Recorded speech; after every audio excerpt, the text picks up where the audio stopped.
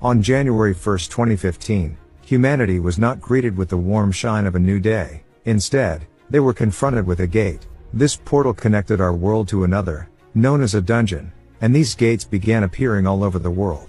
From these gates, monsters poured forth, initiating a relentless battle between awakened beings and the monsters. Through countless victories and defeats, humans were finally able to bring an end to the Great War by slaying the mighty demon king Asmodeus. This momentous occasion, which came to be known as Victory Day, took place on January 1, 2020. Following this event, a new era began. Hunters emerged as they entered the gates, venturing forth to slay the monsters and collect their valuable loot, which could then be sold at auction houses. The majority of hunters were awakened beings, individuals who transcended the normal boundaries of humanity and were ranked according to their powers. Our protagonist, Tae-Kyung, is a rank F hunter, the lowest rank possible. After getting fired from his job earlier that day, he found a capsule on the roadside and brought it home, hoping it could be exchanged for some money.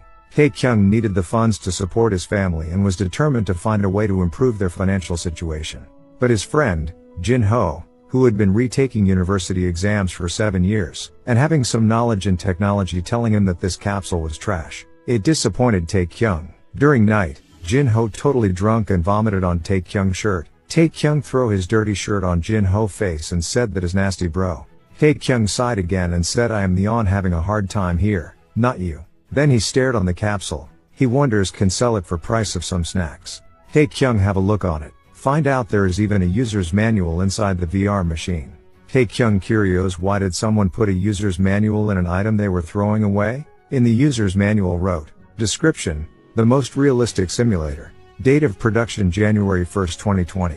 Tae-Kyung pondered the year 2020? Was not that when the war ended? It must have been printing error. Only idiot would be developing VR machine during war. Description included warning the player will not able to log out. If killed in the game, the player will also die in real life. Later on in midnight, Jin Ho's snort made Tae-Kyung furious. Then he noticed the capsule and wondered if it was soundproof. Tae-Kyung entered inside and discovered that it was quiet and comfortable. He no longer hear any snorting. At the moment, Tae-Kyung wondered what he should do starting from tomorrow. If he was not part of a guild, he would have to line up early in the morning at the commission office to sign up for any request. Guildless hunters were treated harshly, and a significant portion of their earnings went towards commission fees. Well, at least my mom and my sister can live safely in a decent apartment. But how am I going to pay my mother's rent from now on? If my father were still alive, would he be able to guide me? But even then, I have done everything I can for them. Please trust me on that, Dad. Hopefully tomorrow will be better. After Tae-Kyung fell asleep, the capsule started working and alerted, commencing player recognition. Unidentified players. System alerted. Would you like to be registered? Exceeded the time required to answer. Process commenced automatically. Loading completed. Creating the player profile. Player Kim Tae-Kyung has been registered. Would you like to enter the world of Murim? Exceeded the time required to answer. Process commenced automatically. System alerted. We shall pray for your success. Good luck. Next day, while Tae-Kyung opened up his eye, there was a woman with purple hair lying in front of him. The woman said it is too cold in Mandarin. Tae-Kyung wondered what she is talking, and wonder how he will at a hostess bar. Tae-Kyung questioned on the girl where he is, but Tae-Kyung realized that he could not communicate with her at all due to language barrier. Suddenly system alerted him you have unread messages and translation package has been installed. Soon. From Tae-Kyung understanding of the situation he is inside a game, Tae-Kyung wondered these graphics seem way too realistic. He have heard that technology these days have vastly improved, but he never expected it to be this good. The girl named Wolhwa felt Tae-Kyung is weird and strange today. She told him I don't know everything, it is like you either went mad or lost your mind. You are even talking formally to me, so I am not entirely sure what is going on with you right now. Meanwhile, system alerted the tutorial quest has begun. You are finally taking your first step in the world of Murim. Gather information and become familiarized with your current surroundings. Tae-Kyung felt the quest is a bit weird compared with most tutorials make you catch a few rabbits or practice using the user interface. So from following conversation Tae-Kyung questioned Wolhwa who is he and a few questions regarding Murim world. Currently Tae-Kyung was in the capital of the Shanxi province, which is known as Taiyuan. The brothel he is staying at is located in the inner city of Taiyuan which called the Crimson Flower. Wolhwa is a high-ranking hostess working at this brothel. As for Tae-Kyung, he is 20 years old, the youngest son of the Jin family residing in Taiyuan.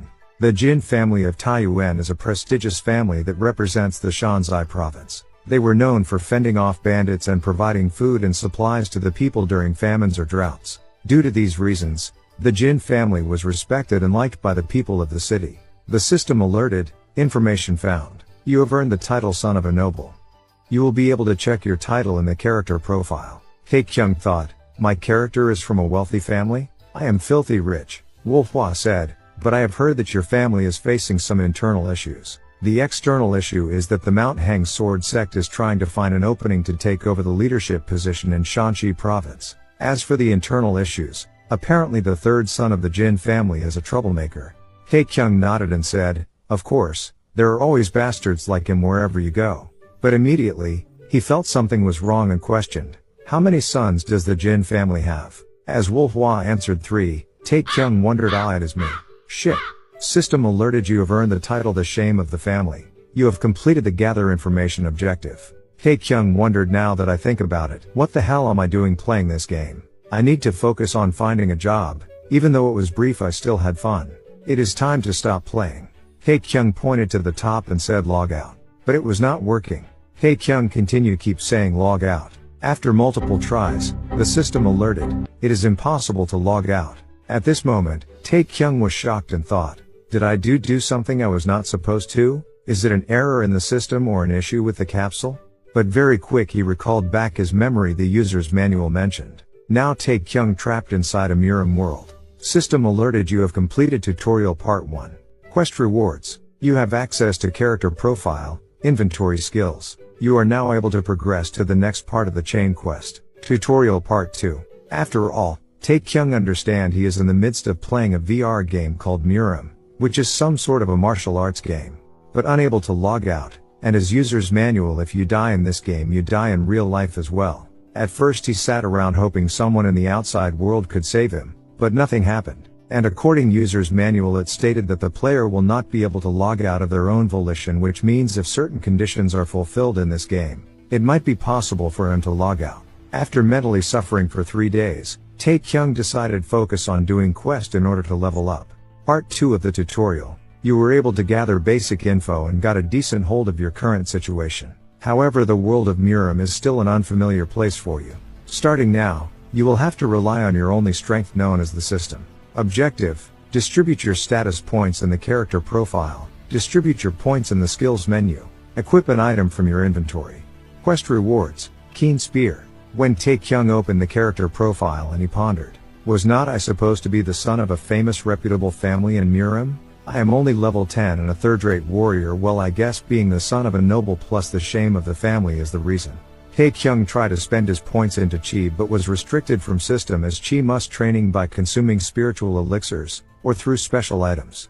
Tae-Kyung think intelligence should not need for now, so he focused purely on survival.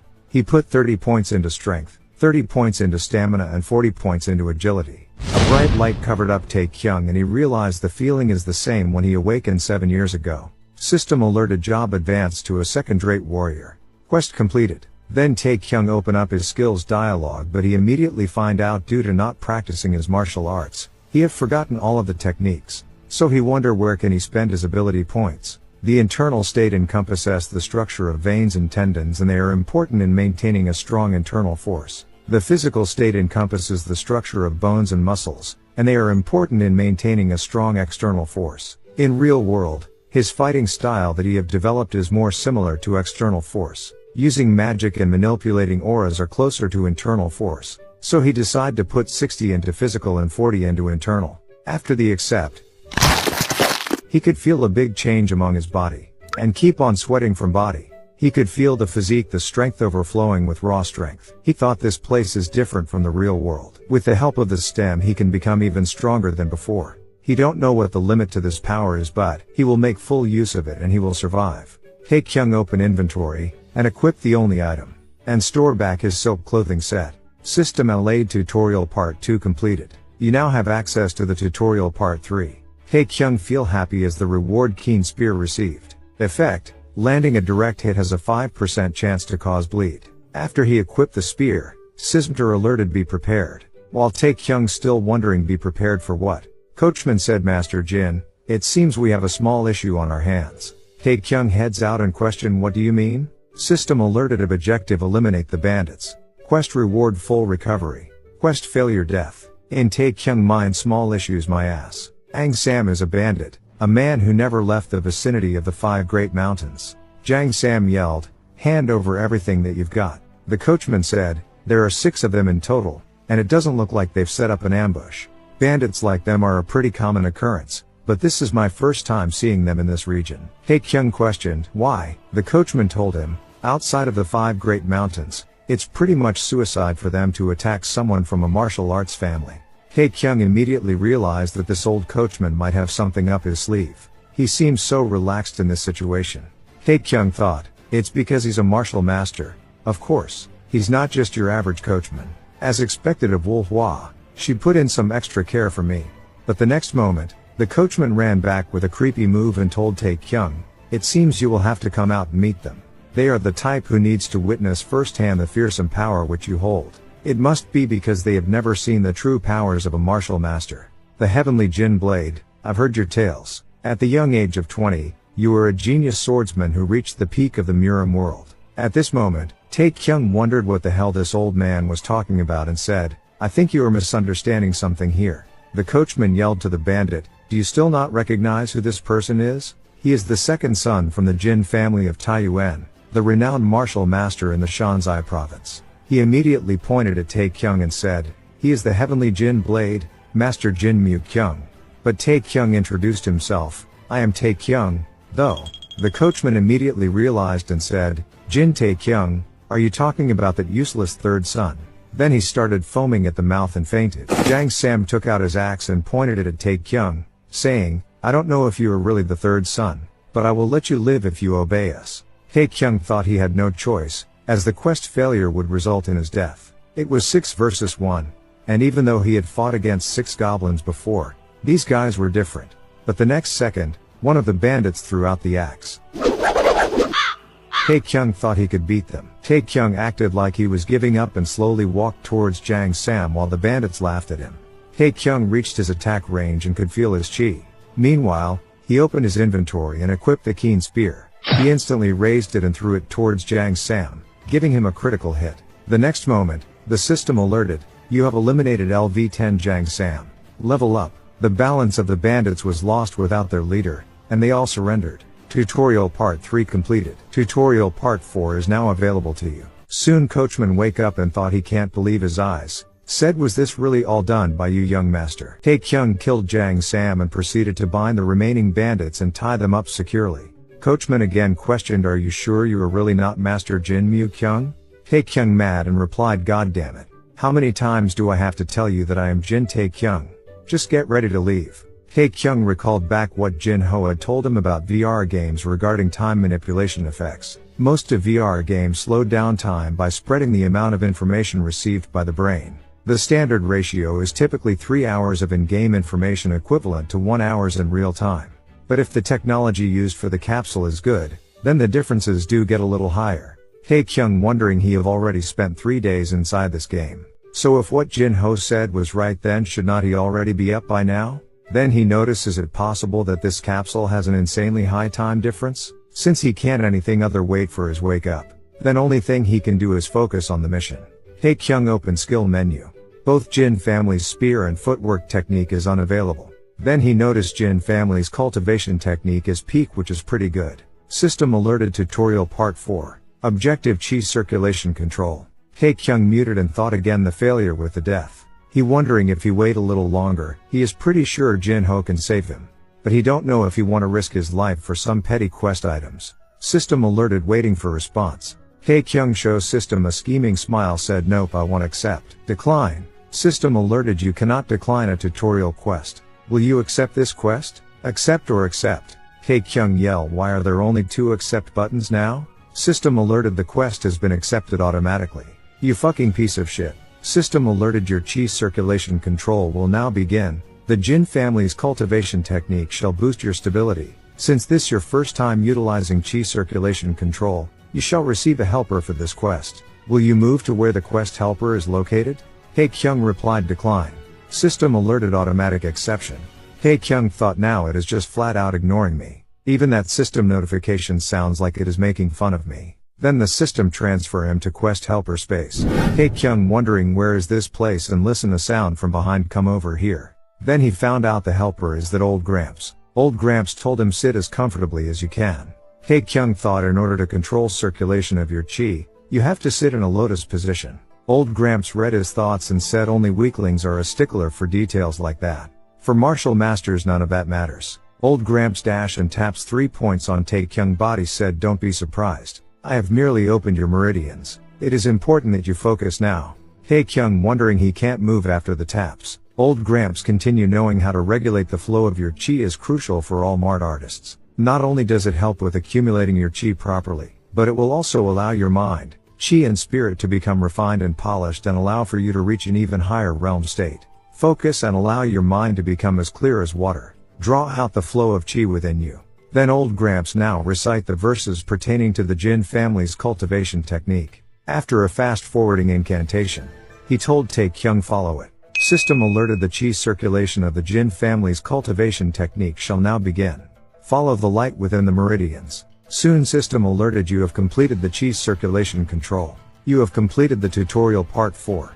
Chi sense has been learned. You have unlocked the main quest. Tae-Kyung said whoa, I feel amazing. My whole body feels like it has been fully rested.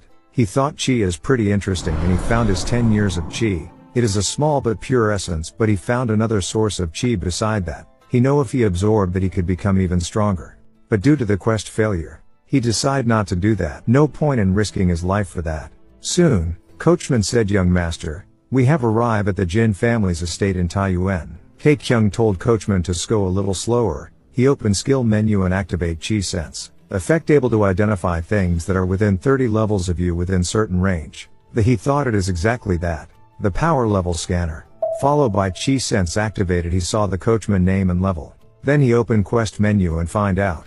The next objectives is achieve the realm stage of first rate, achieve level 30 and 500 fame. The reward is logout. Tae-Kyung immediately felt a surge of joy, as he realized that there might be a way to log out after all. With his combat experience and knowledge of the game system, he believed that logging out would only be a matter of time. He no longer needed to rely on help from the outside world. Suddenly, Mu Jin, the captain of the gatekeepers for the esteemed Jin family's estate, halted their carriage. He requested their identity. The coachman replied, we have come from the Crimson Flower. Tae-Kyung quickly interjected, coughing and saying, ahem.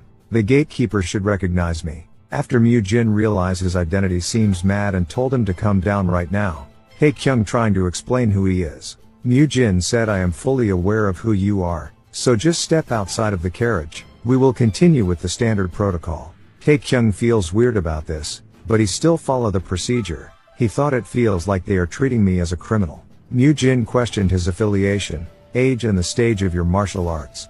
But when Tae-Kyung answered second-rate warrior, Mu Jin told him pocket your pride, just answer honestly. Tae-Kyung thought of course he can't say he became a second-rate warrior after distributing stats or some shit. Mu Jin said fine, I will just ignore that for now. And after realized that Tae-Kyung just back from brothel, Mu Jin taunting and mocking on Tae-Kyung, staying at that expensive brothel for a few days? You must have spent a fortune there. Or did you perhaps steal from the family's funds again? Tae-Kyung thought again. Mu Jin continued what are you upset about? The young master is always doing stuff like that. Tae-Kyung felt speechless and thought, the shame of the family. This is pretty infuriating. Mu Jin approached Tae-Kyung and whispered in his ear, stop rubbing dirt over the honor of the family. You should at least try and live like a proper human being. Tae-Kyung, filled with anger, yelled, hey, stop right there. He then punched Mu Jin. Soon, the superior of the gatekeepers reported the incident, stating Mu Jin had gotten into a fight with the third young master. Third young monster currently unconscious and covered in bruises. I apologize for the incident and kneel down for forgiveness. Wai Kyung said, can I see that boy of yours? I wish to talk with him for a bit. But the superior replied, please forgive me for saying this, but he also requires medical assistance. He is in the infirmary as well. I have heard that he has a cracked bone. Wai Kyung sighed and said, then don't worry about my request. You may leave now. He then threw his work away and called out, Wai Peng, I will step outside for a bit. Tae-Kyung recalled the fight and realized that there was a significant gap in skill between him and Mu-jin. The more he looked at Mu-jin, the more frustrated he became. No matter how many times Tae-Kyung tried to attack, Mu-jin effortlessly dodged his strikes and counterattacked. Tae-Kyung acknowledged Mu-jin's strength, considering he was able to defeat the 1,000-strength guy. He understood that logging out was currently impossible, so he decided to keep quiet and focus on leveling up. After waking up from sleep mode, Tae-Kyung found himself in the infirmary. He had been unconscious for an hour, and sitting up was quite painful due to the bruises all over his body. The traditional doctor advised him to avoid any unnecessary movements to prevent further injury. Tae-Kyung opened character profile and distribute the available points on stamina, and he thought if he distributed his stat points earlier maybe he could have won. But immediately he denied the thought. If he want to beat someone like him, he will first need to get proficient in martial arts. Suddenly, Wai-kyung came in and said what a sorry sight you are in. While Wai-kyung checking with doctor about his condition, Tae-Kyung activated Chi Sense and find out the level is unknown. Wai-kyung said that's unfortunate. At least one of his legs should have been shattered. Tae-Kyung, though the way this man acting towards me, and if I also look at his face. He questioned father? Wai-kyung said to doctor, thank you for your help, you may take your leave. Tae-Kyung get nervous said no wait, please calm down for a bit. I am sorry if you are not my father, doctor. You can't leave me along with this man. But after doctor leave, Wai-kyung yelled, the first chance you get, you chase after women. Whenever you get your hands on some money, you gamble it all away. It is because you behave like this that you are scorned by the family.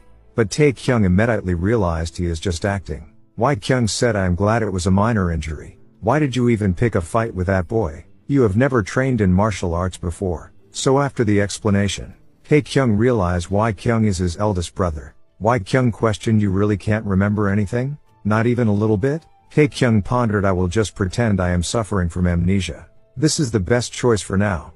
Wai-kyung is head of the Jin family of Tae-Yuen, 35 years old. Father is currently traveling around the mainland, and mother passed away 10 years ago.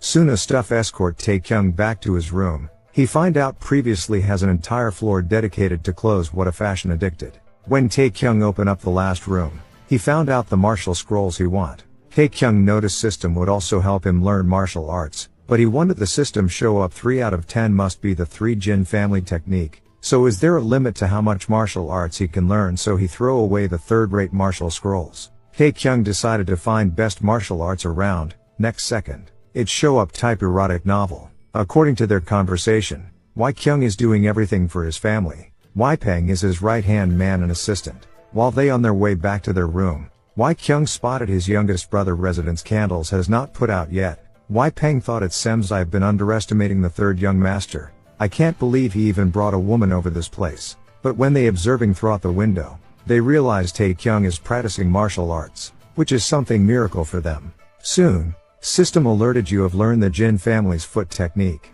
Tae-Kyung said, why is this shit so hard? And in his thought, out of all the books he collected, he can't believe only these were non-erotic martial books. Was he not satisfied with having only half this room filled with erotic novels? But well, I should be thankful that he at least kept the Jin family's spear technique and foot technique. Tae-Kyung thought it was complicating for the 4 technique martial art. If he stepped even a little bit out of place, I had failed. If I was even a little bit late on the next sequence of action, I had failed. But anyways, it has succeeded. He thought even using the system it took half a day to learn it. How long will be learning the spear techniques? Anyhow, today is his 5th day here in this world. The only thing he can do for now is focus on the things which he can do. So he will stop here for today's training. Next day, Tae-Kyung requested a spare training room from the staff. Wai-peng told Wai-kyung that Tae-Kyung was his 5th time embezzling money from the family funds. According to the family's laws, Tae-Kyung should have been executed by now. Wai-kyung was losing his position to the elders due to Tae-Kyung's actions, which frustrated Wai-peng. Wai-kyung considered this to be Tae-Kyung's last chance, noting that he had become a different person due to his memory loss. Meanwhile, an idea popped into Wai-kyung's mind. Wai-peng suggested that, due to Tae-Kyung breaking the family's laws, he should be locked away in a cave for an indefinite period of time. He asked the guard to tie up Tae-Kyung. Furious, Tae-Kyung exclaimed that he only asked for a spare training room, not to be locked up in jail. He questioned the meaning of an indefinite period of time. Wai-peng used his spiritual sense to assure Tae-Kyung that the family head wanted to handle the situation personally and that the punishment might be even greater. He mentioned that Tae-Kyung would be in the cave for about 7 days at most. Tae-Kyung activated his chi sense and agreed to the punishment without further argument. Before being locked in the cave, Kyung used his spiritual sense to tell Tae-Kyung that he had provided everything he might need and wished him luck. Kyung also expressed concern for Tae-Kyung's weak and frail body when he was a child. Peng reminded Kyung of the incident with the 100-year-old ginseng, where the head physician almost harmed Tae-Kyung. Kyung expressed his frustration with the internal and external issues of the family, especially the secret meeting of the Mount Hang Sword sect, which worried him. Peng mentioned the Mount Hang Sword sect, and Kyung asked about their intentions. Peng replied that he had dispatched men to find out. Kyung instructed Peng to inform them in the province of Shanxi to prepare for any potential conflict with the Mount Hang Sword sect. Meanwhile, Tae-Kyung completed his training and learned the spear technique. Due to repeated training, his strength, stamina, and agility had been raised by 1. Surprised by the stat increase, Tae-Kyung realized that stats could be increased in this world. He also realized that the cave was not a damp underground prison, but a suitable training environment. He wished he had known earlier and would have begged to stay longer. However, Tae-Kyung was suffering from fatigue and hunger. The system alerted him to locate a food source and get plenty of rest to allow his body to recover. Remembering the grain pills he had, Tae-Kyung consumed them, even though they smelled terrible. The pills made him feel full, rested, and cured his fatigue for the next hour, while also increasing all his stats by 2. Over consuming the grain pills, Tae-Kyung ended up unable to move for the next hour. After some time, he resumed his training to complete the spear technique. However, he discovered that no matter how hard he tried, he couldn't make progress. He decided to try the technique in slow motion and realized that it was working. To his surprise, he found out that his foot technique had improved instead. Tae-Kyung finally noticed that by combining the Jin family spear technique with the foot technique, he had successfully created a big hole in the wall. However, he had depleted all his chi and felt overwhelmed with fatigue and tiredness. The system alerted him that he had unlocked an achievement called One Body, One Mind and rewarded him. He had significantly increased his realm stages. In the real world, Jin Ho woke up in Tae-Kyung's bed, realizing that Tae-Kyung slept in the capsule. He tried to wake Tae-Kyung up and suggested going to eat hangover soup to sober up. In the Murim world, Tae-Kyung had reached level 13 and gained 2 whole levels. His skills had also reached the 3rd mastery level, and he had received an item as a reward. Tae-Kyung distributed stat points to strength and stamina, allocating 10 points to each. He held up his spear and decided to try and increase his skills as much as possible before leaving. Tae-Kyung wondered if he could defeat the level 20 Hyukmu Jin with his current strength but quickly dismissed the thought due to the level difference. He focused on his training instead. The system alerted him that a new function called Training Mode was available. He could summon illusions of past opponents to train against. However, if the opponent was 10 levels higher than him, summoning them would not be possible. Tae-Kyung decided to summon an illusion of Mu Jin and adjusted his strength to half for training. However, he found it too weak and changed it back to 100%. During his training, Tae-Kyung realized even 100% of Mujin still very weak, so he installed both foot and spear technique on Mujin, then he start the training again. After multiple training battle D, both his spear and foot techniques reached the 4th mastery level. Tae-Kyung thought that he could easily hunt down powerful opponents and reach level 30 within a week. Suddenly, Peng opened the door and informed Tae-Kyung that he needed to go to the Great Hall of Politics immediately. The lesser family head and members of the main family, as well as the disciples of the Mount Hang Sword sect, were waiting for him there. Tae-Kyung had a bad feeling about this but was stopped by Peng when he tried to escape. Peng accused Tae-Kyung of attempting to rape a young miss from the Mount Hang Sword sect. Tae-Kyung was shocked by the accusation. Before entering the main hall, Peng warned Tae-Kyung that the lesser family head had complete faith in him and asked him not to forget that. During the conversation, Lee Seo-gun, the first son of Mount Hang Sword sect, accused Tae-Kyung of visiting another brothel named the Radiant Moon the night before. He claimed to have testimonies as evidence of Tae-Kyung's actions. Tae-Kyung examined the evidence and found them to be unreliable. He told Seo-gun that not a single one of these testimonies can even be considered a proper form of evidence. Seo-gun threw those testimonies on Tae-Kyung and said, "I will have to thoroughly beat some sense into you." A quest alert from the system appeared, stating that a match quest had begun.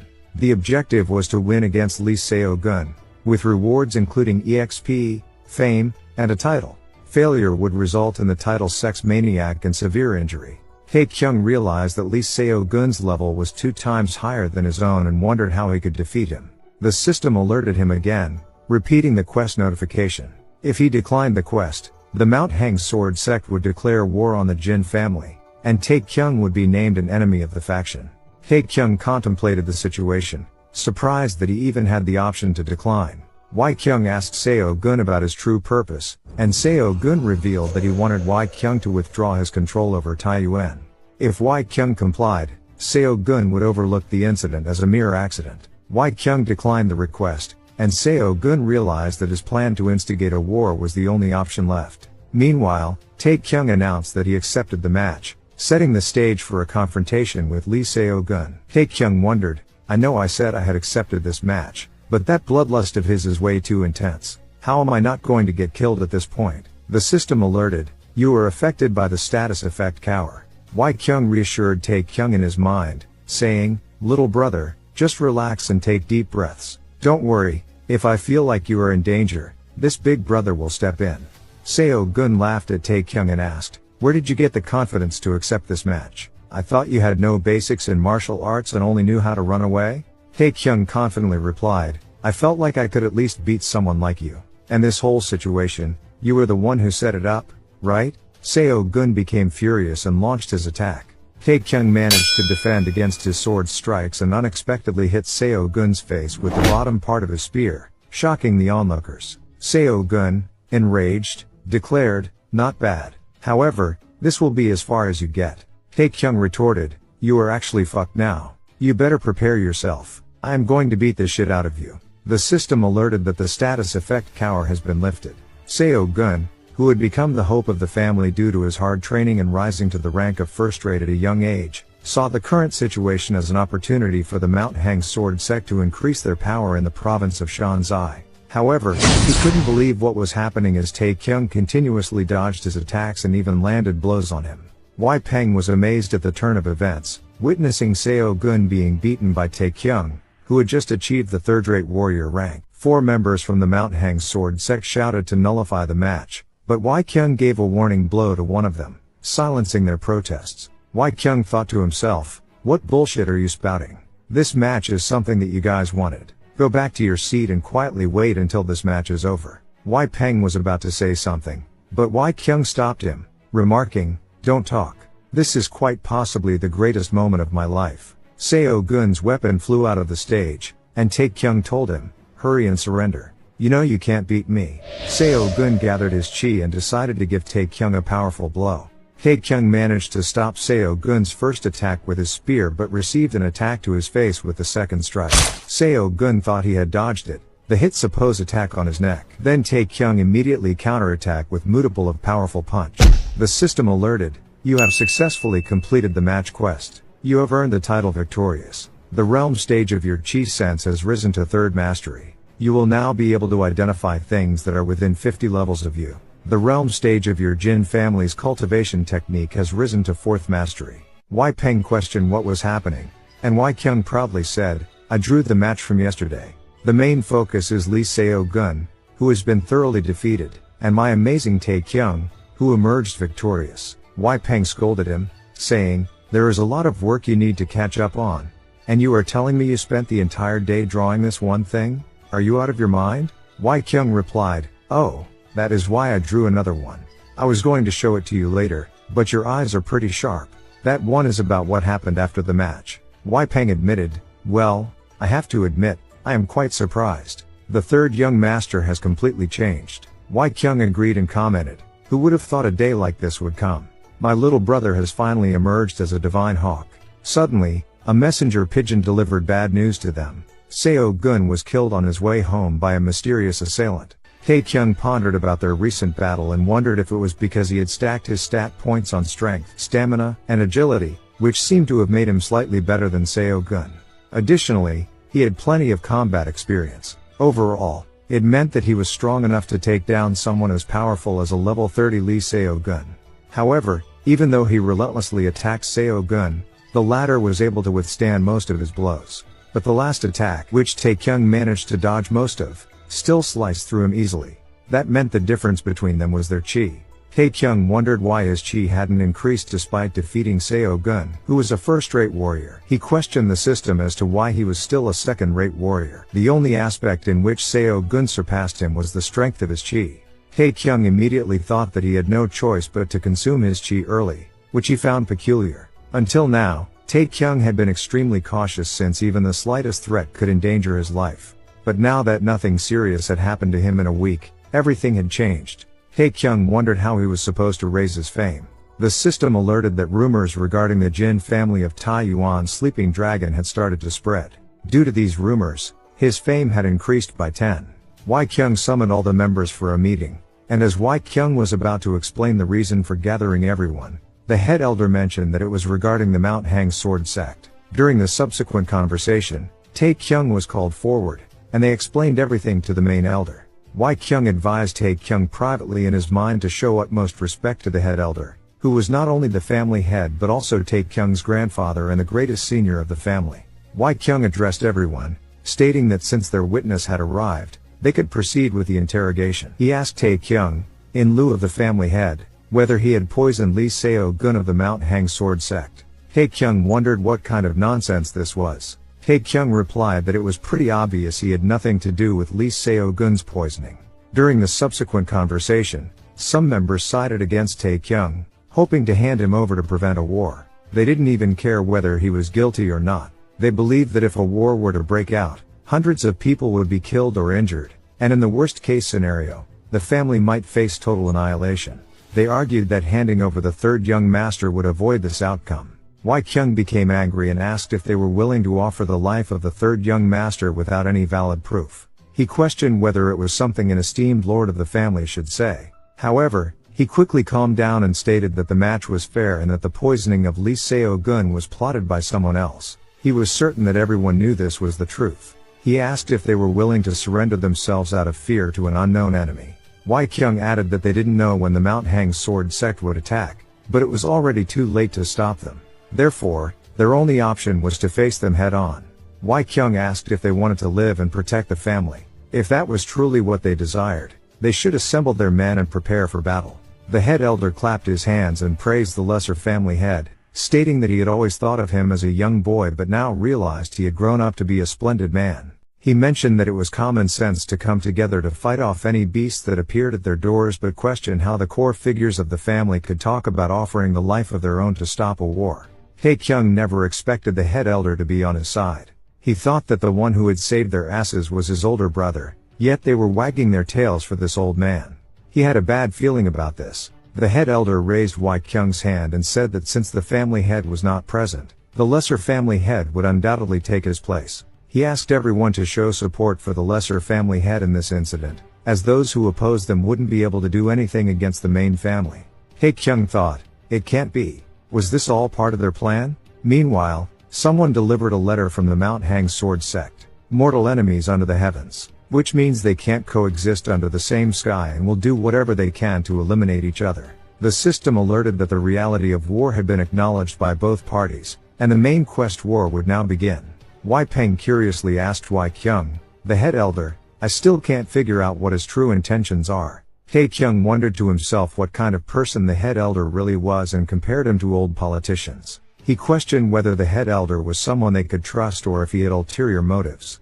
Kyung explained that the head elder was a martial master who had achieved one of the highest spiritual realms and possessed immense knowledge. He stated that people like the head elder were considered the most dangerous in the world of Murim. All the elders were under his command, and he was known for hiding in the shadows and manipulating others. Kyung warned Tae-Kyung to be wary of the head elder but not to become his enemy.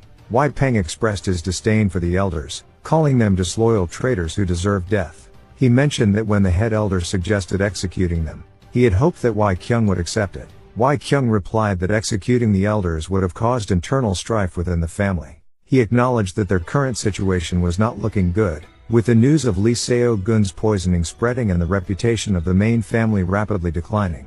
He also mentioned that they had received only one response for assistance, which was from the lower district sect. Meanwhile, Hua appeared and asked Tae-Kyung if he missed her.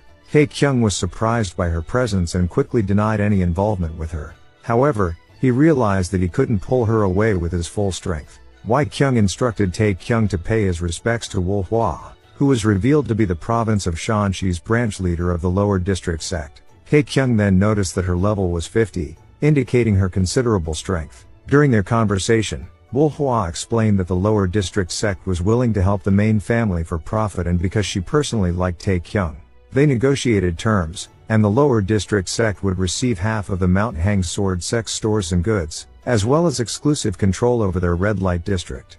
After discussion and signed agreement, System alerted Jin family of Taiyuan and the lower district sect has formed an alliance. The alliance shall last until the end of war. During night, Tae-Kyung thought this is all just graphics and illusions. Tae-Kyung said this is all my fault to go this far on kids who knew nothing about martial arts. Head elder said winners and losers. Both sides suffer the same losses. The family head of the Mount Hang Sword sect Blade of Blood Lee Chun-Baek. He is familiar with the ways of Wei, since he has lived the life of vagabond. Tae-Kyung though considering the situation I don't think he should be talking like that. Tae-Kyung said please be careful with your words. These kids are a part of the family. Head elder continued no, these kids are no different than warriors. There will be countless more deaths like this. It is quite possible it is happening as we speak. Shan Yin, Ying Shen Shuo Zhou. These are all places that are in the immediate vicinity of the Mount Hang Sword sect. It means that these were the only places they could have struck first, and you were fully aware of that fact. You knew a messenger pigeon would have done nothing, yet you still sent one and it was because of your guilty conscience. I am not here to berate you. That is because you made the right choice. The war has only just begun. Everything comes at a price. You must never forget the fact that you are the lesser family head of the Jin family of Taiyuan, and you are responsible for feeding and nurturing the mouths of our people.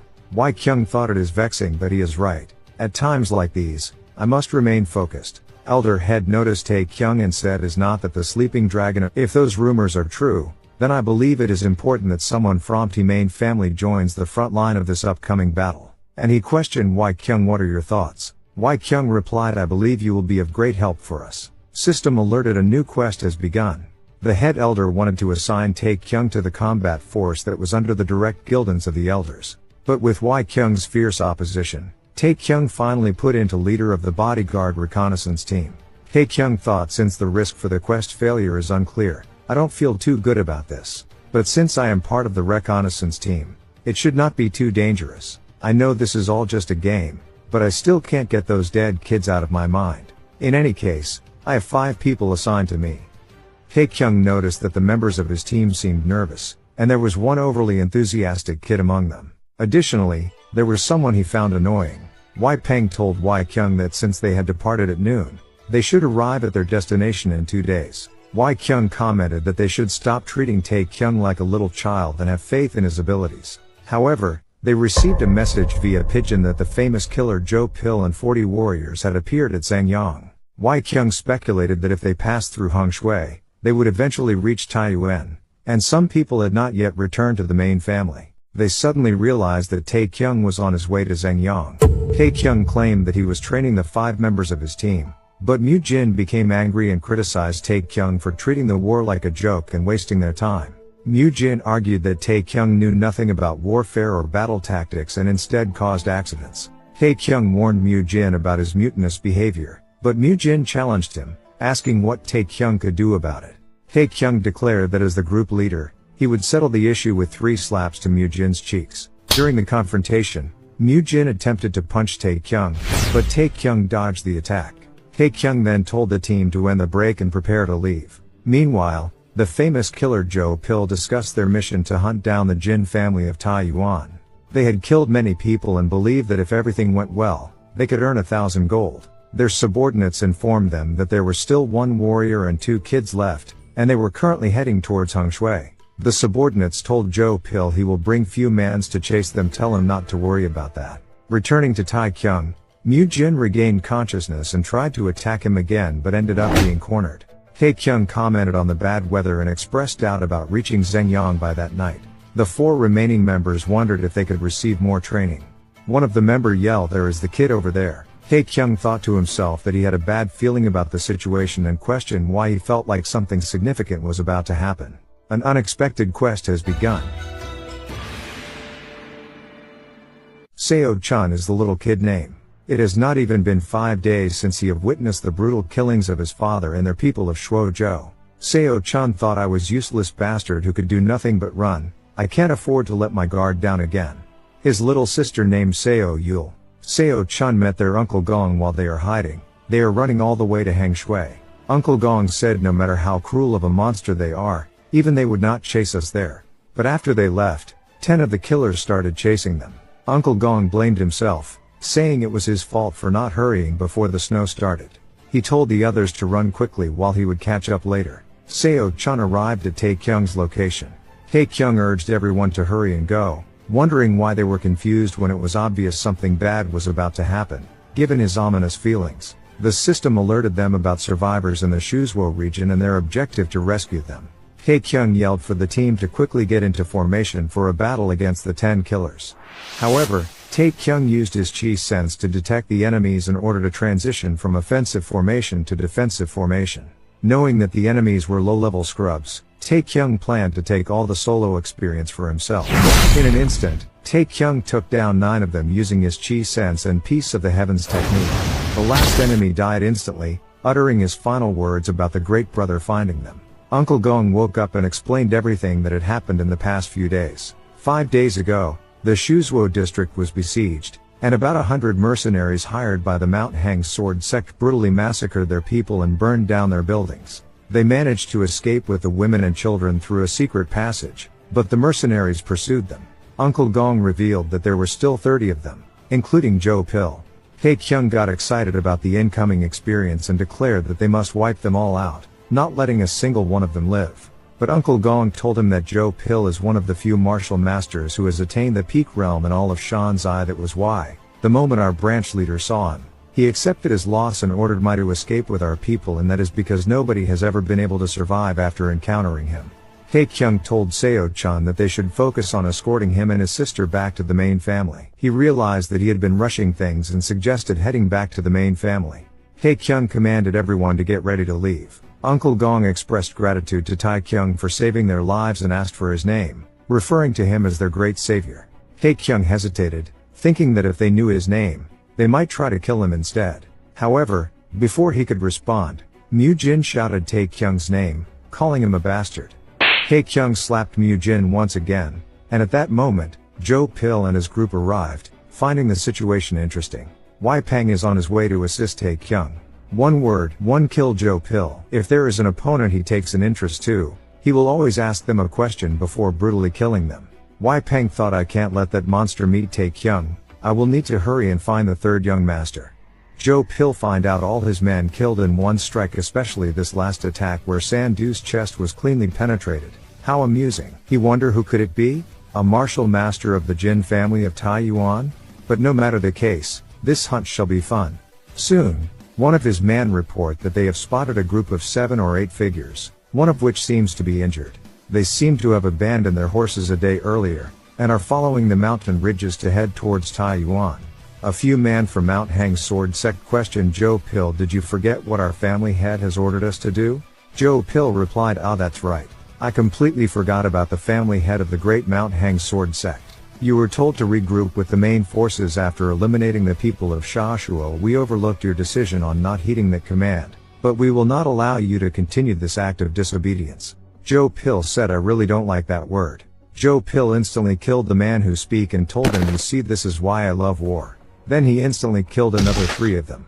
Tae-Kyung's site. They found a cave and decided to sleep over there for a night. Uncle Gong said, as expected, it is always best to not listen to the rumors of others. I was told that you were known to be lazy and arrogant bastard, and did not know any martial arts. Although I have only known you for 2 days, I can tell what I am seeing is nothing like those rumors. It makes me wonder how much I should believe of the rumors behind our war with the Mount Hang sword sect. Suddenly Uncle Gong coughed some blood and said, they are sly bastards, they laced poison on their weapons. Tae-Kyung tried to find any antidote from inventory, but he can't find anything could help.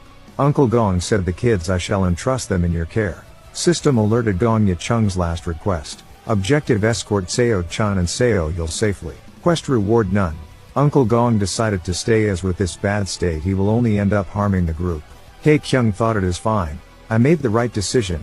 He is just an NPC, An NPC that was programmed to give me a quest while it was on the verge of death after being poisoned.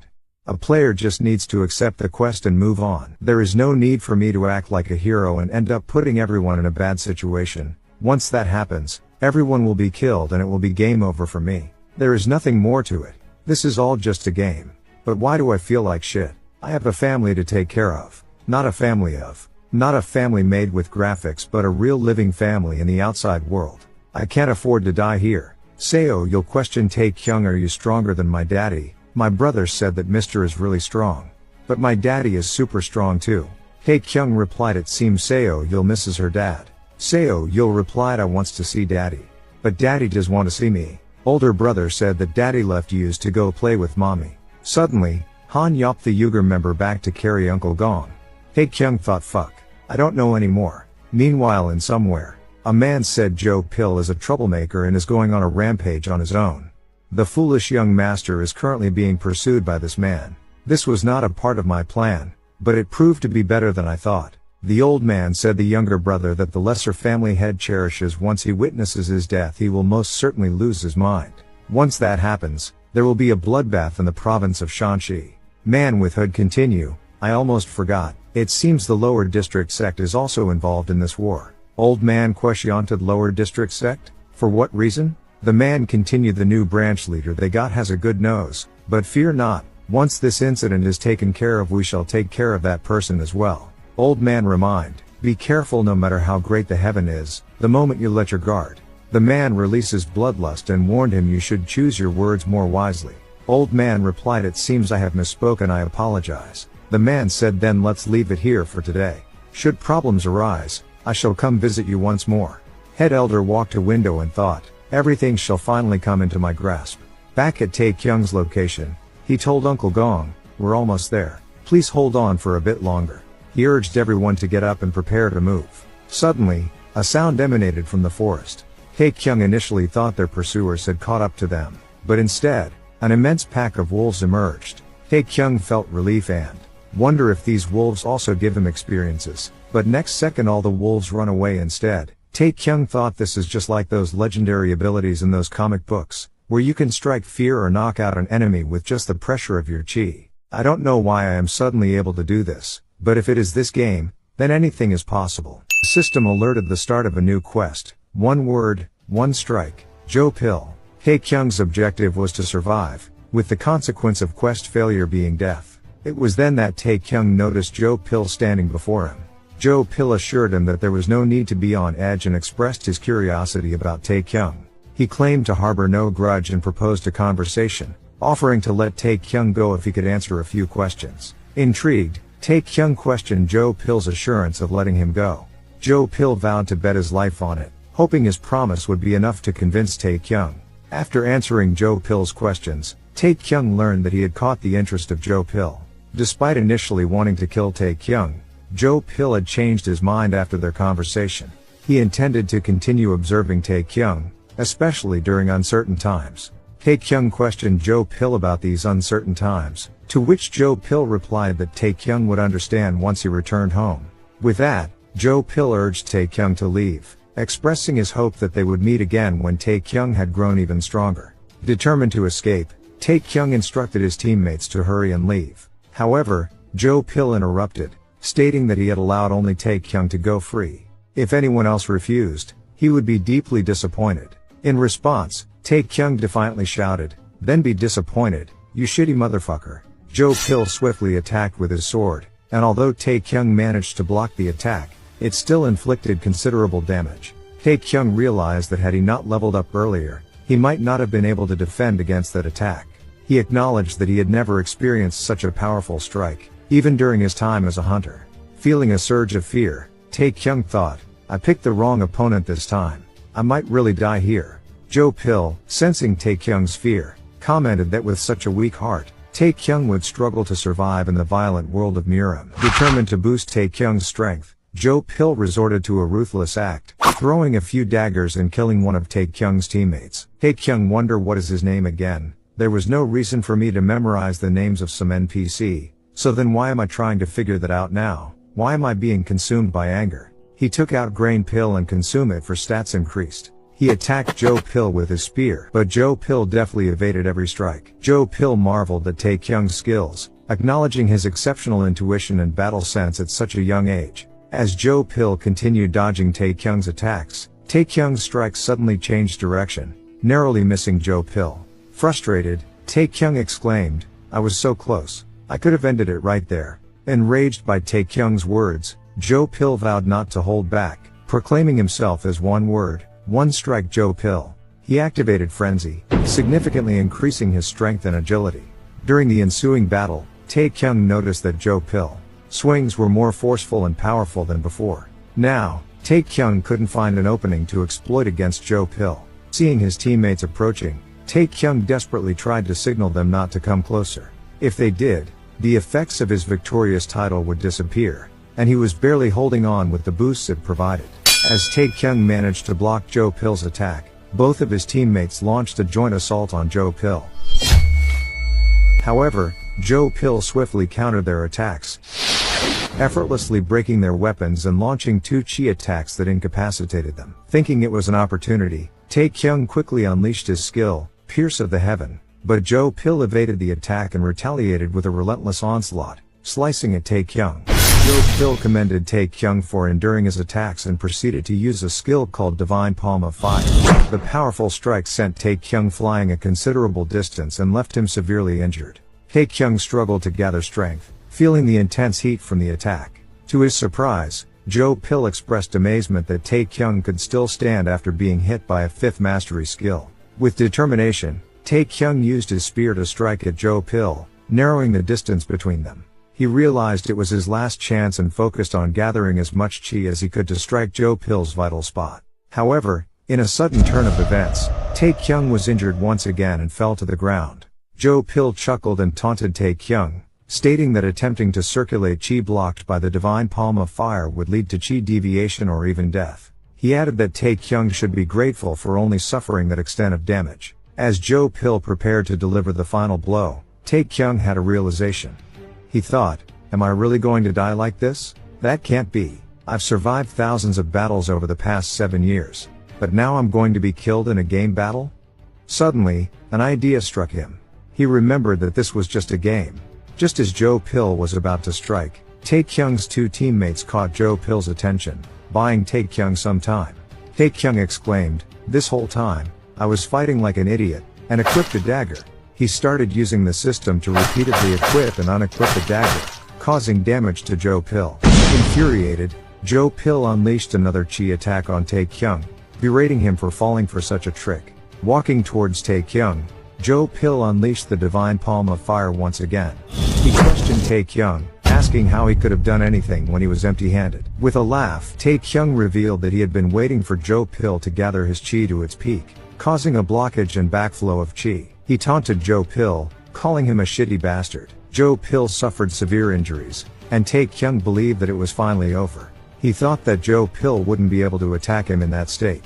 Exhausted, Tae-Kyung called for his teammates to come and help him. However, to Tae-Kyung's surprise, Joe Pill stood up and declared himself as the 19th successor of the Divine Palm of Fire. He stated that he should never lose to a nobody like Tae-Kyung. Confused, Tae-Kyung wondered what was happening. He had thought Joe Pill had fallen into chi deviation. It became clear to him that Joe Pill was barely holding on and was burning up his life force. Tae-Kyung thought, "Do you really have to go that far just to kill me?" Consumed by desperation, Tae-Kyung ingested the unknown chi and immediately felt a surge of strength coursing through him. Back to a memory, he used spear and caused huge damage, which suppose a F-rank hunter unable to do so. Even though, people are surprised that a F-rank hunter can cast a skill which around D-rank power, but his physical body and mana pool is still a F-rank hunter. So that the conclusion he got from Master is he have to strengthening foundation and basic skill, possess outstanding techniques and exceptional battle sense.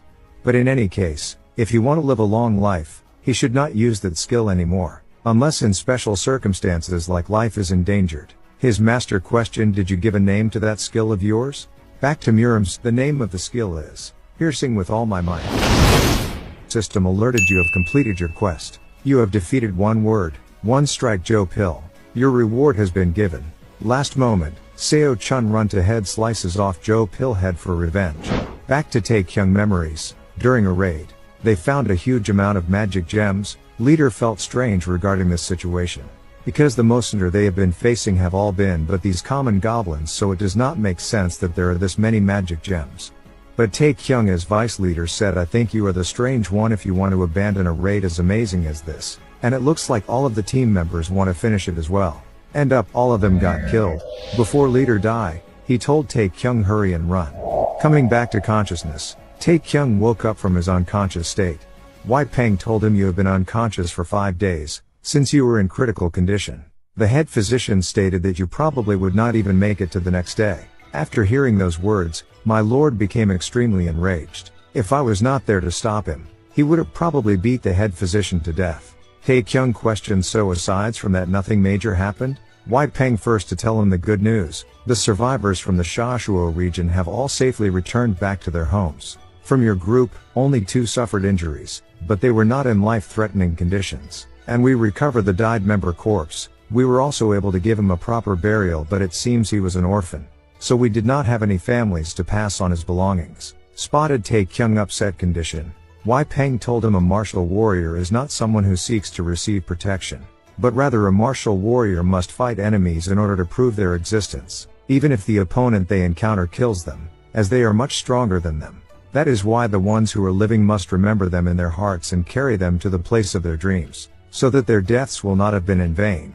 Tae-Kyung said, I wonder what his dream was. Wai Peng replied he wanted to become the greatest martial master under the heavens. Wai Peng continued, now I shall tell you the even better news. 2 days ago, a big battle had ensued. At Hangshui, a battle took place between 100 elite warriors from the main family and 200 vanguard warriors from the Mount Hang sword sect. In short, the main family achieved a decisive victory. Only 30 warriors from the Mount Hang sword sect managed to survive and escape, which was the same number as the injured warriors on our side. Although we failed to capture Li Seo Guang, the lesser family head of the Mount Hang sword sect, we were successful in defeating the 2 martial masters in the Peak realm who were under his command. They were known as the twin demons of Mount Hang. Tae-Kyung questioned if the head elder had defeated them. Wai Peng replied, it was me and my lord who fought them individually. Tae-Kyung thought, my fight with Joe Pill almost got me killed, but here's this guy fighting against a martial master of the same spiritual realm as my opponent. This dude is definitely a monster. Wai Peng continued, I must say, I'm impressed by your performance. 1 word 1 strike Joe Pill. Words can't express how astonished I am. However, considering the number of times you have caused trouble for us, it still makes my blood boil. Nobody expected this outcome. The 3rd young master who used to squander the family's funds and waste his time in brothels, the same one who would stumble around drunk on the streets and tarnish the family's name, has now become a respectable and dependable figure. I, Wai Peng, am quite impressed, although I hate to admit it. Tae-Kyung thought, just curse at me instead of being passive-aggressive, you bastard. Tae-Kyung explained, I was just lucky. It was also because Joe Pill let his guard down. Wai Peng replied, that's not the case. It was purely a difference in skill. Losing because you let your guard down or because the opponent had a secret weapon are just excuses. If that's all it took to defeat the infamous Joe Pill, he wouldn't have earned his title in the first place. Only the strongest can survive in this world of Murim. Excitedly, Tae-Kyung exclaimed, then that means I was just stronger than Joe Pill. Wai Peng retorted, what the hell are you talking about? It's obvious that Joe Pill is much stronger than you. Do you think a martial master in the Peak realm is a joke? Wai Kyung added, in any case, the Mount Hang sword sect has suffered a severe blow from this incident. They lost their justification for starting this war, as the 3rd young master of the Jin family of Taiyuan is strong enough to rely on his own abilities and doesn't need cheap tricks like poison. Indeed, I have finally arrived. Wai Kyung ran towards Tae-Kyung and embraced him. At that moment, Tae-Kyung thought, please, just leave me alone. Meanwhile in Mount Hang's sect, they are mad regarding they lost 2 martial master in the Peak realm. These losses occurred because they were overconfident in ourselves and let our guards down. Now they have 4 days. After 4 days they shall attack the Jin family of Taiyuan once more. Traditional doctor was surprised and said, for the past 10 years that I have worked at the infirmary, this is my first time seeing something like this. Tae-Kyung thought, so even leveling up does not give me a full recovery. Well, that is good. It would have been hard to avoid any suspicions if I recovered everything anyway. Traditional doctor continue, even if the recovery effects of the 100-year ginseng is can differ divine. This is way too fast. Tae-Kyung thought, what does that have anything to do with me? You old geezer. Traditional doctor explained, I almost forgot you lost your memories. About a year ago, there was a time when the medicinal hall storage was completely cleaned out. The head physician was enraged. Even if you have money, acquiring a 100-year ginseng is not an easy task. But you consumed a spiritual medicine that can instantly increase your internal chi by 20 years. Then Tae-Kyung realized that unknown chi has come from that. Tae-Kyung thought, my precious 100-year ginseng. I can't believe I consumed it without even realizing how amazing that was. I am going crazy. I did not know it was that previous. But that was the only thing I could during that situation. No, Tae-Kyung is level 30, chi and Reist as well, and also gain a lot of fame.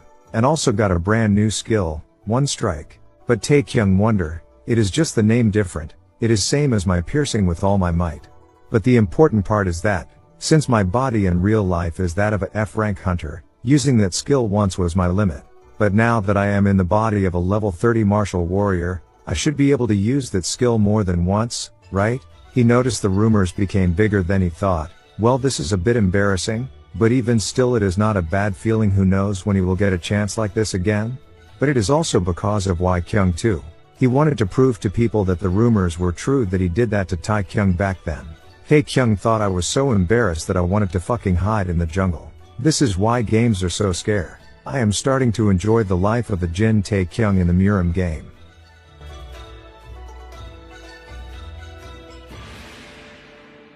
Tae-Kyung thought there were only 2 more conditions he needed to meet in order to log out. Since his fame was rising automatically as more people heard about the rumor, he just needed to wait. He had planned to use the chi from the 100-year ginseng to see the difference between the first rate and second rate, but he blew that opportunity. So Tae-Kyung decided to get the answer from Tae-Kyung.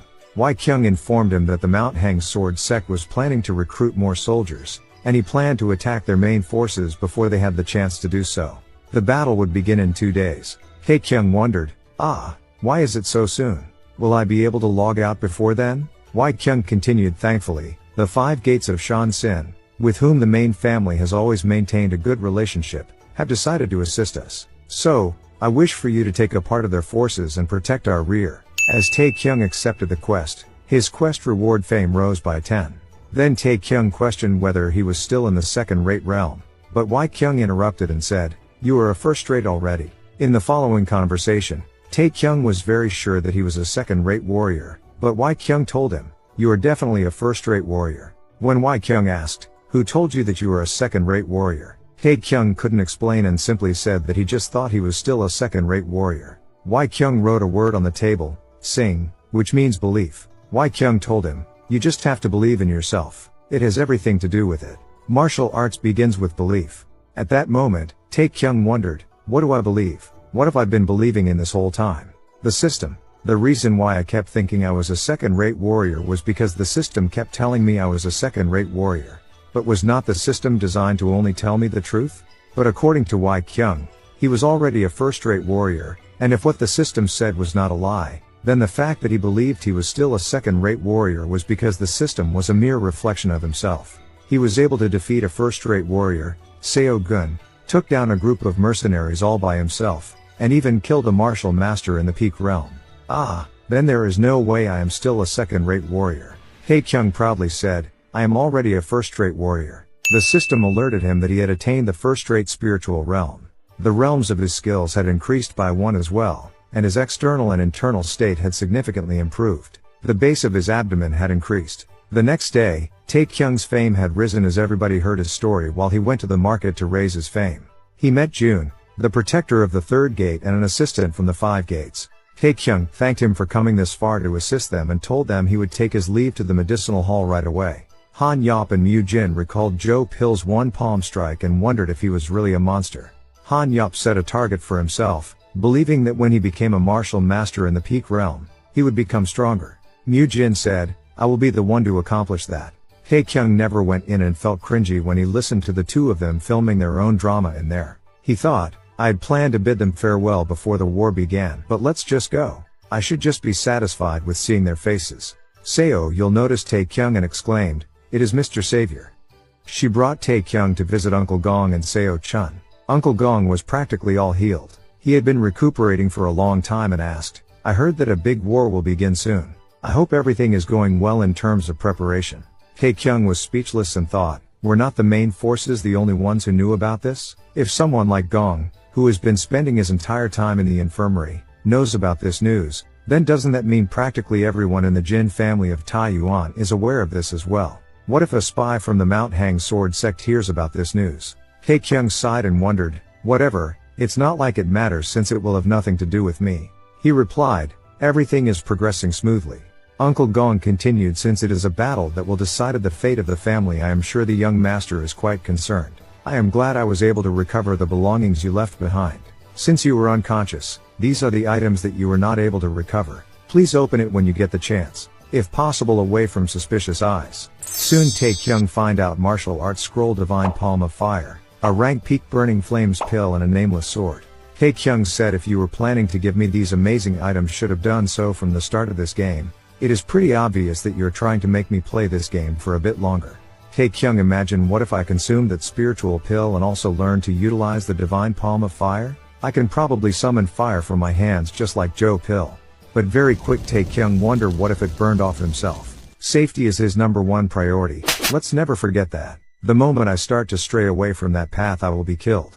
Tae-Kyung pondered, yeah, I am almost there. I just need to focus on staying safe until I get out of this place. Meanwhile, in another location, a man with a hood questioned the head elder, is everything under control?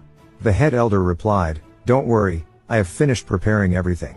The head elder thought, the day the two great families of the province of Shanzai collide with one another, everything will finally come to an end, and a new era shall begin. I shall become the family head of the Jin family of Tae-Yuan, and I shall reunite the province of Shanzai and become its ruler. Soon, Tae-Kyung questioned why Mu Jin are here. Are not you supposed to be at the infirmary? Mu Jin did not want to miss out on a battle that involves the name of our family. Wai Kyung came to find Tae-Kyung. Wai Kyung told him, you have been assigned to be on rearguard duty and will only a few martial warriors of our faction. Tae-Kyung requested from Wai Kyung for some other mission, as he thought accept mission equal to accomplish a great deed, then he can get experience and fame. Tae-Kyung said, since my body is completely healed, I want to accomplish a great deed for the main family. Wai Kyung replied, is that you have been thinking about this whole time? What an admirable thought. Thank you, my little brother, but I am afraid I can't do so. Tae-Kyung asked, then can you give me a reconnaissance mission or something? I can go and check if there are enemies lying in ambush over there. Wai Kyung tell him, you have already been assigned to one of the most important duties for us.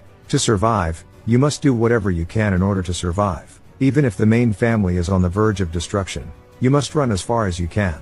If the root survives, then the tree will grow once more. You and the second younger brother are both capable of becoming an even greater figure than I. So please keep that in mind. That is your mission. Next day, Tae-Kyung is on his way at Ding Crossing. Jun also assigned to be on rearguard duty. He felt pretty disappointed to be assigned for this position. Jun said, well, not only does it diminish our chance of accomplishing a great deed, but it also reduces our chance of witnessing the great lord's blade of flower. Although the lesser family head and an esteemed figure like you is participating in this battle, the existence of the blade of flower is known all throughout the mainland. Tae-Kyung thought, he is talking about the head elder. Jun continued, he is a hero that was born during the times of the Great War of the Orthodox and Unorthodox, and he was known as honorable warrior who would not tolerate any injustice. From following conversation, Jun continued to describe how amazing head elder was, and when Tae-Kyung questioned, I guess you are confident that we are going to win? Jun replied, I am certain we will win. We will prevail. On the night of our second march, we arrived at Hengshui. Jin Wai Kyung gathered all of the commanders for a meeting. He predicted that due to the dwindling food supplies of our enemies, amongst the 4 routes they can take in order to arrive at Ding Sing, he came to the conclusion that they would take only one possible route and decided to position our troops at the place, the 8 Spring Gorge. The entrance to this gorge is very narrow and shaped like a jar, and has very steep edges, so it is a good place to set up an ambush. Not to mention, with the help of the lower district sects Wolhua, we were able to position about 100 archers on the cliff's edge beforehand. And at dawn 300 warriors of the Jin family of Tae-Yuan and 150 assisted warriors of the faction. In total 450 forces made their way to the gorge. Tae-Kyung thought, even though that was last time I had seen him, I never got to give him a proper farewell. Tae-Kyung's face scared his team member. Tae-Kyung watch on his fame, only 3 remaining. Mu Jin point on Tae-Kyung's item. What is that? I have never seen those belongings before. Tae-Kyung replied, it is a martial scroll and spiritual pill. If you consume the pill, it will boost your internal chi by 30 years. But apparently you will burn to death. If you take the spiritual pill when you are not ready for it, you want to eat it? Mu Jin replied, nah, I am good, enjoy learning your transcendence rank martial arts, and stuff your face full with those spiritual pills. Tae-Kyung told him, I am serious, you little shit. It is because I don't need these things anymore. Suddenly, Jun said, I guess by now, the war has begun. Shall we start moving as well? Mu Jin told Jun, our mission is to stay here with the third young master in order to protect their rear. Tae-Kyung thought, I don't remember seeing them wearing those clothes before. Tae-Kyung wonder, I am getting a bad feeling about this. Jun said, well, that's conflicting. It seems the mission that I have received is different from yours. Tae-Kyung questioned, how so? Jun laughed and said, your senses are sharp. If that is the case, I guess I will have no choice but to tell you what that person has told me to do. Kill all of them and regroup with the main force. Mu Jin has no idea how strong is they. Tae-Kyung pulled him back, telling him they are not a bunch of weaklings. Tae-Kyung thought they are all first-rate warriors. Shit, I spent 4 days with them and I was not aware of that fact. I have been too focused on logging out. System alerted, eliminate the assassins. Quest reward, gain XP fame. Chain quest progression. Jun laughed and said, I wonder how long you can withstand our attacks? But soon, Jun was shocked and wondered, where the hell is he getting those weapons from? Tae-Kyung instantly took out most of his men, and Jun noticed another sight which was supposed not to be a problem. In the next second, he wondered if our information regarding them is completely wrong. Tae-Kyung cast his one strike and cleaned them off. Jun thought, he is a transcendence rank martial master. I need to hurry and get out of here. Tae-Kyung pointed his spear at him and said, don't move if you want to live. Now answer my questions, then you will die a painless death. After all, Jun said, the protectors of the third gate were created for the sole purpose of serving that man. This was the great plan that he has been preparing for over 30 years. Tae-Kyung wondered, the only person who could have planned something like this for over 30 years in the province of Shanxi can only be one person. The head elder, but for what purpose? He thought. He was the one who blamed Wai Kyung for the deaths of those kids and was also the one who suspended the political strife within the family. It was thanks to him that the Jin family of Taiyuan was unified for the upcoming battles. Wait a moment. Tae-Kyung questioned Mu Jin, the new recruit from the faction. How many of them joined us for this battle? Mu Jin replied, if you combine the protectors of the third gate and the Imperial Guards, that is a little over 100 warriors. Tae-Kyung asked, what if you include the warriors from the head elder's political faction? Mu Jin answered, then more than half of our forces are from that faction. Tae-Kyung realized that he helped Wai Kyung unify the family just for this day. He did that in order to gain everything from this one battle. The forces of the main family are in trouble. Tae-Kyung yelled, we are going to depart immediately. Hurry and get ready. Jun laughed, saying, it is already too late. Me, you, the Jin family of Taiyuan, as well as the Mount Hang's sword sect. The great plan has already begun. And with that, he died from the poison. The system alerted, you have completed the quest. You have attained 500 fame. Tae-Kyung thought, I can finally go back home. But I am sorry, please wait for me a bit longer. There is something I have to do right now. The system alerted, after 3 seconds, you will be logged out. Before he returned to the real world, other members noticed that Tae-Kyung had become unconscious. In real world, Tae-Kyung tried to open quest menu and inventory. He was happy that he had finally returned. He wondered how long has it been. It feels like it has been ages since I have last been in this room. Tae-Kyung said, I went through all of that shit because of your fucking snores. Jin Ho questioned, are you fucking out of your mind? An idiot slams the neck of a person who was sleeping peacefully, in order to state that they have been trapped in a virtual reality forever a month. But if you look at the time, it has only been 3 hours. Not to mention the capsule they were in was an ancient piece of junk that probably belongs in a museum. Tae-Kyung thought, I am not sure either. To think 30 days would only add up to being 3 hours. Tae-Kyung was mad and put the helmet on Jin Ho's head, tell him try it out for yourself. After 10 minutes, Jin Ho opened the capsule and then he took out the cable of capsule behind, telling him, how the hell am I supposed to play this game if this capsule is not even powered in the first place? You stupid idiot. Tae-Kyung pondered, then what was the game that I played? Was it all a dream? Or did I finally go insane? No, I can still remember everything clearly. It was not an illusion. Suddenly he recalled back, there is a user's manual. Then he took out and have a look. A capsule manufactured for one specific individual. Immense time manipulation in order to maximize play time. Character sync system. A player will automatically become synced with the in-game character, and will both experience a sense of unity. Tae-Kyung thought, so there is also the time manipulation. Will Mu Jin and the rest of my men be able to safely deliver the news regarding the betrayal of the head elder to Wai Kyung? Will Tae-Kyung be able to successfully defend the head elder's attack? Tae-Kyung wonders, since being in the game for 1 month was about 3 hours in real life. I still got some time. Thank God. While I am sure they are doing fine, they can probably solve all of this on their own. There is no need for me to be so worried about them. When Tae-Kyung looked on sync system, he could not understand what does it mean by a character and a player being in sync with one another. Tae-Kyung tried to once again open character profile, find out it still does not work. He is not sure how much of this could believe. When the sun rose, Tae-Kyung went to every single store that specializes in selling VR capsule products and looked at all of the newest capsule models that were currently in the market. There were not any models that were the same as the one that I had. I also looked at ones that stated that they had realistic graphic that were over 70% identical to the real world, but the NPC's movement and interaction with a player in the game were very rough and felt way too unnatural compared to the game that I played. Not to mention, nobody seemed to know or heard about the game, Murim Login. Since I was not able to find anything on my own, I decided to take the user's manual and have Jin Ho look over it, since he was a VR game enthusiast. In the end, even Jin Ho did not seem to know anything about the company, H-Soft, and had never heard of the ARC 2020 VR capsule model. But most unbelievable thing was Jin Ho was only able to view the first page, and he was not able to view any of the other pages. That was the dilemma that was in for some time. Tae-Kyung called her sister and questioned how is mom. Tae-Kyung thought, if I also heard my mother's voice right now, I am pretty sure I won't be able to hold back my tears. In the real world, it has only been a day since I have last seen them. I wonder what would have happened if I never came back. That does not matter. What matters is that I have finally returned back to my world. I have my family that I need to protect here. I will just go with that. I briefly had a very strange dream. The kind of dream that fades away as time goes on. I just need to focus on living my life in the real world. Next day, Tae-Kyung went to work at 6 a.m. much earlier than usual. Jin Ho looked at Tae-Kyung with wonder after all his nonsense about Murim and Crimson Flow shit. He guessed that Tae-Kyung had finally thrown away the piece of junk. But even still, Tae-Kyung seemed pretty adamant about the whole thing.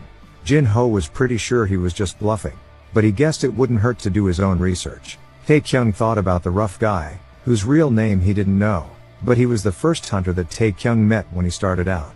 He knew that the rough guy had been working as a hunter for a really long time, so it was a bit surprising that he was still working as one. Tae-Kyung told the rough guy that he was just fired from the picnic guild yesterday. The rough guy laughed at the name of the guild, saying it was pretty dumb. He commented, "It's not like you're going on a picnic inside a gate." After the announcement, Tae-Kyung learned that the rough guy's name is Hyuk-Jun, an E-rank hunter. Tae-Kyung wondered when he became an E-rank hunter, considering he was a married man. He guessed that Hyuk-Jun had worked his ass off all this time because becoming an E-rank hunter was not an easy task. After waiting for all the E-rank hunters to gather in the main lobby, finally until F-rank hunter Tae-Kyung, Ming-Woo from Peace Guild passed Tae-Kyung a contract to sign. They were heading to an E-rank gate, and Tae-Kyung's base pay would be 30, with an adjusted pay of 8 to 2, with the Peace Guild taking 20%. At first, Tae-Kyung thought the carrier pay was so generous, but his perception changed after a conversation in the car. He realized that it was due to Hyuk-Jun's recommendation that he was able to join this party. Most of the other hunters in the car were also E-rank hunters. The gate they were going to was one of the few remnants left over by the Great Catastrophe. These gates served as the invasion route taken by the Demon King, Asmodeus, about 30 years ago. However, they quickly became a source of income for hunters and a place to gather high-energy resources. Inside the gate, anything not powered by magic would quickly deteriorate and become useless. Hunters had to use gear forged by magic gems. As a result, as their pay rose, so did their expenses. Tae-Kyung's gear had never changed since he started 7 years ago. However, when leader Ming-Woo appeared, Tae-Kyung exclaimed, "Holy shit, isn't that the Crimson Dragon set?" Ming-Woo introduced his gear, made from 5 different types of magic and some B-ranked magic gems. The hide of the Crimson Drake was popular because of its special gloss, primarily for looks rather than providing many benefits. Ming-Woo was a gear geek and was happy whenever someone noticed his gears. Tae-Kyung questioned where the rest of the Peace Guild members were. Hyuk-Jun explained that it was an extremely new guild, so they didn't have any members yet. Including the guild leader, there were only 3 of them in total. Hyuk-Jun reassured Tae-Kyung by mentioning that Ming-Woo was a C-rank hunter, so there was no need to worry. Soon, they encountered goblins, and Ming-Woo instructed them to get into formation. Ranged dealers were to move back, and tanks were to be at the front. Ming-Woo assured them that he would take care of the rest. Tae-Kyung thought to himself, So that's the power of a C rank hunter. Ming-Woo was a good fighter, but if this was in the Murim world, Tae-Kyung believed his skills would probably be that of a first-rate warrior. Tae-Kyung noticed a goblin trying to escape and wondered if he should try his skills. However, before he could act, Min-Woo's sword swiftly pierced the goblin's head, and Ming-Woo told Tae-Kyung to quickly collect their profits. They eventually reached a huge door leading to the boss zone. Ming-Woo realized that something was wrong as the goblin priests seemed to be gathering the souls of the dead goblins. Suddenly, the goblin mage cast a spell and closed the door. Hyuk-jun tried to open it but failed. Ming-Woo revealed that it was a hobgoblin chief priest, a C-rank rare monster. There was also a hobgoblin chief warrior, another C-rank rare monster. They knew they were in trouble. Ming-Woo explained that if they could kill the chief priest first, they would still have a chance of survival. He asked the others to temporarily keep the chief warrior occupied while he went after the priest. They needed to hold the chief warrior back for 5 minutes. Ming-Woo sprinted toward the priest goblin, and Tae-Kyung thought to himself, they say that unlucky bastards will even break their noses when they fall backward. I can't believe I'm facing an intermediate boss monster worth $300, not one but two as well. Besides, I thought you guys told me not to fight. You fuckers said I was just a luggage boy. The warrior hobgoblin charged at them, launching a jump strike that sent the formation team flying. Hyuk-jun told Tae-Kyung to take the others and hide while he kept the monster distracted. Hyuk-jun cast strength and shield enhancement and charged his attack. However, with a single hit, the warrior hobgoblin defeated him. Tae-Kyung thought to himself, why do shit like this keep happening to me? If this goes on, everyone's going to die again. It's up to me now. I will need to do whatever I can to stop that bastard. Please, let it work. Come on. Just as the warrior hobgoblin was about to strike him, the system alerted him that synchronization was complete, and his system had been transferred.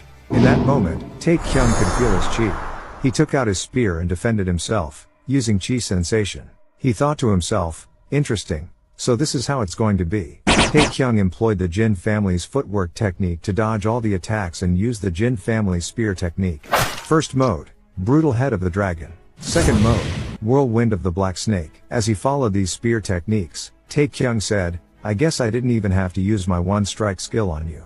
Ming-Woo questioned Tae-Kyung, asking, what is your true identity? After the raid, the people in charge of the gates were thrown into an uproar. 2 mid-tier rare monsters were found inside an E-rank gate, and only 4 E-rank hunters were injured, luckily not critically. According to the law, the government is required to compensate for damages to gear, medical bills, and lost raid rewards. Combining everything earned from this raid, they made quite a profit. Leader Min-Woo, after the injured hunters were transported to an ambulance, was escorted to the civil service department to give his report. Tae-Kyung sat in the car and opened his character profile, noticing that the things that affected him in the Murim world had all disappeared. Curious, Tae-Kyung opened the quest menu and saw that the quest betrayer was still active. He wondered if it was telling him to go back to the Murim world. The fact that the system could exist in the real world made him question if the Murim world was not just a game but something more. Suddenly, Ming-Woo returned and startled Tae-Kyung by looking at him through the window.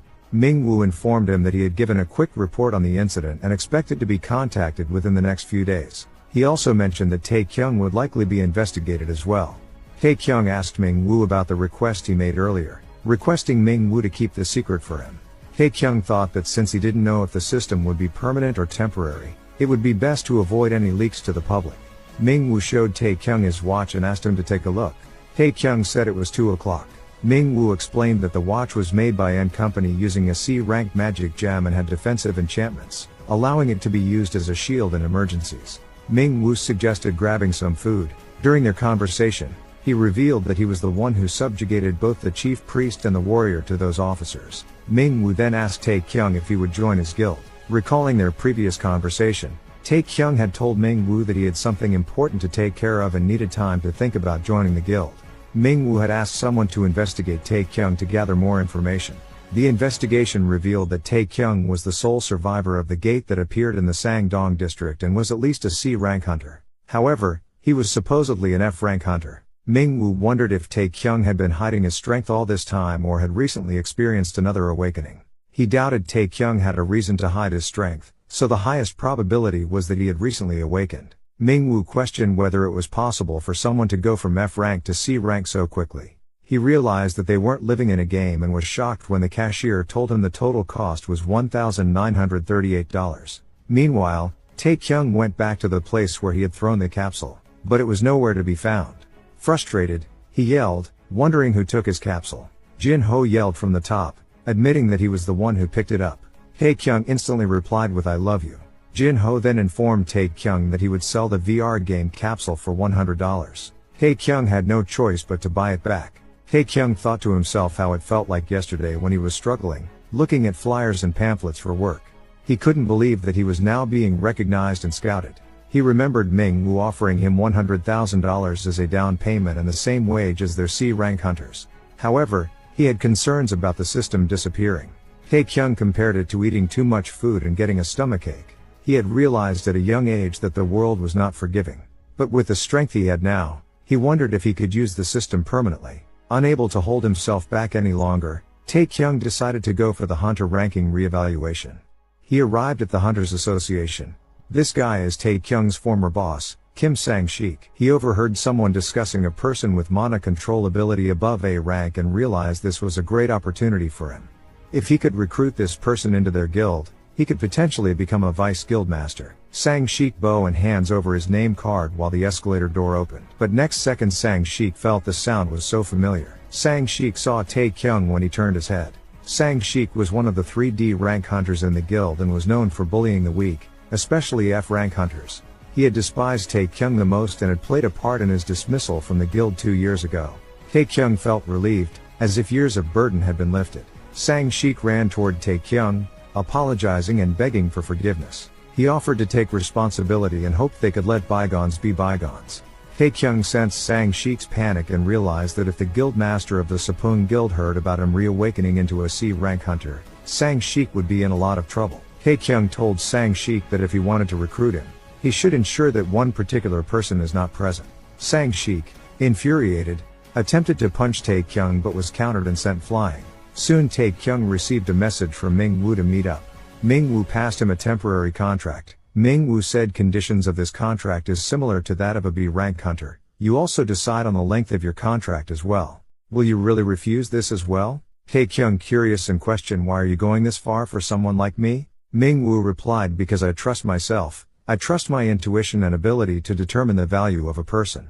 That is why I really want someone like you in my guild. Tae-Kyung signed the contract and wondered 7 days should be enough for me to see if the system is a temporary thing or not. Then Ming-Woo immediately brought Tae-Kyung to a D-rank gate. Ming-Woo just bought over this gate, which shocked Tae-Kyung. In South Korea, the gates are the property of the nation. Since these gates have the ability to provide unlimited amounts of energy from magic gems, gates are pretty much considered the same as a diamond mine. Tae-Kyung pondered, so you are telling me he was able to have all of that for himself? I know he was the son of a rich family, but I did not think he would be this well off. Leader Min-Woo, just who are you?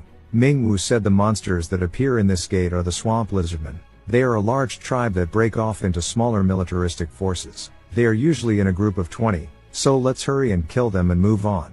Back to a memory, Tae-Kyung was shocked when Ming-Woo told him only 2 of them entering this gate C, until Ming-Woo told him that he is also a reawakened hunter. C rank is his old rank. He received reawakening after that. Tae-Kyung thought, it means he is at least a B rank or even higher. I was a bit caught off guard last time, but I guess I will be able to see just how strong he is now. While Tae-Kyung cased Chi Sense, a harpoon from lizardmen throw to him, Ming-Woo reminds him be careful. Tae-Kyung then noticed they are here. Tae-Kyung blocked a few harpoon, and a lizardman dashing toward their direction. Tae-Kyung said it must not be scared since it is attacking us alone. Ming-Woo explained that as the lizardman's characteristic they are rash creatures that prefer taking fights head on. Tae-Kyung wondered, should I just stay behind him in order to not get in his way? Next second, the lizardmen start attack Tae-Kyung only. Then Ming-Woo explained it is because of your gear. Tae-Kyung look at the inventory only find out the weapon and gear all his lizardmen set. Tae-Kyung questioned Ming-Woo, did you do this on purpose? You were planning to kill these guys while I kept them distracted, that was your plan all along. Ming-Woo denied, and said first of all you chose those gears. Second, regardless or what happened I will not making a single move during this raid, so please don't misunderstand. Tae-Kyung then realized he need to fight by himself. Tae-Kyung keep on blocking attack from lizardmen until Tae-Kyung furious and tell lizard stop pissing me off. Soon, due to the effects applied by lizardmen set, Tae-Kyung dealt an additional 10 plus 20%. System alerted you have single-handedly taken care of the lizardmen in the surrounding area. Make sure to stay on guard. as these monsters will not stop to fulfill their vengeance. After eliminated these lizardmen, Tae-Kyung point on Ming-Woo question why he do that. Ming-Woo apologized and explained he want to figure out how far I can take you with me, so I needed to know how you move and how many opponents you can take on. I was confident that you would be able to take care of them on your own, but I never expected for you to take care of them without suffering a single scratch. Tae-Kyung smirked and said, well, you should have told me your plans beforehand. What would have happened if I was not as strong as you thought? So what is your verdict? Ming-Woo replied, I am not sure, and took out a pheromone shoot to sky. It is something we're harvested from the female lizardmen. Next second, they listened a huge amount of lizardmen moving forward here. Ming-Woo said the effects are quite strong. Do you think you can take them on? Tae-Kyung questioned, if I told you that I can't, you help me out? The answer is nope. System alert, LV-52 Chief Lizardman appeared. Skill battle cry is being used. Ming-Woo told him you could always retreat. Tae-Kyung told him there is no need for me to do that. Tae-Kyung opens character profile. Distribute 30 points to strength and stamina each, and 40 into agility, and he cast one strike. Ming-Woo shocked and wonder how a recently reawakened C rank hunter can do something like this. That day when we went to the E rank, the rare monster he took down required the power of 2 C rank hunters. But the strength he is now, you are telling me he is supposed to be a C rank hunter?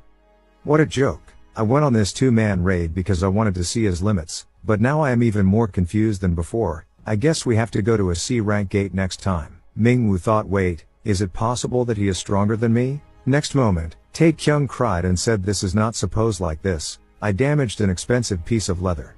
Ming-Woo thanks Tae-Kyung for today, but when Tae-Kyung questioned what time should he come tomorrow, he was shocked that weekend after work. He told him that the purpose of the weekend is to rest. It is required by law that hunter do this. Did your previous guild force you to work on weekends as well? Tae-Kyung replied, what kind of a mid-tier guild follows that rule? They let us go on these raids by adding more to our wage, and since we don't want these raids to be left on our records, we are usually paid with cash. Ming-Woo said, you are a C rank hunter now. There is no need for you to live your life like that. You are only going to tire yourself out. Please think about family. Tae-Kyung thought, now that I think about it, I have only been able to talk to them over the phone. I have not had the chance to visit them. Has it been 2 months? No. If I include my time in the Murim world, it has been about 3 months already. Tae-Kyung wondered, but this leader, since he is so adamant about rest, I guess he is a decent. Nope. He is evil. He made me run 3 C rank gates in one day. There is no way he is a decent guy. The shit he made me go through for the past 4 days is enough to piss me off again. It is obvious that he is making me rest during the weekend because he wants to abuse me again next week. I feel bad for the butler as well. He's unable to depart even though it is pretty late. Ming-Woo's driver passes him weekly payment. Ming-Woo said he put a little more than what the contract stated. After Ming-Woo leaving, Tae-Kyung opened it and he checked the balance statement, says the total is $30,000. But what at this? The bonus is $270,000. At this moment Tae-Kyung recalled back Ming-Woo said, I put in a little more than what the contract stated.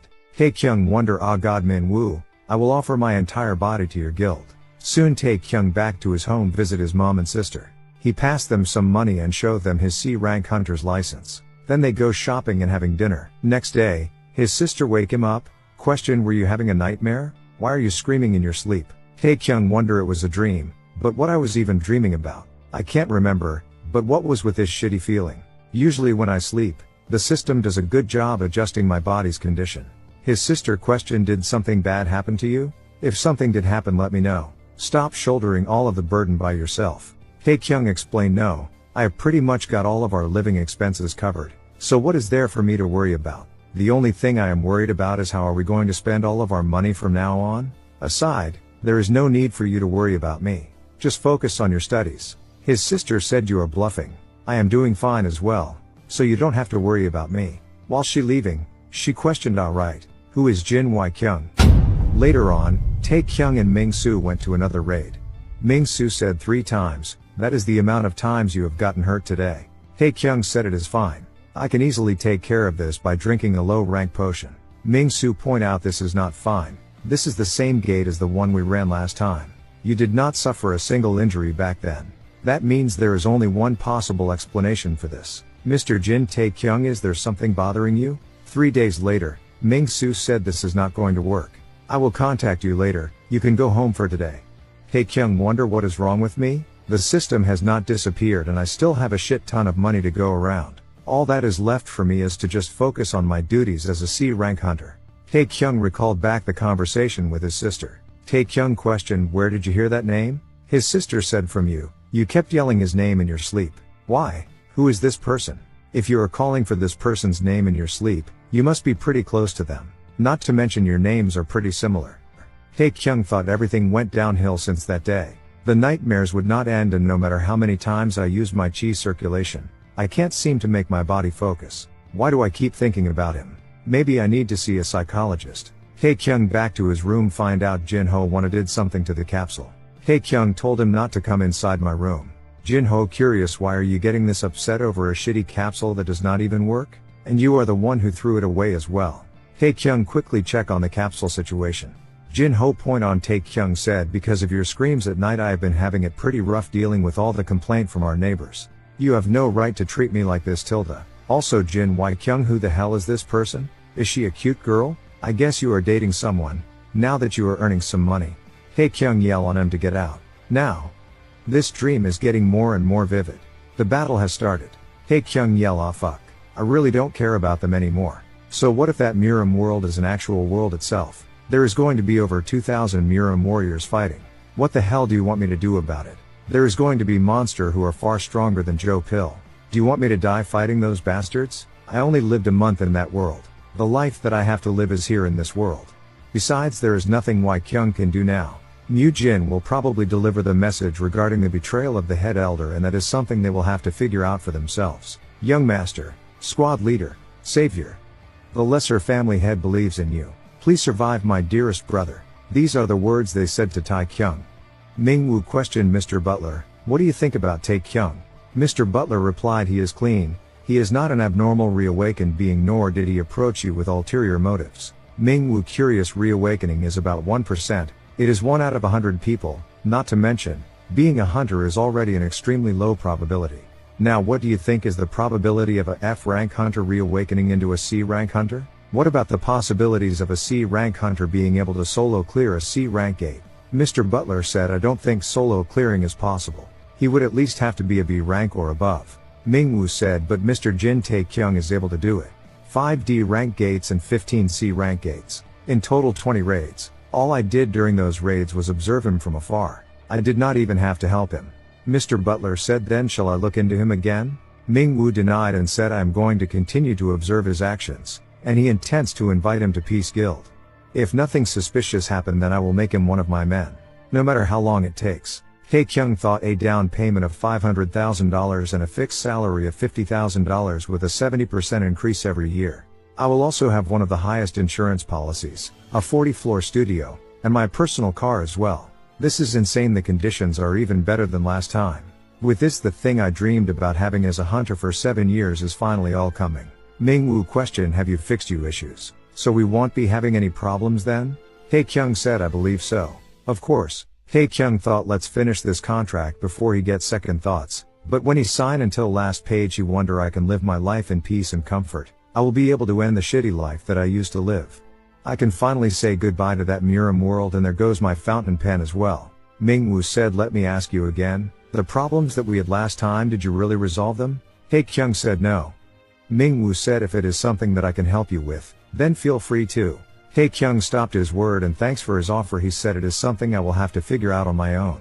Mingwu sighed and said, I had no idea that signing a contract was this difficult. To think I had rejected 3 times. When should we hold our 4th contractual meeting? Tae-Kyung said, tomorrow at this place. Same time. Mingwu curious and said, only a day later? I do not like it when people joke like this. Tae-Kyung replied, I am not messing around, sir. Tae-Kyung thought, you have no idea how long a day can be. Tae-Kyung said, I will see you tomorrow, sir. Also, there is a chance that you might have to increase your conditions tomorrow. Finally, Tae-Kyung decided to return to the Murim world. Mu Jin thought, I am losing my mind. Mount Hang Sword sect is declaring war on us, infiltrating our backlines with spies from smaller factions, and then the betrayal from the head elder. All of this would drive anyone nuts. So why did this man have to faint as well? He is definitely still breathing, but it feels like he is on the verge of death. The injury I suffered from Joe Pill is getting worse. If I had known this would happen, I would not have left the infirmary. I regret my decisions. We need to hurry and inform the main force about the betrayal of the head elder. But my body can't continue. Jin felt like he was able to see the merciful Buddha. I have done enough. A guy who is supposed to be our leader collapses during a crucial moment. While Jin decided to give up, Tae-Kyung said, "Hello, my darling." Back to the battle, the head elder thought. Yes, it was this place, the 8th Valley of Heaven. This narrow valley is where the Great Faction War happened many years ago. In order to earn the title Legend, numerous martial warriors died here. There was a point in my life when I coveted that title. But what use would that title serve if you die to get it? The head elder questioned the lesser family head. What are your thoughts on the current situation? Kyung replied, the tide seems to be in our favor, but we are also suffering quite a bit of casualties on our side. The head elder advised him, it is an important duty as the leader of an army to know when he should join the fray or not. As the battle continues, the enemies will start to become more impatient. Make sure not to make any rash decisions. Kyung said, I will have to hold back until the main force of the Mount Hang Sword sect arrives. However, it is a bit unfortunate that we can't make use of our position. I can't help but be angered at the heavens. The head elder thought, not only does he possess an immense amount of martial arts, but he is also well received by the people. He is a young man who already possesses critical decision-making skills. Jin Tae-Kyung is someone who can lead the main family well, but what a pity. It is too late to turn back now. Back to Tae-Kyung. His members felt that he was acting weird, but in any case, Tae-Kyung questioned, how much time has passed since I blacked out? Jin replied, almost 2 hours. More than an hour. Tae-Kyung thought, since 1 month in the Murim world was about 3 hours in real life, and I was in the real world for about 2 weeks, so it is correct. From the following conversation, Tae-Kyung realized that even when he logged out, his body in the other world pretty much fainted. So if I did not take care of those assassins earlier, then it is possible that I would not even have a body to return back to. Tae-Kyung thought, they still need a few more hours to reach the main force. Worst come to worst, if everything goes as June mentioned, this betrayal was something that has been properly planned for a long time. However, this plan has one crucial flaw, which is me, the fact that I survived. Tae-Kyung told them, it is not too late. I will do whatever I can to make sure that does not happen. So, my dear Jin, hurry and get up. We will make our way back to the main force in less than an hour. Let's run. At the battle site, someone yelled, Rain of Blood Clan, retreat. But was immediately killed by the head of Mount Hang Sword sect, Chunbek. Chunbek forced them to go back and fight, and he thought, is this all that these hired mercenaries amount to? Useless bastards. I was too impatient. I was blinded by my desire for revenge due to the death of my son. I ignored the words of my advisors and took the quickest route to get here. How embarrassing that I, of all people, would willingly walk into this narrow valley. Chunbek is leading the vanguard to join the battle. Chunbek said, show no mercy to the Jin family of Taiyuan. Kyung said, the time has come. The head elder thought, it would have been better if that man showed up a bit later, but I guess it does not matter in the end. They will most likely step in. The head elder said, I will take care of Lee Chunbek. Kyung told Pang, we will take care of the rest. Kyung held the sword which belonged to his dad. The note mentioned, I want to travel the mainland. Use this sword in my stead. Kyung thought, I don't even know where the person who is supposed to be our family head currently is, and my second brother should have received news regarding our situation right about now. I must be the one to protect the Jin family of Taiyuan. I have to emerge victorious. Chunbek spotted Kyung and thought, you are finally here. I will make sure to kill you with my own hands. The next second, the head elder stood behind him and said, oh, sword chi? When Chunbek swung his sword towards the head elder, the latter had already kept a distance from him. Chunbek thought, even though I was focused on Kyung, I never expected this man to appear behind me without any presence. He is definitely a martial master. As soon as the battle began, Chunbek could feel the immense strength of the head elder. Due to the damage caused by their chi, people standing nearby were also injured and quickly retreated to avoid getting caught in their fight. This was a battle between martial masters. Soon, Chunbek's main hand was injured, so he had to fight with his other hand. However, he quickly sustained numerous wounds and fell down. The surrounding crowd started yelling that the head elder had won. Chunbek exclaimed, I can give you my life, but in exchange, please let my men surrender peacefully. I will make sure that they seal off our gates for over 100 years. Please spare the Mount Hang Sword sect. Before he could finish his words, the head elder replied, refused. What I want is the total annihilation of your sect. I don't want to see any of you survive. Stop playing dumb. If you had won this battle, you would have done the same to us. Chunbek yelled, but it was the Jin family of Taiyuan who started this. You killed my poor son. The head elder told him in his mind, when you are greeted by the god of death, please ask him this for me, who was it that really killed Lee Seo-gun? Chun Baek, curious and questioning, asked, what the hell do you mean by that? The head elder thought, with that, this battle shall now come to an end, and when head elder is drunk over his victory. Suddenly, a spear was thrown at the head elder, interrupting him.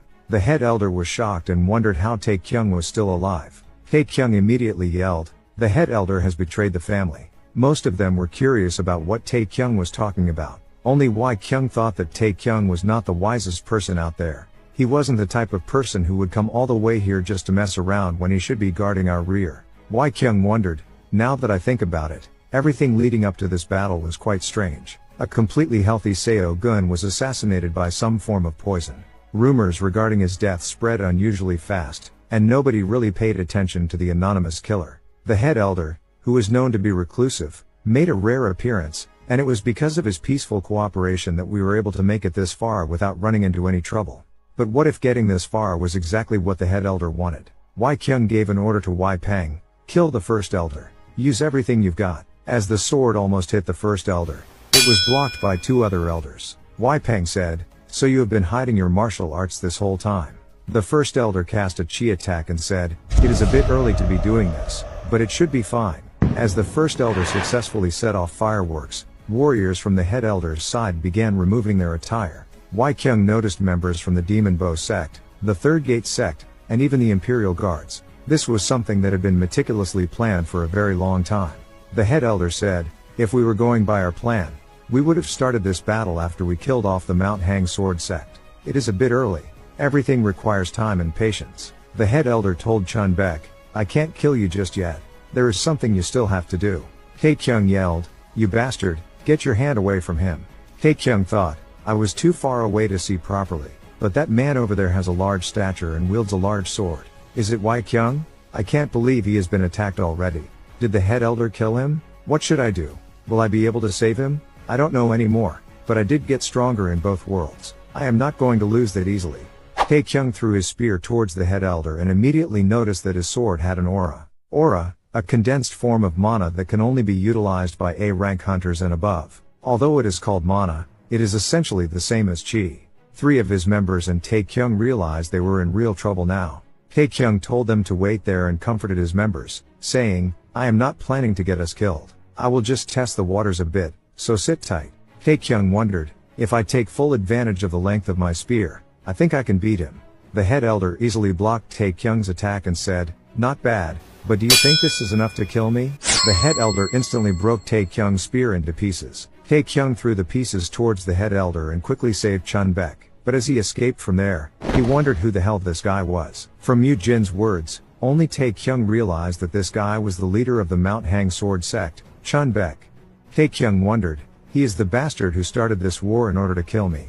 Not only did I rescue the wrong person, but I could have almost been killed by him. Suddenly, the warriors who assisted Tae-Kyung were wiped out by the head elder. Wai-peng was handling the other two elders, and Wai-kyung couldn't help him as he needed to deal with the first elder. Wai-kyung thought, I've already used too much of my chi dealing with the martial masters of the Mount Hang Sword sect. This is going to be difficult. While the first elder attacked Wai-kyung, the law advisor tried to attack the first elder but ended up being struck by him. Meanwhile, the other elite bodyguards and officials observed the situation and realized that the elders had been tricking them the entire time. They finally decided to kill those traitors. Wai-kyung yelled, listen to my words. The Mount Hang Sword sect are the enemies of the Jin family of Taiyuan. All of this was meticulously planned and executed by the head elder. We must gather our strengths and push them back together. Martial warriors to become one, you must go through an excruciating amount of training in order to prove your strength and not rely on deceptive measures like assassinations. You must always uphold your honor to avoid bringing any shame or dirt to your name. But, the head elder thought, did I live too long? Throwing dirt? For the 80 years that I have been alive, this is the first time I have witnessed a fight like this. Even the unjust factions that I have fought against in the past never stooped this low. You are telling me those guys are supposed to be martial warriors? How pathetic. The head elder thought, phew, it seems there is at least one guy with some sense left in him. As Mu Jin yelled, you dumbass. What the hell are you guys doing right now? Mu Jin took out a rock and said, do you guys really think dirt is enough? Mix in some rocks as well. Mu Jin threw the rock instantly, and the head elder got mad. Head elder said, I hope you are prepared for what is to come. With an instant, most of the warriors got wiped out. Head elder cast Jin, but Tae-Kyung assisted him in running. Head elder told Tae-Kyung, it seems you will need to learn some manners first, before the attack reached Tae-Kyung. Kyung arrived and blocked him. Kyung said, it is normal for a young boy like him to be disrespectful at times, so why are you hellbent on killing my younger brother? Kyung questioned Tae-Kyung, what do you think? Your older brother is pretty cool, right? Head elder was curious if you were able to come here. Kyung interrupted and said, I killed the second elder and the third elder. The first elder took some time. Head elder said, they always said they wanted to die like warriors. I am glad they were able to get their wish fulfilled. Kyung said, they will be remembered as traitors, not as warriors. That includes you as well. Head elder said, history is written by the winners. With that, let us determine who wins today's battle. Tae-Kyung thought, it is finally over. Even if he is the head elder, he won't be able to stop Kyung and all of the realm martial masters. The next second, Tae-Kyung noticed head elder shoot all those rocks like bullets, instantly taking down most of them. Kyung told all the elites to use shattering pellets and keep their distance. While Kyung walked towards dealing with him, head elder again used rocks to shoot at Tae-Kyung. Tae-Kyung spun and dodged, causing the rock to headshot an elite. Tae-Kyung wondered if he should have blocked that attack. He dodged without thinking. Tae-Kyung thought, shit. How can an old geezer like him be this strong? He is blocking all of Jin Kyung's attacks and taking care of the surrounding elite warriors one by one. Kyung thought, head elder does not have any openings. I can't believe he has been hiding this much strength this whole time. While head elder struck one of the elite warriors, Kyung thought, now is my chance. Tae-Kyung also prepared to make his strike. Head elder thought, I am in danger, and he enhanced his sword chi, instantly breaking Kyung's sword and injuring him. Head elder used his arm to hold the spear, but with Tae-Kyung's strike, head elder's left arm got blown away. Head elder said, I never thought that I would become one-armed at this age. It seems the three brothers have all grown up spectacularly. You are more than qualified to lead the future of the Jin family of Tae-Yuan. Kyung said, my younger brothers are the pride of the Jin family of Tae-Yuan. In Tae-Kyung's thought, why is head elder complimenting us all of a sudden? Did losing his arm make him lose his mind? Head elder said, power is attained when you start to ignore the value of being blood related. Once you realize the truth behind this statement, do you think you will still hold your siblings in high regard? Kyung questioned head elder about the reason behind his betrayal. What happened to you in the past? Head elder said, how much do you know about your eldest grandfather? He was a very cruel man, not only to his kids but to his only brother as well. We were close at one point in time, but due to differences in beliefs, we slowly drifted apart. It was during this time that the Great Faction War began. The followers of the demonic faction came at us in full force. The fate of the Murim world relied on this war, so we quickly formed an alliance with all the 9 factions to defend ourselves. I unified all of the martial warriors within the Shanxi region under the Jin family of Tae-Yuan, and the conclusive battle ended up taking place here, at the 8th Heavenly Valley. Kyung said, the battle of 300 versus 3000. You were able to pull off a miraculous victory. It was because of this feat that your title, Blade of Flowers, was cemented into history. Head elder replied, that was true. However, there was an ambush. It was because of this that we were pushed far back into the valley. I kept swinging my sword, but there was only one thought that kept crossing my mind. How the hell were they able to set up an ambush beforehand? The one who should have been guarding the entrance to the 8th Heavenly Valley should have been my eldest brother. Only 8 of us survived the battle. When we returned to our family, I could never forget the surprised look on my brother's face. It is natural for the world to change. Do you think I survived for this long without acting upon my doubts? In order to preserve our lives, the 4 of us decided to attain our positions within the Elders branch, and the rest went off to build their own sects to prepare for our revenge. Now Kyung realized that the sect leaders of the 5 sects of Shanxi are them. While head elder continued, we waited for decades. Tae-Kyung interrupted and said, what a load of bullshit. I have been listening to what you have been saying, but who cares if you are doing this out of revenge or whatnot? In the end, your objective is still the same. You want to get rid of the Jin family of Tae-Yuan and the Mountain Hang Sword sect since they are getting in your way. After that, you are planning to take Shanxi for yourself, correct? Tae-Kyung continued, all of this shit happened 40 years ago. How many of those people that betrayed you are still alive to this day? There should be a limit to how much nonsense you spout. Head elder yelled at him, what an insolent fool you are. Where are your manners? Tae-Kyung replied, with all the shit you have caused, I don't think I should be treating you with respect. Head elder said, it seems it does not matter what I say anymore. Let's put an end to this. Soon, Head Elder took down a few more elite warriors. Tae-Kyung thought, it looks like this monster geezer is finally tiring out, and decided to attack him from behind. While Head Elder was deciding to attack, Tae-Kyung instantly sliced at him from behind. Head Elder said, I completely forgot about you.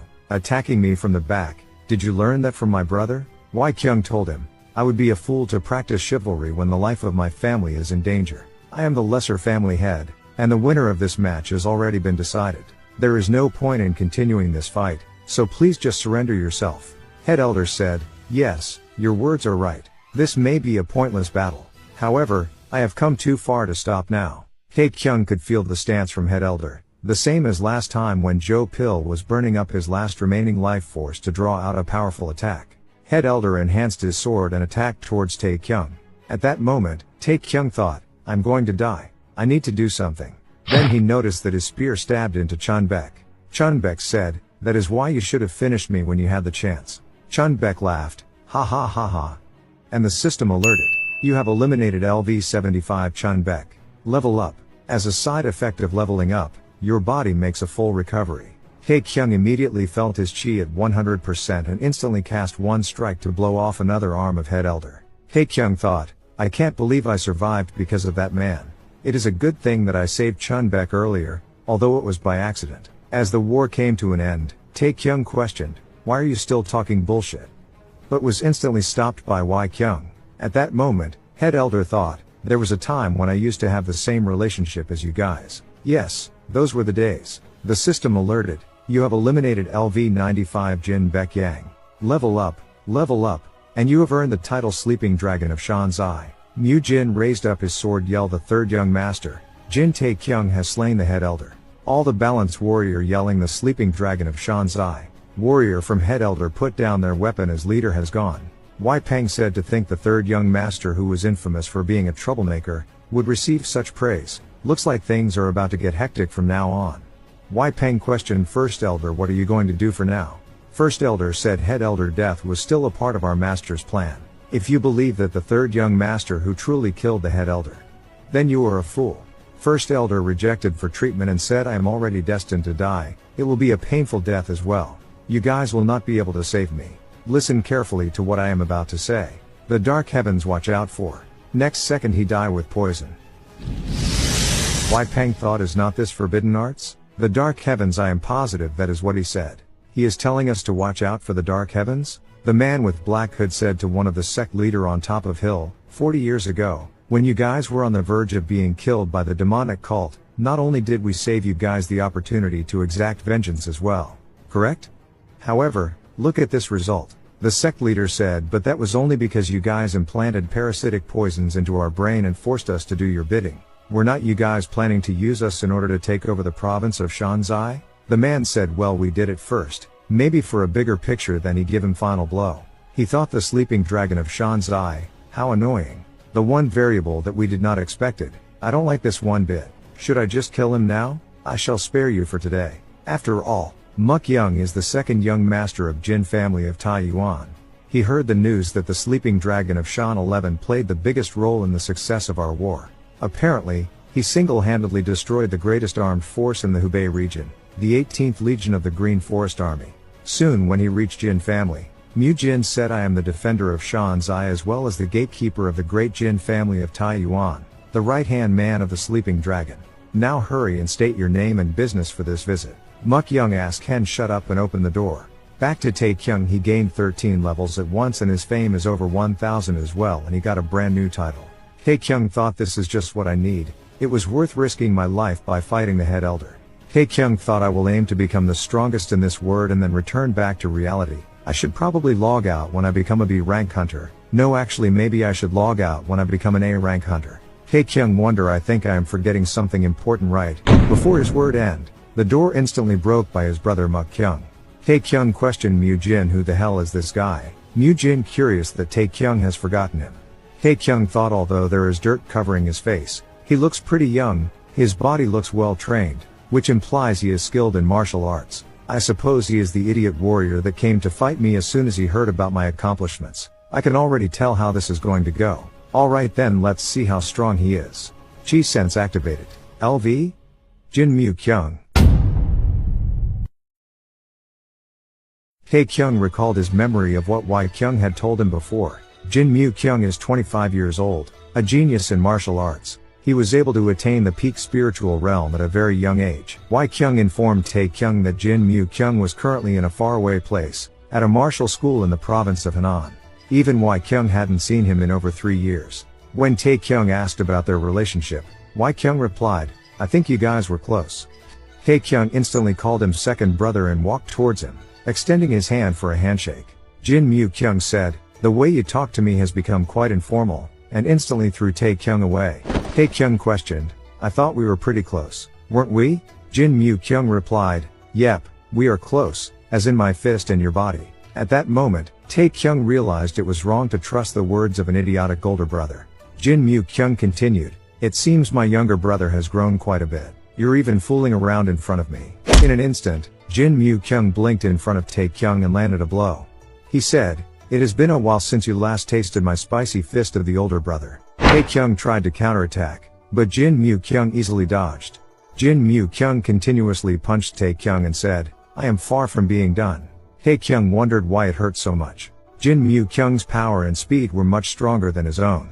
But since he could withstand the attacks, he realized Jin Tae-Kyung was holding back. Tae-Kyung questioned, "What are you trying to accomplish?" Jin Tae-Kyung replied, "I am trying to fix my younger brother's arrogance since it seems he does not fear the heavens." Tae-Kyung thought, "He's pissing me off. Just because he's a genius and my older brother doesn't mean he can mess with me. Fine, since you're asking for it, let's go all out. Let's see just how talented you really are," Tae-Kyung declared, adding 10 points to his agility. Tae-Kyung dodged Jin Tae-Kyung's punch and questioned him, "You've heard the rumors, right? I am the sleeping dragon of Shanzai." Jin Tae-Kyung smirked and replied, "Yes, I've heard it more times than I would have liked. That groundless rumor of yours." Tae-Kyung told him, "Then you'd better watch out. I will catch up to you in no time," and immediately added 10 more points to his agility. Jin Tae-Kyung laughed and said, "If you can withstand 15 minutes of my attack, then I will start addressing you as my senior brother." Tae-Kyung thought, "I can clearly see it. With this, I will be able to perfectly avoid his attacks," but the next second, he got punched once again. Tae-Kyung thought, "Shit, maybe I should have put 10 more points into agility." In Jin Tae-Kyung's thoughts, he recalled when he was 15 years old. He could still clearly remember that day when he punched Tae-Kyung as he brought a chair to use during the horse stance training. That was the birth of my spicy fist of the older brother. So, a kid like that is now the sleeping dragon of Shanxi? When I first heard that rumor at a tavern, it was so unbelievable that I ended up laughing my ass off. That's why I barged into Tae-Kyung's room as soon as I returned home. The only thing he knew was chasing after girls and slacking off. But now he's chasing after fame and calling himself a martial master in the peak realm? Alright, it seems you need a thorough beating today. That was what Jin Tae-Kyung had in mind, but Tae-Kyung was able to dodge? Since when? Possibly at the first-rate warrior level. But how is this possible? Even if he was provided with unlimited amounts of sunlight and water, there is a time and place for learning martial arts. Jin Tae-Kyung wasted his golden opportunity to grow as a martial warrior, but to think he made this much progress in just under 3 years. Jin Tae-Kyung thought, even if he turned over a new leaf, something like this is unheard of. Tae-Kyung punched Jin Tae-Kyung's arm and said, "You blocked my attack because you knew you couldn't avoid it, right? I told you earlier, I am seriously going to catch up to you." Jin Tae-Kyung questioned, "What the hell did you do? Did you drink the elixir of divine chi?" Tae-Kyung replied, "Why the hell would I drink something as nasty as that? Are you out of your mind?" Tae-Kyung thought, "I already distributed 50 points into agility." Tae-Kyung continued, "Anyhow, you said you would consider me as your senior brother if I withstood your attacks for 15 minutes, right? Well, I'm pretty sure time's up." He turned his head and questioned Jin. Jin replied, "I think so," and asked, "Would it be okay if I leave?" Jin Tae-Kyung replied, "No," and started releasing more chi until the whole building started to collapse. Tae-Kyung quickly said, "My sincerest apologies, older brother. I think I've had enough." The next second, Jin Tae-Kyung said, "We are going to continue where we left off, you little shit." Soon, the whole building collapsed. Jin Tae-Kyung told Kyung that he was not dead yet, but he thought one might have died. Jin crawled out with injuries. Soon Tae-Kyung wake and realized that he back at the infirmary again. Tae-Kyung thought, "Tae-Kyung, you shitty bastard, where the hell am I supposed to sleep now?" Suddenly, Tae-Kyung find out Seo Yul is hiding inside quilt as she is playing hide and seek with his brother. Tae-Kyung sensed Seo-chan at outside told him to come in. Seo Yul immediately yell, "You betrayed me." Seo-chan questioned, "My savior, are you okay? It seems your body is still in a bad state." Tae-Kyung told him it is no a big deal and he wonder, even though I received a thorough beating, none of my bones have been broken. I guess he held back quite a bit, since I am his younger brother. It is because of that attitude that I rashly stood up against him. Tae-Kyung questioned Seo-chan, "How did you know that I was injured? Did the rumors spread already? What is everyone saying?" Seo-chan replied, "Everyone is angry. This is treachery beyond belief." Tae-Kyung was stunned, wonder what he's saying. Seo-chan continue, "If I was there, I would have done whatever I could in order to kill the bastard that did this to you. The lesser family head has prohibited anyone from pursuing after this bastard." Tae-Kyung was shocked. What the hell is this? Is it common in the Murim world to execute your own brother? Is not it normal for siblings to fight and not get along? Tae-Kyung decided to go find Wai-Kyung, and when Seo-chan told him that he is currently with the second brother only, Tae-Kyung realized he misunderstood something. Wai-Kyung hug on Mu-Kyung saying, "I almost forgot your face. Why are you so cold? Is that nothing you can say after not seeing your brother for over 3 years? Mu-Kyung said, "I am a cold human being." Wai-Kyung replied, "No problem. I am a warm human being. I will warm you right up." Mu-Kyung questioned, "Where did Elder Wai-Peng go?" Wai-Kyung replied, "I dispatched him on a private pursuit mission. It will take him about a month to get to the Three-Gate sect." Mu-Kyung questioned, "Why you sent him that far? Is not this just to cover up what happened? Are not you going a little too far?" Wai-Kyung questioned, "Why? Are you starting to feel bad for what you have done?"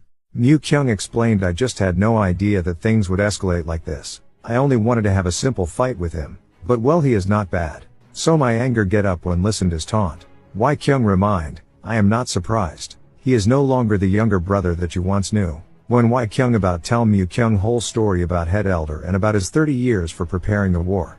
Mu-Kyung said, "I am not interested. This is all shit that happened before I was born. If you are going to explain all of that to me right now, then I'm going to die of old age by the time you have done.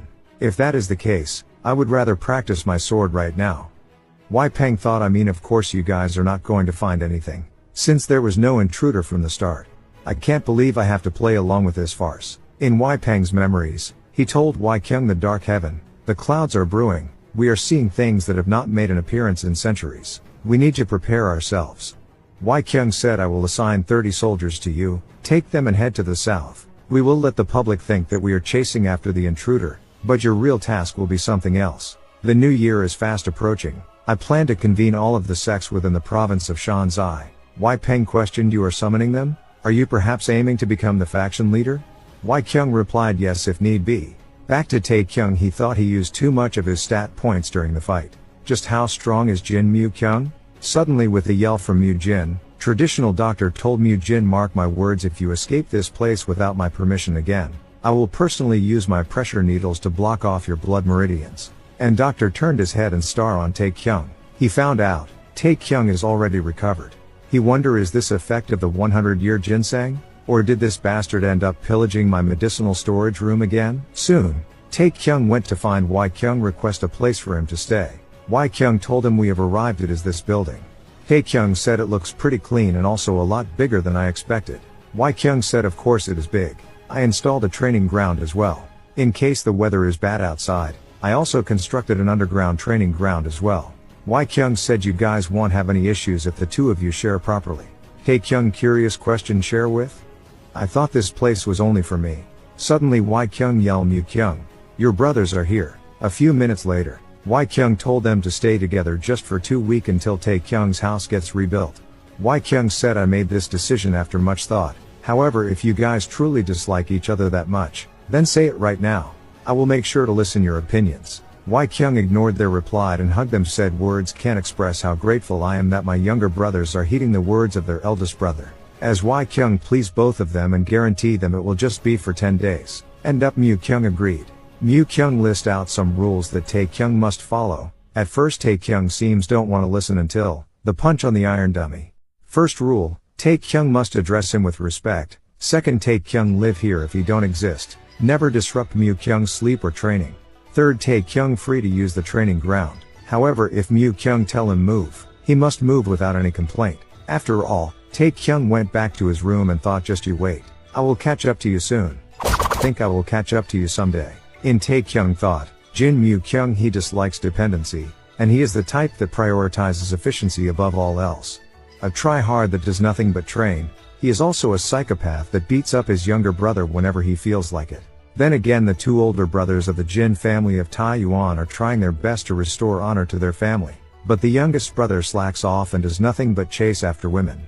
Wanting to beat his ass make perfect sense. He is talented and powerful if I think about it. He is pretty damn impressive. Suddenly Tae-Kyung wonder this is my chance. Since I will be living with him for the next 10 days, if I can receive personal training from him, a martial master in the peak realm, would not that significantly increase my martial arts? He might be willing to teach me. Seeing how his brother turned over a new leaf. I need to hurry and get stronger. This whole time I have been barely holding on and just getting by.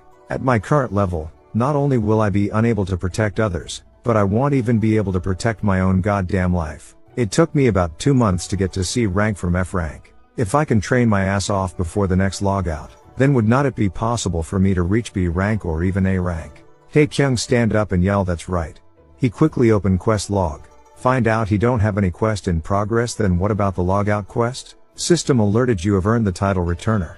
Affect all stats plus 10 gain access to logout and login skills. Back to Mu-kyung he thought, for the past 3 years, I have been trying to break through the boundaries that lie on my conception and governing vessel meridians. Time and time again I have been unsuccessful. However, if I am successful in my breakthrough, then I will be able to enter into a realm far greater than ever before. Today is the day that I will make that happen. Suddenly he heard let's go. He wondered what the hell was that just now? Was that my inner demon? Shit, all of the chi that I have been gathering they have all. Then he heard it the sound again, aw yeah baby. Let's go fucking goo. Then he realized it is not inner demon. There is no way it'd make retarded sounds like that. Jin Tae-Kyung, I'm going to fucking kill you. Come to Waipeng's site. He is a Dreadful Sword sect. Leader Huang. The Dreadful Sword sect thought an invitation from the Jin family of Tae-Yuan. This is a summon and a threat at the same time. If I don't listen to them, then they will make sure to wipe my family and sect from the history of Shanzai. Not to mention, they sent one of their core martial masters. If this man is here personally, then that means if I don't heed their call, then they will most likely kill all of us under the pretense that we did not support them during their last war. If that is the case, we won't have the power to stop them.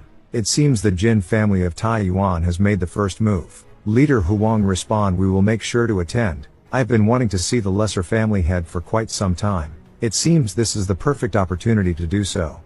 Waipeng questioned any suspicious figure around here. We have been informed that the one who infiltrated the main family in order to harm our third young master has made their way over to the Dreadful Sword sect. Leader Huang scared and said that is not possible. This has to be a mistake. Waipeng laughed. You are right. This is probably all just a misunderstanding. There is no way the Dreadful Sword sect would do such a thing, since even the heavens themselves are aware of how close our families are. Back to Wai-kyung. He wake up from a nightmare. He wonder he will need to hurry and resolve this issue. Otherwise, he is going to die from stress. This upcoming new year, if he can unify the Murim sects within Shanzai, then the chances of me bringing them under the command of the Jin family of Tae-Yuan would not be too far off. So I just need to hold out until then. Suddenly he listened some weapon clashing sound at this ungodly hour. Then he realized it is from Mu-kyung's building. Tae-Kyung keep yelling log out, log out. System alerted you are unable to log out during combat. Mu-kyung blinked to behind and said, I believe I clearly explained to you what the second rule was. Mu-kyung yell, it is because of you shitty bastard, that I almost fell into chi deviation and nearly ruined my meridian vessels. While Wai-kyung wonder, it seems I will need to intervene. But then he awared, Mu-kyung start to point out Tae-Kyung mistake. Mu-kyung said, why are you leaving your sides completely open? Do you seriously want to get your ass beat? Don't back off just because you got hit. Especially your lower body. Make sure to guard it properly. You lack the basics, instinctively stepping forward and swinging your arms. You need to fix those shitty habits of yours. Martial arts is for humans, not wild beasts. While Tae-Kyung tried to punch over Mu-kyung. Mu-kyung told him, it seems your memory is also lacking. Mu-kyung give a powerful blow to him and told him, go to sleep. After you wake up, I will make sure to thoroughly explain the rules to you once more. Then he told Wai-kyung can come in now. He told Wai-kyung stop worrying so much. At least he is blessed with incredible physique. He was able to withstand 4 hours of my beating. With this type of stamina and chi I am sure he will quickly. But he noticed Wai-kyung reaction and questioned, why are you smiling? Wai-kyung explained, I am just amused. Is not this the first that you are praising our youngest brother? Mu-kyung denied that he never did such a thing. I am being serious right now. Wai-kyung thought, little bro, I am sure your body will end up suffering quite a bit, but you must endure the pain. It is commonly known that a prodigy, the second brother, will most definitely train you to become much sharper and stronger than ever before. This is all for your sake. While Wai-kyung leaving, Mu-kyung keep question, where are you going? Take this brat with you as well. You should know that I only stopped here today because you were here. If you don't take him back, then you will probably have to send the head physician over here tomorrow. Wai-kyung told him, I will be leaving that decision to you. And he wonder, second brother, I am sure this will be a good learning opportunity for you as well. Next day Mu-kyung yell on Tae-Kyung, I already know you are awake. Tae-Kyung quickly said, greetings, senior brother, and he thought fuck being weak is a crime. Mu-kyung noticed Tae-Kyung reaction and questioned, what is with your eyes? You mad about something? Tae-Kyung instantly turned to a smiling face, question, what's wrong with my eyes, senior brother? Tae-Kyung said, anyhow, about yesterday, it was entirely my fault. I deserved that beating yesterday, since I made a loud ruckus while you were in the midst of your training. I am sure your hands must hurt from hitting me yesterday. Allow me to blow on it and make it feel better. Mu-kyung questioned, what the hell is wrong with you? You got a screw loose or something? Whatever. Come outside for a bit. I am not going to hurt you. You are going to be training starting today. That shitty martial arts of yours, I will need to properly teach you from the ground up. Seeing Tae-Kyung still curious, Mu-kyung said, our eldest brother sent you over to me, when there is plenty of empty buildings for you to stay at. Of course he did this on purpose. Tae-Kyung stand up and said, then I will be in your care, senior brother. Mu-kyung warned him, think carefully before you respond. I won't be going easy on you. If you start complaining because the training is too hard, then it is best that you give up right now. Tae-Kyung replied, I wish to become stronger. System alerted. Is this actually training? Or a trial? Objective gain Jin Mu-kyung's approval. Time left 9 days 23 hours 51 minutes 10 seconds. Mu-kyung told him to bring over his spear, as the best type of training comes from real combat experience. You have never heard about that saying before? I have already gotten permission from our eldest brother. He also said that I can summon the head physician as well. Tae-Kyung said, log out. System alerted, you are unable to log out when a quest is in progress. Mu-kyung thought this brat, his entire aura changed as soon as he lifted his spear.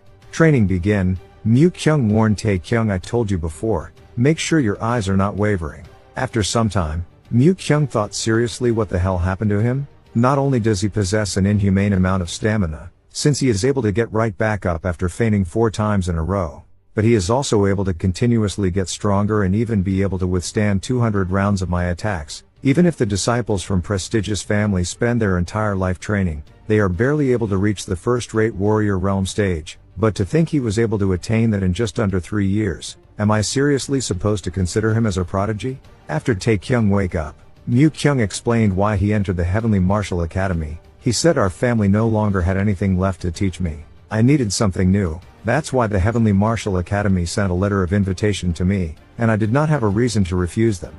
From following conversation, Tae-Kyung curious about different types of weapon techniques. Even learning one was hard enough. How do Mu-kyung learn both sword and spear? Mu-kyung decided to show him instead. Mu-kyung used sword cast, the last foundational of the Jin family's spear technique. Tae-Kyung thought, I knew he was a genius and all, but he was able to instantly turn a spear technique into a sword technique with only a few moves? What if I do the same and utilize all martial arts in this manner? Mu-kyung hit on Tae-Kyung as he find out he is not paying attention. He told Tae-Kyung it is better for him to try it out for himself.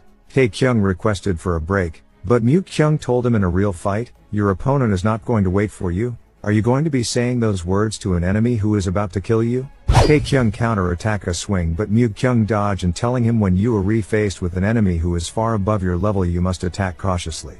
Mu-kyung cast a chi palm attack and said, I won't be using the full strength of my chi against my adorable younger brother. Mu-kyung cast first mode of the Jin family's sword technique, Gust of the Lone Dragon. Very quick, it hurt Tae-Kyung.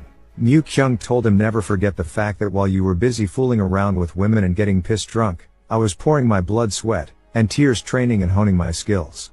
Tae-Kyung thought, fuck, I am not the one who playing around with girls and getting drunk. Don't make me laugh. I was the same when others were busy enjoying their life. I spent my entire time fighting monsters and entering gates, you shitty bastard. Tae-Kyung cast a powerful blow hit on Mu-kyung, but he find out it hurt his own hand.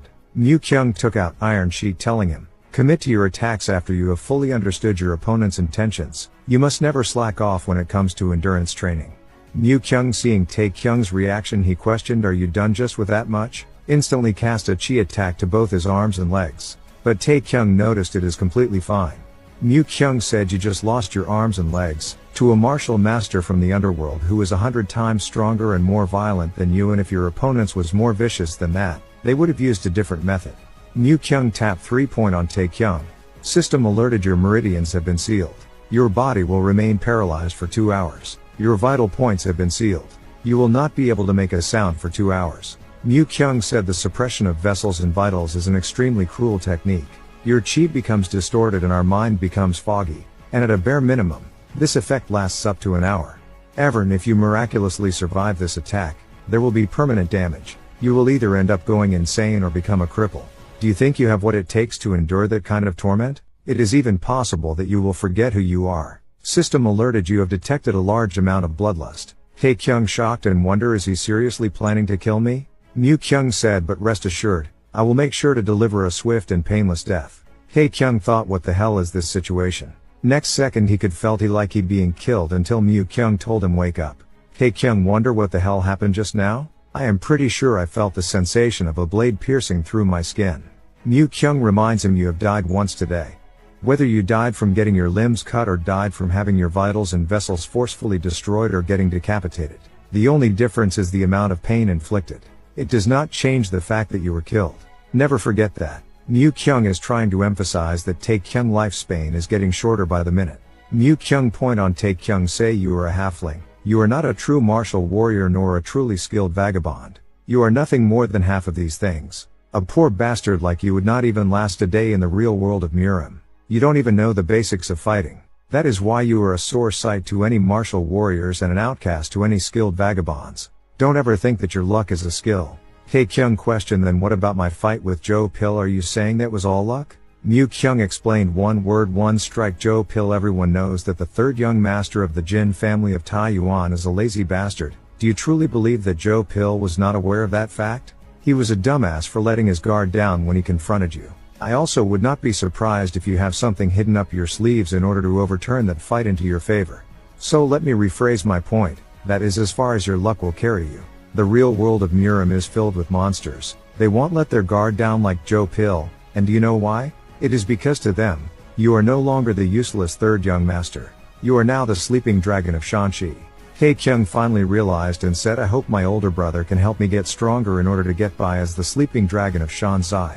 Please help me, brother. Tae-Kyung wrote down his journal of training. First day, under Tae-Kyung's guidance, I spent the whole day wielding my spear. My days are spent having a match against him. Even though I keep getting my ass beat, it is bearable. Second day of training, I spent the whole day fighting and wielding my spear, once gained.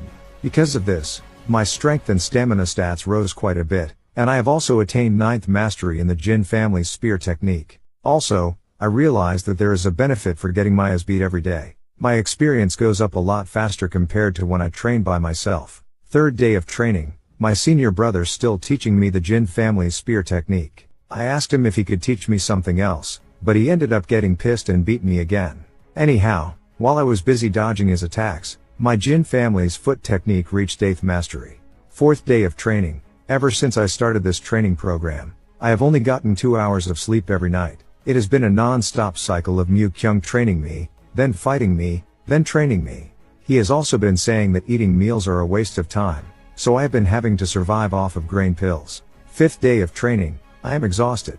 I only grinded a little bit of ink because of that. The sun is setting, I'm going to sleep. Sixth day of training, I have no idea why the system does not have some sort of memo or note function. Grinding ink pissed me off, so I ended up breaking the inkstone.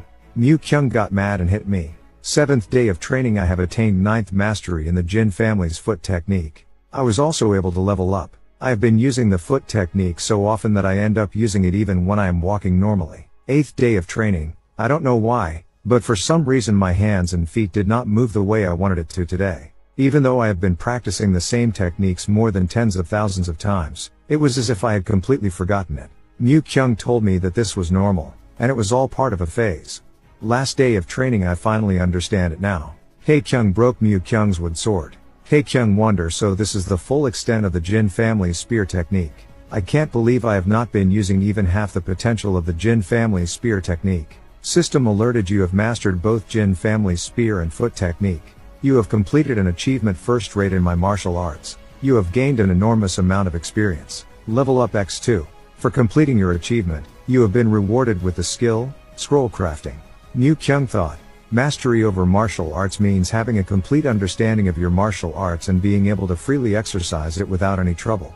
But even if he was able to attain a relatively high spiritual realm, mastering 2 first-rate martial arts in just under 10 days is a miracle of its own. I only wanted to train him to fix his bad habits and poor foundations, but who would have thought that he would achieve the impossible? Ignoring the slight posture and form differences, he is pretty much flawless. His strength, stamina, and agility not only far exceed those of martial artists of the same rank as him, but he is also continuously improving them at an alarmingly fast rate. It is hard to believe that a whiny brat like him, who only wanted to build muscles to impress girls, would change this much in less than 3 years. I mean, he is far from being the divine god of war, but it is almost as if he is. Tae-Kyung thought, with scroll crafting, you are able to procure your own martial scrolls based on the martial arts you have mastered. Suddenly, Tae-Kyung hit Tae-Kyung's head and questioned, why are you spacing out? Who told you it was okay to look away during a match? In any case, your training is finished. The system alerted that passing or failing the quest would be determined by Tae-Kyung's evaluation. Tae-Kyung said, you are still far from being done. It took you 10 days just to reach this point. What a waste of my... Before his words ended, he noticed Tae-Kyung's expression. Tae-Kyung smirked and said, what could you possibly mean? Tae-Kyung pointed at Tae-Kyung and said, you're 25 years old. It seems you are still a bashful child. Tae-Kyung got mad and said, what kind of bullshit are you spouting? Tae-Kyung laughed and said, don't worry about it. Being a shy boy at your age is completely fine. Suddenly, a man said, the lesser family head has summoned both of you. Kyung wished for both Tae-Kyung and Tae-Kyung to go to the Mount Hang Sword sect as they will become important guests for the upcoming summit. This is because the sect leader of the Mount Hang Sword sect specifically requested it. Currently, they are still one of the renowned families inhabiting the province of Shanzai. That is why we can never ignore the potential they possess. As long as the leader of their sect is alive, they can always look for a comeback. Currently, their leader is Lee Seo-wol. Tae-Kyung curiously questioned, Lee Seo-wol, would that be the bastard child of Lee Chun-baek or maybe a distant relative? Kyung was speechless and said, it seems you don't remember. The new sect leader of the Mount Hang Sword sect is a woman, the third child of Lee Chun-baek, and the only sister to the late Lee Seo-gun. Then, Tae-Kyung only recalled it. Tae-Kyung tried to escape from going, but Kyung told him that if he goes, there will be a practitioner who would be willing to share some of their peak realm martial scrolls with him. Tae-Kyung wondered, this quest is not too difficult, and there is no penalty associated with it either. I just need to deliver the invitation letter, and that is it. Even though I am glad that is all I have to do for this quest that was forced on me, I can't help but feel a little worried since it is way too easy. In any case, what is more important than that is that I am able to log out even during this current quest. Tae-Kyung thought, I should probably finish my contract with Leader Choi and also test out my newly developed martial arts. Going by carriage should take us a few days to get there. Tae-Kyung yelled at the horseman to go faster. But a voice from outside replied, first of all, I am not a horseman. Second, I can't go any faster than the speed we are currently going at. You probably are not aware because you are sitting inside, but it is freezing cold out here. The roads have frozen over, so this is as fast as we can go. Tae-Kyung continued, what? Then if you are not a horseman, why are you sitting there? Then he opened up the window and realized it was Jin. Then he closed the window. Tae-Kyung questioned Tae-Kyung, what the hell are you doing? Tae-Kyung replied, I am trying to circulate my chi. Chi meditation. You know what will happen if you disturb me, right? Chi deviation. Do you understand now? Tae-Kyung said, I'm going to start now. Don't disturb me. Tae-Kyung wondered, I don't know if I can leave my precious body in his care. Anyhow, the time has come. Log out. Back in the real world, Tae-Kyung wondered, should I get my rank reevaluated again? The system alerted, you have joined the guild piece. You have finished signing your guild contract. For completing this achievement, you have gained 10 points. Mingwu questioned, in any case, didn't you say that I should raise the terms listed in your contract yesterday? Are you sure you are okay with signing it as is? Tae-Kyung laughed and said, I was just messing with you. It is impossible for someone to change that much in just one day, right? Tae-Kyung concluded. Tae-Kyung thought about the down payment of $500,000 and a monthly pay of $50,000 with a 70% claim ratio. Not only that, he would have his own house and car provided by the guild. There is no need for me to raise any suspicion by getting my rank re-evaluated. Mingwu said, I will finish processing the contract by tonight. If you have any other questions, feel free to ask. Tae-Kyung interrupted him and said, please slap my face. I just want to make sure this is not all a dream. Mingwu instantly slapped him without hesitation. Mingwu said, I am the type who can't turn down a request. Soon, Mingwu brought Tae-Kyung to see other members. Tae-Kyung wondered about the district where all the top 100 guilds are gathered and said, let's go. The time has come for me to live a luxurious life as a hunter. But Tae-Kyung ended up realizing that the rundown building was their guild house. Soon, that evening, our super small guild had a welcoming party for me. There were a few things that I was able to learn from our dining. First, Ms. Song is the only female as well as the only healer of our guild. Second, much to my surprise, the master of our guild was Butler Kim. Before his retirement he was supposedly a well-known, high-level magician that was active during the Great War era. He still possesses a considerable amount of power. Third, the number one guild is the legendary Ares Guild, the strongest guild that rose in prominence during the time of the Great War. Butler Kim, leader Mingwu and Ms. Song are pretty much elites amongst elites, as they were previously members of the Ares Guild. And lastly, the day after the welcoming party would become the first raid of the Peace Guild. Mingwu passed a tablet for Tae-Kyung. It is an enchanted tablet that is powered by C-rank magic ores. Because of this, only a handful of the VIP elites can get their hands on this device. Mingwu have uploaded a footage of the raid that they are about to do today. The gate that they are running today is a B rank. The Hunters Association calls it the Labyrinth of the Minotaurs. According to the footage, there were 5 B rank hunters and 10 C rank hunters. They annihilated the Minotaurs, but 2 hunters died in the process. Hyuk Jun questioned, this place seems pretty dangerous. Is it really okay for me to go there as my gear is not the best, since they all got destroyed during our last raid? Mingwu told him, don't worry, I have already picked out gears that are well suited for your positions. The raid of this B rank gate, Peace Guild is going to cooperate with Sangdong Guild, which are 5 B rank hunters and 5 C rank hunters. The officer said, I am sure you guys are already aware of this, but due to the fatalities last week, the Hunters Association has decided to impose heavier restrictions in order to maximize safety for the hunters. We have raised the number of hunters required in order to enter this gate, which is why we are having joint raid between the 2 guilds. This guy is the leader from Sangdong Guild, Chang Su. Tae-Kyung wonders, Sangdong Guild, they are a well-known guild in the Bucheon district since they boast 20 B rank hunters in their guild, but a young-looking guy like him is their team leader? But after Chi's sensation he realized their leader is pretty strong. Soon, system alerted, you have entered into the Labyrinth of the Minotaurs. Your quest clear of B rank gate has begun. While Tae-Kyung was checking his quest, their leader walked towards him and said, now that I'm closer, I've realized that's the Black Drake armor set, right? After the leader left, Mingwu questioned Tae-Kyung about what their leader had talked to him about.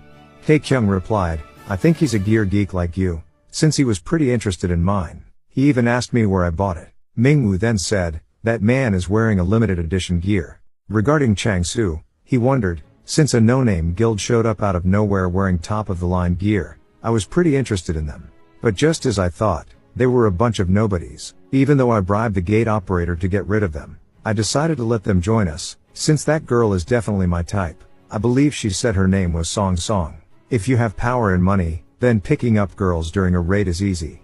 But for me to accomplish that, I'll have to get rid of that sleazy bastard first. I'll also get rid of that weak-looking C rank and take his gear. Wait for me, my Song Song. Soon, they started encountering 8 Minotaurs. When Mingwu asked for his own opinion, Tae-Kyung pondered, the Minotaurs are B-rank monsters, and their level range is between the mid to late 50s. I think that's equivalent to a first-rate warrior. If this was in the Murim world, then fighting them would definitely be troublesome. But since I am wearing this ridiculously OP gear. Suddenly, Mingwu stared at him and said, you're not too sure? Interesting. Most C-rank hunters would never give that kind of answer. They would flat out reject or not entertain the mere prospect of the question that I just asked you. I have always felt this, but you truly are a peculiar man. Leader Chang Su laughed and said, you are correct. I couldn't help but overhear your conversation since it was quite humorous. I hope you guys don't mind. Chang Su thought, fucking dumbasses. Not only did he ask a C-rank hunter about killing 8 Minotaurs, but the C-rank himself wasn't able to give a clear answer? Looks like this is a good opportunity for me to get rid of them both. I will make sure to humiliate them in front of my Song. Chang Su said, my guys over there are pretty weak. People might praise them for being B ranks, but amongst all the B rank hunters out there, they are pretty much on the lower end of things. However, they are still far better than a C rank hunter, wouldn't you agree, Mr. Jin Tae-Kyung? Tae-Kyung replied, yes, of course, Mr. Shit Chang Su. Chang Su was mad and reminded him, we are inside a gate. While they were arguing, Mr. Butler intervened to calm them down. Song said, hey, now is not the time for you to be doing this. Chang Su immediately changed his attitude and said, yes, you're right, I'll let it slide for today. It wouldn't look too good for the renowned Sang-Dong Guild to be having a petty fight with a low-ranking hunter. Chang Su suggested to Tae-Kyung, I will give you $500,000 per kill if you can solo that Minotaur herd. It will be a total of $4 million. I will even let you keep all the monster drops as well. What do you think? Chang Su said, this is a bet. If you die or flee from battle, then the bet is off. And to make things interesting, let's also make it so that Miss Song joins the Sang-Dong Guild as well. Ming Wu questioned Song's thoughts. Song said, to put it bluntly, I despise greedy playboys. So he is definitely not my type, but it's not like I hate the Sang-Dong Guild either. Chang Su wondered, she's just like I imagined. But you should realize that it won't be easy to leave my guild once you join it. Ming Su stepped in and said, fine, then allow me to participate in this bet as well. The higher the stakes, the more fun it is, right? I'm going to bet $4 million that Mr. Jin Tae-Kyung will kill all 8 of those Minotaur warriors. Soon, as Tae-Kyung accepted the bet, Hyuk-jun was the only one worried about Tae-Kyung. All the other members seemed like their greed for money had clouded their judgment.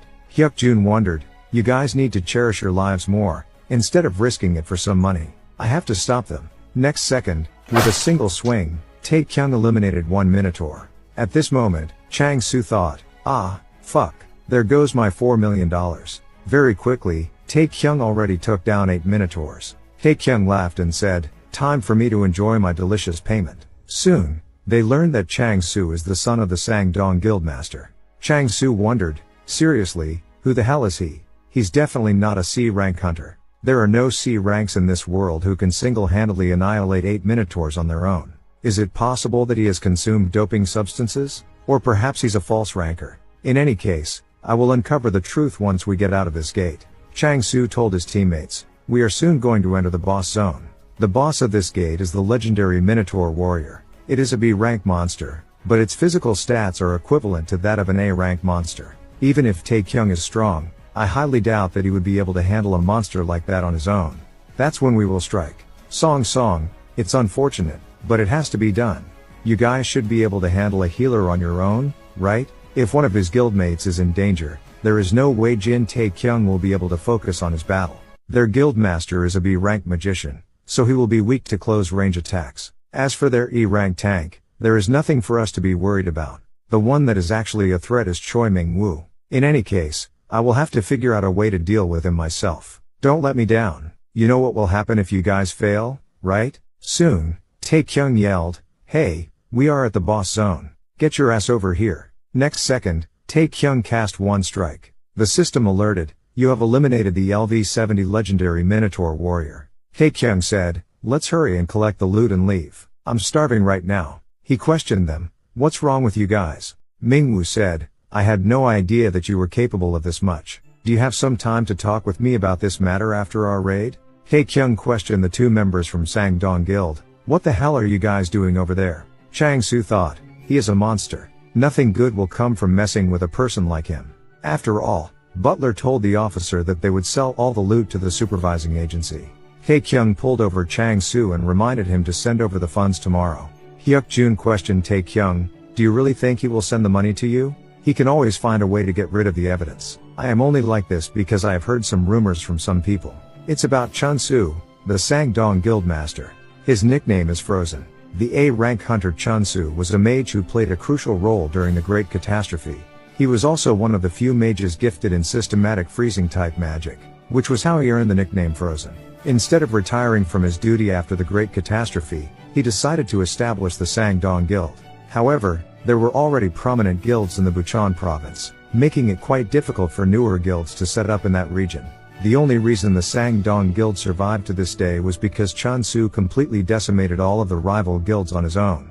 It was also during this time that rumors regarding his cruel nature spread.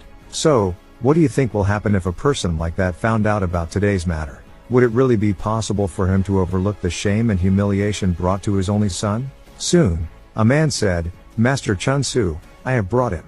Chun-Su said, "All right, it seems you are finally here. I have a lot of questions, but let me first knock some sense into you." Tae-Kyung's sight. He went to find his mom and sister. He showed them his bank account. Tae-Kyung wished his mom could take some rest. There is no need for her to work at these restaurants. Tae-Kyung told them, "I just want you and Ha-Yun to live a safe and comfortable life. I know you have been refusing to use my money since you did not want to burden me. I won't be able to rest easily if you refuse my help, Mom." Suddenly Ha-Yun said, "I have a high fever right now. I ended up being sent home early from school today because of it. It is fine though, summer break starts tomorrow, so I just need to focus on studying for a bit more."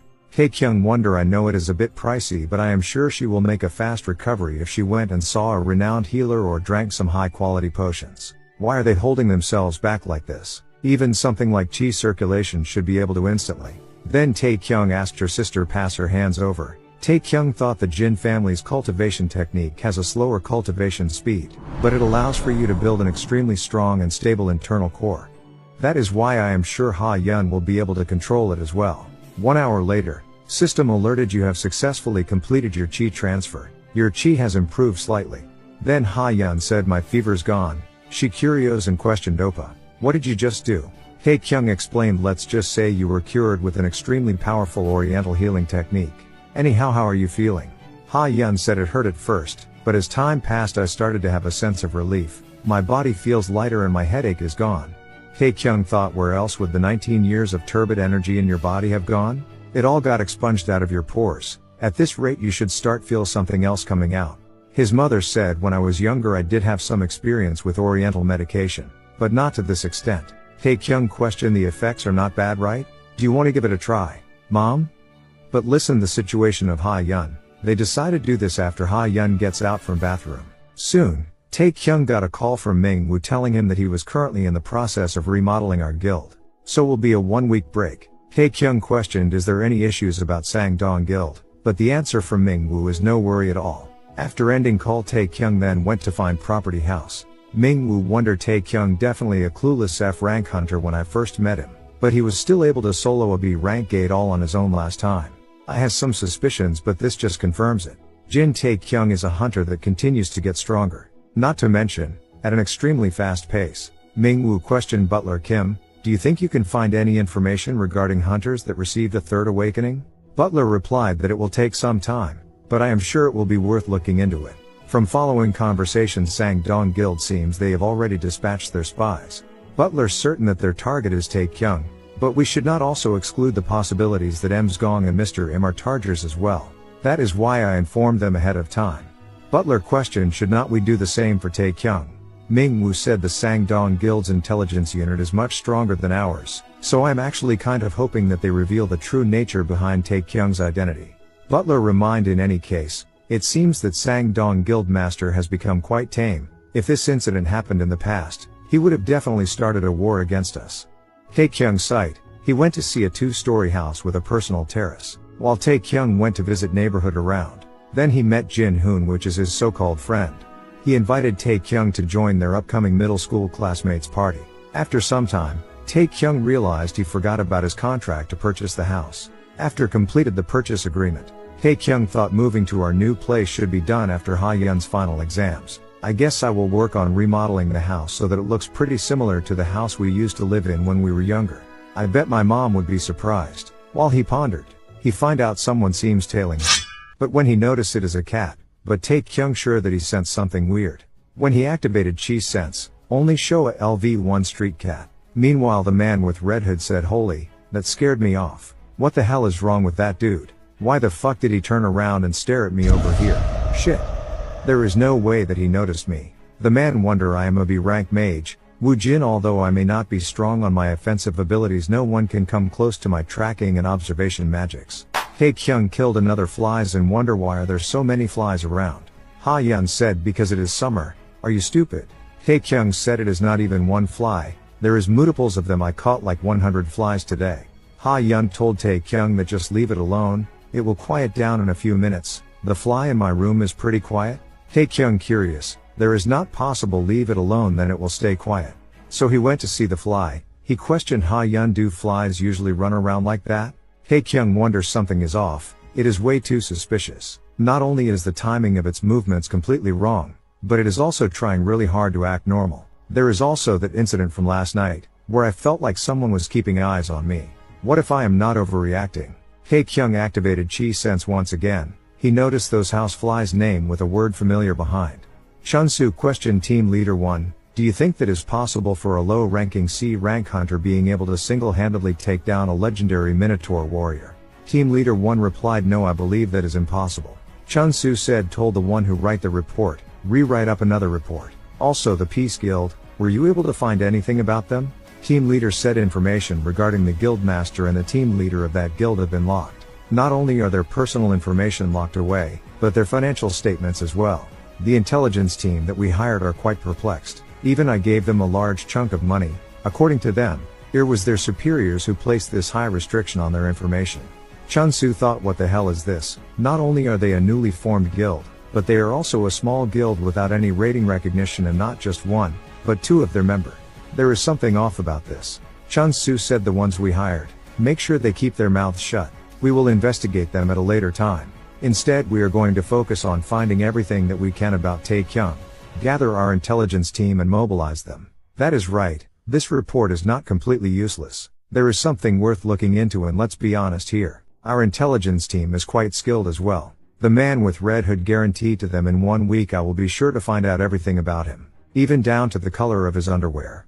Make sure you guys don't get involved. Because as soon as my target starts to suspect anything, then my work is over. Team Leader wonder, should I inform him about any of this?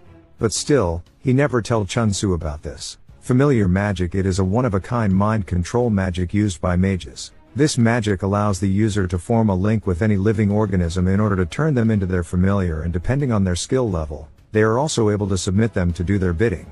However, the caveat is that there is a limitation on the distance between the familiar and the user, and for normal B-rank mages, their maximum input of control is around 500 meters, while 300 meters is their preferred distance. Another thing to keep in mind is that once a familiar dies while linked to the user, there will be a force disconnect and the user will also suffer some damage. It is because of these reasons that there are only a handful of mages that specialize in this kind of mind control magic, as the training they require is also quite intense and at times difficult. But another factor as to why there are not too many of these mages is because the more they use this magic, the more they lose their own hair and end up going bald. After discovering a familiar in my house the other day, this is all the information that I could gather from the hunters community. I have my guesses as to who sent these people after me. Tae-Kyung thought the only ones who would hold a grudge against me right now would be none other than the Sangdong Guild. But since I am seeing more than one familiar inside my house, it is safe to assume that this is not just one group or organization that is after me. That is why it is pretty difficult for me to come up with a solid plan. But that does not mean I am just going to give up and not do anything about it. Not only are they intruding into my life, but they are also stooping into my family's life as well. I won't let them get away with this. The very next day, I started to work pretty hard. I first headed to a store that specializes in hunters equipment and bought out every single low-ranking item that I could find.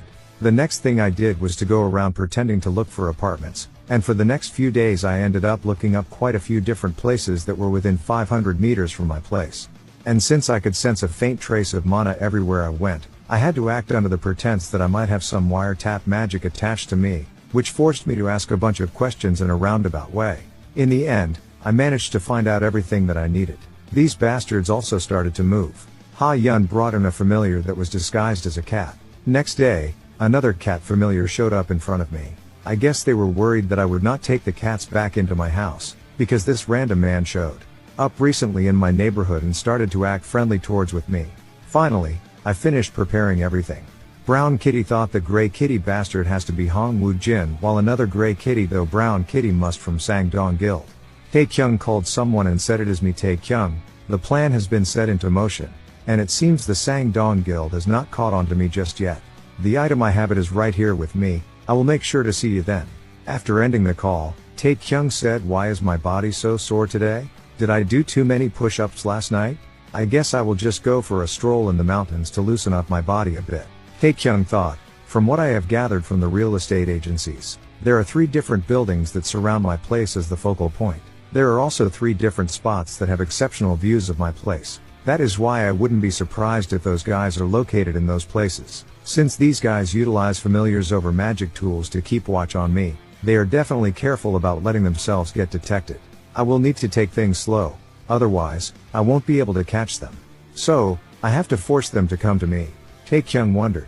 Just like I thought, they won't be able to take away the USB from me by using these kittens. I am starting to look forward to it. You bastards better not let me down. Soon, after Tae-Kyung went out, the man with the red hood wondered, should I follow him or not? Since I have been commissioned, following him would be the correct choice here, but why does this feel strange? Those must be from the Sangdong bastards. Are they planning to brute force this? I really should have abandoned this job ever since those Sangdong bastards showed up. Then he sent a message saying, I am terminating this job to the Team 1 leader. Soon, Tae-Kyung reached the hiking trail, and then he started to say, this is not the way to get on the hiking trail. What are you guys looking for? Then one man who was tailing him said, looks like you have a decent grasp of your current situation. But why did you come all the way over here? Tae-Kyung replied, since you guys were diligently following me this whole time, I was just curious about how far you had actually come. Just think of it as some sort of training, a training for mutts. The man laughed and said, you are quite arrogant for your age. Looks like you need some sense knocked into you. Next second, Tae-Kyung pointed out all of their names, which shocked all of them. Tae-Kyung continued, what are you guys surprised about? It's okay for you guys to use familiars to find information about me, but while I'm not allowed to do so? Tae-Kyung said, I was actually thinking of letting it slide, but you bastards stepped way out of line by also keeping watch on my family as well. That's why I ended up throwing out a little bait, and you guys took it. While the man questioned, that USB, Tae-Kyung explained, that is my greatest treasure of humanity. Then the battle began. Meanwhile, the Team 1 leader reported, we usually receive a report every 2 hours, but their last report was about 4 hours ago. From their checking, they found out that the person Tae-Kyung talked to on the phone is Jin Ho, a 30-year-old man who is preparing for an entrance exam. Chun-Soo laughed and said, looks like we've been had. Tae-Kyung injured most of their arms and legs. Tae-Kyung forced one of their men to answer his questions. Tae-Kyung warned him, the moment you start lying to my questions, I will pull out one strand of your hair. Tae-Kyung thought, the one behind all of this is the Sangdong Guild's master, Chun-Soo. I guess he is targeting our guild after hearing news about how his son ended up losing a lot of money to me. But too bad, you sent people to gather information about me, but instead, they were the ones who ended up telling me everything. Meanwhile, he received a call from Chun-Soo. Chun-Soo said, I heard that you have several of my men.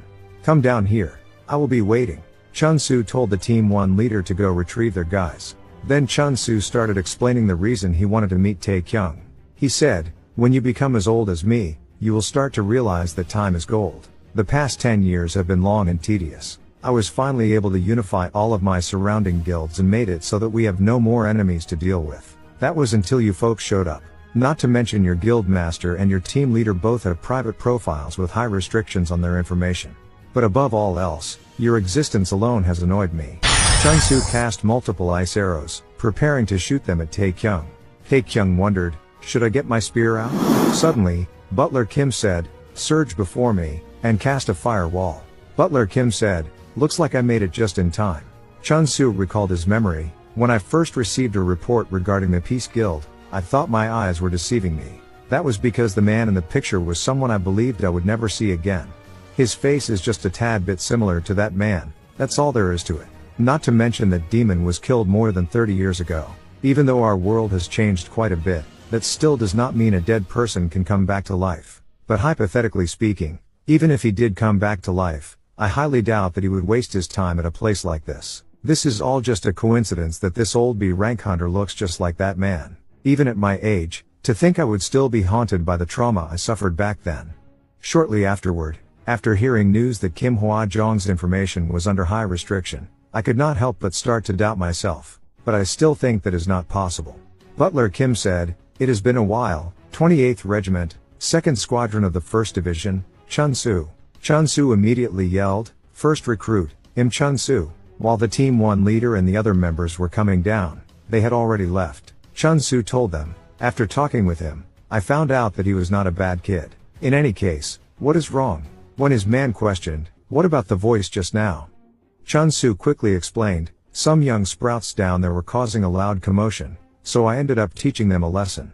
Meanwhile, Team Leader 1 thought, there are a lot of people out there who love to scold our guild master behind his back, but once you have served under him for some time, you will soon begin to realize that not only is he full of charisma and talent, but he is also an experienced mentor who is willing to guide others on all aspects of life. He is someone who deserves utmost respect. Guildmaster, I will continue to follow you for the rest of my life. Then he noticed, why is there dirt on his back? I guess he went all out teaching those young kids? Tae-Kyung recalled the moment when Butler Kim taught Chun-Su and ordered him to take those actions. He wondered, to think he used to be a 3-star instructor at the Hunters Association. Then does that mean that all of the hunters back then were trained by Butler Kim? He also has to be an A-rank hunter, since he was able to single-handedly subdue the Sang-Dong Guild's master. I am confused. If he is really that accomplished, then why the fuck is he playing around as a butler? The next day, Tae-Kyung wondered, I have lived in this apartment for the past 7 years, and all of my belongings can fit inside a single box. But the capsule, since I unlocked the logout feature, I don't really need to be inside the capsule in order to go back to the Murim world. I still can't throw it out. To think this old capsule would change my life. If Jin-Ho did not snore that night, I wonder if I would have ever gone inside this thing. Jin-Ho questioned, do you really want to leave that fast? What about your family? Tae-Kyung told him, not yet. I still have not told them. I am going to move in first and then bring them over after my sister finishes her exam. Suddenly, they both fell silent for a few seconds while Tae-Kyung wanted to say something. Jin-Ho said, stop. Don't say it. Don't you dare try and get sappy with me. Because I am leaving today as well. I am just going to be crashing at a buddy's place. Where was the place that you moved to again? Tae-Kyung said, Goyong District. It's like 30 minutes away from here. Jin-Ho then said, that's where I'll be staying as well. Tae-Kyung questioned, seriously? Then I guess I will still be seeing you around. Suddenly, Tae-Kyung's phone rang. He went out to pick up the call, and when he turned back, he wondered, Jin-Ho really left like that? What a sly bastard. Always fast on the uptake. Soon, he moved to his new house. Tae-Kyung wondered, Dad, I bought a house. The place we lived in the past is now gone. But this place is also not bad, right? Tae-Kyung wondered, I guess my vacation comes to an end after midnight. Then I guess I should probably head back before things get busy. Log in. After Tae-Kyung logged in, Jin-Ho came out from the capsule and said, I guess this will be my new nest. Back in the Murim world, Tae-Kyung was watching his quest and wondered about Mount Hang Sword Sect. I know I have already proved my innocence and all, but the humiliation I suffered back then was immeasurable. The one who tried to frame and start a war with the Jin family of Taiyuan was Seo Gun, but he ended up being assassinated on his way back home. And that is what started all of this. Even though it has only been a few months, the useless third son of the Jin family of Taiyuan rose to become the sleeping dragon of Shanzai. Lee Seo Wool, whom I have never met before, became their new leader. When I deliver this letter of invitation, which is more akin to a letter of submission, I wonder what kind of reaction Lee Seo Wool will have. Tae-Kyung wondered, I really hope they don't just murder me on the spot. Soon, they arrived in the province of Hunyuan. While they were having a meal, a few men purposely dropped a bottle onto their table. Tae-Kyung thought, let's first calm down and try to settle this as reasonably as I can.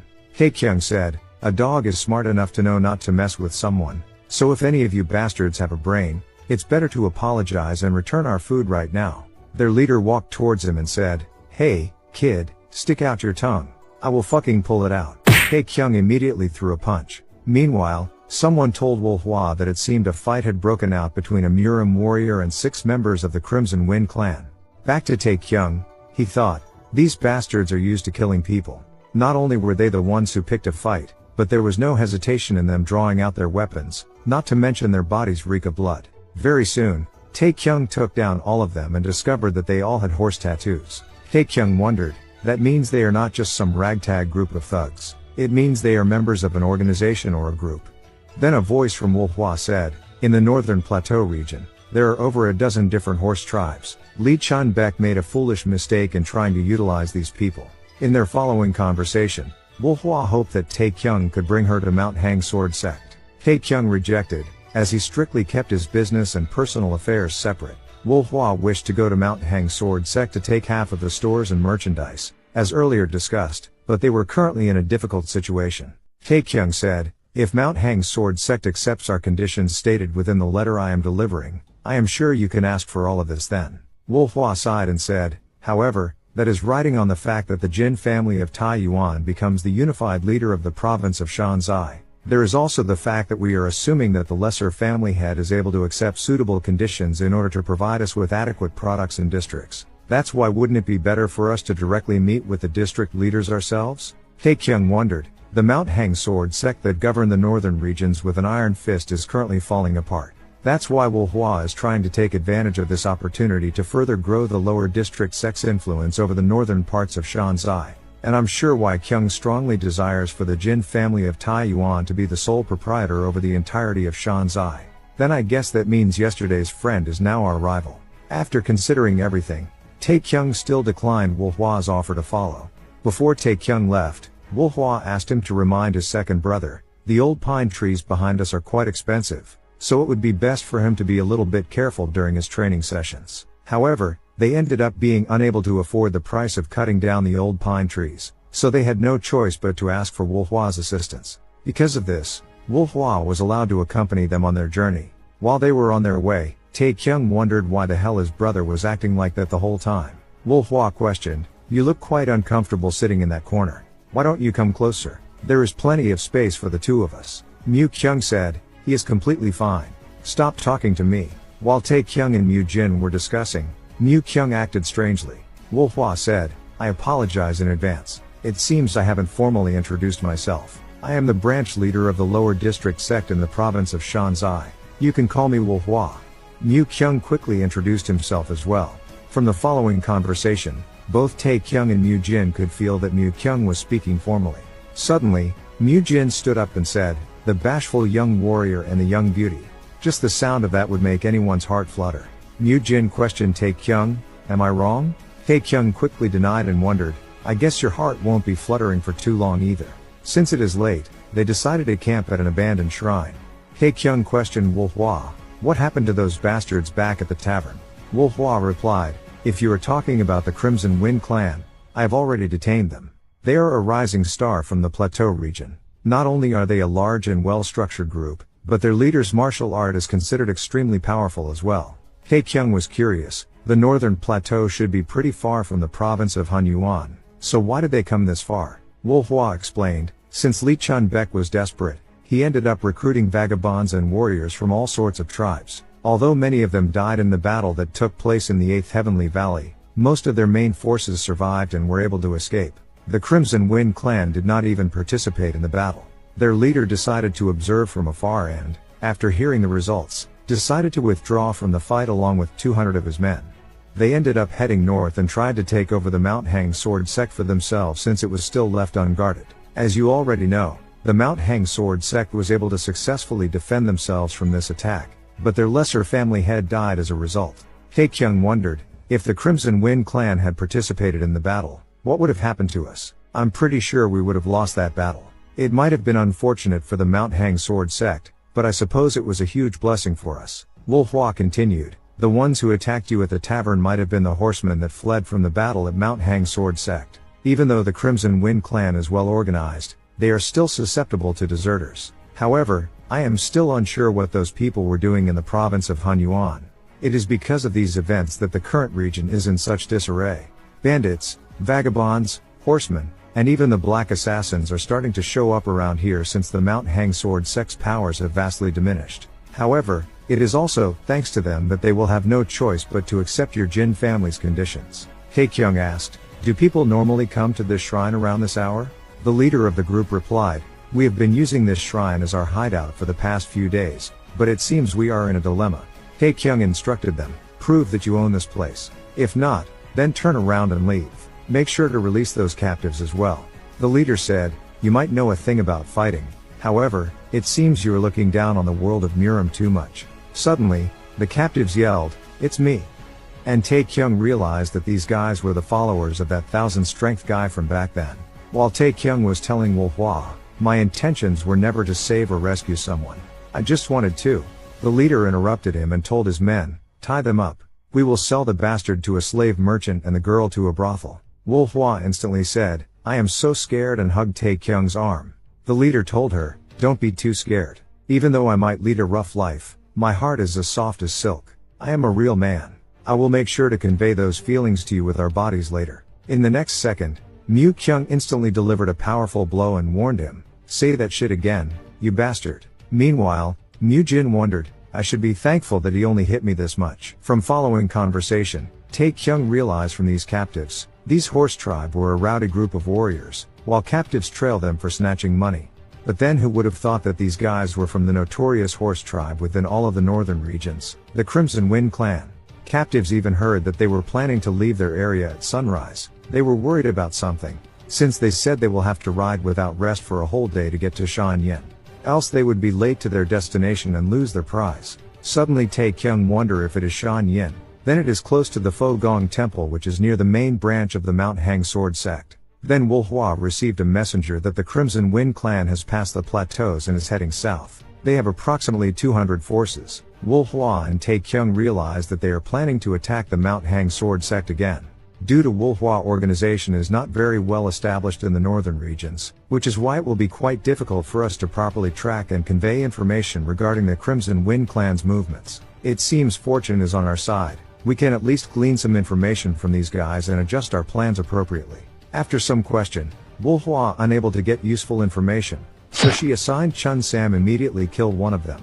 Then Wu Hua warned them answer when asked and must be the truth. Tae-Kyung wonder with that, we were able to obtain all information regarding the Crimson Wind clan in a few minutes. Meanwhile at top of a cliff, clan leader of Crimson Wind clan, warned other tribes that there would be no hostages. Kill them all and burn everything down.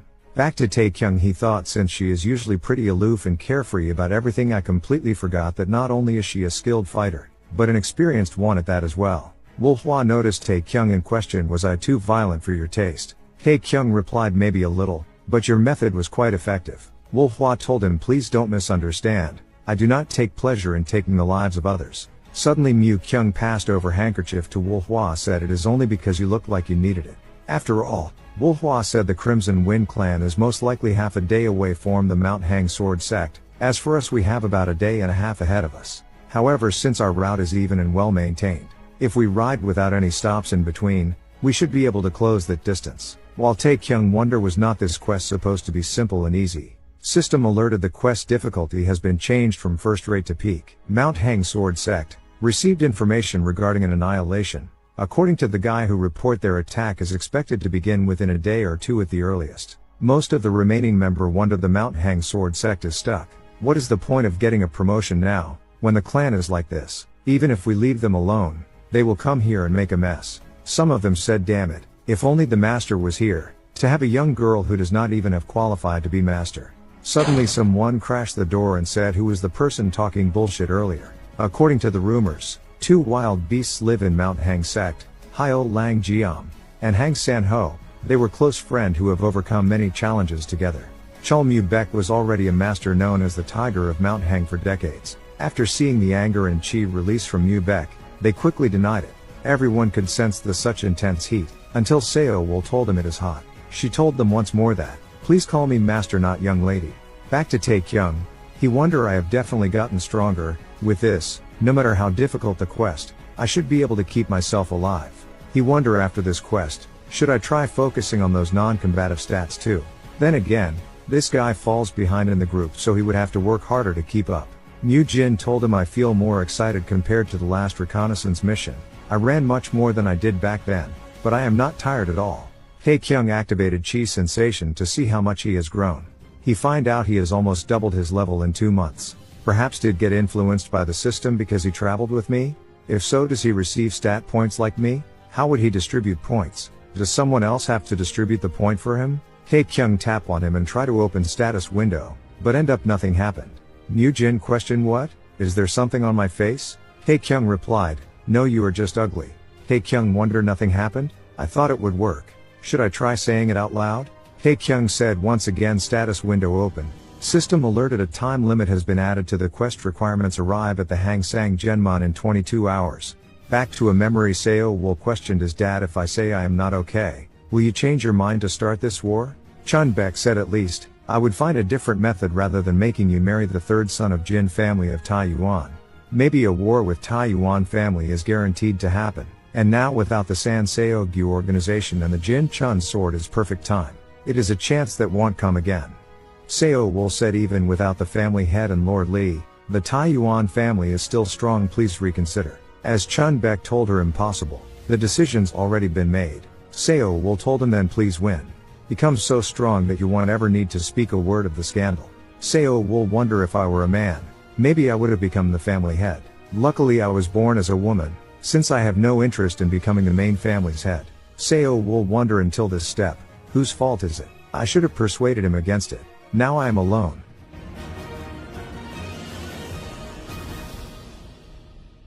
Mu Beck told Seo Wool I should have arrived earlier. Seo Wool told him don't say such things. If uncle had not come, the family would not have survived till now. Mu Beck said I will tear that bastard's limb to death. Seo Wool reminds him I trust you, but don't look down on the Crimson Wind clan's leader. There is no guarantee that he will play fairly. Mu Beck questioned do you have a prediction on the rate of success? Seo Wool replied if it is now will be 10%, however if the reinforcements arrive then will be 50%. 2 hours ago, a carrier pigeon which was sent from the Hao Moon rest area arrived. Mu Beck questioned how many did they send? 100 or 200? Seo Wool replied 4. Among them is Jin Blade Sword Jin Mu-kyung and the other is Shanzai Dragon, Jin Tae-Kyung. Soon while Tae-Kyung on the way, he noticed another group from Crimson Wind clan. Tae-Kyung quickly took down all of them as he don't have much time. Tae-Kyung thought, according to the information obtained from the temple, more than 100 remnants were scattered throughout the northern part of the mountain. Some would hide at the foot of the mountain, some at remote villages, others at bustling places, all going to gather at an assembly point. Crimson Wind clan's leader is recruiting troops from the plateau and descending southward, while moving the remaining ministries northward. They said that he had the ability to quickly retreat once their war situation becomes unfavorable. His meticulousness to prepare for their next plan even in the midst of it. In addition, he uses a powerful martial art. Tae-Kyung wondered and said well, it won't be like the Crimson Wind clan leader is actually a peak level martial master, right? Wolhua said it is true though, by revealing himself so quickly he must have a reason. It is not widely known yet, but according to the information of my sect, the Crimson Wind clan leader is peak level martial master. Tae-Kyung was surprised that why is there a peak level martial master being a bandit. Back to Crimson Wind clan's leader. Leader said annihilating the Dedong branch was a part of the war.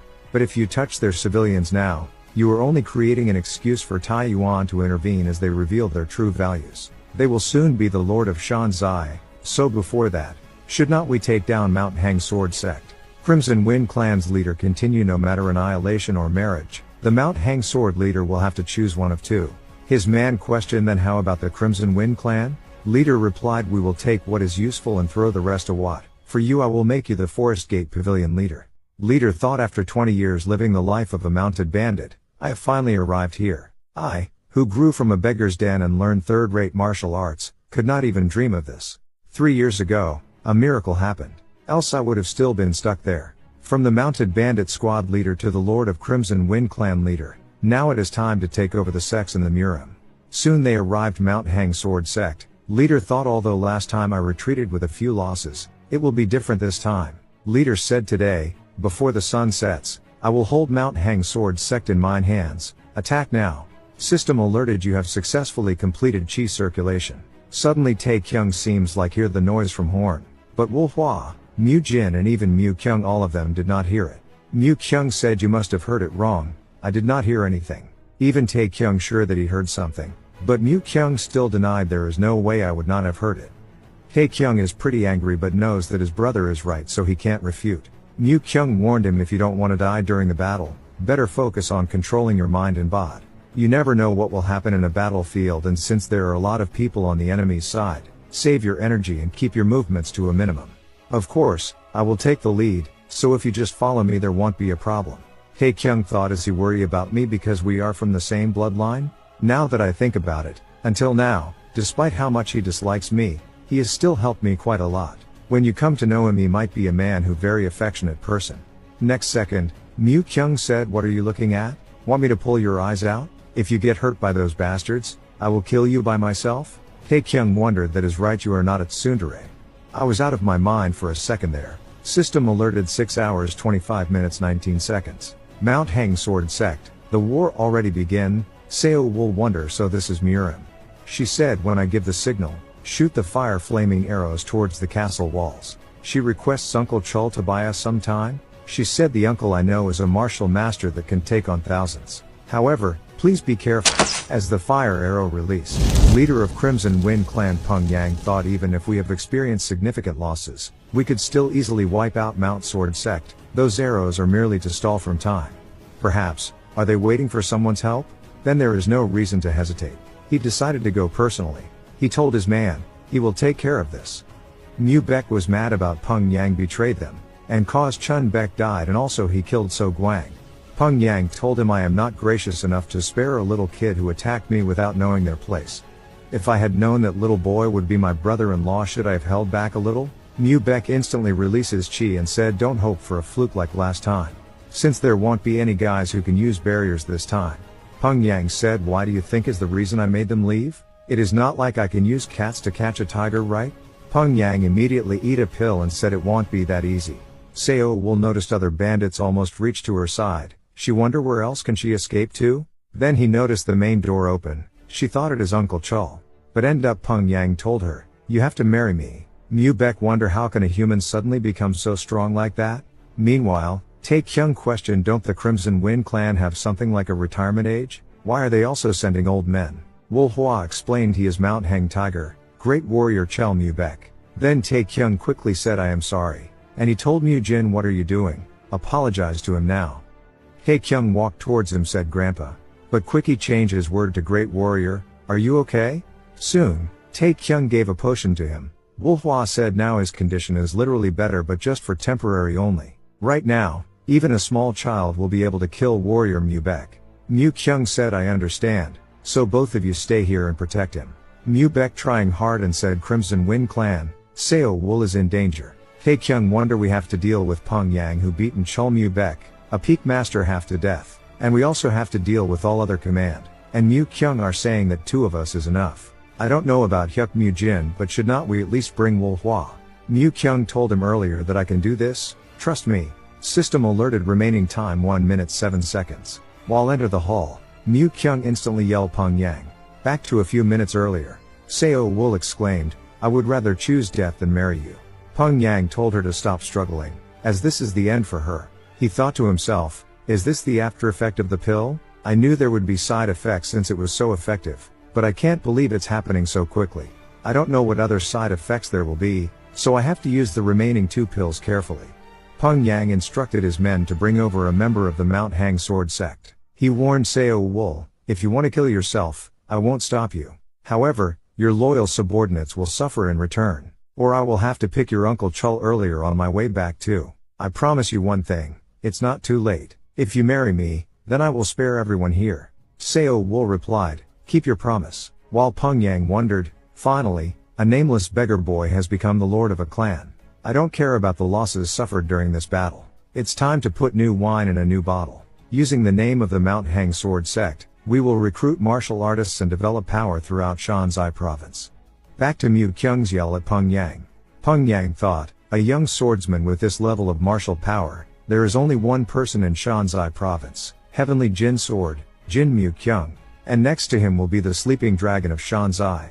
For the Taiyuan Jin family to appear now of all times, this is bad. It's not the right time yet. Once we surpass this hurdle, another opportunity will come.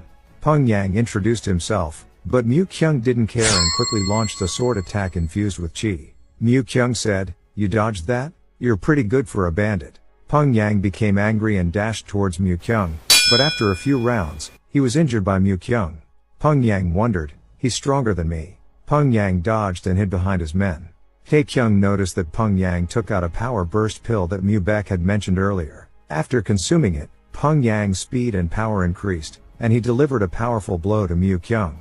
The system alerted that a sudden quest had been created. Power burst pill. Mission, stop LV, Peng Yang or gain victory. Limited to Jin Tae-Kyung. Tae-Kyung wondered, isn't that cheating? Going back to Peng Yang's memory, he found the 12 Scarlet Blood Sword, Scarlet Blood Cultivation, and a box containing 5 power pills. He discovered them in one of the numerous hidden tombs on the vast plateau. He killed his underlings and encountered a life-changing event. Peng Yang started training in a place where no one could find him. Due to his abnormal growth speed, he reached peak level in 2 years and learned unorthodox martial arts. With the strength he possessed, Even the Murim, which had laws, could do nothing against him. Peng Yang, who returned from the plateau, used the 2 blood arts and the power burst pill's strength to destroy 2 major mountain bandit groups and take them over, but that was his limit. In return for learning unorthodox martial arts at a quick speed, he wasn't able to delve deeply into them, unless he reinforced the foundations by taking time to train in each step. And the war between the Tae-Yuan Jin family and the Mount Hang sword sect occurred at just the right time. At first, he was hired by Chun Baek after being promised the martial arts of the Jin family. However, things went astray and came to an end. He couldn't acquire the power burst pills again, as no one knew how to make them. If he had used the pills when he first attacked Mount Hang sword sect, he might have already become the sect leader. Peng Yang wondered, well, this isn't so bad either. I can obtain both the Tae-Yuan Jin families and Mount Hang sword sect's martial arts. Tae-Kyung pondered, it's not perfect yet, but that is definitely the enhanced sword chi. How many years would it take for him to reach that level through training alone? 10 years? 20 years? Years of comprehending martial art principles, endless training, blood, sweat, and tears. Are you telling me that a small pill allowed him to skip all of that? Peng Yang dashed towards Tae-Kyung and delivered another powerful blow. He exclaimed, to think the great Tae-Yuan Jin family's children would run away like lazy donkeys. You must have been anxious. Tae-Kyung replied, it doesn't matter, as long as this can keep me alive. There are even peak-level martial masters who throw stones at others. Peng Yang laughed, a peak-level master throwing stones? I would love to meet that crazy bastard. Tae-Kyung said, you will be able to meet him soon. The next second, when Peng Yang turned his head, Tae-Kyung launched a strike. Tae-Kyung thought, thanks to leveling up while cleaning those punks, my fatigue and stamina are completely recovered, and my body is in perfect condition. Plus, Peng Yang's back is defenseless. But Tae-Kyung never expected Peng Yang to use enhanced protection chi to defend himself. Peng Yang said, you should know your enemy first before attacking. Tae-Kyung immediately dodged his attack and wondered, he is good at both attack and defense right now. If I slip up, I could really die. Peng Yang said, I heard you were brothers. The way you run away like rats is exactly the same. Tae-Kyung launched multiple stab attacks, but they still couldn't break through Peng Yang's enhanced chi defense. After their attacks clashed, white smoke covered the area. When the smoke disappeared, Tae-Kyung realized that Peng Yang had been struck by Tae-Kyung's piercing attack. Peng Yang said, I should go back to deep mountain training. Tae-Kyung laughed, are you crazy? I will send you to hell on a tour instead. The next second, Tae-Kyung fainted. Tae-Kyung noticed multiple daggers stabbed into Tae-Kyung. Peng Yang said, don't worry, he hasn't died yet. I need the Tae-Yuan Jin family's martial arts, so I'm thinking of taking you two with me. Tae-Kyung wondered, Tae-Kyung told me to trust him. What am I supposed to do alone? Right now, Peng Yang should be equal to or stronger than the head elder. Tae-Kyung thought, without Wai-Kyung or the help of the elites, how do I go against him? If I was at Joe Pill's level, I could have done something on my own. Suddenly, an idea popped up in Tae-Kyung's mind. He questioned Peng Yang, do you feel good taking drugs? Peng Yang wondered, what are you talking about? Tae-Kyung recalled the scorching yang pill that grants 30 years of energy when consumed. He declared, now I will also take the pill and fight, you bastard. The system alerted that an outbreak quest had been created. Control the energy with chi circulation. However, if you can't control the intense fire energy within the elixir, you will meet a terrible end. Either way, there is only one choice. It is risky, but it is better than dying at Peng Yang's hands. System alerted chi cultivation increases to 45 years temporarily. If you cannot control the power, you will die. Quest absorption of the pill was created. Peng Yang felt something wrong and started attack towards Tae-Kyung. But Tae-Kyung thought, I feel my body is light and I can clearly see Peng Yang's movements in every single attack. 45 years worth of internal energy. Although I can't control it perfectly, thanks to the pill I took, I feel like anything is possible. The problem is it is a ticking time bomb. So I have to defeat Peng Yang before then. Peng Yang said, I am not sure what you ate, but it is useless. A tiger always does its best to catch even a rabbit. Tae-Kyung questioned, are there tigers that take power burst pills to catch rabbits? Peng Yang furious and questioned, how do you know that name? Tae-Kyung laughed and said that is a business secret. Peng Yang wonder, I have never told anyone, so how did he know? Perhaps this guy also. No, he is different from me. An elixir. I am sure he has eaten some kind of elixir. Anyway, I am not sure how or where he found out about the power burst pills, but this can't be overlooked. If rumors about this existence of a pill that can raise the power to 2 or 3 times. Not just the Tae-Yuan Jin family, but the entire Murim world will start to hunt for me. So I have to kill him to avoid future troubles. Soon Tae-Kyung's spear got pierced by Peng Yang. Tae-Kyung start taunting Peng Yang and wait for his attack, while Peng Yang jump strike to Tae-Kyung. Tae-Kyung took a dagger from inventory attack to him, but it was too shallow, and he noticed Peng Yang is going to throw a dagger to him, so he quickly dodged it.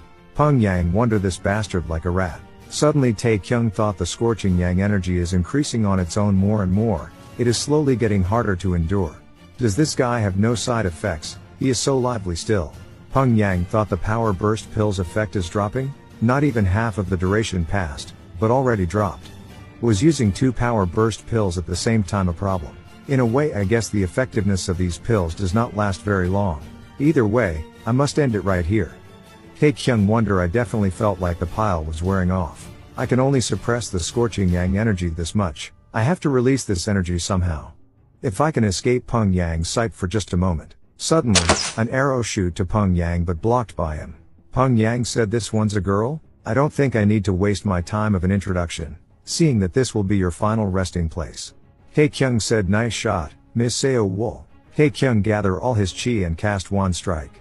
Peng Yang grabbed Tae-Kyung's neck and said that was not too bad. If I was just a moment late, or if my enhanced protection chi was broken, you might have actually won. Tae-Kyung hardly said, "Bastard, you were just lucky." Peng Yang replied, "Sure, before I kill you I am gonna rip off your tongue. You should have seen this coming when you started running your mouth like that, right? Any last word?" Tae-Kyung said, "Salty, wash your hands before you go out, you ass." Tae-Kyung thought, inventory open. Give me anything. System alerted, searching for anything. No items found. Equipping the oldest item in your inventory. Nameless sword has been equipped. Tae-Kyung wonder what is that? Does not matter. But still Peng Yang awared it and said, "I knew you had to do that. Even I don't know where you keep getting all this stuff from. Do you really think these tricks will keep working on me?" Tae-Kyung wondered that damn enhanced protection chi. But next second, nameless word perfect stab into Peng Yang body. Peng Yang wonder, I have heard rumors about it before. A divine mystical weapon that can penetrate anything in this world. Peng Yang wanda, I can't die like this. That's right, the power burst pill. I just gotta take another pill, then I will be able to kill these brats and get out of here. But that bill rolled to Tae-Kyung's sight. Peng Yang pleased him to give back to him. Tae-Kyung said, "If you were me, would you give it to yourself?" Tae-Kyung pulled out the sword. Peng Yang said, "Even I have become a spirit. I will make you pay for this." Tae-Kyung replied, "Amen. Stick to Viagra in the next life." System alerted, you have defeat LV85 Peng Yang. You have successfully completed Power Burst Pill Quest. Level up X5. The quest success reward has been sent into your inventory. As a reward for succeeding the quest, complete recovery is applied immediately. Tae-Kyung wonder all the chi that was rampaging is gathering into one spot. System alerted, your internal wounds has been completely healed. Your stabilized body receives a new energy. You have completely absorbed Scorching Yang Elixir. Your chi has increased by 45 years. Internal energy Scorching Yang Energy's attributes have been applied. Tae-Kyung wonder, my goodness, 45 years of chi. If not with this nameless sword. I thought this was just a sword that was sharper and sturdier than other swords, but I did not know the millennia cold steel contained inside had such effects. The same with the elixir all these got from Joe Pill when I defeated him months ago. Tae-Kyung thought, ah, Joe Pill, I can't believe you foresaw all this and died for me. Thank you, Joe Pill. Ha ha ha. After all, Mu Jin said your shoulders seem very tensed. If I had been there, I had have given that Peng Yang bastard a good beating. Tae-Kyung told him, I believe that you had have gotten killed by Peng Yang if you are there. And how is my second brother? Mu Jin said the physicians stated that there is nothing to worry about. They also said the other people who are wounded are also recovering quickly. Could they be quacks? Both Master Lee and Warrior Mu Baek seem to have been injured quite badly. Tae-Kyung replied, they are people sent by the lower district sect. Let's trust in their abilities. Tae-Kyung thought they were lucky that I had used the quest reward that I got, exceptional physical injury bomb and 10-year tuberfleece flower to provide emergency treatment. If we waited until the lower district sect arrived, half of them would have died already. Well, for Wu Hua, who already had forces standing by with the purpose of rescue in mind, she is extraordinary as well. If she becomes my enemy, she had be a tiresome enemy. But to be allies with her, I thought to not get too close to her and stay a certain distance away from her. Soon Seo will come to find Tae-Kyung. Tae-Kyung wonder, being in the same room as someone I previously had a scandal with is so awkward. In addition, considering Mount Hang Sword sect in such a mess, I have no idea what should I said. Tae-Kyung questioned, have you eaten? Suddenly, Seo Wool bow and said, Mount Hang Sword Sects Lee Seo Wool pays my respects to my benefactor. I should do this as a person. I ought to be grateful for the kindness that has been shown to me. Please don't embarrass me. Tae-Kyung told her, please calm down and take a seat. Seo Wool explained, I am here to give you the answer to the letter that you gave to me.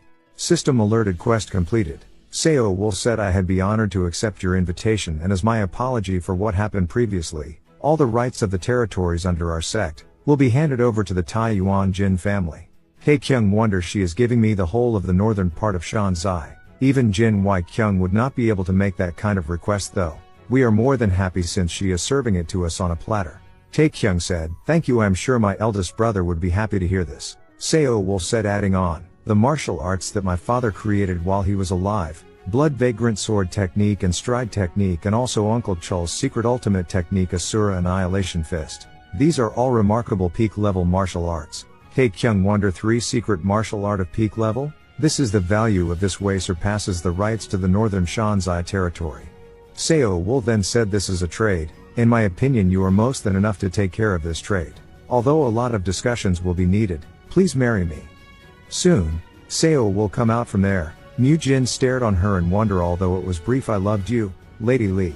Mu Jin said, squad leader, what is the matter? Please speak freely. Tae-Kyung know from Mu Jin that Seo Wool is 17 years old, then he wonders she is a minor.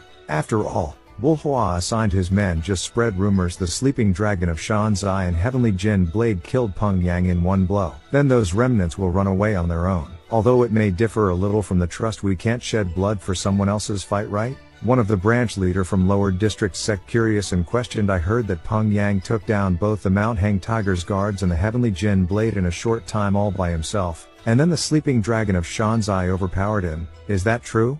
Wool Hua replied, yes, but I did not witness the fight in person. The branch leader was surprised that a first-rate warrior could go beyond our expectations every single time. For some reason, don't you look forward to seeing what surprise he has in store for us next time? Wool Hua mad and said, looking forward to other surprise he has? I am having a splitting headache, thanks to the extra expenditure and discarded information due to his surprises. But what did you say? The leader quick apologies and said, my useless mouth ran off. After they leave, Wool Hua sighed and recalled back a memory. There are people like that, someone who always goes beyond expectations. That is the type that cannot be judged by information. In that case, what should I do, master? The master told her, don't judge. Just observe until you can be sure of yourself. Wool Hua questioned again, what if you are not sure even after doing that much? Her master said, unpredictable? If there has such a person, would not he become someone that can shake the world someday? Back to Tae-Kyung. Tae-Kyung recalled back, Seo Wool word, marriage is a matter of life and death, so please think about it very carefully and give me your answer. Tae-Kyung wondered, to think I'd get a proposal from a girl much younger than me. As expected, is this how they do things in the Murim? It may be more strange to not get married at this age of 17. Mu Kyung questioned, what are you thinking about with that stupid face? Tae-Kyung questioned, are you married? Mu Kyung questioned, what nonsense? Why all of a sudden? Tae-Kyung said, if you are not, then just say no. Why are you so flustered? Did you commit a crime? Mu Kyung said, I am busy learning martial arts. To me a woman is a luxury. Don't put me on the same level as a lewd bastard like you. That is an insult to me. Tae-Kyung thought, lewd? My ass, I have been single for 27 years. If dating is a luxury, then I would be completely broke. Mu Kyung questioned, why are you suddenly asking me that? Tae-Kyung said, Seo Wool wanted to marry me, so I before his word finish. The water spitting to Tae-Kyung face once again. Tae-Kyung said, of course not going to do it. How can I marry someone as young as her? Mu Kyung said, still you did well. When it comes to political marriage, there should at least be something to gain. But if we gain nothing by marrying a person who does not love us, then there is no reason to get married, and no matter what the offer is, there is no way our brother would agree to it. He is not someone who would tie you down with a political marriage. Tae-Kyung said, they made quite a big offer though. Blood Vagrant Sword, Blood Vagrant Stride Technique and Asura Annihilation. Mu Kyung split the water again and grabbed Tae-Kyung, told him get married immediately. Mu Baek told Seo Wool, it is still not too late to decide, marry the person you love. If you get help from the Tae-Yuan Jin family, you can have a safe and happy family anywhere as Shanzai. Seo Wool explained that what I want is not a family but the Mount Hang Sword sect. Mu Baek worries, Seo Wool will regret what you chose today. Seo Wool smiled and said, but you will trust with whatever choice I make, won't you? Mu Baek said, of course. Otherwise I would not have passed the secret martial art manual of the Asura Annihilation Fist to you. Seo Wolf thanks to him. Mubek questioned, whom did you choose out of the two? I know that Threy is not much difference, but is not the Heavenly Jin blade better? Seo Wolf questioned, do you not like the sleeping dragon of Shanzai? Mubek comment, Mu Kyung is better, he seemed like a nice guy. His skills are great too. His words and actions are those of a mature person. A man is supposed to be like that.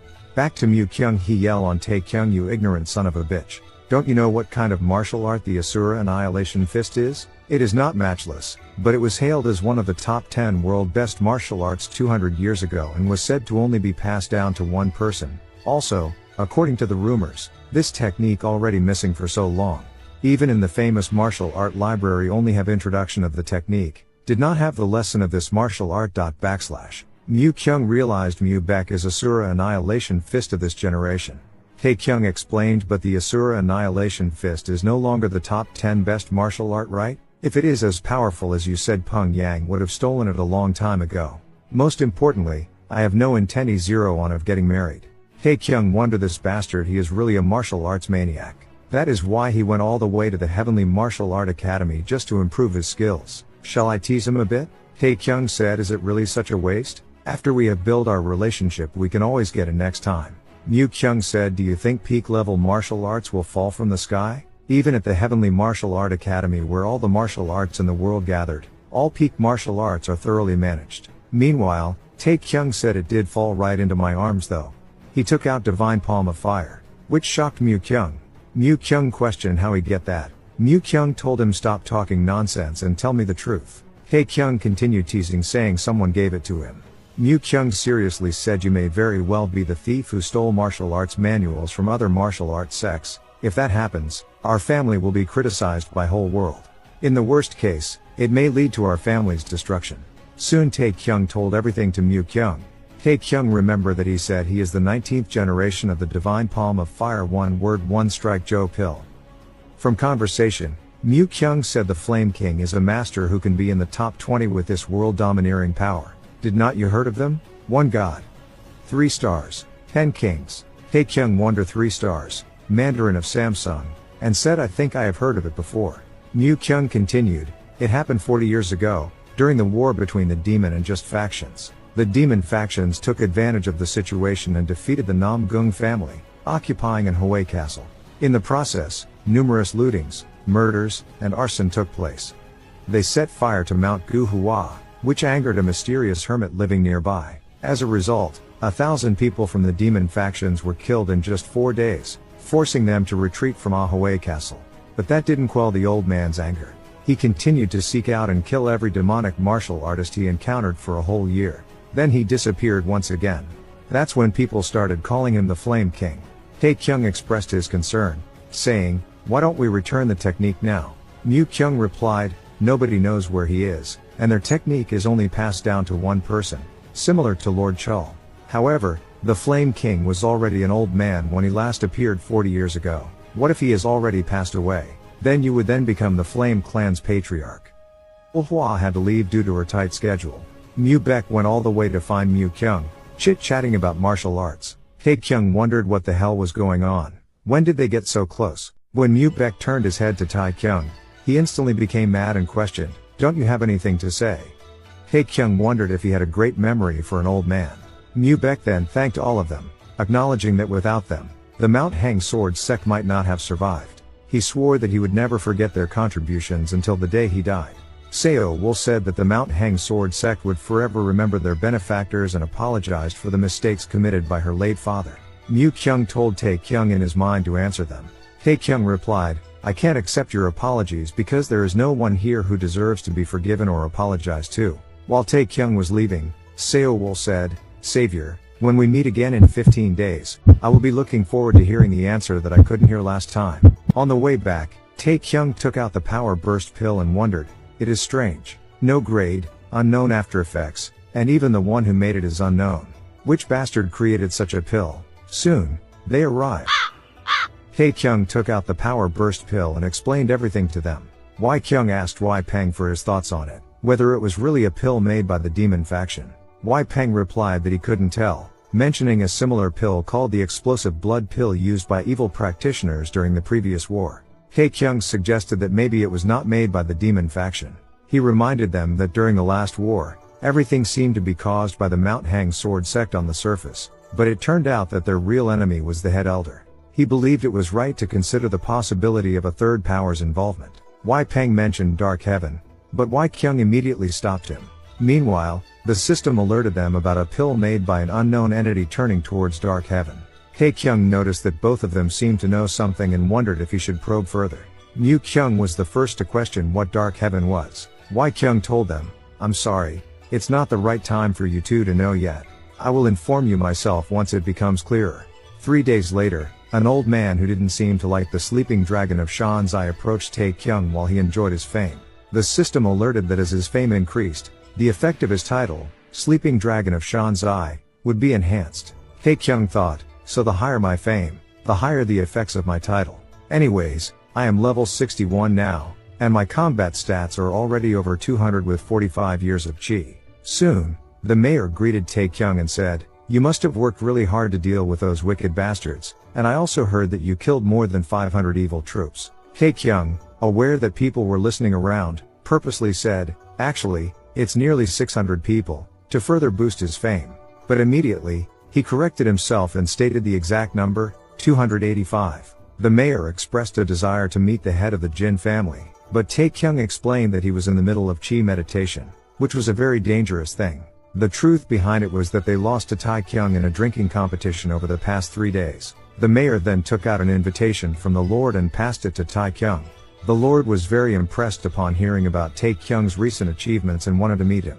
The system alerted about the Lord's invitation, stating the objective as attending a luncheon hosted by the Lord. Failure to attend would result in the Lord being extremely disappointed. Tae-Kyung wondered why something felt strange. The system then alerted that if he rejected the quest, the Lord might get upset. Phoenix Inn. After they wake up, Tae-Kyung told them everything that just happened. Tae-Kyung told them Lord was interested in me, I was going to reject it, but some thoughtless guy accepted it right away. Wai Kyung said you did a great job accepting the Lord's invitation. The government and Murim have been in an inviolable relationship for a long time.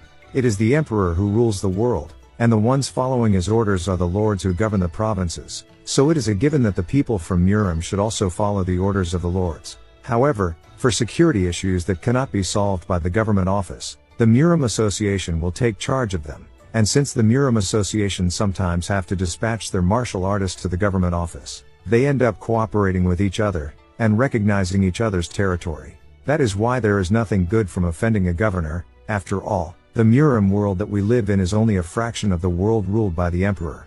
Tae-Kyung replied, "Now, I understand why those in the government office stayed still during our last war, as it was a war between Murim martial artists, but why are they ignoring the people's suffering caused by those demonic bastards?" Mu Kyung said, "Because the lords are incompetent, that is why." Next second, Mu Kyung wondered, should I say that the emperor is incompetent? Wai Peng said, "Second young master, you can't join your ancestors just yet. Please refrain from saying anything will cause problems." Mu Kyung said, "We are the only ones here anyway, plus it is not like I said anything wrong."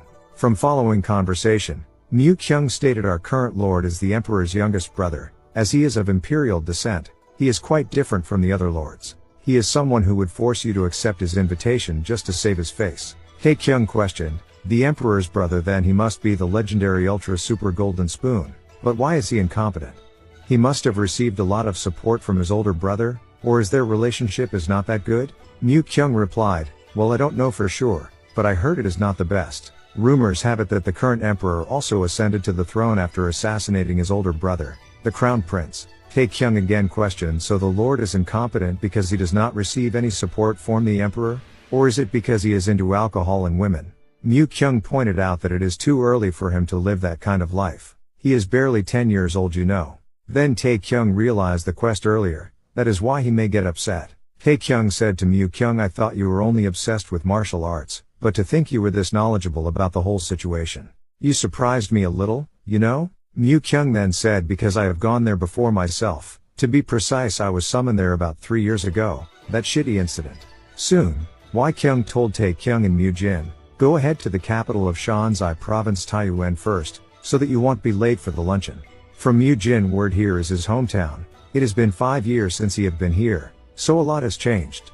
He never expected would return like this. Mu-jin questioned Tae-Kyung, young master, do you like gourd candy? He said, when I was young, I always wanted to eat one. Whenever that happened, you can't even imagine how envious I was looking at the other kids, while holding their parents' hands and going around the streets buying sweets. I can still recall those moments vividly. Tae-Kyung thought, this guy's parents have passed away. I should have noticed when he said it has been 5 years since he last came back. There was no need for him to come back to this foreign place full of painful memories. I did not even know that and treated him harshly this whole time. While Mu-jin buys the candy, Tae-Kyung wonders about a kind lady who used to give out candies for free to an orphan who always wandered around. Then, that child, after a lot of hard work, succeeded and returned to his hometown as a fine man. Suddenly, the kind lady questioned Mu-jin, did you see your parents? Mu-jin replied, not yet. I will probably visit them later today or tomorrow. While Mu-jin takes back the candy, Tae-Kyung yells and questions, your parents have not died yet? Mu-jin instantly said, why are you cursing someone else's parents? Tae-Kyung again questioned, then what did you mean when you said you were jealous of the kids holding their parents' hands? Mu-jin said, my parents did not have time to play with me because their clothes shop was so popular. That's why. While they are arguing, someone interrupts. Chung-pung questions, if you two won't eat the candies, can I have them, please? Tae-Kyung activates chi sense and realizes he is unable to see Chung-pung's level. Soon, Chung-pung eats all the candies. Tae-Kyung wonders, I have not heard of another young expert in Shanzai other than Mu-kyung. He looks about my age, though.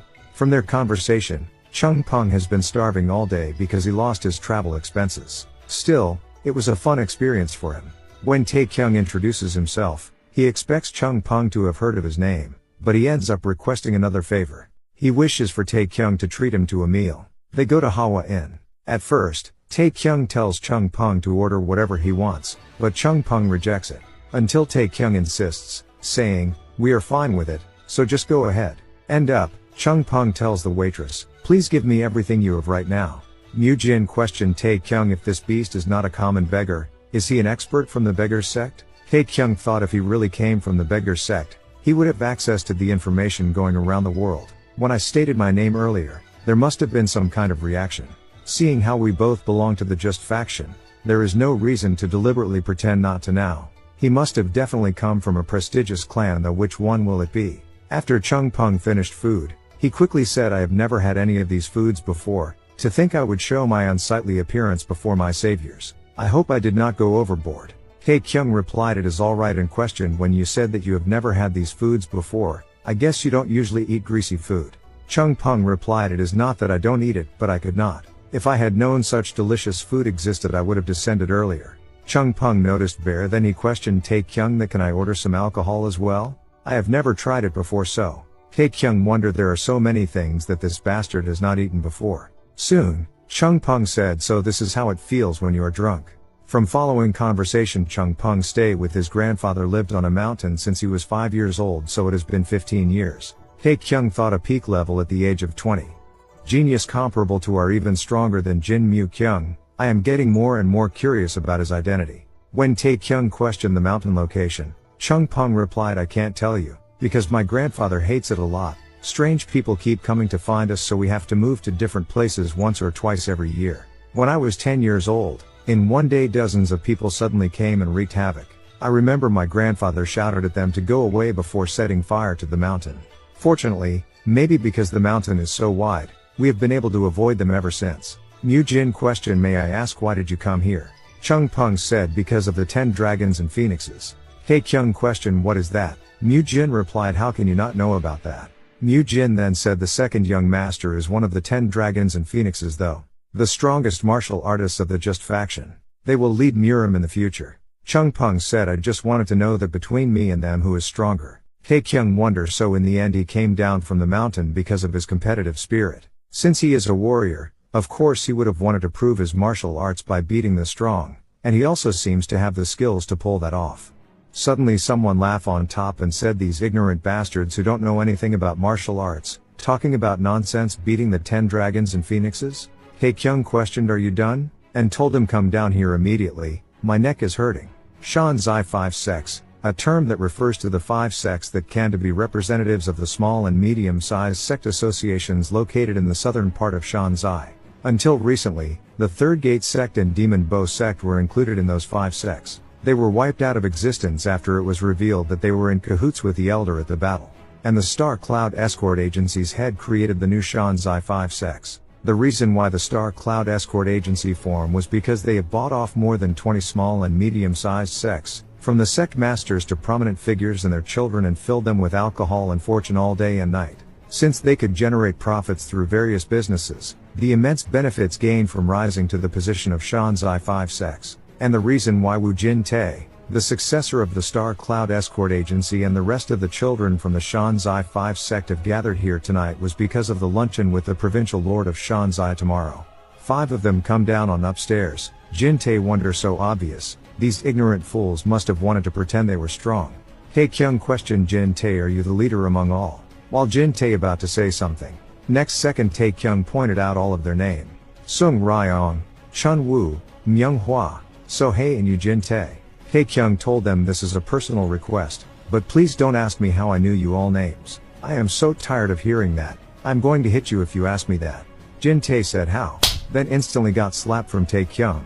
Jin Tae thought, I am sure that I have been absorbing various elixirs and learning first-rate martial arts since I was young with the full support of our agency, and I even pride myself on being ahead of many other rising stars in terms of martial arts. But I could not see it. Jin Tae questioned, who are you? Which sect did you come from? Tae-Kyung said, I am Chun Jin Ban from Datum sect. Jin Tae wonder, as far as I know, there is no sect with that name in Shanzai. If he had reached that level at that age, he would have been a disciple of a well-known sect. Mu Jin questioned, young master, what is Dudam sect? Are they even real?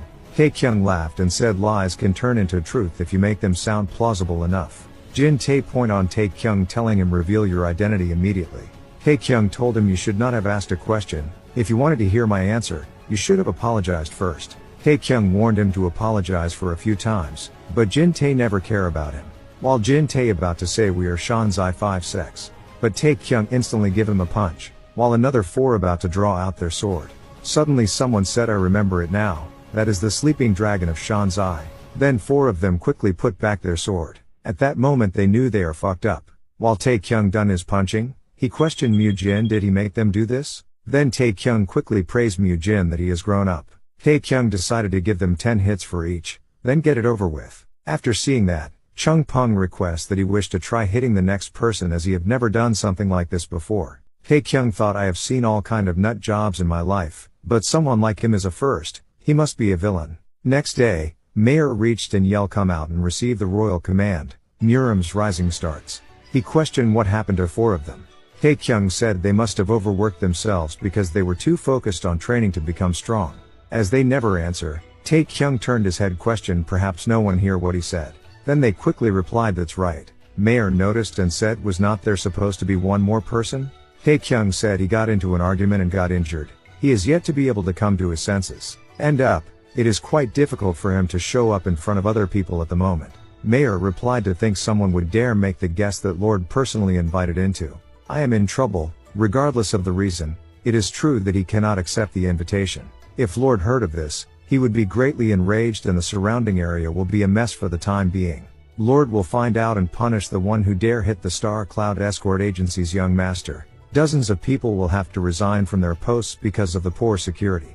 Tae-Kyung wonder why the hell would Lord go that far though. Then he noticed Chung Pung wake up, so Tae-Kyung quickly questioned Mayor that what if I bring with me another incredible rising star. Tae-Kyung questioned Chung Pung, have you ever met His Royal Highness before? Chung Pung said, this is my first time riding a 6 horses pulling carriage. Tae-Kyung wonder, I should call him pure or stupid. Well, it is probably natural since he has lived in the mountains all his life. Mayor questioned that person, is he really okay? Tae-Kyung told him, please trust me, I can guarantee that he is an expert. I will take responsibility, so don't worry. Next second, Chung Pung questioned, why did it fall down? Imperial Palace. Guard report that Shan Shi's associate commander, Sir Li Peng, is here. While he entered, then he spotted the provincial official Hong Jin.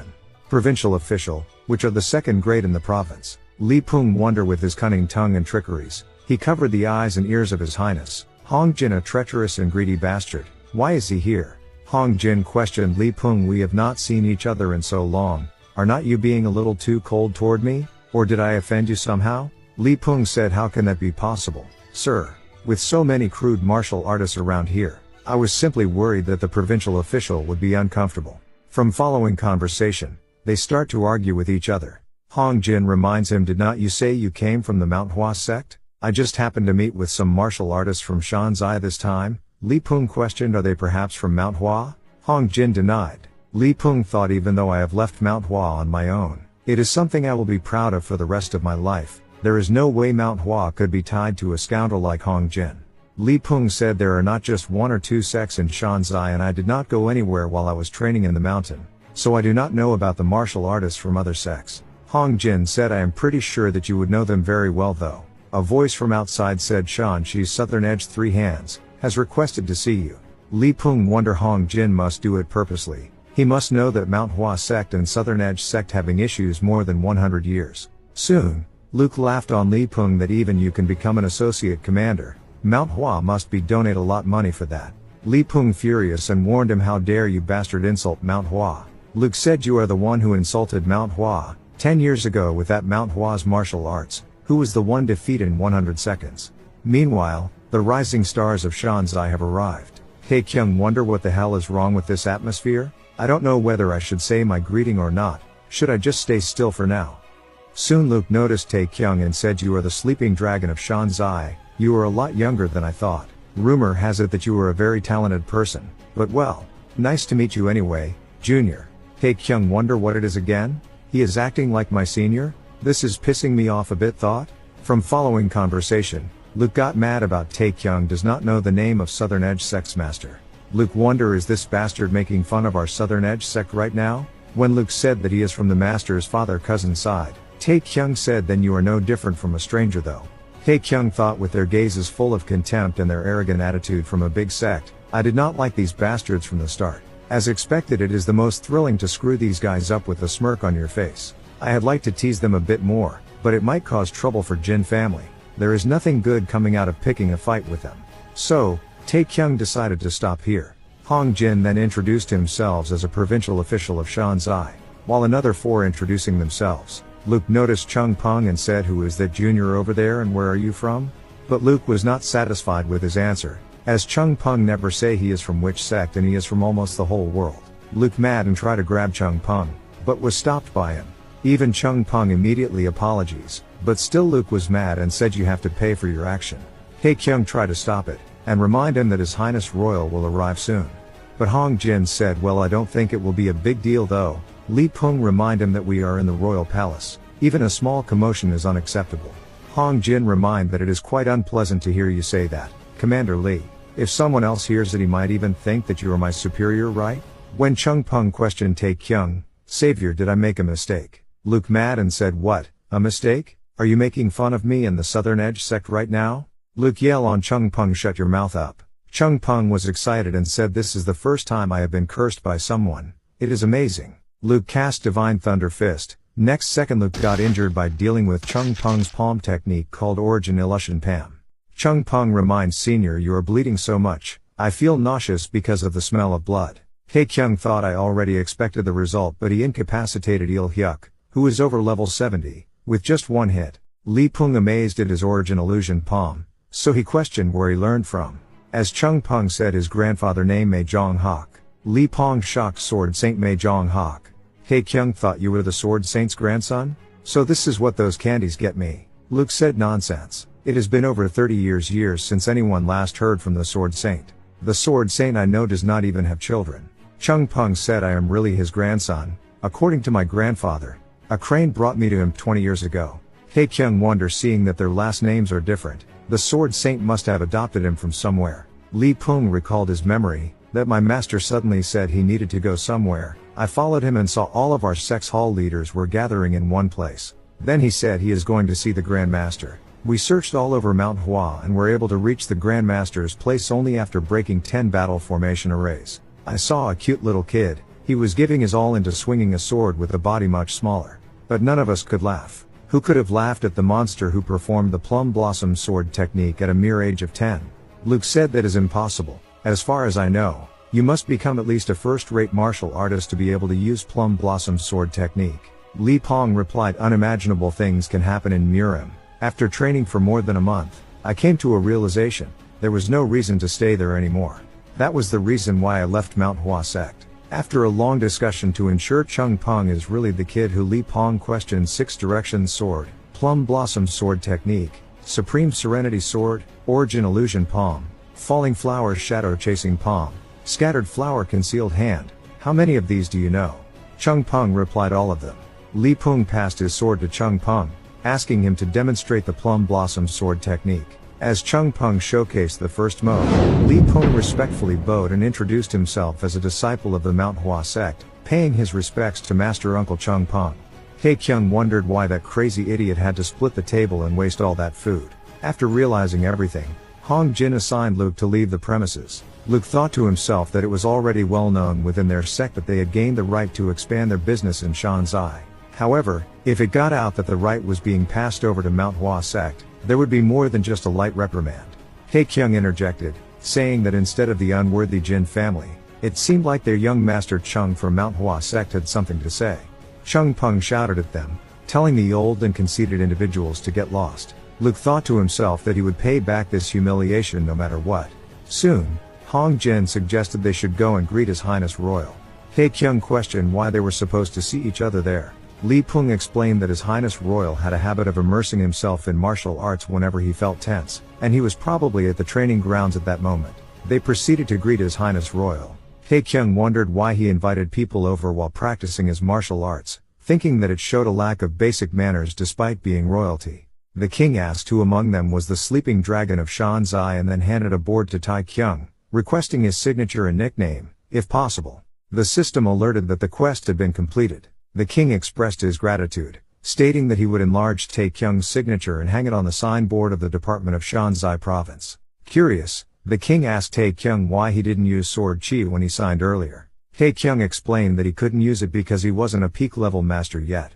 Shocked, the king exclaimed, "The sleeping dragon of Shanzai is not a peak-level martial master yet? You can't use sword chi?" Observing the king's disappointment, Tae-Kyung responded that being a peak-level master and having sword chi were not important in practice. He mentioned several strong peak-level martial masters, but asked what happened to them after crossing swords with him. He emphasized that it wasn't always the strongest who would survive, but rather the one with an indomitable will who refused to give up until the end. He declared it as his motto, being the current sleeping dragon of Shanzai. The king was amazed, realizing that one's will was more important than sword chi.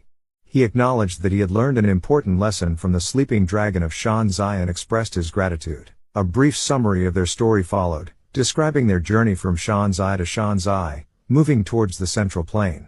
They planned to create a formidable trade route, leveraging the government's funding power and the influence of Manhwa sect. To achieve this, they needed a reliable escort agency, and the king wanted the Jin family of Taiyuan to take on that role. Tae-Kyung pondered if it would be better to establish their own escort agency instead of relying on the unworthy Jin family. He recalled the rumor that the king entrusted the agency to the Jin family to avoid the emperor's attention, but he wasn't entirely sure about it. He questioned whether it would be enough to simply replace the current escort agency without creating a new one.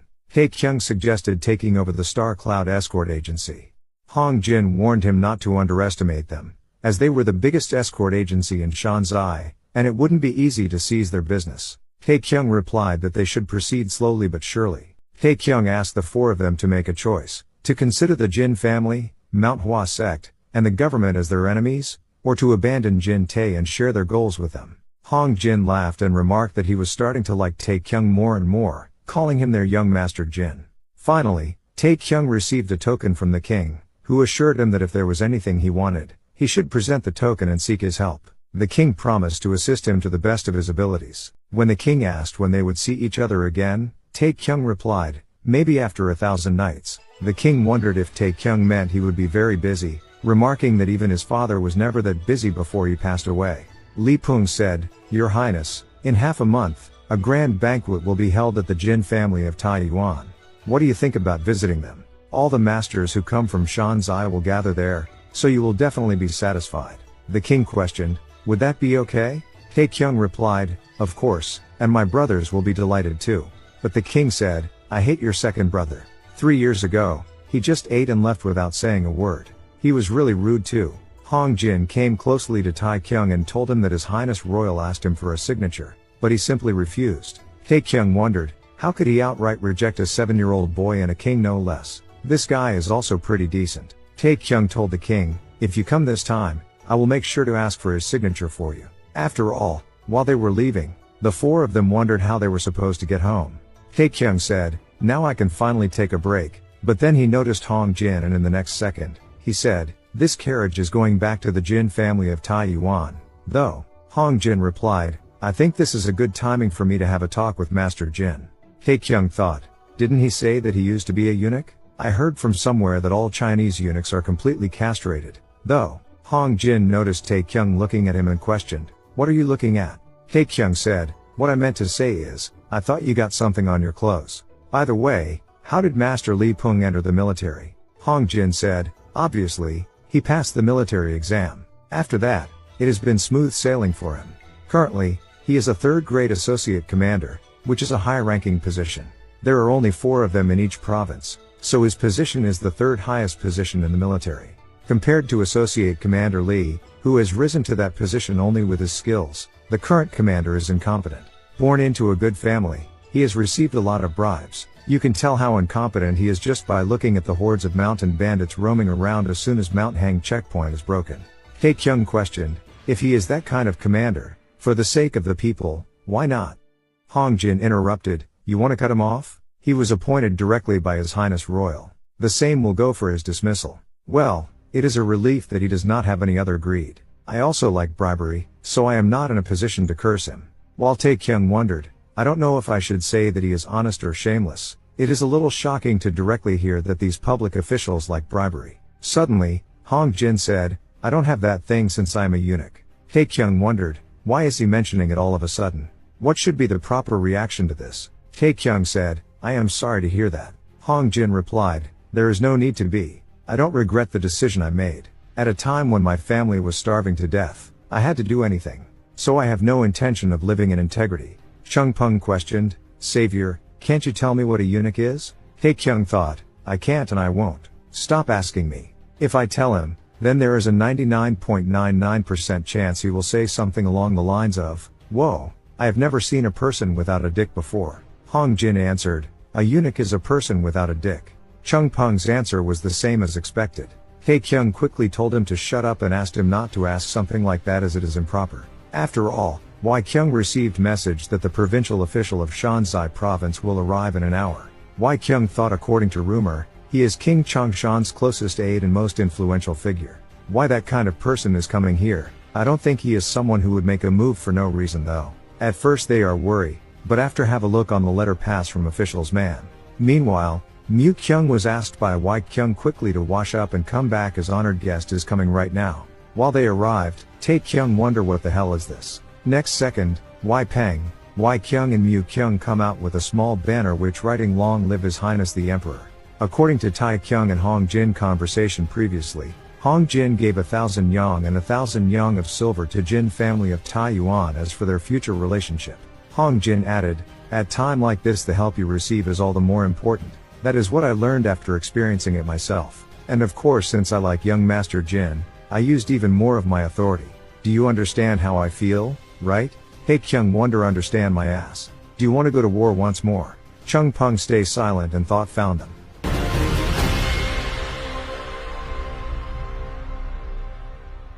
While Hong Jin and Wai-Kyung entering to hall, Mu-Kyung told them he want to leave now. There is nothing more important to a martial artist than training. Chung Peng surprised and said, whoa, you are saying the exact same thing as my grandfather.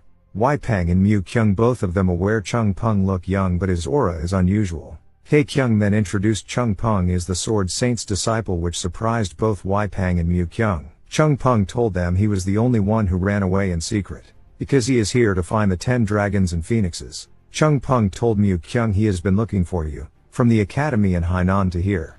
Since you were close, and I thought it would not be a bad start as my first dueling.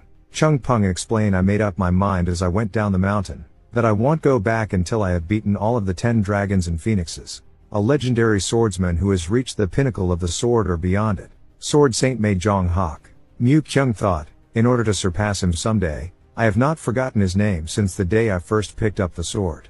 The protagonist of the myth that rewrote the history of Murim's just faction decades ago, and the goal that I have engraved on my bones and here through daily training.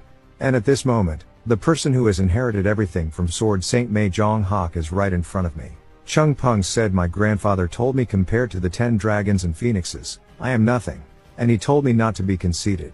Mu Kyung said, you are strong. I can guarantee that.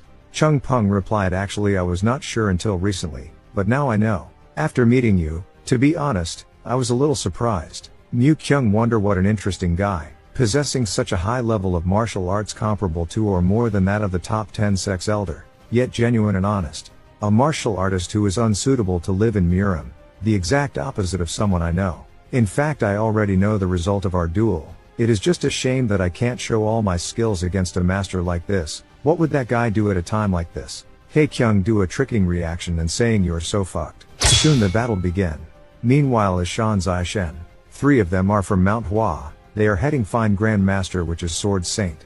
Mu Sung, the first crane of Manhwa, said, I am not sure we can find him. But according to the letter sent from Shan Zai, we can at least meet his disciple Chung Peng. I did see him once at 10 years ago.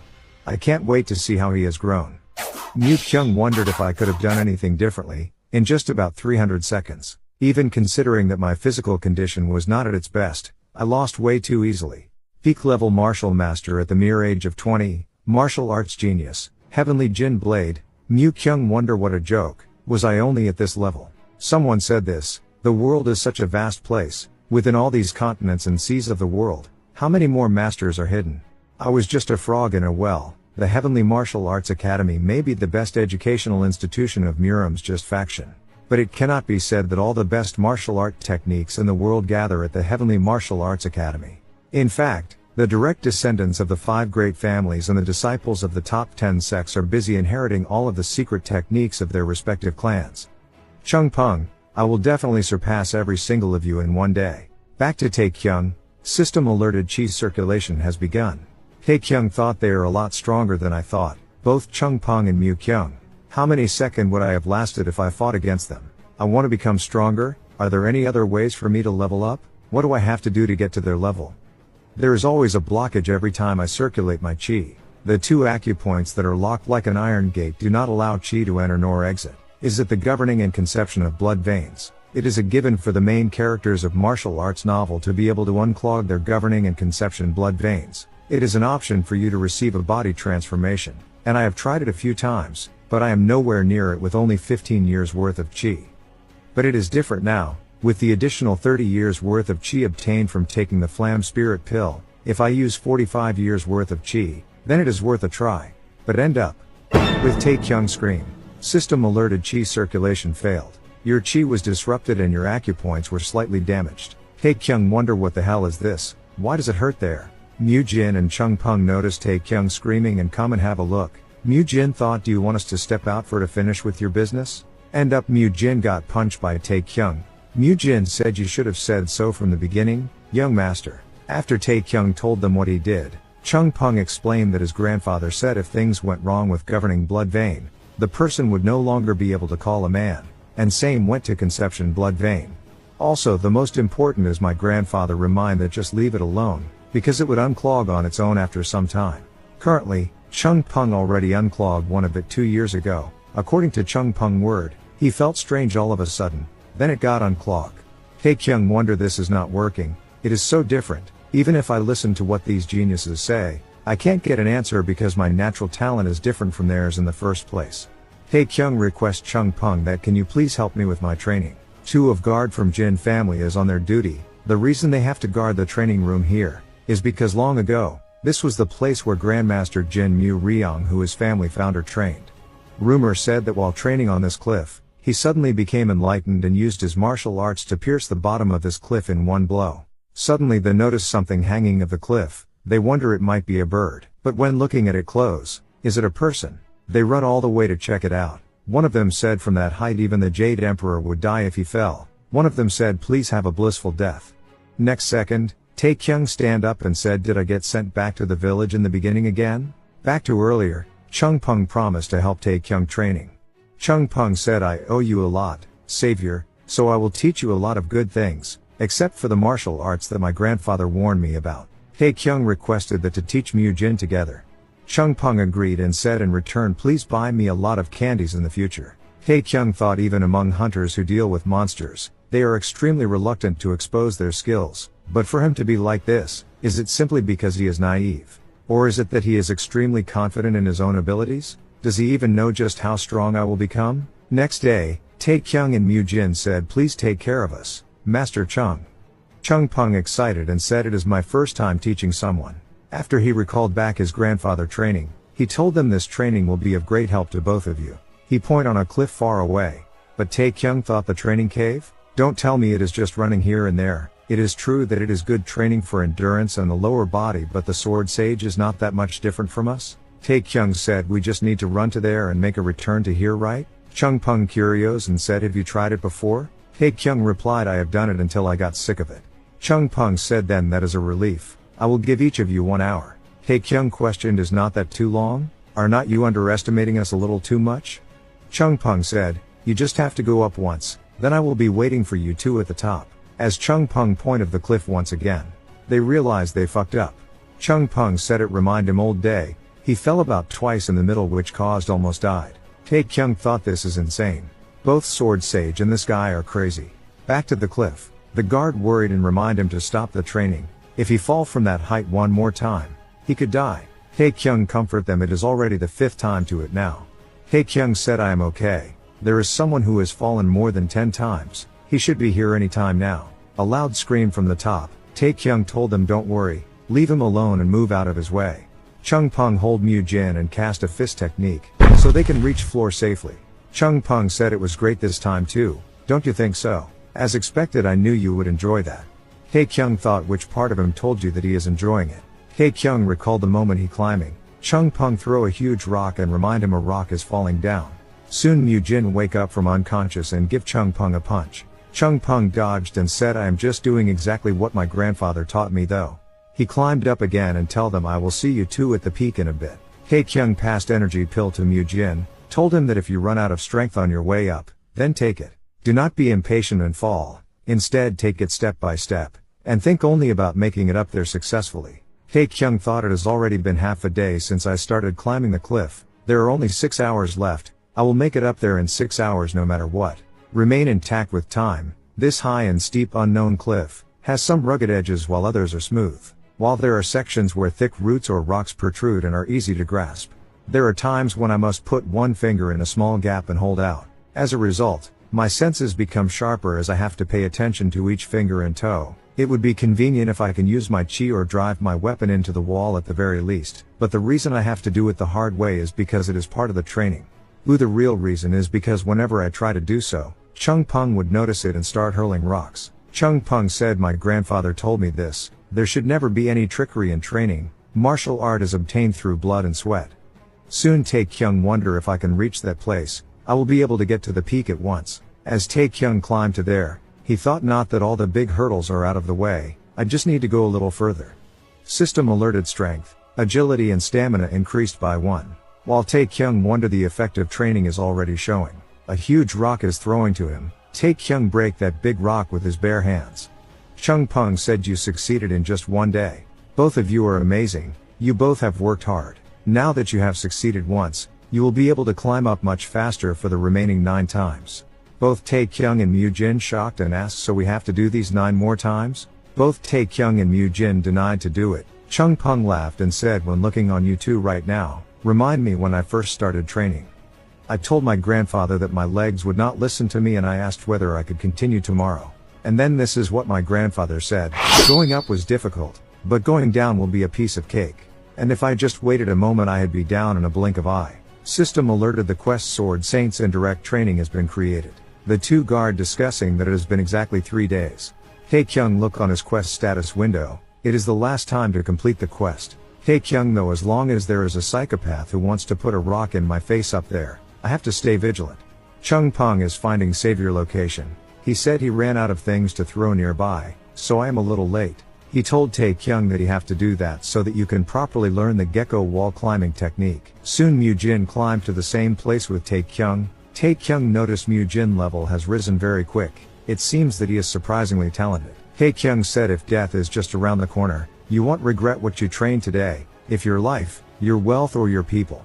If you don't want to lose something precious to you, you must risk your life now. Would not it be better to work hard while you are alive than to die? Mu Jin questioned, young master, are you fake? It is kind of unexpected to bring it up now, but you have changed way too much, from your personality, martial arts to your way of speaking. It is like an experienced person. Tae-Kyung replied, did not you hear the rumor? A secret weapon was secretly nurtured in the Jin family of Taiyuan. Mu Jin said those are just rumors, they are unconfirmed, and do you think there is only 1 or 2 people who have seen you having fun? Tae-Kyung thought to think of it. I stopped caring about avoiding suspicion at some point, because everyone around me treated me like the Jin family of Taiyuan's Jin Tae-Kyung. Even I also thought I was Jin Tae-Kyung. Mu Jin said, by any chance, you are a stand-in agent sent by a powerful secret force or something along that line? Please tell me now, I will let off peacefully. Tae-Kyung said, what? Foolish bastard. Then you should report me right away. Mu Jin replied, I am much better now than I was before, and I also owe you my life. Tae-Kyung said, great, my mouth was itching because I wanted to sigh it anyway, but this is turning out better than I expected. Should I tell you honestly? Tae-Kyung said, I actually came from another world. Even if we are 10,000 apart, we can talk to each other, and monsters with horns and wings are swarming. In Murim terms, would they be called demons? Anyway, from that kind of world, I ended up coming all the way here. I just saw something strange in front of me and level up and point it is all in my head. Mu Jin speechless and said, I should not have said anything. You should have said something that made sense. Why are you taking me for a fool seriously? Tae-Kyung saved him from the huge rock and said, be careful, there is still a long way to go. Soon as they reach the top, the system alerted you have successfully completed the quest. New martial art gecko wall climbing technique is activated. 10 points for each stat and skill points have been given. From Chung Peng's word, he finished this training when he was 10 years old, and the cliff is about twice the height here.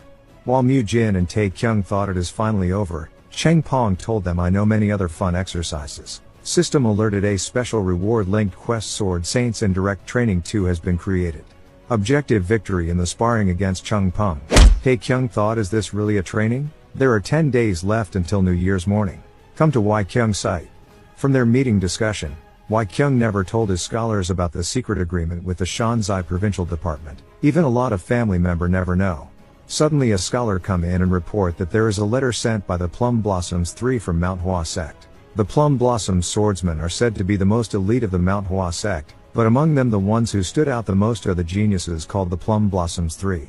In particular, Crane of Manhwa Baek Musung is such a big shot that he is said to be the next master of the Manhwa sect, and those people are coming. In the letter, they point out their master uncle disappeared and they think that he went to the Jin family in Taiyuan, so they are asking you to contact them when you see him. Wai-Kyung told the scholar, forget what you have seen just now and you may leave. Wai-Kyung and Wai-Peng said the sword sage is coming. Wai-Kyung said to think we would be able to see him in person. At this rate we might even be able to receive a few lessons from him. Wai-Kyung wondered he must be coming to search for his beloved disciple. Then he questioned Wai-Peng where he is right now. Wai-Peng said he is beating third young master. Back to Tae-Kyung. He wondered, compared to Mu-Kyung he is even worse. I thought I could win against him at least once, but when I get used to the origin illusion palm, he had switched to the falling flowers shadow chasing palm. And when my eyes could follow his palm, he had bring the tiger subduing fist. On top of that, about a dozen martial arts that I have never seen before. Tae-Kyung told Chung Peng that please take a look at that guy first, he will be in serious trouble at this rate. Chung Peng said I was going to control my power, but I guess I was a little inexperienced. I have only had one person to spar with in my life. Tae-Kyung wondered, it makes sense, there is no need to hold back his power when going against the sword sage. He said, well, he is getting better, so don't worry too much. Chung Peng said, Savior, among all the people I have met in Murim, you are the best. The reason for that is even if I hit you as hard as I can, you will get up again. Tae-Kyung wondered, this son of a bitch, would you look at the way he talks? So he has been thinking of me as a punching force measuring sandbag. Tae-Kyung requests Chung Peng do him a favor, when fighting with him in the future, please use you full strength. Chung Peng agreed and start to release his chi, and he find out he forgets something. He took out a sword and said, now I'm ready to do my best. Tae-Kyung quickly said, please put away the sword chi first. At that moment, Tae-Kyung thought, let me live please, you son of a bitch. During the training, Tae-Kyung's attacks still weren't effective as Chung Peng continued to easily dodge them. However, Tae-Kyung then spotted an opportunity and quickly attacked Chung Pung's leg, causing him to step on the spear and remark on how dangerous it was. Chung Pung commented, "That is useless. I am using the 1000 Kati step." But the next second, Tae-Kyung pulled out his spear, astonishing Chung Pung, the tiger subduing fist technique, a powerful martial art used to subdue a tiger. When Chung Pung learned this technique from his grandfather long ago, he was told that it is strong enough to subdue the king of mountains, and if mastered properly, no one of the same age would be able to match it. As a child, Chung Pung unquestioningly believed his grandfather's words. But now, 10 years later, he realized for the first time that even his grandfather could be wrong when Tae-Kyung managed to dodge the fist. Tae-Kyung remarked, "I have been trying my best not to get hit even once, yet in the end, I still got beaten up." Chung Pung questioned, "Did you see through my form?" Tae-Kyung replied, "After being beaten for 3 days, to some extent, yes. It is the tiger subduing fist, right? I would intentionally get hit and try my best to follow its movement." Chung Pung said, "I didn't even use it that many times, though." Tae-Kyung explained, "That's why compared to other techniques, it took me longer. The plum blossom fist, which you used the most during our sparring, allowed me to roughly grasp its steps." When Tae-Kyung demonstrated the steps, Chung Pung suddenly remembered his grandfather calling him a thief. His grandfather had always referred to him as a thief who stole his martial arts during training. From their conversation, Chung Pung recalled that it took him a month to achieve complete mastery of the technique. However, he admitted that it didn't feel good to have someone imitate his martial arts. Meanwhile, Mu Jin observed that Chung Pung was almost at the level of a monster and was becoming scarier by the minute. Initially, Tae-Kyung couldn't even last 100 seconds against him, but now they had been sparring for about 300 seconds. Mu Jin wondered if he would also become stronger to be recognized as young monster's right-hand man, someone everyone would remember as Hyuk Mu Jin. Tae-Kyung reflected, "I have suffered utter defeat against Chung Pung for 7 days. How many times did we fight? 60 times or 70 times? Chung Pung didn't even use sword chi. According to the quest window, I have to defeat him before New Year's morning. And now there are only 3 days left." He acknowledged that he did have a trump card, but since this was training and not a life-threatening situation, he wanted to win using his martial arts in order to prepare himself for strong enemies he might face in the future.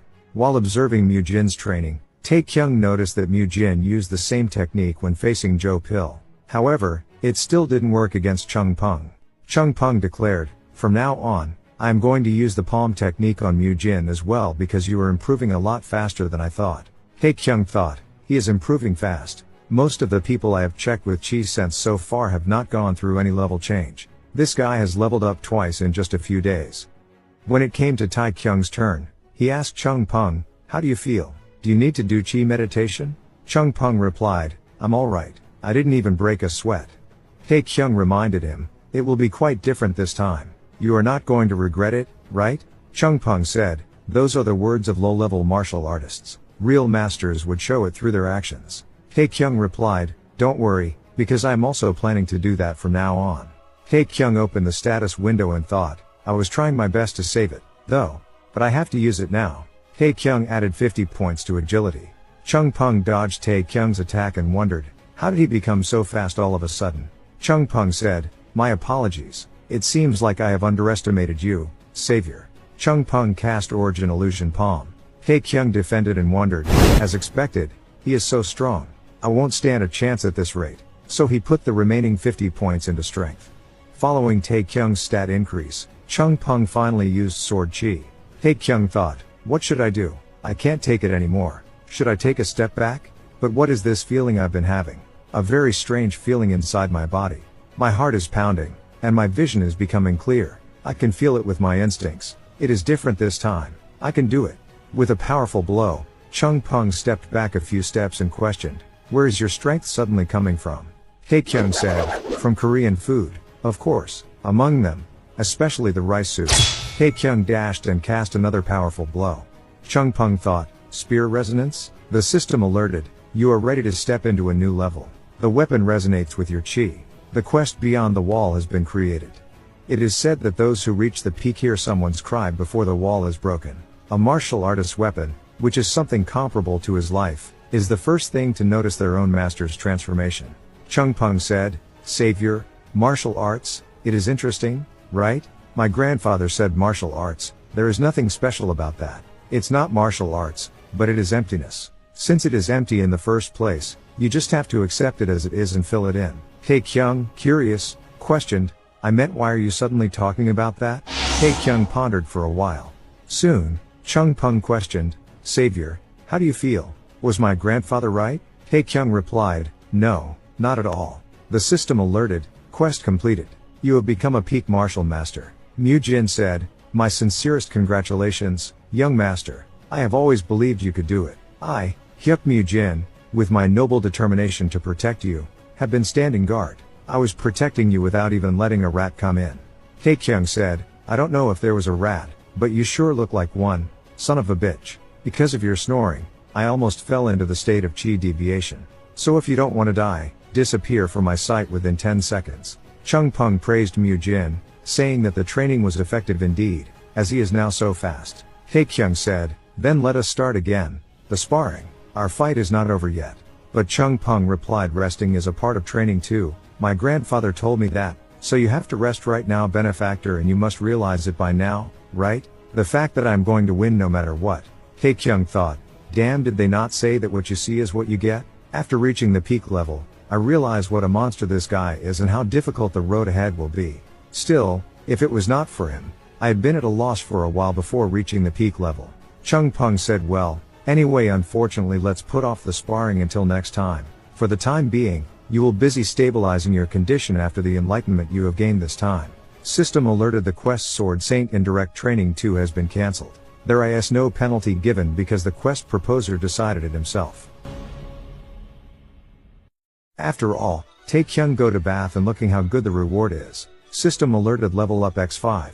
Jin family's cultivation techniques level has reached 9th mastery. Chi sense level has reached 7th mastery. You can locate targets below level 90 within 329 meters. You have gained experience through the rapid rise of martial arts. Level up x2. Tae-Kyung wonder if it has been a while since my chi sense and cultivation technique leveled up.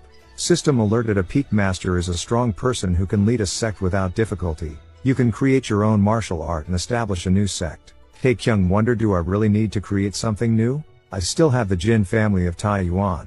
Rather than this, system alerted, after reaching enlightenment, you have realized the use of chi that you did not know before. Through training, you can use a new skill, sound transmission, which is the symbol of reaching peak level martial master, sound transmission. I also wanted to try it once, although it will take some practice, that is about it. And also the 10 millennia cold steel has been placed into your inventory. The quest Find the Master Craftsman has been created. The Northern Plateau region, a neutral area for bandits.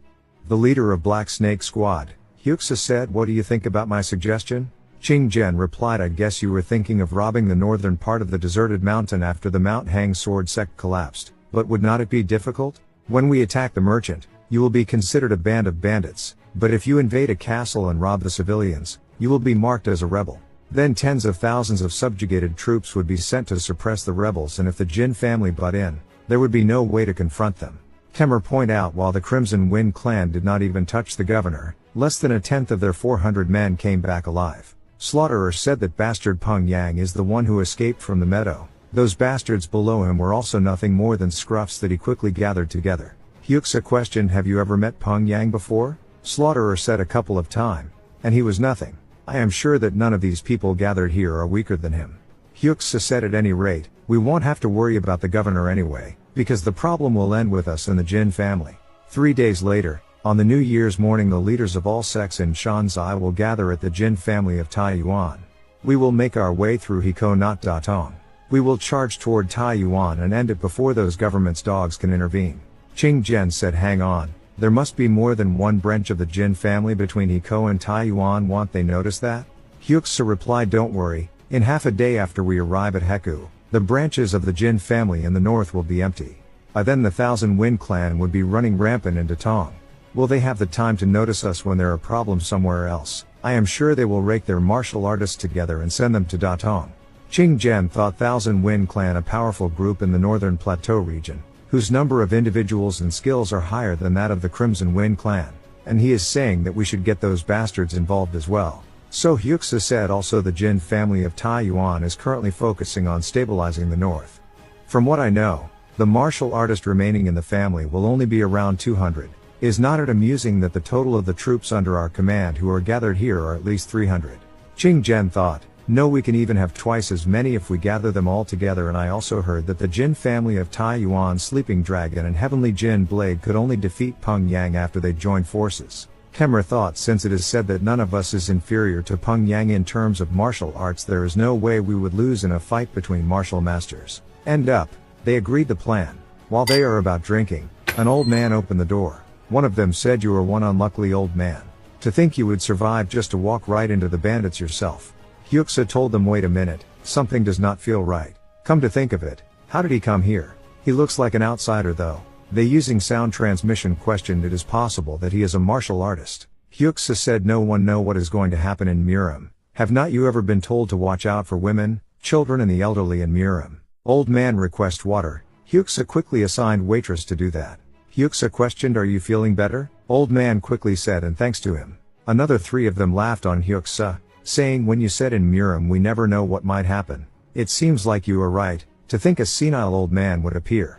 Hyuksa grabbed the old man's hand and thought he did not even resist, and it seems like he got no strength, he just a crazy old man. Suddenly, old man questioned, where is this place? He said, damn, why did not I die when I'm already this old? Hyuksa said, old man, have you finally come to your senses? Old man questioned, who are you, little punk? Are you from the lower district sect? And why are you holding my wrist? Do you want to get along with me? Are you not going to let go? I am going to count to 3. Hyuksa instantly release, but Slaughterer laughed on Hyuksa and said, such an eloquent old man. We just had a fucking great laugh, thanks to you. So I will spare your life. Old man said, this rude bastard, your parents did not teach you manners? Slaughterer mad and attacked towards the old man.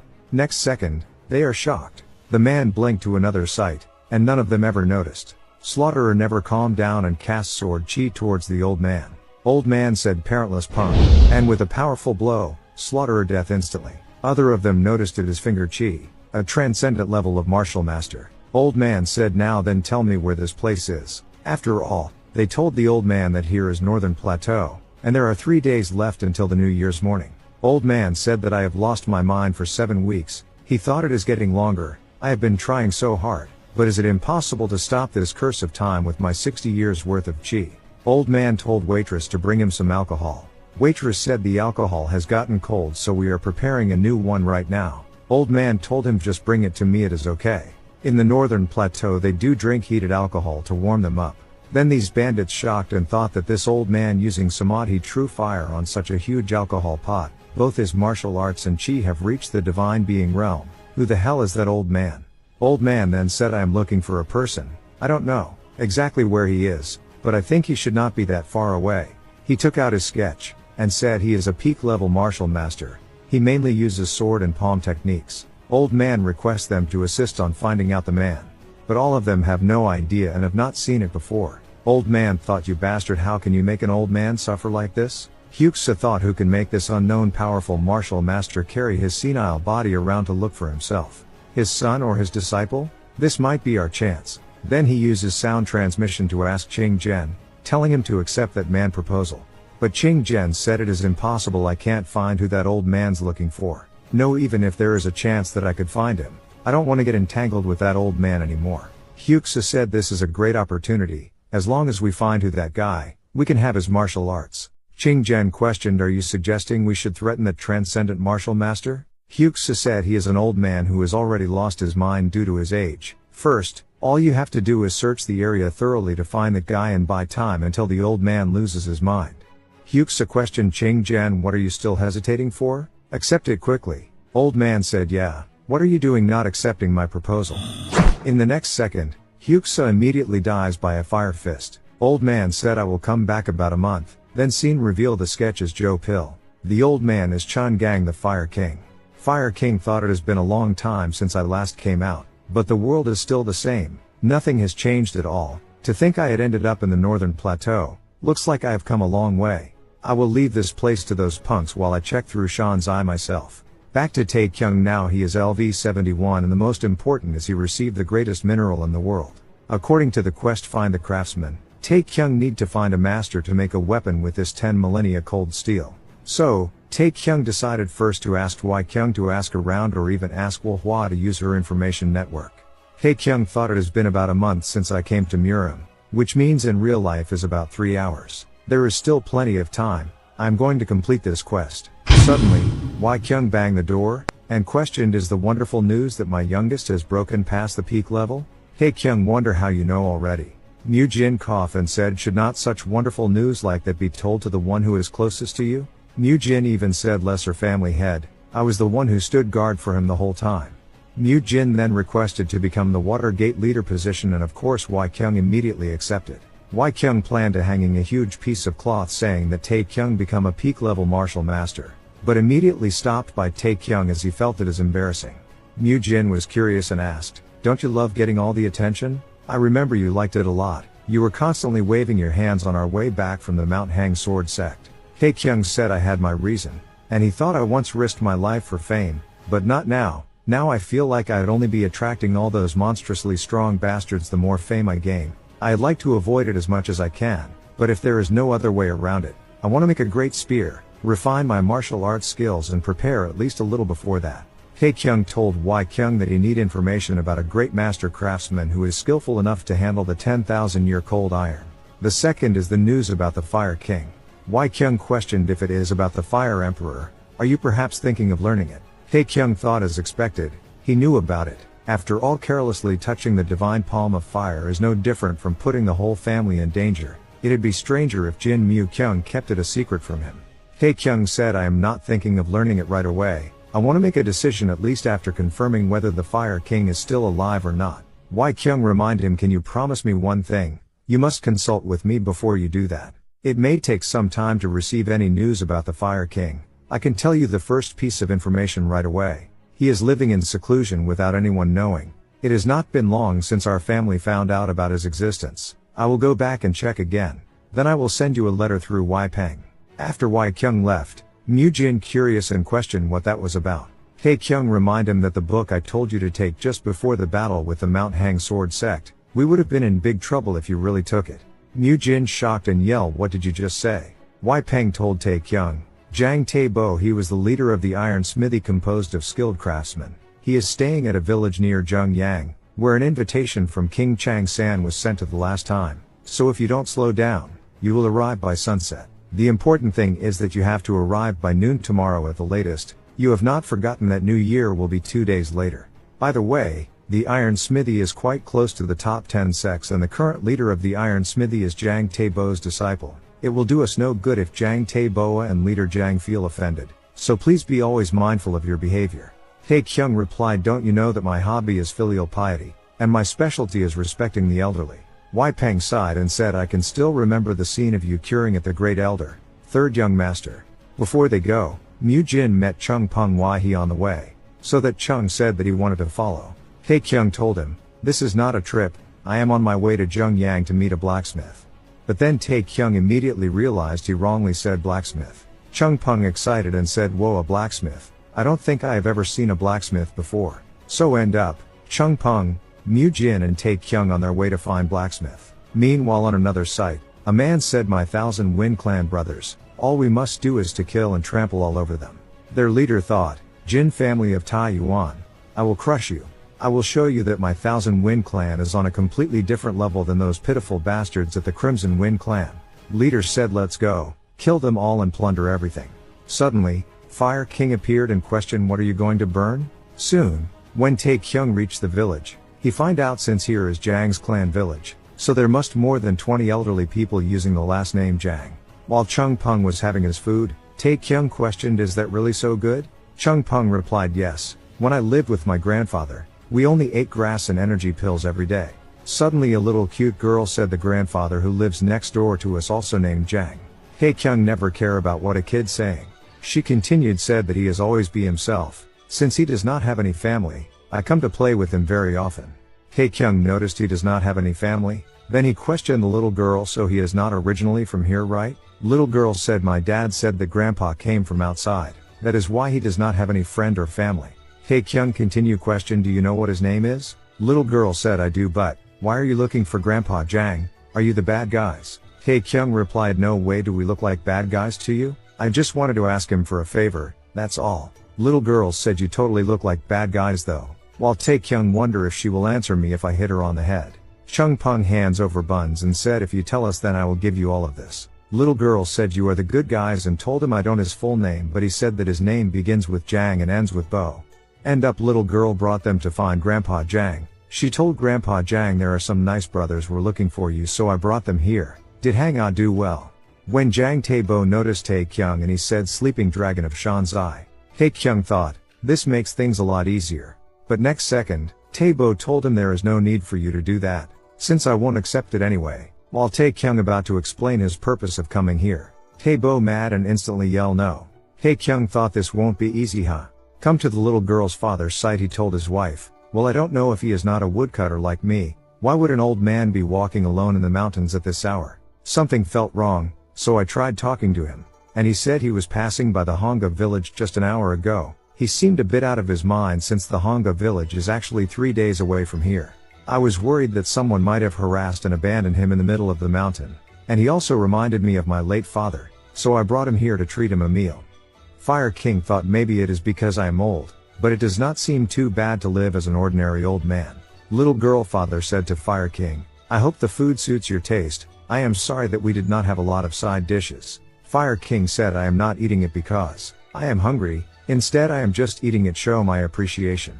Little girl father said since it is already late, please sleep here tonight, your bed will be ready in a minute. Fire King told him it is fine, I am looking for someone and since it has been delayed a lot, please excuse me. Suddenly little girl said Mom, Grandpa just cursed. Little tell his dad some old brothers were looking for Grandpa, so I just took them there. She said they were cool brothers with metal sticks around their waists. Hers father realized they are from Murim. He quickly picked up axe and decided to have a look. Fire King told him I must have eaten really well, so I will be back after a walk. Consider this the payment for my meal too. As he released some of his chi, and Fire King said if those bastards are even the slightest bit rotten, you won't be able to make it back.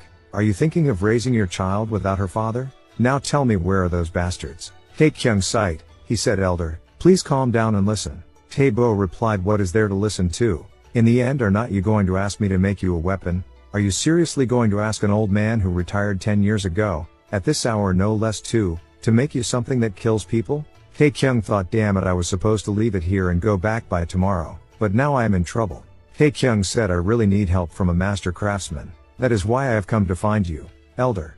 Tae-Bo replied you can find a smithy in a big town just 1 hour to the west. The owner of that place is pretty skillful. Tae-Kyung questioned is he skillful enough to smelt the 10 millennia cold steel? Tae-Kyung wonder it is said that the 10 millennia cold steel is an item that is so valuable and rare, that even the most skilled blacksmiths may have never seen it in their lifetime. This might make him a change of mind. Tae-Bo told him go the Steel Chi clan then, leave it to the Steel Chi clan's leader, he will help you with the rest. He has picked up a lot of skills by watching my work. Tae-Kyung again said elder please don't be like that, what can I do for you to help me? Tae-Bo said Herb of Eternal Youth. System alerted the quest, finding the Herb of Eternal Youth has been created. Tae-Kyung wonder what an insane quest, the difficulty is unknown, and it is not a bad idea to give it a try if you have 1000 years left to live? Tae-Kyung declined the quest. From following conversation, Tae-Bo give another option help him find the crystalline oil which another extremely rare item, Tae-Kyung denied. Even Tae-Kyung introduced Sword Saint's grandson, Tae-Bo still rejected to help.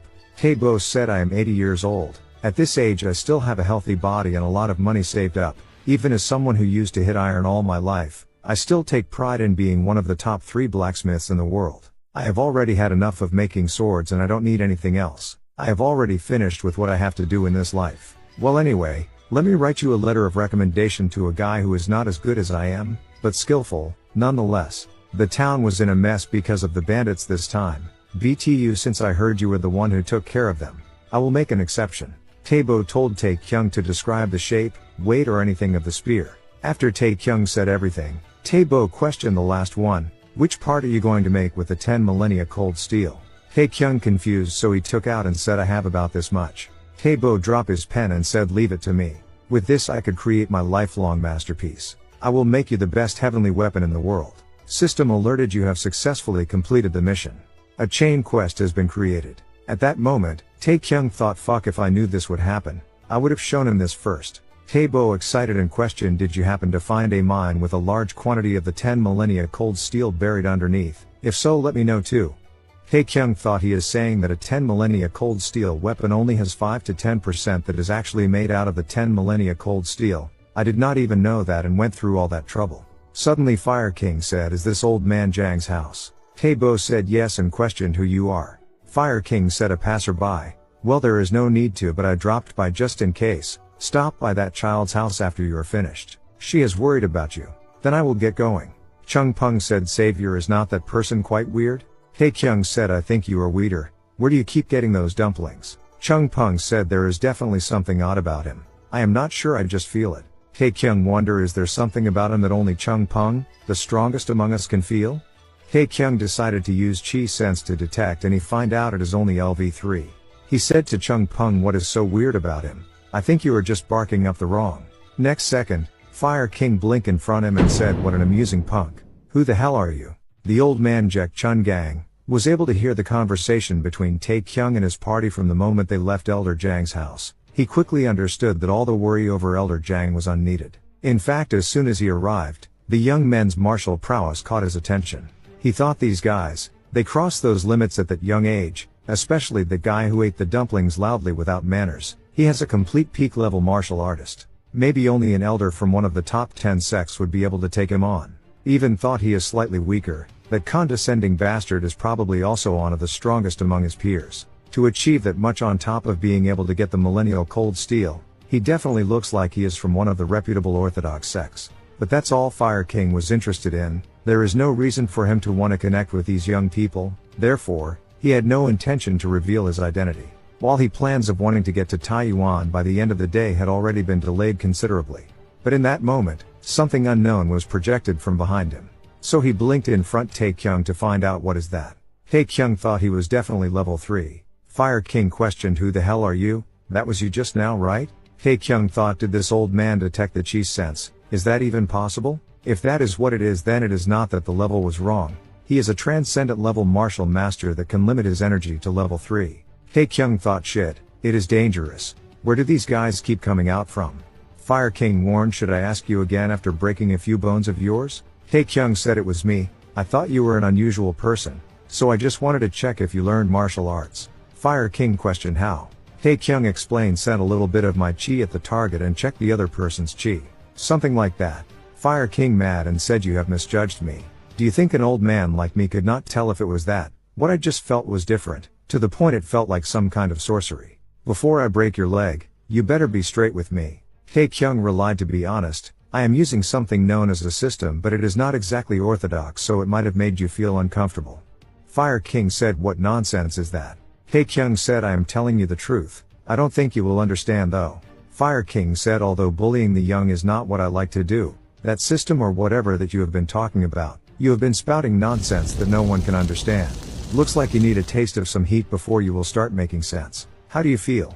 I went easy on you to avoid giving you any internal injuries as long as you were honest with me. Fire King said, alright then. Stop talking nonsense and tell me the truth. Meanwhile, Mu Jin and Chung Pung both attacked to Fire King, but of course he dodged. Fire King warned Chung Pung, can you handle the consequences of swinging a sword at me? Chung Pung replied, I am sorry, I owe that person a favor. My benefactor was being hurt. I can't possibly stay still. Fire King cast psychokinesis, bring Tae-bo out of the battle. Both Chung Pung and Mu Jin start attacks to Fire King. Fire King melted Mu Jin's sword and told him get to rest. He told Chung Pung, don't worry, he just suffered a little internal injury. So there is that. Violet Dawn Divine Art, are you a member of the Manhwa sect? Chung Pung thought, he is strong. Overwhelmingly strong. It feels like I am dealing with my grandpa, but I can't give up like this. I am going to go all out. Chung Pung cast 24 Plum Blossom Sword Art. Fire King said, so many of techniques of the Manhwa sect. He questioned Mei Jong Hak, what is your relationship with him? Chung Pung pulled back his skill and questioned, do you know my grandfather? Fire King said, I had met him a long time ago, during the Orthodox Demonic War. That old Manhwa sect fellow came to look for me. Chung Pung then realized that he is the Fire King. From following conversation, Chung Pung said, my grandpa talked about you sometimes. He said that you are strong in martial arts but that you have a nasty personality. During the Orthodox Demonic War, you beat the rising stars of the top 10 sects at least once. But that you turned out to be a good person, and that if I ever see you, I should treat you with respect like I would a grandfather.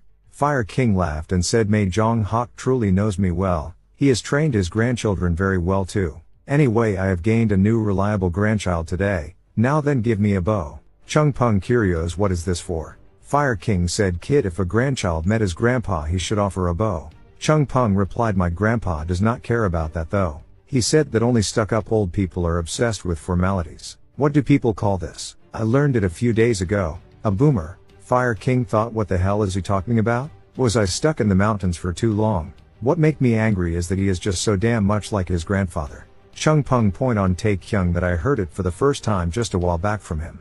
Fire King told Tae-Kyung, come here. While I'm still talking nice. Fire King know that he is acting, so he warned him again and counting. Next second, Tae-Kyung quickly come in front. Fire King curious, how can he be fine when he's supposed to be stuck doing energy cultivation? Tae-Kyung thought, fuck the Fire King. Why is he here? Back to a moment earlier, system alerted your scorching yang energy is reacting crazily. You have assimilated the energy that has infiltrated your body, your internal energy has increased slightly. He wonder what happened, though I had be grilled alive. But I absorbed the energy? This is only possible if my scorching yang energy is the same as the old man's though. Scorching clan only passes down their techniques to one person, which means the Fire King. Fuck.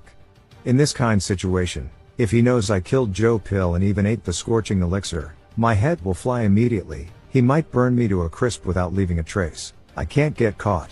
I will pretend to be sick and get out of here. Right now that is the best course of action. I will pretend to be sick and get out of here. Right now that is the best course of action. The Fire King questioned, the more I see you, the more strange I find you. Where did you say you are from? Tae-Kyung said, Tai-Yuan Jin family. Fire King said, I think it was the fire demon sword. That is right, a guy named Jin Baek-yang or something was from the Tai-Yuan Jin family. Tae-Kyung replied, you are right. The Fire King said, I have met him a few times here and there. He was a nice guy. It felt like there was a dark side to him, but well, everyone was like that back then. He was polite though. From following conversation, Fire King said, Baek-yang martial arts must have improved considerably. I ought to meet with him and have a drink. It has been a while since I have seen him. But I doubt he will treat me poorly. Tae-Kyung told him a couple of months ago he passed away. When Fire King questioned how he died, Tae-Kyung said he died in a battle, which shocked Fire King. Fire King questioned, did the demonic cult bastards do that? Tae-Kyung acting sob and said, it is kind of complicated and sensitive. So it is little hard for me to tell you the details. While Tae-Kyung wonder his plan worked, as Mu Jin passing out turned out to be perfect. Suddenly Chung Peng said, Baek-yang is no the one that you killed, right? Tae-Kyung thought, I forgot about this punk. Chung Peng said it was a really famous incident. Benefactor put up a really fierce fight and pierced the fire demon sword in his heart. I heard he even soared at the fire demon sword. Take your hands off, you bastard. Tae-Kyung said it was a misunderstanding. Fire King mad and said, I can't believe you went against morality and killed your own grandfather. Tae-Kyung is about to explain, but the Fire King already cast the divine palm of fire. Tae-Kyung thought, damn it, if I take that head on, I will die. He has no choice and tries to deal with it. Tae-Bo run all the way and asked, is he dead? Chung Peng said no, he suffered some internal injuries and simply fainted. The Fire King thought, this brat, he has learned the same kind of scorching yang energy as me. There is no way he could have learned the scorching fire divine art, which only one successor for centuries. But nevertheless, the traces of my sect that I have seen in him, the only thing I can think of would be that, the scorching elixir. Is that how things turned out in the end? Chung Peng questioned Gramps Jack.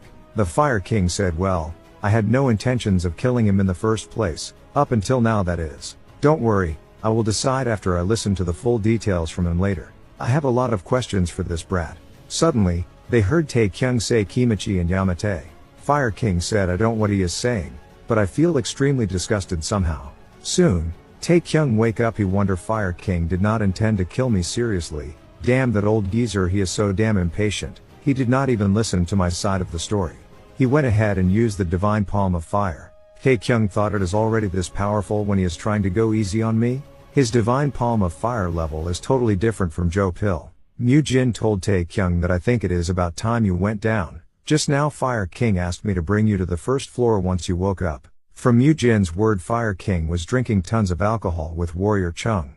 They have been at it for more than 6 hours. Tae-Kyung quickly took out his equipment and ready to escape, but Mu Jin stopped him. Mu Jin said, me and Warrior Chung have already talked to him about it earlier. So there is no reason to run away. Tae-Kyung reminded him, do you remember Joe Pill? What do you think the relationship between the Scorching Clan head, the Fire King, and Joe Pill, who possessed the secret martial art? Jin explained even if Joe Pil was the disciple of great warrior Jack, we were just being faithful to our duties and Joe Pil was the one who charged at us tried to kill us first. Tae-Kyung explained even if Fire King acknowledges that his disciple is in the wrong and overlooks everything, in that case we will have to give back everything we took from Joe Pil, right? I already ate the scorching elixir, it is in my stomach. Jin stunned and questioned why would you eat that? Tae-Kyung explained what I am supposed to do when I am up against someone who defeated Baek and Kyung. Next second, Jin instantly escapes even faster than Tae-Kyung. Tae-Kyung thought how dare he try to escape before I do. Next second, Jin hit by a chicken bone. Fire King questioned Tae-Kyung, were you trying to go somewhere? Tae-Kyung shocked and said to the toilet. At that moment he knew he fucked. Tae-Kyung wonder why this kid got knocked out now of all times. I can only survive this if Chung Pung wakes up. While Tae-Kyung tried to kick Chung Pung secretly, Fire King warned him just leave him be, don't disturb a sleeping kid. Fire King said I've got some questions for you. I have already heard about the head elder. He did commit wrongdoing deserving of death. He was quite a smart fellow though, it seems time had changed him. It was probably the same for that child too. Where did you meet him? Tae-Kyung thought as expected he knew it, just as I noticed he was the Fire King based on his attack. He must have also sensed that I am able to use his clan's techniques. All because I thought I was going to die, I made the damn mistake of using those techniques. Fire King warned him if you are thinking of lying to me, you better think again. You are just going to end up spitting out the truth either way. Tae-Kyung requests some alcohol and start to say the story. It has been about 2 months since I met one strike Joe Pil. He was quite a famous vagrant. Fire King said based on his nickname. I doubt he was famous in a good way, and he took out his sketch to double confirm. Fire King questioned is he dead? Tae-Kyung nod. Fire King said decades before, there was a terrible epidemic that went around in Hue province. Numerous farmers died and even more children became orphans. He was one of them. He was a child who struggled desperately to survive. Even though he was trampled upon by more than 10 people, he kept stuffing buns that were covered with dirt into his mouth. I liked how tenacious his eyes were, but at the same time I also felt sorry for him and I gave him the name Jang Chun. Meanwhile in Jin family, 1st January New Year's Day Kyung was happy as the negotiations went well and a new year has arrived. Wolfhwa questioned, but are not you worried at all about the Thousand Wind clan? Kyung heard that they were wiped out overnight by an unknown martial master. Wolfhwa said a normal peak martial master unable to wipe out all in an instant, it must be a transcendent martial master. I wonder if that person was just an old veteran that no longer cares about the world or if it was the appearance of a vile demon that was beyond our imagination. Kyung though if it is someone that strong then it is highly likely it could be the Sword Sage, but it is still too early for me to tell the lower district sect about his movements. Kyung explained if that person wiped out the infamous heinous Thousand Wind clan, would not he most likely be a martial master from the unorthodox side? You don't have to worry about that person too much. We are keeping tabs on this matter as well. Wolfhwa replied well I am sure you have your own plans, but I realized someone has not been talking since earlier.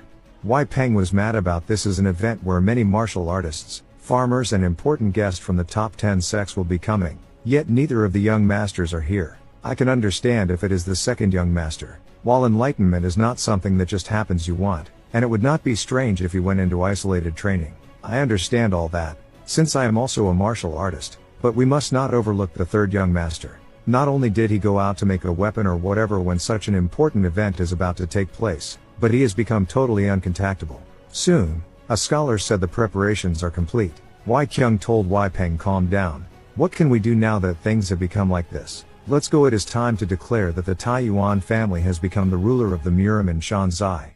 Peng reminded in any case, you will need to give the third young master a good scolding about this matter. Come to Southern Edge sect Luke said told their elder about incident happened recently.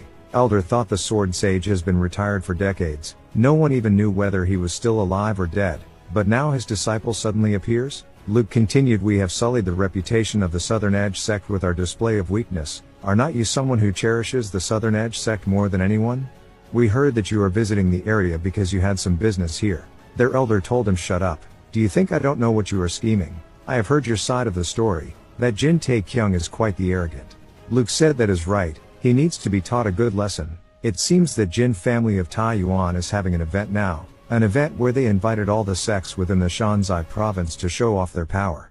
The elder mad and said how dare they organize an event while looking down on our sect. The elder stand up and said I won't hear any more of this. Lead the way to Jin family. Back to Fire King site. He continued that at first, he knew nothing at all. Only after a year did he find out that I was a martial artist. He soon pleaded with me to teach him martial arts. Joe Pill begged on Fire King, if you won't take me in as your disciple, then kill me right here, since I will die anyway if you don't take me in. Fire King said he wanted to change his life by becoming a martial artist, and it seems I missed being around people too. It could have been because I have grown fond of him after spending a year with him. A lot of thoughts came into my mind. Sure, he might be lacking in talent and physique for martial arts, but he'd definitely be able to master my clan's martial arts one day with that tenacity of his. That was my mistake began. The worst of my life. Things progressed smoothly for a few years. At first, he did so well that my worries about taking him in as my disciple ceased to exist. He followed what I taught him diligently. Even when he was just learning the basics, he gave his best and learned it as if they were the ultimate martial arts in the world. He immersed himself stamina training for the whole day. I also helped to reform his body by using body purification, and in doing that, further helping him in his growth. But as it happens with everyone, he soon hit a bottleneck. That was when the problem surfaced. I still remember that day. I was not able to sleep that night and was sitting under a boulder. That brat who was not around for a few days because he said he was going to do isolated training started coming up from below. Tae-Kyung questioned, coming from below? What do you mean? Fire King said, I mean he had gone to the village. The air was filled with the smell of the prostitute's perfume. Tae-Kyung realized he went to a brothel. Fire King said, I was busy training to open up my upper meridian, and he had been learning martial arts for 10 plus years without having left the mountain at all. After that, there were a few occasions when the wind would carry various smells, but I kept ignoring it. I trusted that he had achieved enlightenment on his own since he had always worked hard. But one day, an unexpected guest appeared. The Namgung clan's Grand Patriarch, one of the 10 kings, the Heavenly Sword King. Although I had never met him before, I recognized him immediately. He looked exactly as the rumors said. Heavenly Sword King said, your disciple causing so much ruckus recently. He has been causing trouble in Anhui province, but we have not been able to stop him. I have come to discuss this matter with you. Fire King wonder if even the Heavenly Sword King can't stop him. Did he become a martial god or something? Heavenly Sword King said if he is a martial god, he would not kill innocent women or vagrants. I simply saw that happening once from afar and decided to let him go. Should not a master fix his disciples' wrongdoings? Fire King realized he trusted too much on Joe Pill. That day, when Joe Pill staggered up the mountain, he reeked of blood. Joe Pill explained he went to the village below for a while. I have been unable to concentrate lately, so I went to get a drunk.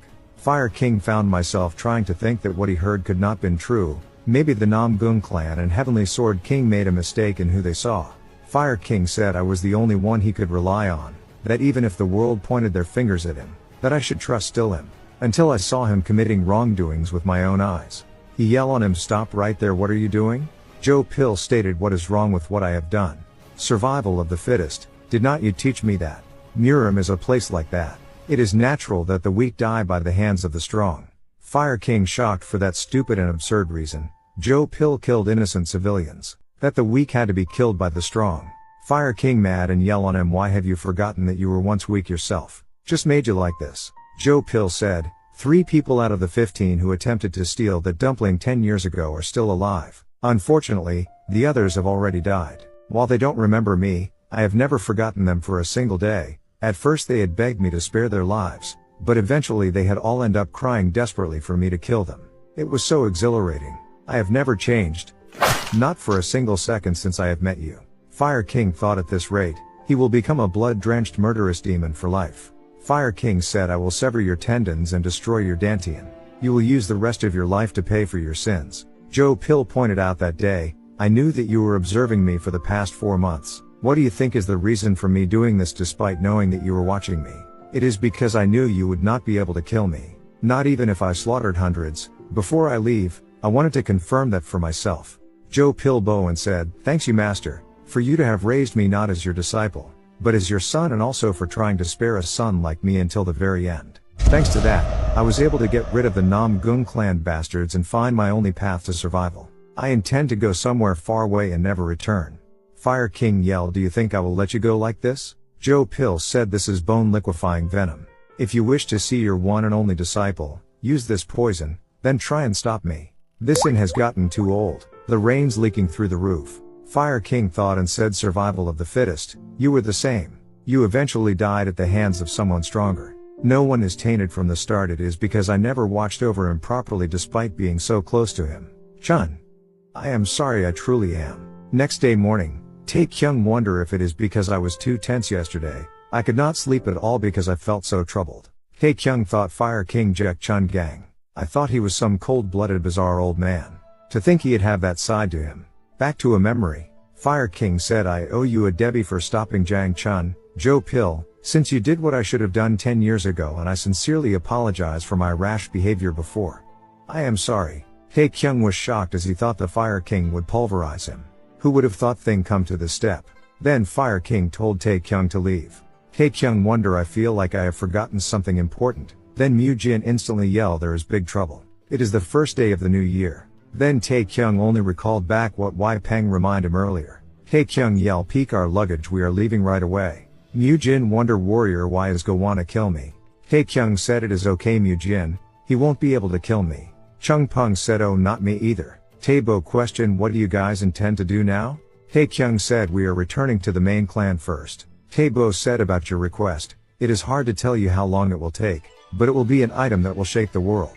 So, no need to worry about that. What I wish to ask of you is for you to make sure that you become strong enough to be worthy of it once it is ready. Tae-Kyung said, thank you, I will do my best. Taebo said, there is something I want to get from you. Build a house for me, I have no place to sleep because the last one got all burned up. Fire King questioned Tae-Kyung, what are you looking at? If you have something to say then say it. I am not that narrow-minded. Tae-Kyung said, I have something that I have been holding on to. Fire King said, the scorching elixir, you have already consumed it. But where is the jade? Tae-Kyung said, something happened and I got these right after I woke up. Fire King questioned, is there anyone you had suspect? But after Tae-Kyung recalled back, all of them seems like want do something like that. Fire King pointed out, then it is one of two things then. Someone tricked you, or Jang Chun, Joe Pill, lost it. That complicates things, very troublesome. Tae-Kyung thought, damn it, I have not even seen that damn jade at all. Fire King said, there is no helping it then. You should keep these for now. While Tae-Kyung questioned why, Fire King said, are you expecting an old man like me to go through the trouble of carrying those around then? And it is 3 items, have you forgotten what is in your stomach? My clan always gets back what is ours, no matter what method it requires. Tae-Kyung apologies and said, I will find a way to compensate you for the scorching elixir somehow in the future, so please take these items back. Fire King warned, if you continue to object, then I will take back the items now, all 3 of them. Tae-Kyung yell, what if someone steals them from me? Who knows if I will secretly learn these? Fire King replied, then you will die by my hand, or you will die an even more painful death. After all, Fire King then left. Meanwhile in Taiyuan, Cholwoo Ultimate Plum Blossom Trio from Manhwa sect wonders, how am I supposed to find senior brother among all these people? Suddenly someone bumped to him and yelled, stop right there you cowhead. Back to a moment earlier, the escort agency leader never expect that they are not even granted an audience. He yelled to his men that if I leave like this, what would the Jin family think of me? One of his men took out a pill that able to calm someone regardless of how agitated they are. He told Master Tae took it. While he about to eat it, someone bumped to him. Back to the scene just now. Master Tae yell on him, is not it basic manners to apologize after bumping into someone else? You damn cowhead. Cholwoo mad and replied, that is what I hate hearing the most. While Cholwoo about to punch on him, Musung Yu's sound transmission told him not to do that. Musung walked towards and said, I think there has been a misunderstand here. I hope you can forgive us with a generous heart. But Master Tae still unable to calm down until his men calm him down. Cholwoo Yu's sound transmission questioned Musung, can't I hit him just once? Musung remind him, that sounds like you are intending to kill him with that one hit. Have you forgotten our master's strict orders to not attract unnecessary attention? Master Tae said, even though beating you to death here won't be enough, I will just take this as the mistake of an ignorant country bumpkin and overlook this. Musung said to Cholwoo, you did well holding back. This is also a type of training. Soon, Wai Kyung greets Musung. Then Master Tae realized they are Plum Blossom 3. Tae-Kyung is on his way back. He wonders, this is so troublesome. Since there are others around, I can't just put this into my inventory. While Tae-Kyung discussing with Mu Jin about why Fire King wan to pass these items on Tae-Kyung, Chung Pung questioned, don't you think he is trying to make you his disciple? Grandpa Jack seemed to be paying a lot of attention to you. Both Tae-Kyung and Mu Jin laughed. They wondered that is totally just a joke. Wai Kyung invited Musung to Jin family estate for discuss matters. Cholwoo excuse and told Musia left, he is in stomachache. He will head to find them later. After they left, he turned back to find Master Tae-Kyung's sight. Since they are almost reach, they slowed down their speed. Jin told Tae-Kyung that Manhwa First Crane, the future sect leader, will be here today. Jin told Tae-Kyung, it is not like my heart's racing and all excited, but Manhwa First Crane was someone I used to look up to. But Tae-Kyung just felt maybe he is good, and how impressive he is, definitely amazing. But I am not super amazed or anything by him though. Chung Pung said, is not it because of Grandpa Jack? He is super strong. After you have met someone that strong, you can't help but feel more indifferent towards those who are weaker, and though it could also be due to your recent growth. Tae-Kyung thought, yeah, it only took me a few months to go from a clueless third-rate martial artist to a peak martial master. The Fire King is one thing, but I might be able to catch up Manhwa First Crane's level soon. I have really started to think like that unconsciously too. He is not like an unsurpassable wall, but more of an alley that I will walk past. That is why it did not affect me much when they brought him up. Tae-Kyung, thanks Chung Pung, kind words. But Chung Pung replied to, my grandpa always told me that we ought to show care for weak-willed and unskilled martial artists. Tae-Kyung wonder fuck, he was just showing me pity. I will surpass you one day too. Damn it. Why they about to go into castle? Tae-Kyung looking at what Cholwoo doing. Cholwoo turned his head, told him mind your own business and just go on your way. Tae-Kyung thought how strange, based on how he speaks and behaves. He is basically some third-rate thug, but after Chi Sense he noticed he is strong. Taiyuan does not have anyone like him though. Where did he come from? Could he be Manhwa First Crane? And that person Wu Huang Tae, I seem to have heard of his name before. Cholwoo warned Tae-Kyung, you better just go on your way. This person made a great mistake at my expense. Tae-Kyung decided to leave it, and don't get involved to unnecessary quarrels. But he heard Master Tae say, I am here because the Jin family invited me. I am supposed to meet privately with Jin family's young patriarch. Cholwoo replied, I was also invited here, and since I am so simple and ignorant, I don't give a damn if you are meeting Jin family's young patriarch. So Tae-Kyung interrupted them and said, I am sorry for poking my nose into this, but would not it be better for everyone to just let this matter go peacefully on a nice day like this? Cholwoo mad about Tae-Kyung busybody and try to make things complicated. When Cholwoo said he is 25 years old, Tae-Kyung was shocked and point on him said, are you sick or something? Are you becoming younger over timer like Benjamin? After some argument, Cholwoo decided to teach Tae-Kyung a lesson. Tae-Kyung thought that is some intense pressure, but I just need to dodge it. Tae-Kyung dodged all the attack from Cholwoo. Tae-Kyung thought, while he is quite high level, he probably just became a peak martial master. If our understanding of martial arts are around the same level, then I will have the upper hand since I have higher stats. So I think I had win if we really fought. Cholwoo realized that Tae-Kyung is quite strong and wonder could he be the heavenly Jin blade. Tae-Kyung replied, I am kind related to him, I guess. We came from the same womb. Then Cholwoo realized he is sleeping dragon of Shan's eye. But he instantly calmed down and said, you have grown so famous. I will admit it, you might not be a dragon, but you are at least an emogi, which is a proto-dragon which must survive 1,000 years in order to become a fully fledged dragon. Cholwoo said, I just don't want to show off my sex martial arts to some unknown martial artist like you. Cholwoo thought we came here to ask the Jin family for help. We'd be in trouble if I actually beat him up. Tae-Kyung thought if I beat out guest into a pulp, it had mess with the banquet that we are hosting. Both of them said, I will let you go because my older brother, my senior brother, and they start argue again until Wai Peng arrived. Wai Peng warned that it'd be best if you two stopped here. Destruction Bloom Fist and Third Young Master. Do you two intend to shame your family and sect? Wai Peng told them, shut up and just follow me quietly. Tae-Kyung thought, this kind of person is the number 2 of the ultimate plum blossom trio? Were not they supposed to be super famous? But he did not seem that strong based on what I saw just now. I have already seen plenty of Manhwa sex martial arts. No matter what martial arts he uses, he won't be a match for me unless he is as strong as Chung Pung. The only advantage he has over me is that he is from Manhwa sect. Suddenly, Chung Pung questioned, Savior, I am really hungry, are there any leftover dumplings? Cholwoo yell, are you being haunted by a ghost that died because it did not eat dumplings or what? Please shut that mouth already. Tae-Kyung, Jin and Wai Peng all shocked and stare on him. Question, do you not know? Then 3 of them secretly discussing, come to think of it, it is possible that he might not know. Meanwhile, Mu Sung and Yoon Hyung Bo to Chung Pung said, Manhwa First Crane Beck Mu Sung pays my respect to you, Master Uncle. Cholwoo laughed and questioned, Senior, what are you talking about? Master Uncle? There is no one like that here. Mu Sung told him, the person that is in front of you is Master Uncle Chung Pung. Then he only realized the truth. Chung Pung curious and asked, but who are you guys? Mu Sung explained, my master's nickname is the Heavenly Sword Sage, Based on hierarchy, he is your first senior brother. Your master the sword sage, is our grandmaster, and he has 3 disciples. Tae-Kyung wonder that person is the Manhwa first crane. What an incredibly patient guy. No one would have blamed him if he had even decided to slap that guy mid-conversation. I guess he lives up to his nickname. Chung Pung said benefactor. Apparently, they are my juniors. Chung Pung questioned, do you want to become my junior too? Tae-Kyung denied. Chung Pung asked again, then I will just make you my master uncle.